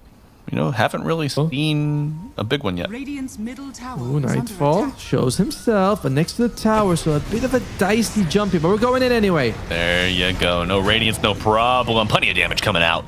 Fade. In the sky, he will be your reliable eye. Looking for another target. Thank you. A good time to bring him down, just when he was about to be able to buy that Talisman of Evasion, about 100 gold away, so very good delay. And also, right around the time that the Wisdom Shrine is going to be, coming up. Yep, T minus 30 seconds. Tomo, okay, I'm not gonna lie. When the screen transition was happening earlier, the 29 came on the screen. I was like, that's not a 29-second countdown. What? What's happening? All right, there we go. Aghanim Scepter, just in time for the Wisdom Shrine that they will not contest. Look at that. What a smoke move from Aurora, maybe anticipating an aggressive move from GL. They will meet the Aghanim Scepter of the Drow with a Radiance on the Doom. Here we go. Big kill on Big Num. Nice one. Any kill you can get on Aurora feels pretty good, and even though it costs you the Lion Finger, it's still solid. And they must have seen the Fade, you know, sort of that circle of his crippling fear, but they did not jump in time to get him. And look at Kaori. Dude, the guy he's a greedy 5. He's a greedy boy. I love it. That's how I play Enchantress. I mean, yeah, if you're picking Enchantress and you don't build for right click, like, what are you gonna do? Maybe I'll enchant and then I'll help my team in the lane. Like, no. You Go play Oracle. Yeah. There you go. Go play Dazzle. Go play Oracle, man. Well, even the Dazzle can itemize for right click, so I don't know. Uh-oh. However, I hear a Hex. Uh-oh. Mr. You're a dead Wyvern. Gaming, nice silence, but you didn't get the big damage dealer, Kaori. Just kidding, folks. They do bring down the Pangolier saving speed, and they might just bring out a kill on Kaori. Plenty of damage coming out from the Drow. Not as slow as you'd expect. Only level 1 untouchable. Good kill there. And of course, you know, Drow Ranger also has a ton of agility, so attack speed there with the Yasha, all very helpful here. However, that was Aurora with only 2 people, and you can see still quite a bit of durability there on Makoto. So, GamerLegion, you can see the enemy cores slowly grinding themselves up. WS up there, Nightfall as well. WS absolutely shredded in the laning phase. I don't like this at all. Why is this timber so rich? Oh God. Oh no, Tomo, my Eye of Prophecy is showing me terrible images. I can't. Oh my God, please no. Okay. Whew. Precious bounty. Mira was thinking about it. He's a bold boy.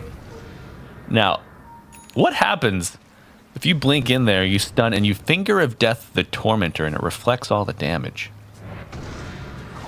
Well, I mean, hopefully a couple people of the enemy side die, and you get the Tormentor killed. So it's not going to be as high, but oh my God, Fade. Nice save from Speed, using that in quick leg work. Getting out of there.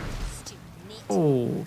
Yeah. Good. The tree was cut, I think, before the bushwhack could latch there. But this is the guy who had no game. On not like flaming him, but I mean they just shut him down so well on GamerLegion, and now he is second net worth and solo, almost killing Fade, forcing the enemy team to rotate. And this is the strength of the Aurora draft. So much durability. And the damage is also nothing to scoff at, which is why GamerLegion, we are on the timer. By we, I mean you, because if they lose, I don't associate with the team anymore. How many deaths does Timbersaw have currently? Should just be 1 or 2, right? Yeah, it's 4. Actually, it's 4. I was gonna say 3, but he's got 4. Never mind. But Okay. he's got BKB, Kaya Sanj, and he's working towards the Shiva's guard. Damn. Sometimes we see that Chasm Stone picked up first, but do you think the WS needs the armor? I like the Kaya. He wanted to go Kaya for the mana, right? Helps you with the mana region, helps you farm. So then he upgrades it, gets the BKB. Didn't really have a chance to get the Chasm Stone, I think. What? No, I'm talking about the Shivas, his next item, Otomo. Like, yeah. will he choose the Chasm Stone or the Plate Mail? He's gonna go for neither. He's gonna get Blink Dagger. I was like, damn it, I W. was like, what are these fools talking about? That's the W difference. stands for Y. Did he go right on top of the dire ward there? Or is that his own ops? Who knows? Oh, wait. No, that's the dire one. That's the dire one. Well, they might know that observer's there. Or just maybe Night Stalker was giving you that nighttime vision. But they are giving you the nighttime business. GamerLegion. Getting aggro here. Still 2 members under smoke, but Tomo, as you mentioned, that Blink Dagger required will be flying out to WS. Maybe a bit shorter delivery. Helps you. You want to do everything you can to get on top of Ghost right now. He is the scariest threat on GamerLegion. I don't believe he's got a BKB either. So if you can just get on top, do your damage, and once the Ghost is down, it's not super scary. The rest of the GL squad.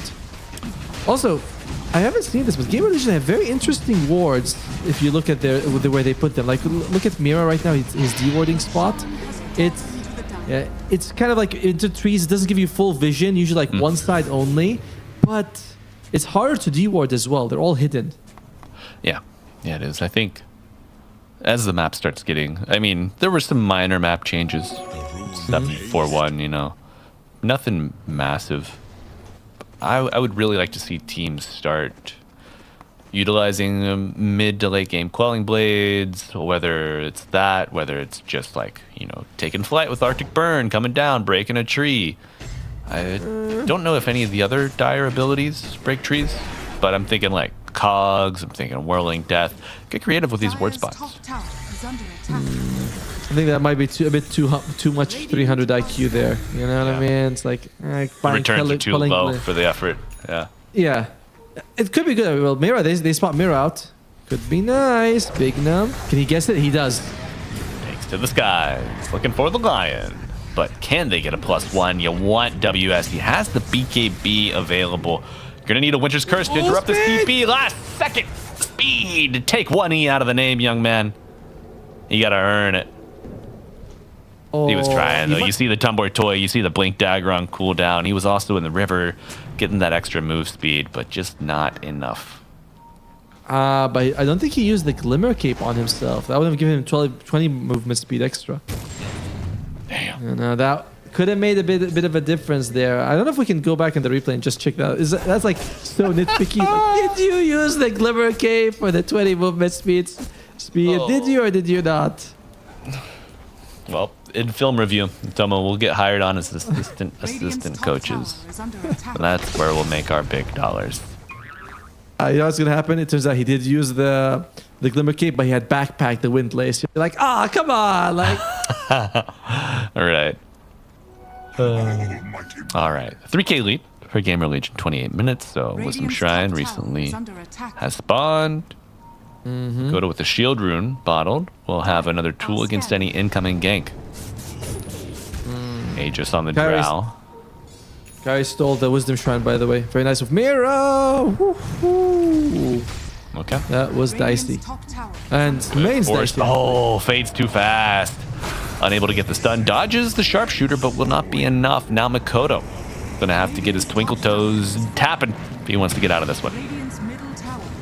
A little farm on the way out. Look at that. Oh, stinky.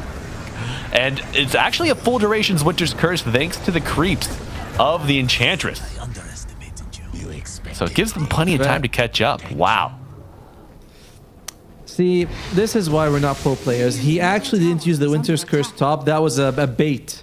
He was saving it for this exact situation. He's like, I know in a roughly 30 seconds, Mikoto is going to be rolling and only I can stop him. He says, ID care, Doom. Or Temper. I only want Pengo. Nice try there by Big Num. Very good item. The Essence Distiller on the Hoodwink gives you a vision of people in the trees and sets you up for a nice bushwhack. Now, there are going to be quadruple blink daggers. I believe Nightfall bought his very recently. So you have everyone with a blink except Kaori, who, as we mentioned, has a Hurricane Pike with a serrated shiv. Hurricane Pike, serrated. Oh my god, serrated Hoodwink. Cut my squirrel into pieces. Radiant's bottom tower is under attack. Anytime, by the way, look at the win percentage, 77 for GamerLegion. Still feels very 50-50 game though. Either they win or they lose, therefore it must be 50-50. There you go. The numbers wizard. Natomo, everyone. Please clap. That's how the numbers do work, right? Like if there's two possibilities, there's an equal chance of each of them happening. Somebody experienced in like, I don't know, like 600, 700 level maths right now, just gnawing at the bit, just chomping, ready to go. Nahaz, like that's not how statistics work. Exactly. Nahaz, please save me from this bad math, bro. It's like, what has happened to the talent? We used to be able to know this. In the meantime, though, surprised that the gym has not come up earlier for GamerLegion. We're usually seeing the gyms a little bit earlier than this. But they don't have any. And the game, again, feels somewhat stagnant. Now, GamerLegion, maybe they're thinking, all right, we don't want to go too early. Look, there you go. Big Num buys the gym, just as we talked about it. Maybe they don't want to lose their lead, feeling like we're in a decent spot. We have them on the ropes. But if they saw the numbers we're seeing, I wouldn't feel super confident. Yeah. I think another thing of it, Ghost right now is 5-0. Mm-hmm. He dies. It's a long respawn timer. And it's going to be a big bounty. It might just push Aurora over the edge and just snowball afterwards. But looks like the avalanche is a-coming. I hear that snow rumbling, folks. Let's see which way it falls. There we go. Mira on it goes. No!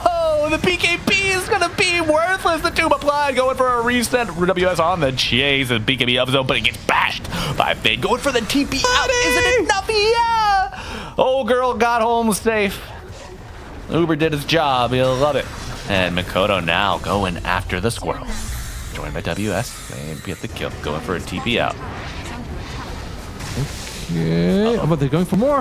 Uh-oh. Kaori pelting Fade, but a Glimmer will save him temporarily. Roll up. Roll out. With a swashbuckle and a blink. Going. Oh, RCY, you brilliant boy. He's found him. And now they're chasing down Bambi. Bambi 3. This time, it's personal. Slow.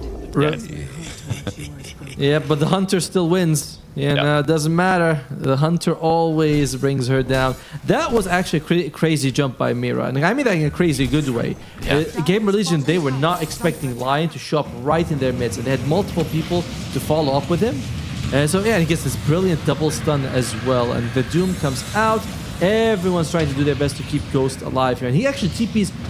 This is so risky. He's right in front of us. I mean, Speed gets the Winter's Curse down, and then that Glimmer, just huge. The guy is playing well today. Oh, for sure. It feels like that loss against Liquid really unlocked Speed's inner Winter Wyvern. True. However, you gotta lose some, you know. At the moment, though, we are going to be waiting for next Roshan. I believe both of these teams are going to be like, all right, let's take it easy here. Like, wait, Big Num. Oh, but is this the setup you need? Sacrifice has been made. What will be the yield? Ghost showing up to contribute from the left side of the fight. Going to be a TP out from WS. Is it going to be successful? Yes. A 1-for-1. So Big Num, big playmaker here for GamerLegion, but I would argue that Mira has really unlocked the potential of a game here for Aurora. So 4v4 without Mira, I think the ball rolls in favor of GamerLegion. Relatively about an average Roche timer. It's going to be the top lane as well. But yeah, of the two, I think that Mira is doing a little bit more for his team than Bignum is for GamerLegion. That's not to take away from Bignum, it's just that Mira is having an absolutely phenomenal ballsy play that they need. He's got to be the first person jumping in for this squad. Yeah. Enchantress isn't going to do it. She wants to just sit on a cliff and throw javelins. He's got a Witchblade, by the way, on Kyori. That's right. Oh, more damage. Witchblade's a damn good item on Enchantress, man. Increased projectile speed, damage over time on your attacks, a little bit of mana regen. Oh, I love it. You know, though, the increased attack speed may not always be, like projectile speed, may not always be useful, because sometimes you want them to run away, so if it hits them faster, does slightly less damage. Although, if they're running towards you, the logic also gets like, well, I want it to go out very fast. Yeah, not much will dissuade a target pursuing like a javelin to the nose, you know. Mira's got that ghost. It has had it for a while, I believe, but very helpful if you can jump in. You look at GamerLegion, a lot of their damage is physical. So if you don't get, controlled early on and you're able to get the Ghost Scepter off, you can survive quite a bit. Now, Roshan's up. GamerLegion just smoking to the other side. Have you, the thing that worries me about GamerLegion is, like, have you heard of Murphy's Law? Dire's middle tower Who's Murphy? is under attack. Oh, it's well, not Eddie, the other one. Oh man, I was hoping we'd see the clumps today. Damn. But yeah, yes, Mr. Toma, I'm familiar with Murphy's Law. Yeah, anything that can go wrong, will go wrong, and we might be seeing Cole's Law very soon. Yeah, I think they call that innate Dota's Law, brother. It's been retrofitted, retroactively named. We're just like, we're gonna do it. We're gonna throw this one. Although it's not much to throw. Their advantage has only been 5,000, and it is a scary draft to play into. Yeah. Aurora is the one smoked up. There we go. WS doing a good job providing vision. Do you go? Oh, Tomo, whoever loses this fight is also going to lose access to Roshan and the second Aegis and a banner. That's how that all works, folks. Let me Yes, it does. let me piece it together for you. But fortification. They don't take this tier 2, so they can also get the outpost. Control of the outpost determines how much how valuable your buybacks are going to be for this Roshan fight. So too early for I like what Aurora as well. Indeed. So Aurora, that's a solid win for them. Controlling the outpost. Now going to Roshan, who has buyback on their squad. Night Stalker, I believe. Bignum, and Speed. I was actually caring about Aurora because they're the ones who actually have the outpost. Yeah, Mikoto as well as Mira. But you're right as well on the other side. Yeah. Big Num. Butterfly. Yeah. Big Num. Big Num. Ooh ha ha. Uh-oh. Speed. Oh, he's gonna get revealed? What? No! Unless they're playing it very coy. I don't think they are, though. You know, he felt like some coldness on his... Oh, we're jumping in. Okay. And Nightfall with the BKB trying to get away. Oh, that is Big Winter's Curse. Beautiful curse. Yeah, you got it. Chipper chain on top, back on Mirror. They're trying to get in and get active. But Faye with the BKB, the Basher, laying into WS. They do bring down the Enchantress. No Witchblade, no problem. We are the daughters of the witches that you managed. Mira! And? Mira! Mira! That means look in Espanol, my friend. Look at the dead. The chase. What does it mean that, oh shit, they're kicking my ass in Spanish? Because Mira might be saying that too. That's grade 3. I'm only in grade 2. But chat, we would love to learn how to say that in Espanol, so please let us know. But review of the fight. Tomo, anything we missed? Good bushwhack. The buyback. Check out Mira's buyback. He doesn't decide to go to the actual outpost because the fight's quite a bit of distance away. So he goes to the bottom lane to try to join his team, but it's a bit too late. Speed, great opening there with the Winter's Curse, and that causes a dieback on the Lion, really shutting down his economy. Something that Mira experienced there. Whenever like if you are late to a fight or if you are rejoining a fight, whether it's off buyback, repositioning, a mistake that I make oftentimes because I'm bad at the game. I use my mobility, I use my gap close to get to the fight as the fight is migrating towards me, and then, oh shit, my core has mobility, I don't. Now the enemies are enveloping me and I cannot get away, and I died twice, or I die for the first time, you know. So. Oh, wait. Here we go. Big finger. First life. Dead drow on top. Fade. They still have Doom. They do. This is dangerous territory here. Ghost, RCY trying to walk away from Makoto, trapped on the edge, but now Nightfall on top of Ghost, but he's going to go for a retreat. Speed with a curse, holding him down in place. You want to kill Mira here if you can. Big Numb with the Bushwhack, holding Doom down. And Fade on the back line, trying to save Ghost, but Timbersaw, whirling dervish of a death machine on top of Ghost. Can you stop him? The bash stops the Timber Chain. A pike down to the low ground. Oh my god, the Timber Chain doesn't land on the tree. WS trying to wheel and deal some damage, but he does get it at the end of the day. The Drow dead for a minute and a half. Full 5 alive on Aurora. Oh no. Oh, don't tip enemies. And by the way, that was actually a pretty solid move by GamerLegion because they had the linkage on Ghost, so it stopped the Doom coming out. Like that was without Ghost being doomed and with an Aegis, and they lose a fight in that situation. Oh, you know, you feel it the entire game in your bones. You're like, this is so risky for GL because of the draft. All it takes is one tiny misstep. And they didn't even do that. It's just, you know, they got overwhelmed. WS level 27 on this Timbersaw. Yep. Level 25 Timber Chain talent, I believe. The Blink Dagger, an Octarine. And all of a sudden, your game is nigh unmanageable. You know, he's also got 7,000 gold in the pocket. Just casual. It's collecting interest at this point. He's like, do you know my money makes money? You're like, yeah, congratulations. Yeah, you and the Doom. Great. Well, now we are definitely in the Aurora controls the game part of the game. But you still have a Winter Wyvern. As we mentioned though, from the drafting phase, you don't have fantastic heroes who can benefit from the Winter Curse. Like, look at this. Right. He throws the linkage on him when the Doom comes out, boom. And then it's just blocked. Perfect move by RCY in that situation. And all this, you know, decent Winter's Curse, Doom block, it doesn't matter. Yeah, Matomo, I will draw some attention. Ghost BKB there was largely unused. It was active, he wasn't clicking enemies. You know, wasn't spell casting. Just everybody was quite out of reach for him. Glimmer Cape doesn't do anything there. No. Yeah, it is tough. There's stuff here for GamerLegion, but it's not over yet. That's right. I want to see harpoons to pull the Timbersaw away from the Drow.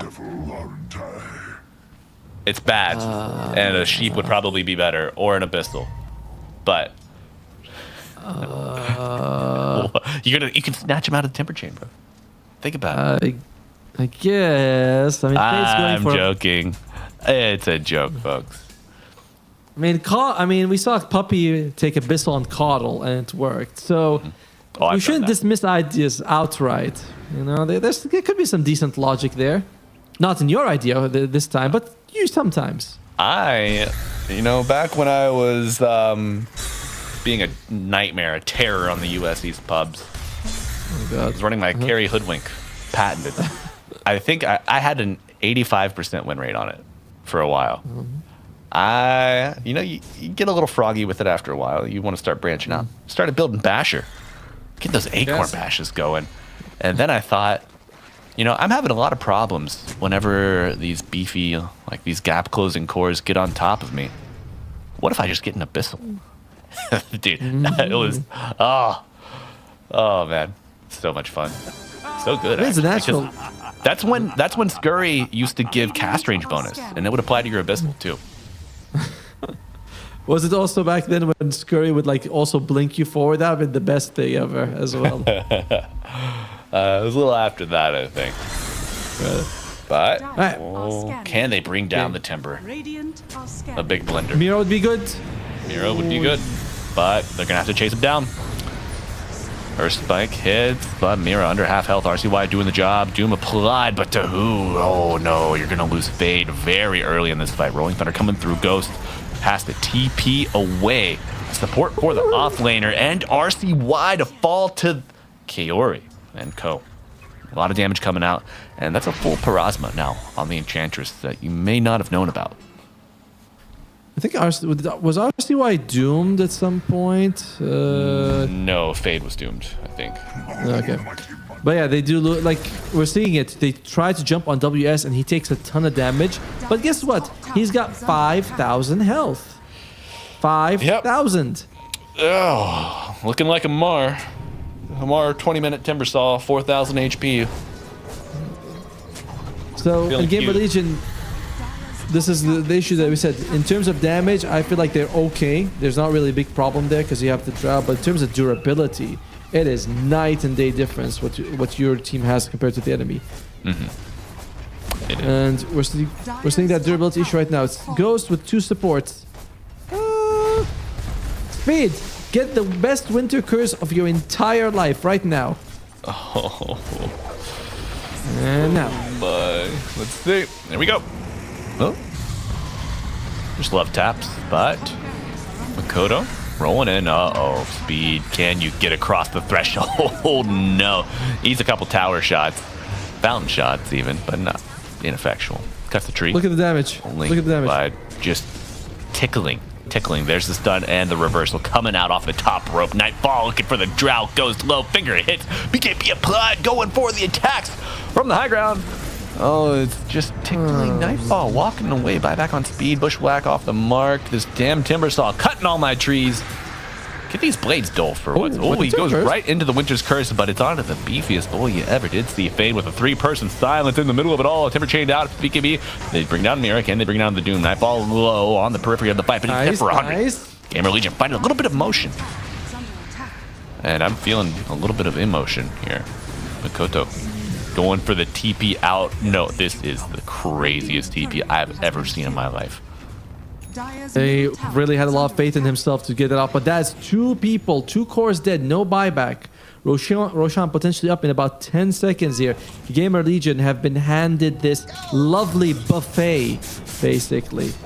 But you're on a timer. The buffet closes in about 2 minutes. You gotta fill up on whatever you can get in the meantime. Yeah. And he got Winter's Curse. You know, he said he has to get the best one of his life. It's pretty damn good. That. I mean, Dota used to be all about the 5-person black holes, the 5-person ravages, the echo slammajamas. You're lucky to get a 2 to 3-person ult these days. Very true. I mean, just how durable, how late these games go, the itemization being so variable, you know, so powerful, gold being easy to come by. These big team fight ults, they aren't what they used to be. So you gotta celebrate these multi-hero occurrences. Right? You definitely do. And now they have still 20 seconds without the Doom. Mira trying to delay them, but might be a bit risky to do that. Might. Okay. And all right. Bring him down. You got to invest heavily here. Get him down. After giving him a bit of a barrier. Mira low. Mira dead. Look at that. And WS gonna get back to Fountain. But you know, we're out of here, boys. Yeah, they finally. I don't want to say finally because you know how those curses go. Oh, I like it. You know, the game has been swinging on the pendulum the entire time. It's like, well, it was on the GamerLegion for a long time. Back to Aurora. Now, right in the middle. So where's it gonna swing next? As Mira actually buys back. They want to contest Roshan. No, Tomo, I was gonna say GamerLegion have finally learned their lesson, but before you say that before they leave the base, oh no. They just leave a double damage top, by the way. Nightfall. Easiest pick'ems of his life. Easiest cookies of his life. 600 damage per hit, right? 660, I believe. Oh! Yeah, here we go. 666. The mark of the beast. Hitting the Pango. Oh, whoa. The buyback looking pretty foolish now, huh, Mira? Uh-oh. No, not like this. Nice vision from the Shivas. Shiva. Winter's Curse. Save you here. Mira with the good stun. savage. Oh, cutting, slicing, dicing, fade, dead. Buys back immediately. WS looking for the next target. We'll settle on Big Num. Big Squirrel. Big Dead. Okay. 5v4. Can they do it? Snatch in the gym. Mira making the most out of this buyback. Has a Shadow Blade, mind you. Well, why not? I mean, what do you want me to do? Walk like a peasant? Oh, my tip bars, bro. I just put it there. Two lanes are pushing in here for GamerLegion. RCY forced to defend, but it leaves a remnant, so, you know, not too big of a deal here. That's 2 buybacks have been used for GamerLegion. You've kind of got to get something out of this Roche bit. Unfortunately, it's very risky. Very, very risky situation. Too damn risky. On Discon Big Num, he feels like he's been jumped on too many times. I like it. How many times has he died? 8? Actually, not too bad. Yep. And Roshan's like, oh shit, I forgot my car keys. I'm gonna go. Guys, where's my phone? Where's my phone? Who's at the door? Do you hate me? Oh my god. Is it in my pocket again? No. Did you check your back pocket? No. No, you were wrestling with the shopkeeper on the lawn, bro. You dropped it outside. Ah, right. Thanks. Okay, Roshan under half health. I think Aurora could maybe bang him up with some spell damage here. But they assume that GamerLegion would be smoked around it, which is the logical assumption. Okay. RCY dancing, sorry. In and out. Hex applied. WS, a big stun onto 2, and Nightfall going in with the Winter's Curse. Speed will fall. 1.5 minutes on the clock here. Goes forced back to the high ground, blink away from fade. And a Big Num Aeon Disc. Oh no, not gonna get you out of that one, buddy. RCY so low. Forced back to Fountain. And now the Roshan, easy pickings for Aurora Gaming if they want to go for it. And they say, yeah, we would. Why would we not get this Roshan? GamerLegion not going to have their supports if Aurora decides to push fast right after Roche falls. And they should know that there is no buyback available on the GamerLegion support. So it's a 6v3. And I'm learning math, with my son. And I believe the 6 is more than the 3. It is. It's twice. Oh. You'll get new times really? tables here next semester. Yeah. We keep our numbers, we only add and subtract, and it's only what we can use with 2 hands. So Sure. 9 plus what? 10. Practical. 9 plus 2. I don't know, Dad. It's practical. But WS just able to waltz through the entire bottom lane, getting it caught up. Just to maybe eliminate any funny business by WS. Now face checking the entirety of the remnant of GL, and that's the dead Drow Ranger, folks. RCY might be next on the choppy block buyback from Ghost, and RCY dead. The 6v3 turning into, well, we're back. Still a 6v3, yeah. But you are going to have speed at least available, so Winter's Curse could do something for you. Unfortunately, you're not going to be up by before that we see the bigger creeps. Well, I have bad news. They're back on top of speed, or on top of Ghost. But back into the fountain. Will they be able to fire a volley off offensively? Here, their Ancient is exposed, folks. Game 1 on the line.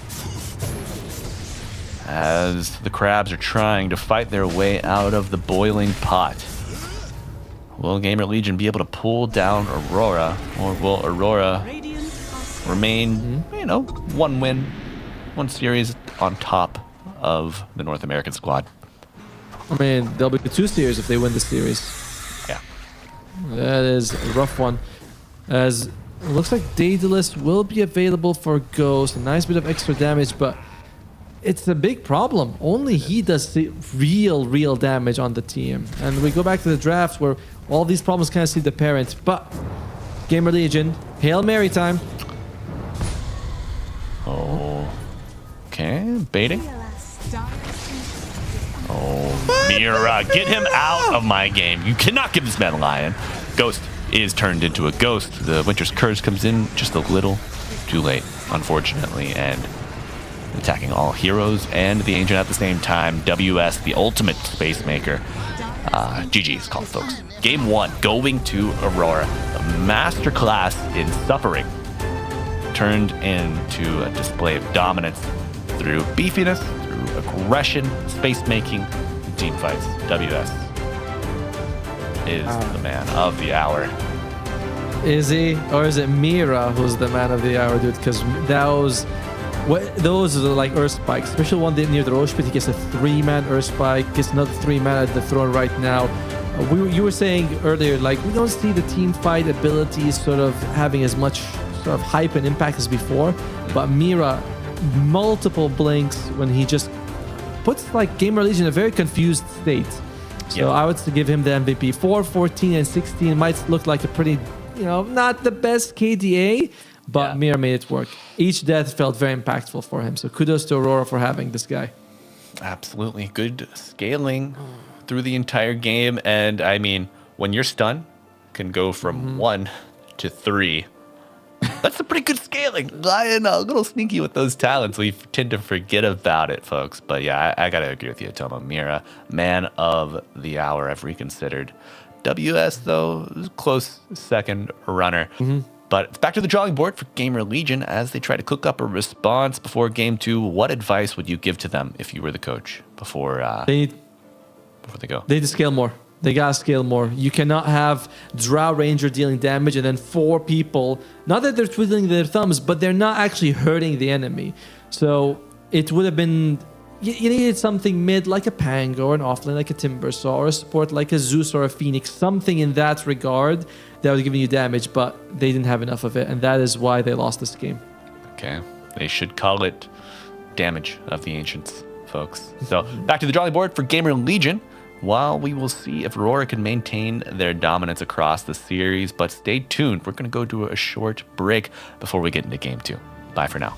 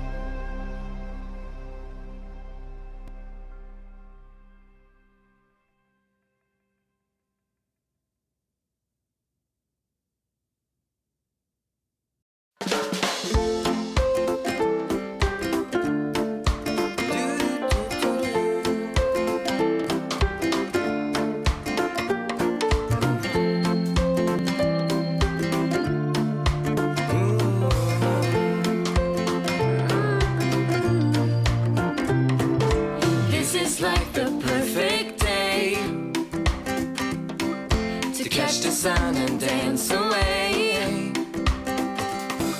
All my friends right by my side, they're lighting up the darkest night. Now they play our favorite song. Everybody sing along. The sunlight makes me smile. My friends are dropping by. No one will break my stride. This is a good time, I'm feeling fine. Music keeps me feel alright. We'll dance until the morning light. Underneath the brightest sky, I can see it in your eyes. The sunlight makes me smile. My friends are dropping by. No one will break my stride. This is a good time, I'm feeling fine. The sunlight makes me smile. My friends are dropping by. No one will break my stride. This is a good time, I'm feeling fine. Makes me smile. Friends are dropping by.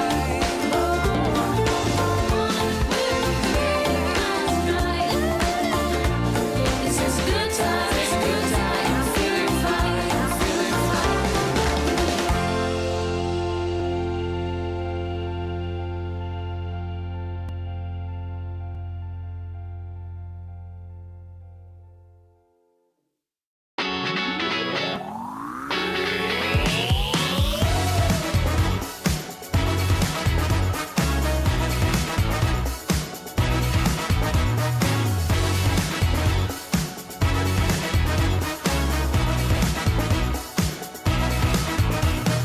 You and I got something together. It's so hard to beat a feeling like this. Yeah, the rush I get is on another level, going round my head when I'm with you. Gonna set it off and watch it shine. Come on, let's chase that dream and put 'em high. Gonna lose myself and dance all night. We're living our best life. You make me feel so alive. Come on now, yeah, let's live it up. You make me feel so wild. Yeah, yeah, yeah, yeah.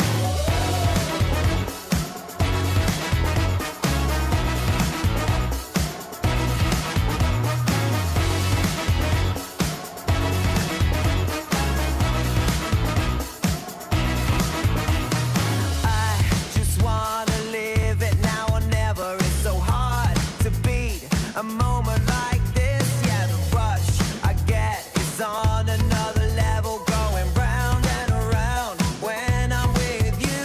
Gonna set it off and watch it shine. Come on, let's chase that dream and put 'em high. Gonna lose myself and dance all night. We're living our best life. You make me feel so alive. Come on now, yeah, let's live it up. You make me feel so wild. Yeah, yeah, yeah, yeah. You make me feel so alive. Come on now, yeah, let's live it up. You make me feel so wild.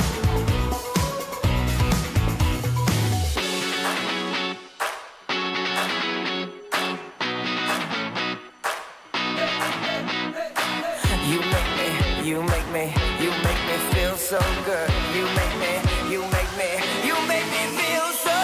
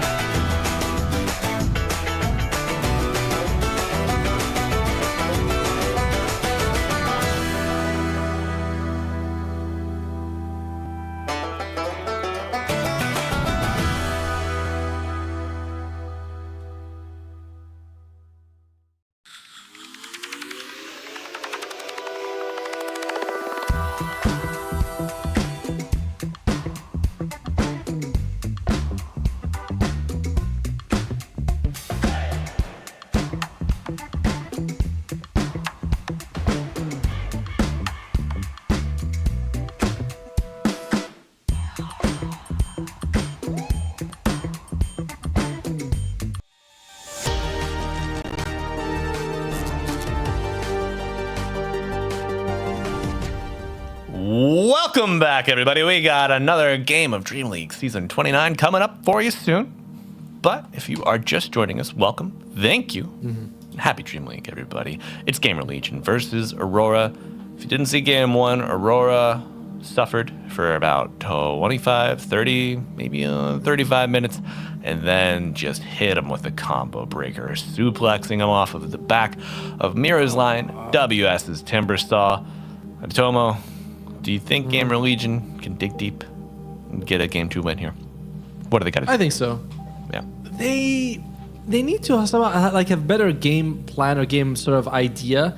And we can see that when they take all the tier 1s, right? And you think, okay, we shut down all the tier 1s. And GamerLegion starts slowing down because every Dota team thinks, oh, right, we're out farming them, so we're winning, right? That's the good thing. But that only really happens when you get the enemy into the high ground, when you take all the tier 2s. So GamerLegion takes their foot off their brake a little bit too early. And you see on the other side, Aurora, perfect understanding. I love when they were going for this bottom fight in Roshan. What does Aurora do? They take the tier 2 mid, they take the outpost, and then they engage, knowing that they have like the advantage in terrain.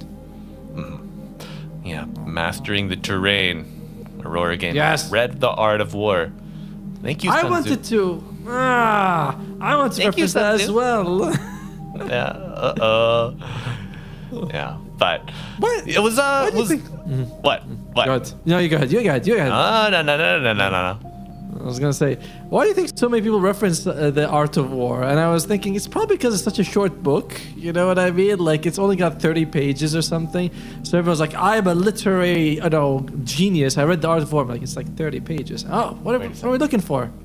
Wait a second, Atomo. Keep doing what you do best. That's the yapping. 5 seconds.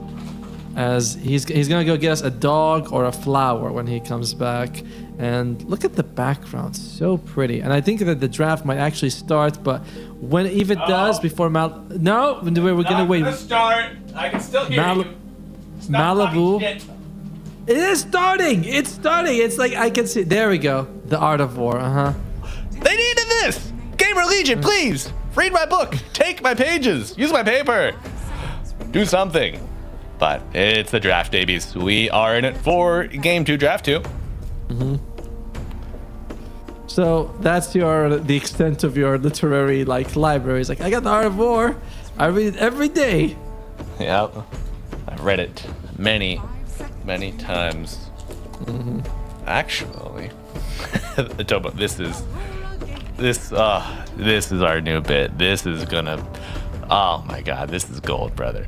All right, every time there's a misplay, I'm going to find the relevant lesson, and we're going to review it. You know what? Sit down, I'll go get my copy too. Look at this! No. It says here in Lesson 11, Section B, Is that the one about cover? Surround them with fire. That's a good one. Hey, listen. A whole army may be robbed of its spirit. The commander-in-chief may be robbed of his presence of mind. You cannot let your team losing their spirit here in Game 1 allow you, as the drafter, as the game planner, to lose your presence of mind. I didn't get that chapter, by the way. You must have the extended edition or something. Page the 7. author's notes. Ah. Okay. You mean Sun Tzu's? Well, going to the draft, by the way, very similar bands to the last time, although they did add the WS Timber Saw. GamerLegion says, oh dear, we shut the guy down and he still comes back and wrecks us. So we don't want that to happen. Yeah. Would like to see maybe Fade play a Timber Saw and get that sharpened up, added to the old repertoire. What are they going to be opening up here for Aurora Gaming? We can discuss it right there. Saying, all right, they got the hoodwink. Do we care? Does it matter to us in any way? Wow. Okay. Interesting first pick. A little early, but they do know that old RCY is no stranger to Mr. Raijin, right? Raijin, yeah, Raijin. The Raging Cajun himself, out of the bayou, born to zap. Doesn't raging mean something like fast, like quick or something? It's like quick and strong. It has a certain meaning to it. Could. Just like a lightning bolt. Quick. There you go. All right, here's a bit of trivia, or well, let's test your knowledge, Malibu. Do you know what Storm Spirit's old ultimate was? No. No, I don't. So his old ultimate was interesting. It had a cooldown, by the way. Was that he'd grab every single unit in a certain radius, and he'd drag them all to a specific point. So like it's a blink, Like but you an electric vortex, right? yes, you electric vortex, and then you blink. That's a good way of thinking about it. Oh, I see. Wait. Or do you blink and then electric vortex? No, you electric vortex, so you take them with you when you get to that place. It was a very odd ultimate as well. I see. Huh. Okay. I mean, when I say it's old, I mean like this is a 20-year-old ultimate. I don't remember when it was changed, but as well, it was the first iteration of Storm, and even his passive was also very different when it was released. Okay. Yeah, so there's a time, like when I started playing Dota, it was, I don't know, maybe like 3 games a weekend. And then, you know, high school happened, and I would maybe play like 1 every couple months and just totally grief my lobbies. Damn. Totally grief my lobbies. But, yeah. I think my university years was when I didn't have as much time to play Dota. I'm like, so much wasted time studying. I could have been indulging with my true love. Yeah. What would have been if we had chosen different paths? But, you know, all roads led us here to DreamLeague Season 29. And it's been a nice journey at Domo, but we are journeying into the second phase of picks after this last ban for Aurora Gaming. What do they not want to play against? For Aurora? I mean, the draw was pretty dangerous, but they don't feel like it's ban worthy just yet. They do get rid of the Huskar to protect their mid. I feel like these are the exact same bans that Aurora had in Game 1, by the way. The Kez, the Lone Druid, as well as the Huskar. If I was Aurora, I'm thinking, how do I shut down Ghost and RCY the most? Because Ghost has been this great win condition for the team, and RCY has had some very phenomenal performances. Previous game was good, but I mean, we've seen him go to an even higher level before. Yeah. They do give Fade a Slardar ban, which I think is also fine. They're like, all right, Mira, that's not 6-1, that's a 7-1 after what he did in the previous game. Dude, I might even give him 2 wins off of that. That's worth 2. In my book. Unfortunately, you cannot double down in competitive matches. Can I double down on the record, please? No. I wish we could, but Knoxville doesn't allow us to. He's like, that counts as 1 victory and 1 victory only. Alright. Aurora, you see the enemy's got Lion. Okay, I like the RCY Ember again. Big how about the Spirit Breaker? Come on, Big Dumb. Give me the Spirit Breaker. Very good against the Lion, by the way. As you can use the shard on whoever gets jumped, and you can start absorbing the Hex, the Finger. Basically, every spell goes to him instead. So it's not just 1? No, it's not like a charge. It used to be 1 charge, but now it's for a certain duration, every spell goes to the Spirit Breaker. Damn. Okay. Yeah. So it's very good on if you want to use it to save someone. So I would like the Spirit Breaker here and just say, all right, Ghost, I'm putting all my eggs in your basket. And you just jump in. I'm going to make sure I give you that planar pocket and hope for the best. Yeah. Would be nice, man. Would be nice. I mean, is there any reason to not pick it? There are some other options. I mean, you can go for Tusk. That's actually a better save. Grimstroke is pretty solid. Sky. Okay, good. Here we go. Very nice. Finally, some good food. Nom, nom, nom, nom, nom, nom, nom. And that takes a big portion of your damage issues away, as this is going to be a speed Venomancer. I like it. But on the other side, Aurora, they already have a Storm, who's one of the better egg hitters out there. What do they want to pair it up with for Kayori? Jakiro? might not be too bad, or his Enchantress again. No, okay, Largo. That's WS, I believe. Yep. He does Nice like this pick hero. there. Good against the Phoenix too. Well, the laning phase, you just lick off the flames of the slow attack from the spirits. It's like, tastes like chicken. That's right. And the Warlock comes out. So his most played hero for Kaori, but not exactly the best against the Phoenix right now. I would say that in most games, if you're Phoenix and you look at the enemy lineup, these four, you're like, I think I'm gonna be able to get my eggs off fairly easily. Now, how do you get your eggs off, Atoma? In a pan. There you go. All right. I opened a carton of eggs today. There was one remaining. Okay. There are no shells or anything inside of the carton, just one lonely egg. I looked at him. I'm like, where'd your friends go, bud? So wait, you don't tell me you bought one egg. I mean, I'm sure that No, I did not buy. No. My One wife remaining. and our family that visiting, they had a couple eggs over the past day or so. And I was like, oh, okay, cool. Wow, Drow Ranger look at that. returning. A little fire there's- and frost. Yeah, they keep putting their eggs in the Drow Rangers basket here. Why the hell not? All right, Aurora Gaming needs a carry. GamerLegion needs an offlaner. Second time, by the way, that they emphasized Fade as in their last pick. Okay. All right, so who are we going to be seeing first? We're going to see GamerLegion, right? They're going to showcase what offlaner they want. And I imagine it's going to be the PL and the Ursa ban again. Yeah. I mean, most of the circumstances have been met. For the previous bans, Ursa banned out in the second phase already, so you do have an additional one to work with here. Oh, that's true. Right. Ursa has already been banned. GamerLegion, last time they would have liked to get a Dawnbreaker, but that was banned against them. I feel like Dawnbreaker should be banned this time as well. Okay, Tidehunter, that's fine. There's one. You want maybe a body more so than the Dawnbreaker. Someone who can sort of frontline, be the first point of contact. Maybe an Underlord would actually be better than a Dawnbreaker. Is Underlord banned? No, Underlord's not banned. Good scaling on the under. Good damage. And it would be, and the multiple pits, very good against the Storm Spirits. Creates a lot of no-go zone for him. Great against the Largo as well in that regard.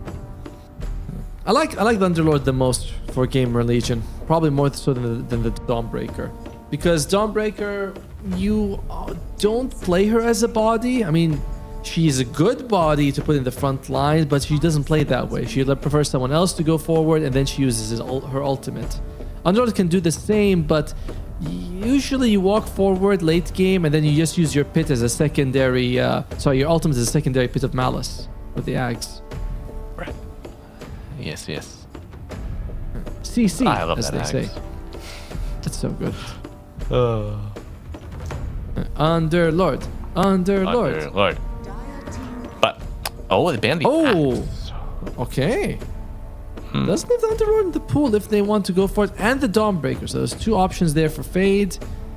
What else would he consider? There's like Sand King, but I feel like Pango as well. Okay, Pango would be good. Pango Underlord. Right. Underlord. Only a few seconds left. Both give good scaling, both give some good survivability. Which enables your team more? I think Underlord. Oh, Doom. Okay. What about a Doom? Also a strong body. Interesting kind of body though, right? He sort of forces people to not jump on him in a way because you don't want to be doomed. So quite a fascinating fellow. Now, we are going to be seeing Nightfall's hero.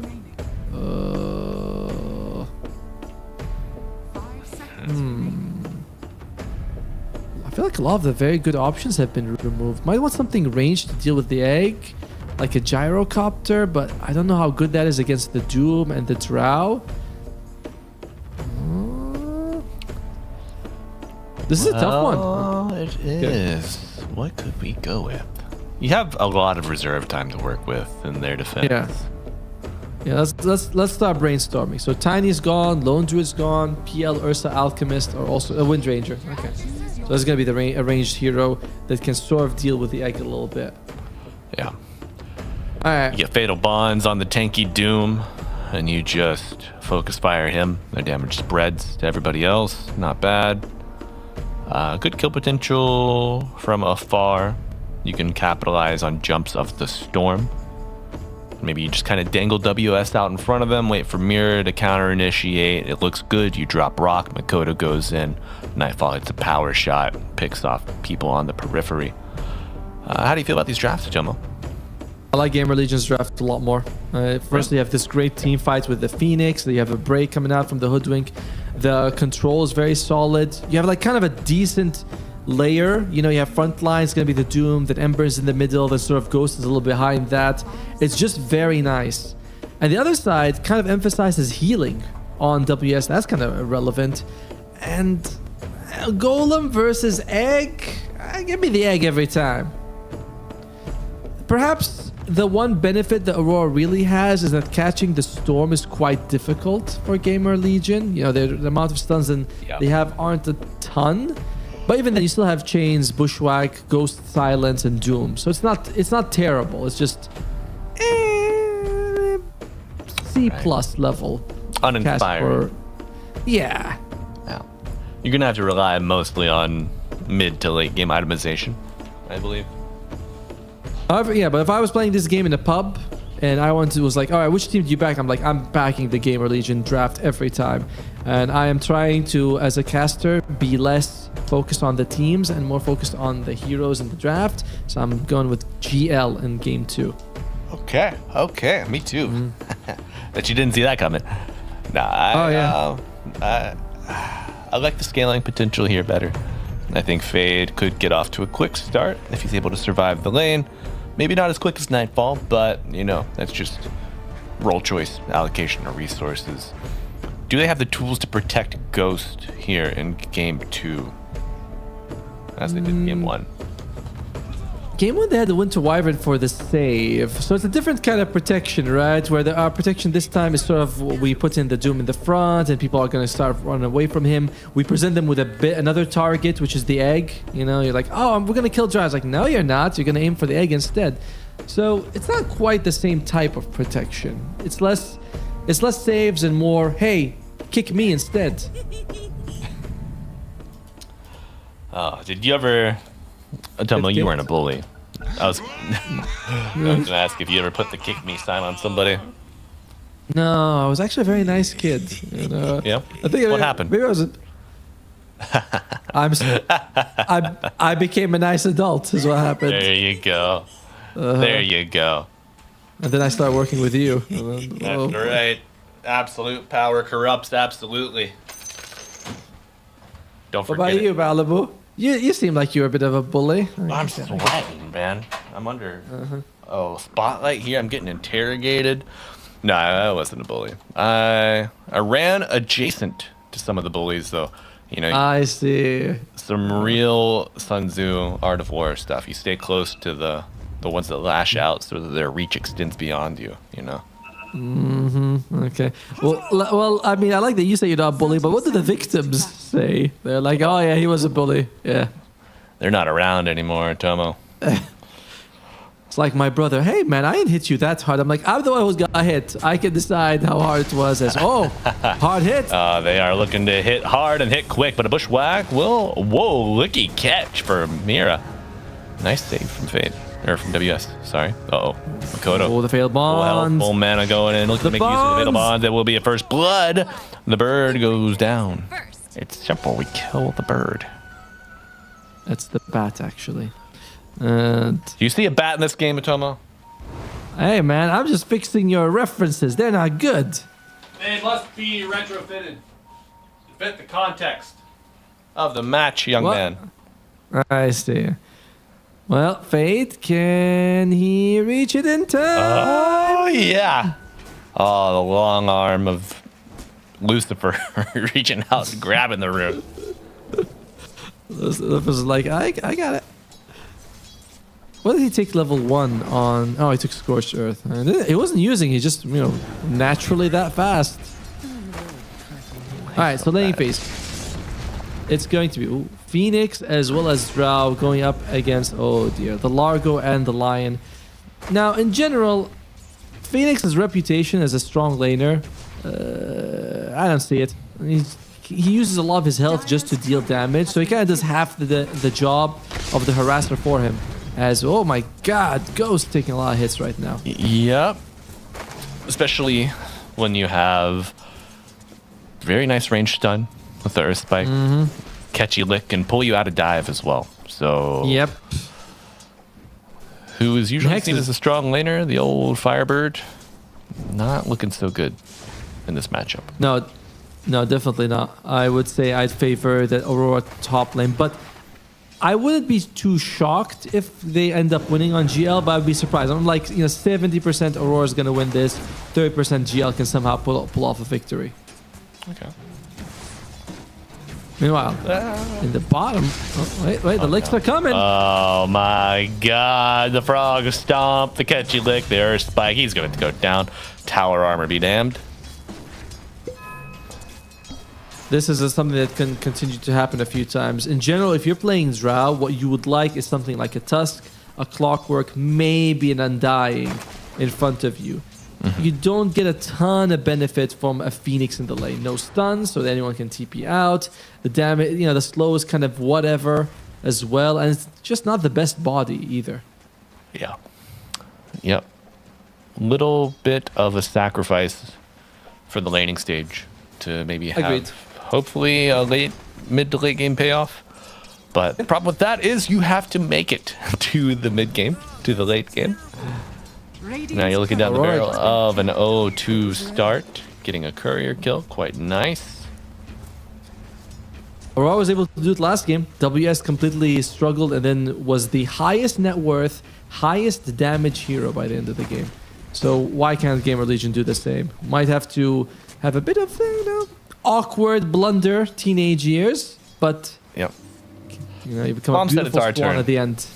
All right. It was never my turn. The older brother got everything. Fade just eating it, man. Big power shot off some big bonds.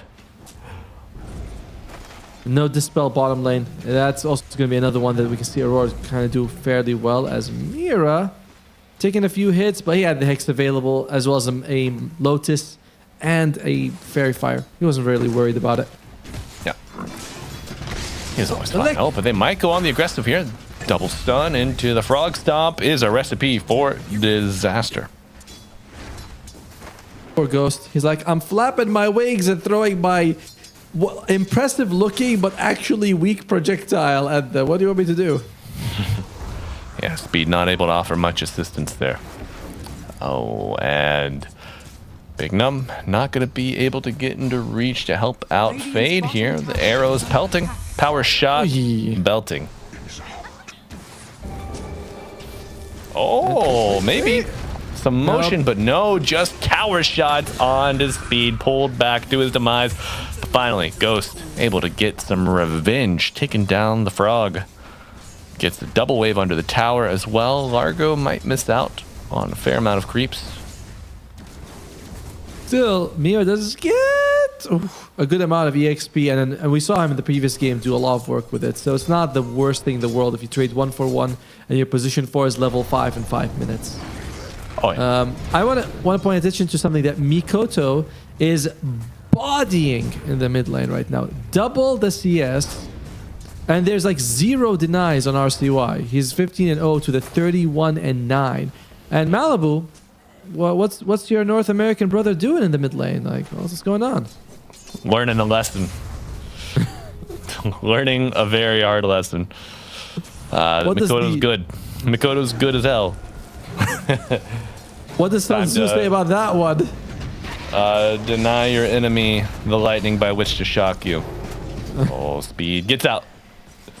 But very low. Gonna have to bring out a salve. Just continue playing the lane. Dire's top tower is under attack.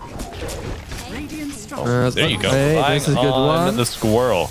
But Ball lightning gets you out of danger, gives you a kill.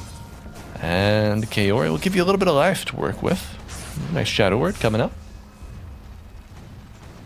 You know, when I was looking at the two drafts, one thing I failed to account for is that this is a Kaori Warlock. These ain't the standard. No. I'll buy a Glimmer Cape Warlock. Don't worry, boys. It's like, no, I'm going Ag's Refresher, which a game-winning recipe right there. That's right. SWS But looking to reverse their fortunes, continuing the aggression top. GamerLegion strike, they get the kill. Unfortunately, goes to speed, but you will take anything you can get after the start you've had. Phoenix does need a bit of gold though. He wants that Chasm Stone as well as the Shard, and once he has both of these items, you're like, alright, I'm okay now, but until you get both, you want to get as much gold as you can for this hero. Yeah. Super good farmer. And look at how quick they are taking this tier 1. First catapult. They are making the best use of it. The lead, Makoto had amassed. Makes it indefensible here. Your Ember just doesn't have the economy, the equipment to deal with this press. Ooh, looks like both teams are aiming to steal, but wait. Can we look at the top? There we go. WS is here, so is Makoto. Oh. They get both. Damn. You know, Sun Tzu says attack him where he is unprepared, appear where you are not expected. I mean, you could expect him to show up on the Wisdom Shrines of Tomo, but still just not prepared to handle the threat. Shackle doesn't latch, but it will not be needed unless Nightfall Low is gonna tick out. Creeps fair in the fire. We'll burn him down.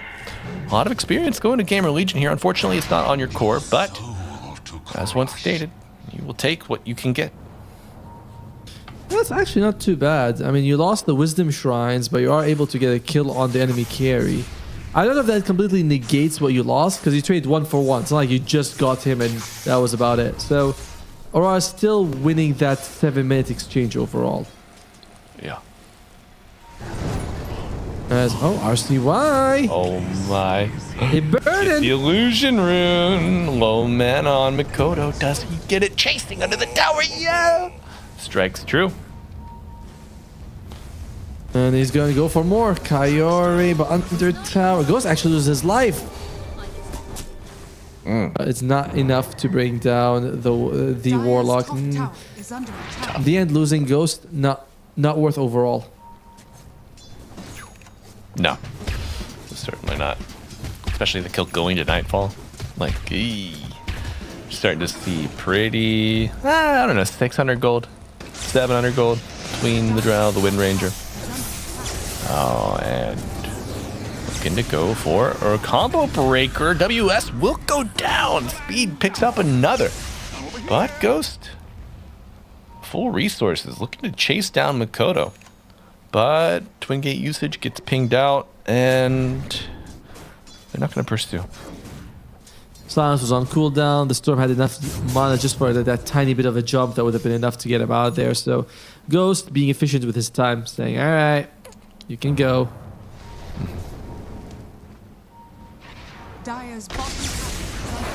Oh crap. My God. Okay, Makoto in and out. A thief in the night. Ghost. Is that his 5th death?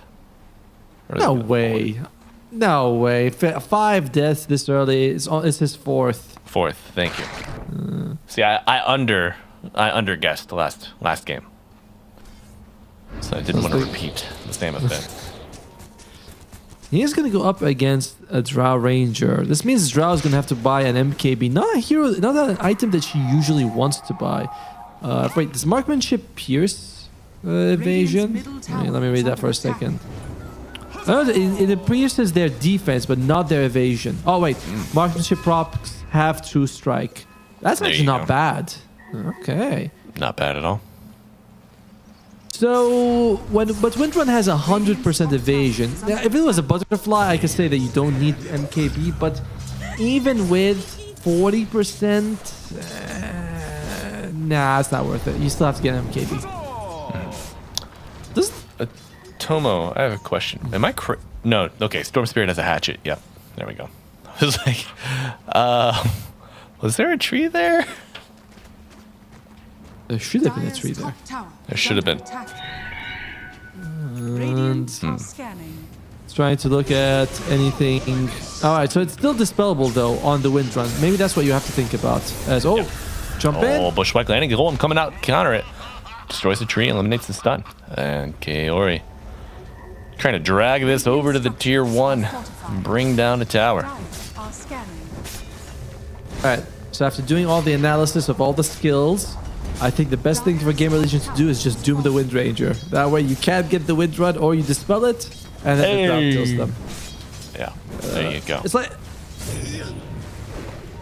Probably was the first play. Anyways, Mira. Yep.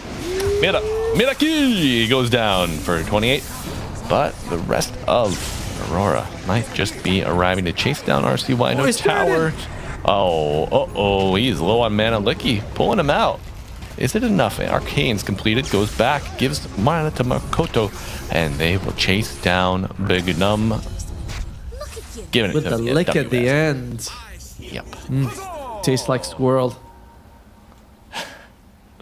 Stringy, greasy, but not bad. Not bad. Could go for another one actually. You know. But I'm gonna give you a little bit of easier trivia. It's relevant to content we've discussed previously. There is a video game universe where squirrel on a stick is a consumable item, food for your character. It gives you health restored. You know, might give a stat or two temporarily as well. Which game universe does this come from? World of Warcraft. No! God! Damn it. Yes, exactly. Fallout. Squirrel on a stick. But Fade on a stick. Did you... Is he canceling that catchy lick? Did you hear that? No. I don't think that was happening. I think that the frog stomp was stopped the Icarus dive. I saw that part, and then he's forced to egg right after on speed. I believe the damage from the croak was gonna kill him, so he's like, I need to actually get the supernova off. Can't feel good because if you're already thinking, hey, no egg for 2 minutes, and they lose Fade. Yeah. Sun Tzu says there is a season by which to fight with fire so that it may conflagrate and burn wildly. We didn't get that lesson, and neither did Ghost. Will die under the tier 1 tower, but they do bring down the Wind Ranger. The Doom applied to Big Bad Mikoto, getting revenge for the laning phase, making RCY suffer. Now, trying to chase down Fade, but WS a little low on mana, gets a bit of a blessing from Kaori, but the sights of GamerLegion sighted on the high ground. Good lick. Yeah, very good lick, and a golem onto 3. Holy! With a frog stomp on top, how could you not hop along to the rhythm? Chases on, and Fade on the retreat, pulled back with a tongue. So lashing. He might not forget Acorn's bouncing, but no one trounced. Nightfall arriving off the respawn, gets a shackle focus fire into a dead squirrel. Not quite on a stick, maybe an arrow instead. But with this kill and the chase onto Fade, the Wisdom Shrine will be snatched. RCY brings down Mira, power shot off the mark. One lick will do it, folks. Magic Wand giving him the mana he needed on WS, and they secure the Wisdom Shrine as well. There's no way Fade could get it while he was running away for his life, so I was like, oh, this sucks. However, we are seeing sort of the bigger emphasis on shutting down Ghost, and is paying off for Aurora quite a lot. Yes, there's not the looming threat over their head. Right. Radiant's middle tower is under You're not just worried about this Ghost showing up with 20k net worth out of the woods all of a sudden. Yeah. You keep tabs on him, keep him constantly engaged. Doesn't get items. 1 in 5. It's definitely not enjoying, but RCY is actually having a really good game. 5-0-1, has the Mage Slayer. He is going to be sort of the main point that either gets you ahead or, you know, if he struggles, the game is going to basically be over. But RCY, he's got broad shoulders, baby. Bushwhack into the Sun Ray Sharpshooter. Good kill.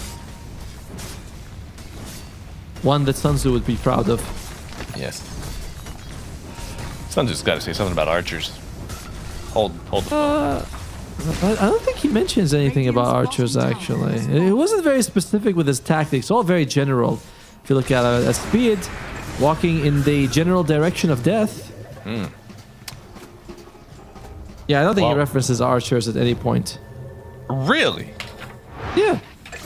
Like I said, his advice is, oh, Mikado brings down Ghost. Well, one archer down. Oh, the lightning archer will be brought down as well. Or do you think Storm Spirit or Razor would be the lightning archer? Nah. Storm Spirit throws a projectile. Razor uses a whip. I mean, I don't think there's a real lightning archer. They're both lightning themed or thunder themed. Play into space. Oh, come on. Come on. I think, all right, I'll give it to Storm. All right, thank you. Thank you. The other guy's got a whip, so that's basically his weapon, whereas you can say Storm like kind of throws it from his hand. More bowish. My arm is a bow. My projectiles, my thoughts, my dreams are the arrows that will fly. But speaking of lightning, Milner finished right up on the Wind Ranger. Expect to see net worth gap between the Drow and the Wind Ranger continue to grow. Right now it's sitting at 2K. Interesting move by WS. Yesterday we talked to 33 in an interview as wait, someone's dying. Oh yeah, get him before he gets the golem off. Nice. No Warlock for 30, but you might lose Big Num on top of it. Or Spike coming out you. Okay, what's the range on our Spike? 3,000 apparently when Mira uses it. No, it's not like 800, I believe. No, 650. But I believe it travels a bit longer than that. Like 650 is like, yeah, it goes a bit further. Bushwhack's 1100, right? I feel like I'm seeing these Earth Spikes flying off screen more often than the Bushwhacks. That's not a value statement on Big Num's play by any means. It was just, that's how it seems sometimes. It's like the radius, right? Where it's like, oh, you have to be close to a tree. Like, no, you don't. The Bushwhack will just grab you no matter what. But yeah, yesterday we talked to 33 and he said that he doesn't believe Aghanim's Scepter is really worth it on Largo anymore because the heal is built in. Or sorry, no, the damage is built in compared to before. So you want to go for like Kaya Sanjin to BKB and he didn't buy Aghanim's Scepter, I believe. But WS has a different theory. Speed there you go. Big kills. They get the finger charge. Level 11 on the line now. And Sharpshooter hitting. He's... Oh no, he's broken. He won't be able to use his passive. Nah, you're not worried about that when you're on the run. But Makoto right as rain. He's like, guys, if I kill them, I won't get galvanized stacks. There we go. Oh, poor you. Radiant are scanning. Yep. Well, I mean, they're getting kills at a nice clip here, so I would hate to miss out on those stacks.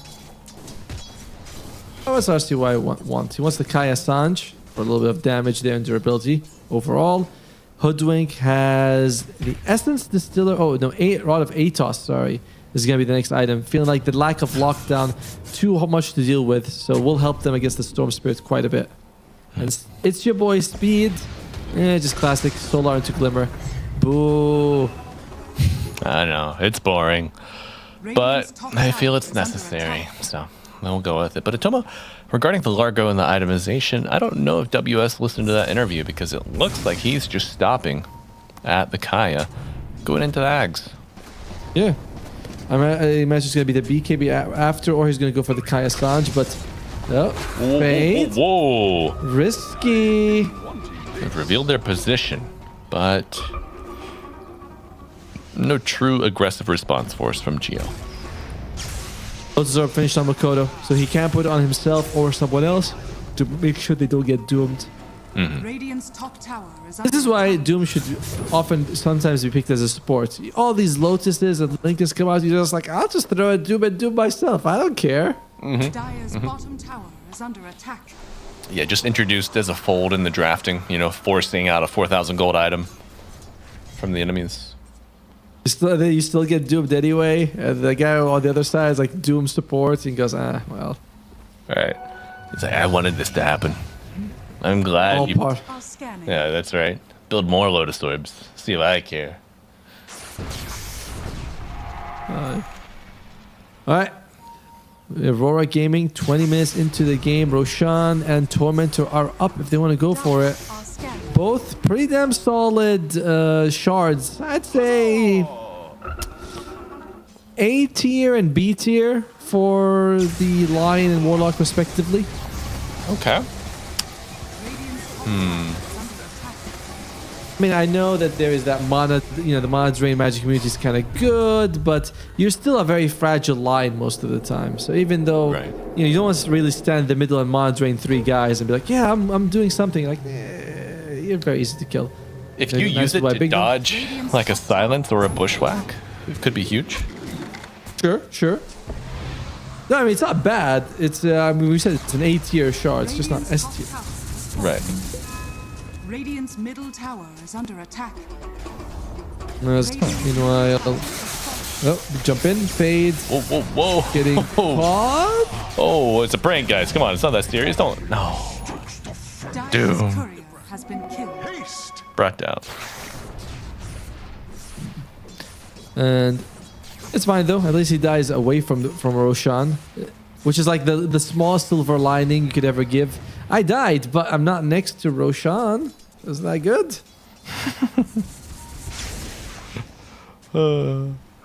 Dire's bottom tower is under attack. Although, for now, GL has been doing a lot to dodge fights. The question becomes, if the game goes very late, similar to the last one, will GL be in a better spot than they are right now? And the answer to that is probably. Phoenix and Doom are very massive abilities to have with a Supernova. I think that overpowers the Golem, even if it's a double Golem from Kaori. What if the golems just take out the egg? No one else is really gonna help out with the egg, right? The egg. Wait. Oh, RCY Shackle. Oh, it's nice, but it's not really gonna be able to get you much. Now you are forced to retreat. Golem coming out as a way to build some space between you. Hex applied to the Emperor, who is focus fired, pulled back, and zipped on. Not enough heal from that Sunray. And they are going in for round 2. Mira is a monster. My God. Every Earth Spike is a double Earth Spike when in Mira's hand. I really like what Makoto was able to do, by the way. He jumps in through the Gust, so it doesn't get the silence, and it makes sure that they get, he grabs RCY for a little bit more of the stable duration. There's excellent spell usage from Aurora. What does Fade have? Does he have a Blink Dagger? He doesn't. Oh, that explains a lot. And Fade's item build is all over the place. He bought a Gloves of Haste, maybe thinking to go for Hand of Midas, but doesn't actually upgrade it. Now he's going for the BKB into the Blink. Alright. Sure. You think that's a mistake? Would you rather see those gloves sold, or just never have acquired at all? I think never acquired. If you're gonna do something, commit to it. Like commit to this guy. Yep. That's a great commitment from Aurora. Zip zap it all the way till Drow's down. But the chase might be. Nope. Fade pulls back. Doesn't want to walk up to the high ground. Yeah, Dota, it's never worth it to like half go for an item and then change your mind. It's really one of the worst things you can do, because the items, the whole is way more than the sum of its parts. I believe Sunzu said that as well.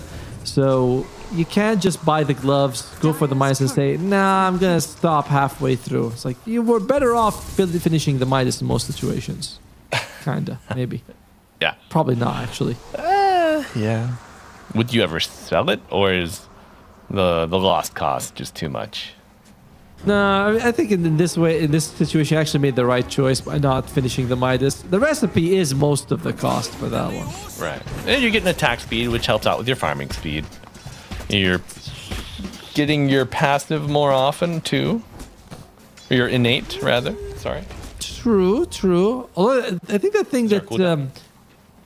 no, but... Like, you can't sort of reapply it in a way. Like, you hit someone 2.5 seconds, and afterwards you apply it again, and basically you can't, like, extend the duration if you keep attacking someone. Does that make sense? It does. Okay, it's like I hit you in 2.5 seconds, the damage I do will, be dealt later. Then next time I hit you after that, we reapply the debuff then. We don't extend it every time I hit you. Right. But it's not like the accumulated damage in that interval? It's only one from one strike? No, it's accumulated in the 2.5. And yeah. Okay, so I mean, in a way, like lowering your BAT, getting more attack speed is good. If you're able to keep hitting the person, then yes. Yeah. All right. Well, they will hit Roshan here on Aurora. Looking to get the first Aegis of the game. They do. Quick, easy, no real problems there. But there is a BKB on Fade, and now he's going to work on towards the Blink Dagger. So once he has that, he should be able to choose his target and jump on them. Wow. And what is the latest first Roshan, I wonder? Maybe we're the ones who got it. Wow, we're so special. Is under attack. We got the record. Yay! For the most boring game. No, it's never a boring game when you're rooting for the whole down heroes. There are some games that are more exciting than others, but Dota, as long as it's not a complete stomp, is almost always pretty exciting. Look at this. 2 Partisans brands.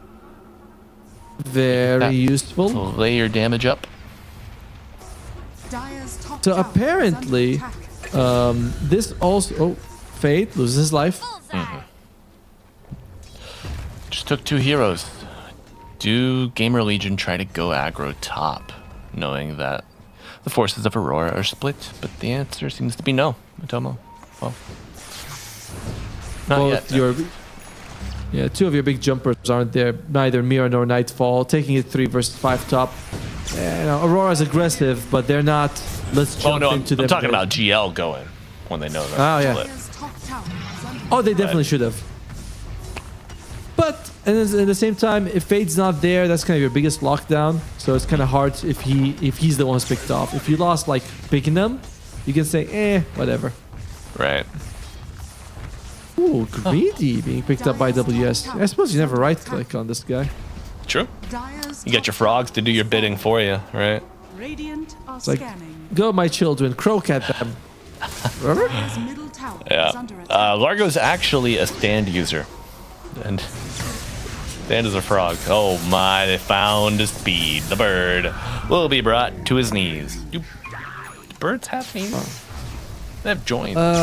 Could you call them? I think you could call them knees. They probably have like more scientific name or something like that, but they're knees. Well, GamerLegion has needs that are not being met, not knees, and economic space, probably emotional at this point. 14k deficit they're looking down the barrel of with the first Aegis threatening your door. And GamerLegion, it's kind of important that they get their act together very soon. Going 0-5 in the group stage, and as we mentioned, they're borderline for qualifying for AWC right now. 13th place. Golem is dropped. GL. We're gonna let this one go, or are we gonna...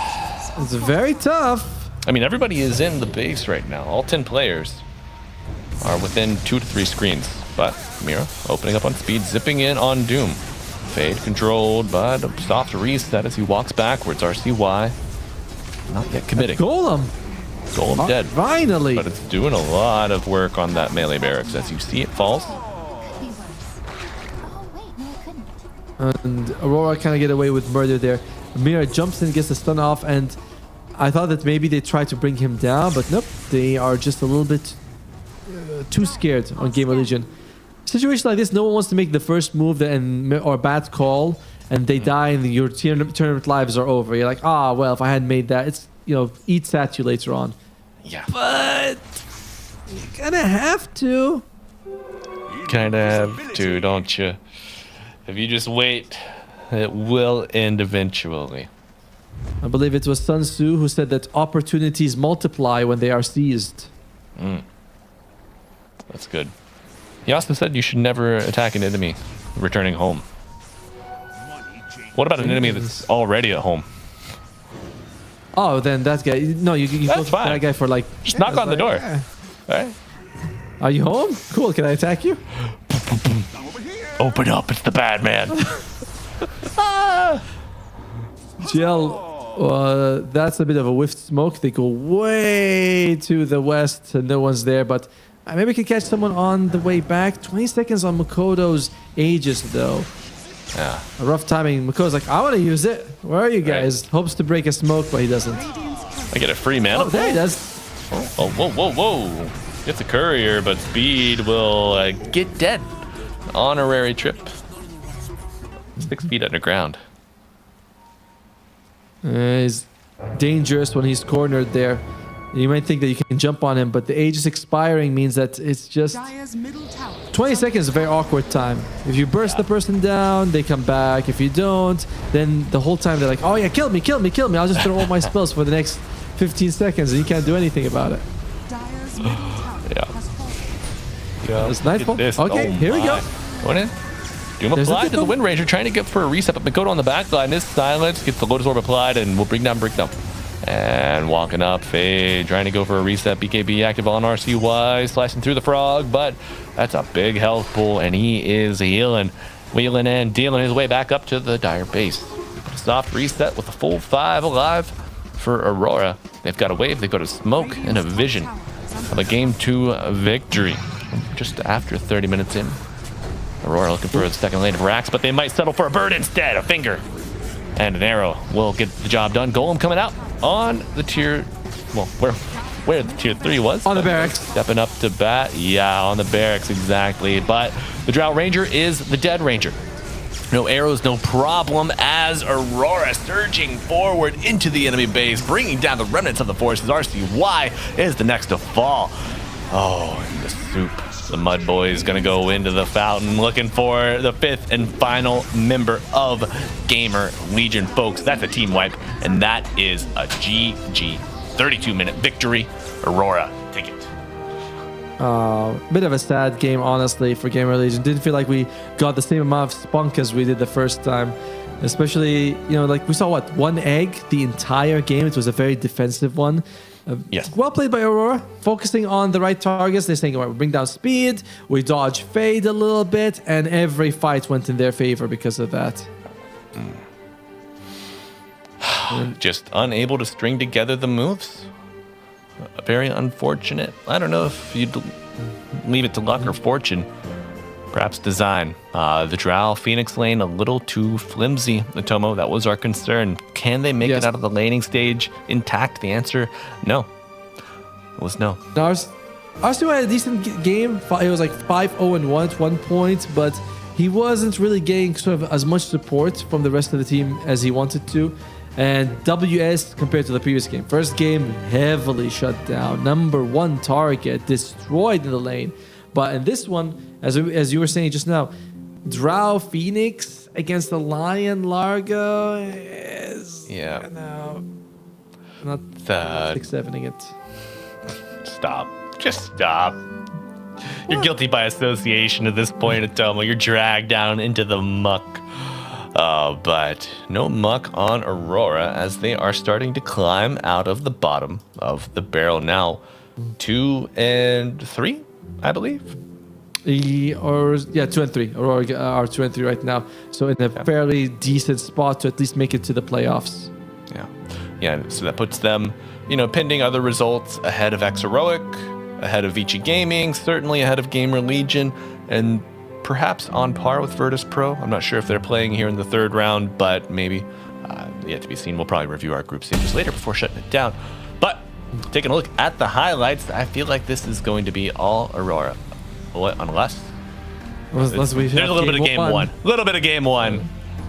Yeah, I give GamerLegion some props, right? This is a great escape there by Ghost. And the game, this was kind of the one that I was really hoping that GamerLegion could win. But because they were a little bit too passive, or timid. I don't want to say passive, but timid, right? A bit too scared to lose the game. Great Winter's Curse in that situation. Followed by that AoE silence from Fade. Oh, so good. Not enough. So good. No. Not enough, brother. WS. Hey, did you know that going late game against Pango, Timbersaw, and Doom makes it hard for you to get kills? I think I've heard that somewhere before, but I don't know where it was. Do you know? Well, do you happen to know? I think it was game 1 because we saw that. This game too, the biggest difference I felt like was, besides that WS had a really good time, is that the Speed Phoenix and the Speed Winter Wyvern are quite different. Might have been Aurora, we're just focusing him down every time, but we saw one egg in the entire match. Yeah. I don't know if he was just a little gun shy or holding it in reserve to counteract the Warlock Golem coming out, but the occasion was presented, just was never risen to. Or maybe just Aurora were really playing very well against it. You know, Speed comes in, look at that, instantly gets jumped on, or a couple of people are already dead, so it doesn't matter. As that is going to be the conclusion of our highlights. Hey, look, the second egg. That was pretty good. Wow, not bad. Well, until it was. Got scrambled. I had eggs for breakfast today, actually, Atomo. Not bad. Nice. What did you eat them with? Was it like, what kind of eggs were they? I kind of freaked it, man. I made... Oh, okay. So you get your skillet hot, you make your eggs, take them off. Go ahead, get tortillas. You toast them on the skillet, right? And I actually put some hummus in my tortilla, put egg on top, and then some salsa. Of course, seasoned, like, salt, pepper, yada, yada. But not bad. Good crunchy texture on that tortilla, and then some creamy goodness from everything else. A little bit of spice, too. But that's a day with Malibu. Mornings with Malibu. Come cook with me. I like he's like, I got hummus, I got tortillas, must be an American dish. You go, yep, that's how it is. Yeah, we, they say good musicians borrow, great musicians steal, and that applies across every aspect of your life you can imagine. You want to be a good cook, just go out and steal recipes. You want to be a good caster, maybe do your own thing. I'm still trying to figure it out myself. But, Tomo, we will have an interview coming up soon with one of the winners of Aurora. It should be WS, your fellow countryman. Yeah. What are you? Have you spoken with WS before directly? No, it's been my first time actually. So but it will be very cool to see what he thinks about, especially game one, because he was kind of the main focus of it, and I would like to know how he feels. Because when you're being butchered, in a pub game, you just type, and especially about your ally's lineage, you tell him what you feel about it. But when you're in a pro game, kind of sad. How do you deal with that? Right. Okay. Do you think he goes to the same climbing gym as you as well? Because, I mean, 2 people is a coincidence. 3 is a bit of an enclave. Oh, chat, do you hear that? Do you hear that? It's destiny. It's calling. No, just kidding. It's not destiny. It's WS. Hello, WS. Congratulations on the 2-0 win. Hello, guys. Thank you. Finally, I can do some interviews. Yeah, you can do an interview. We've won. Congratulations. How are you? I believe Atomo had our first question for you, my friend. Oh, yeah. Again, congrats on your victory. But also, game one, you were really kind of left by yourself in the top lane. You struggled a lot. How do you deal with that? Do you tell your team, "Hey, help me out," or do you just go jungle? What was your thought process? Game one, we definitely start from we have some terrible laning stage, and I just told my team, I just don't care. I just need to farm 15 minutes, then I will come out and carry this game. Yeah, that's some confidence right there. And did you guys feel like you just had the better draft, and as long as GamerLegion doesn't push, you're gonna win? I'm not saying our draft is bad. I think just kind of individual in the games, they make some few mistake by tipping around I keep reacting to the heroes and they are not pushing any wave, they are not pushing any towers, so it gives us time to recover back from the game. That's how we saw it as well. And I want to ask, you're currently in Europe now. You're originally Malaysian. You're Malaysian. I'm Malaysian as well. And is there any food that compares as good to Malaysia? Okay, first, you are Malaysian as well. Okay, nice to see. Nice to meet you. Second, I've been staying in Europe for 4 months before this DreamLeague, and I just went home 2 weeks ago, and I was really happy about it because I can get eat some good foods instead of starving here, eating Yes. McDonald's and KFC every day. You know, nasi ayam goreng. You know, it kind of be the good stuff here. Yeah, nasi lemak. Nice. Yes. So for me, WS, 4 months away from home, do you feel like your energy, your life force, does it go down over time, or are you immune to that at this point? I mean, I will get tired for sure. Just you have to adapt by yourself, you know, because there is always tournament again. You just cannot like completely not playing Dota and rest. Yeah. It's quite a sacrifice, right? Like you have to take all this time away just to practice and play. And how much does that make you like miss home when you're overseas? Like, do you call your family a lot? Actually, no, because it's okay for me. Otherwise than the food, is kind of same for me. I'm just gonna sit in front of my PC and playing games every day. Maybe sometimes you will hang out with your friends. That's only makes a difference. Gotcha. No mamas there in Europe though. Yeah. Down earlier. Yeah. Man, you know, and for us, it's like we can go at 1 a.m., go get food and come back and cast, but you can't do that in Europe. Yeah, you cannot hang out outside by 1 a.m. and just order some coffee, like Milo, some tea. Yeah, it can be tough over here too. It depends on where you go, but if you live in a smaller town, it's like a grandpa town almost everywhere outside of a major city. So diners and stuff are hard to come by. But so WS, you're spending a lot of time, as you mentioned, in Europe. What kind of supports are a great organization like Aurora? What are they offering to help you and your teammates stay focused, to stay comfortable? What benefits and supports do they offer you? Besides money. Basically, they provide me everything like foods and good bedrooms, good showers. And if you need anything else, I just have to complain to my manager. He will solve my every problem. Yeah, I know that AA Mike, he loves solving problems, right? Last question before we send you off. I want to ask you, what tips would you give offlaners who want to like sort of grind MMR? Yeah, someone's like Ancient, he's playing offlane a lot, and you give him like one tip that will help him win. I would say dispatch. You just pick like Lycan or Beastmaster and destroy the lane. You will just end the game fast. Not Timber? Timber is not heroes that gain a lot of MMR dispatch. Okay. They just get you wins in DreamLeague. That's all they get you. All right. Well, WS, I have one question before we go. Your name, WS, where does it come from? Your username, your handle.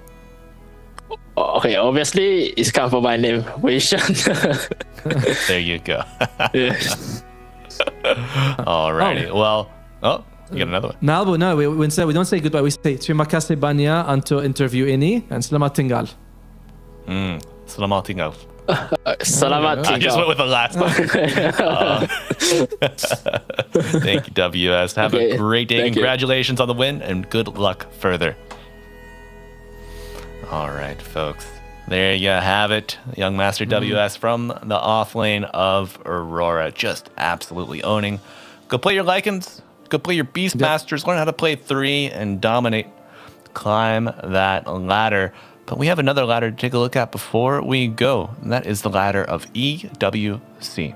The point values that remain here in DreamLeague Season 29, 28,600 total points to be gained from our humble tournament. Yep, still plenty up for grabs. And we're going to be seeing these are the teams that have already qualified. Tundra Esports, Yandex, Extreme, Aurora, Paravision, and Spirit. Spirit kind of doesn't matter. They are defending champions, so they're kind of excluded from this. And then we have Falcons, Liquid, Mouse, OG, BetBoom, First Pro, and GamerLegion all vying for that spot into the main event. Mouse and OG not here, but the rest are. And there's quite a few teams who could leapfrog themselves into it. Na'Vi, Nigma, and Playtime included. Yeah, they are all within striking distance. And Atomo, Na'Vi performing very well. Playtime also performing quite nicely. I would say punching above their weight class. And we've had some crazy matches, some crazy results. I think Playtime, they were 2-1. Maybe they fall into 2-2. Let's take a look at those group stages over in Group A. Falcons and Spirit 5-0. Team Liquid 3-2. Virtus Pro, Vici, and Aurora all tied up at 2-3. Head-to-head might be, a little bit of a deciding factor there. But X-Heroic and GamerLegion are boys from the Americas. 1-4 and 0-5. It's tough out here for the homies. But what about Group B? Well, we have Paravision leading the pack at 4-0. Na'Vi 3-1. Then we have a three-way tiebreaker between Extreme, Playtime, and BetBoom, all with 2 points and 2 losses. Then we have 3 teams tied for 6th place between Nigma, Reconics, and another three-way. Reconics actually beat Tundra earlier today, which was incredible. Not the result that we expected, but that mind control coaching finally kicking in the final hour, basically. That's right. You love to see it. The up-and-comers from Southeast Asia taking down some of the big dogs in the scene. And Tundra, they got their first win only yesterday. Here with us on ESL Dota 2. But you care about ESL Dota 2. The mainstream, tomorrow, matches will be Tundra versus BetBoom. Team Falcons taking on Team Spirit, the top dogs. And then BetBoom team taking on Extreme Gaming. Had a spicy finish in one of those matches. You want to check it out, folks. Also on Dota 2, Ember, Paravision taking on Nigma, followed up by Liquid versus X-Heroic. Then ending the day with Tundra versus Na'Vi. Then where we're going to look at that storm is going to be Playtime and Na'Vi starting us off, followed by Aurora and Vici Gaming. Vici needs some points. Otherwise, China might only have one representative, and ending it again with Paravision and Playtime. Hope for the South American team to do well. I believe we'll be casting that one, the Paravision Playtime match. Yes. Overall, in the last stream, Earth, we have Vici versus Falcons. Reconics taking on Tundra. Wait, I thought Reconics beat Tundra. I might have been mistaken. And Vici going up against X-Heroic again. Am I mistaken? I thought that... who did they beat then on Reconics? Yeah, they did beat Tundra earlier. They did. Maybe. It's fine. Don't worry about it. Tomorrow, Atomo, is Saturday. You and I are casting Paravision Playtime. Yes.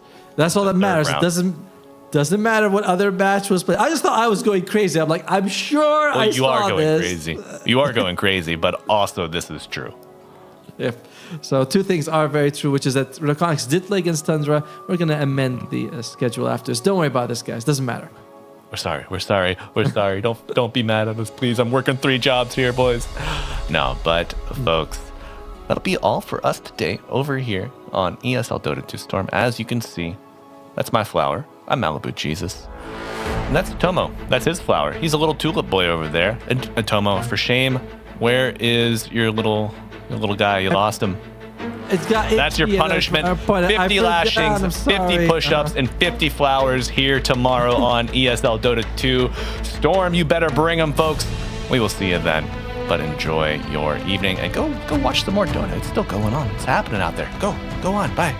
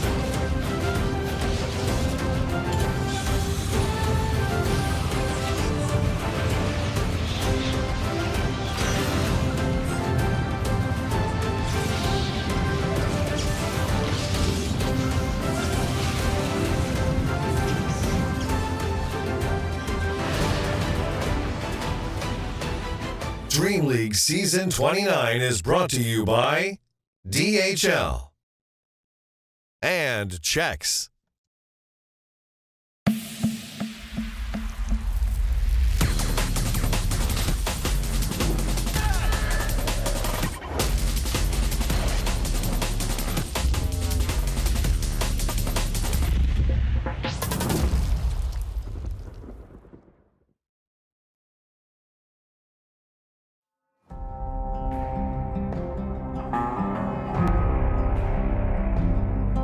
Got a fever taking over me.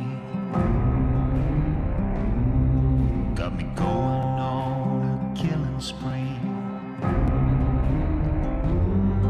Got a 45 pointed at your head. I'm gonna raise an army of the dead.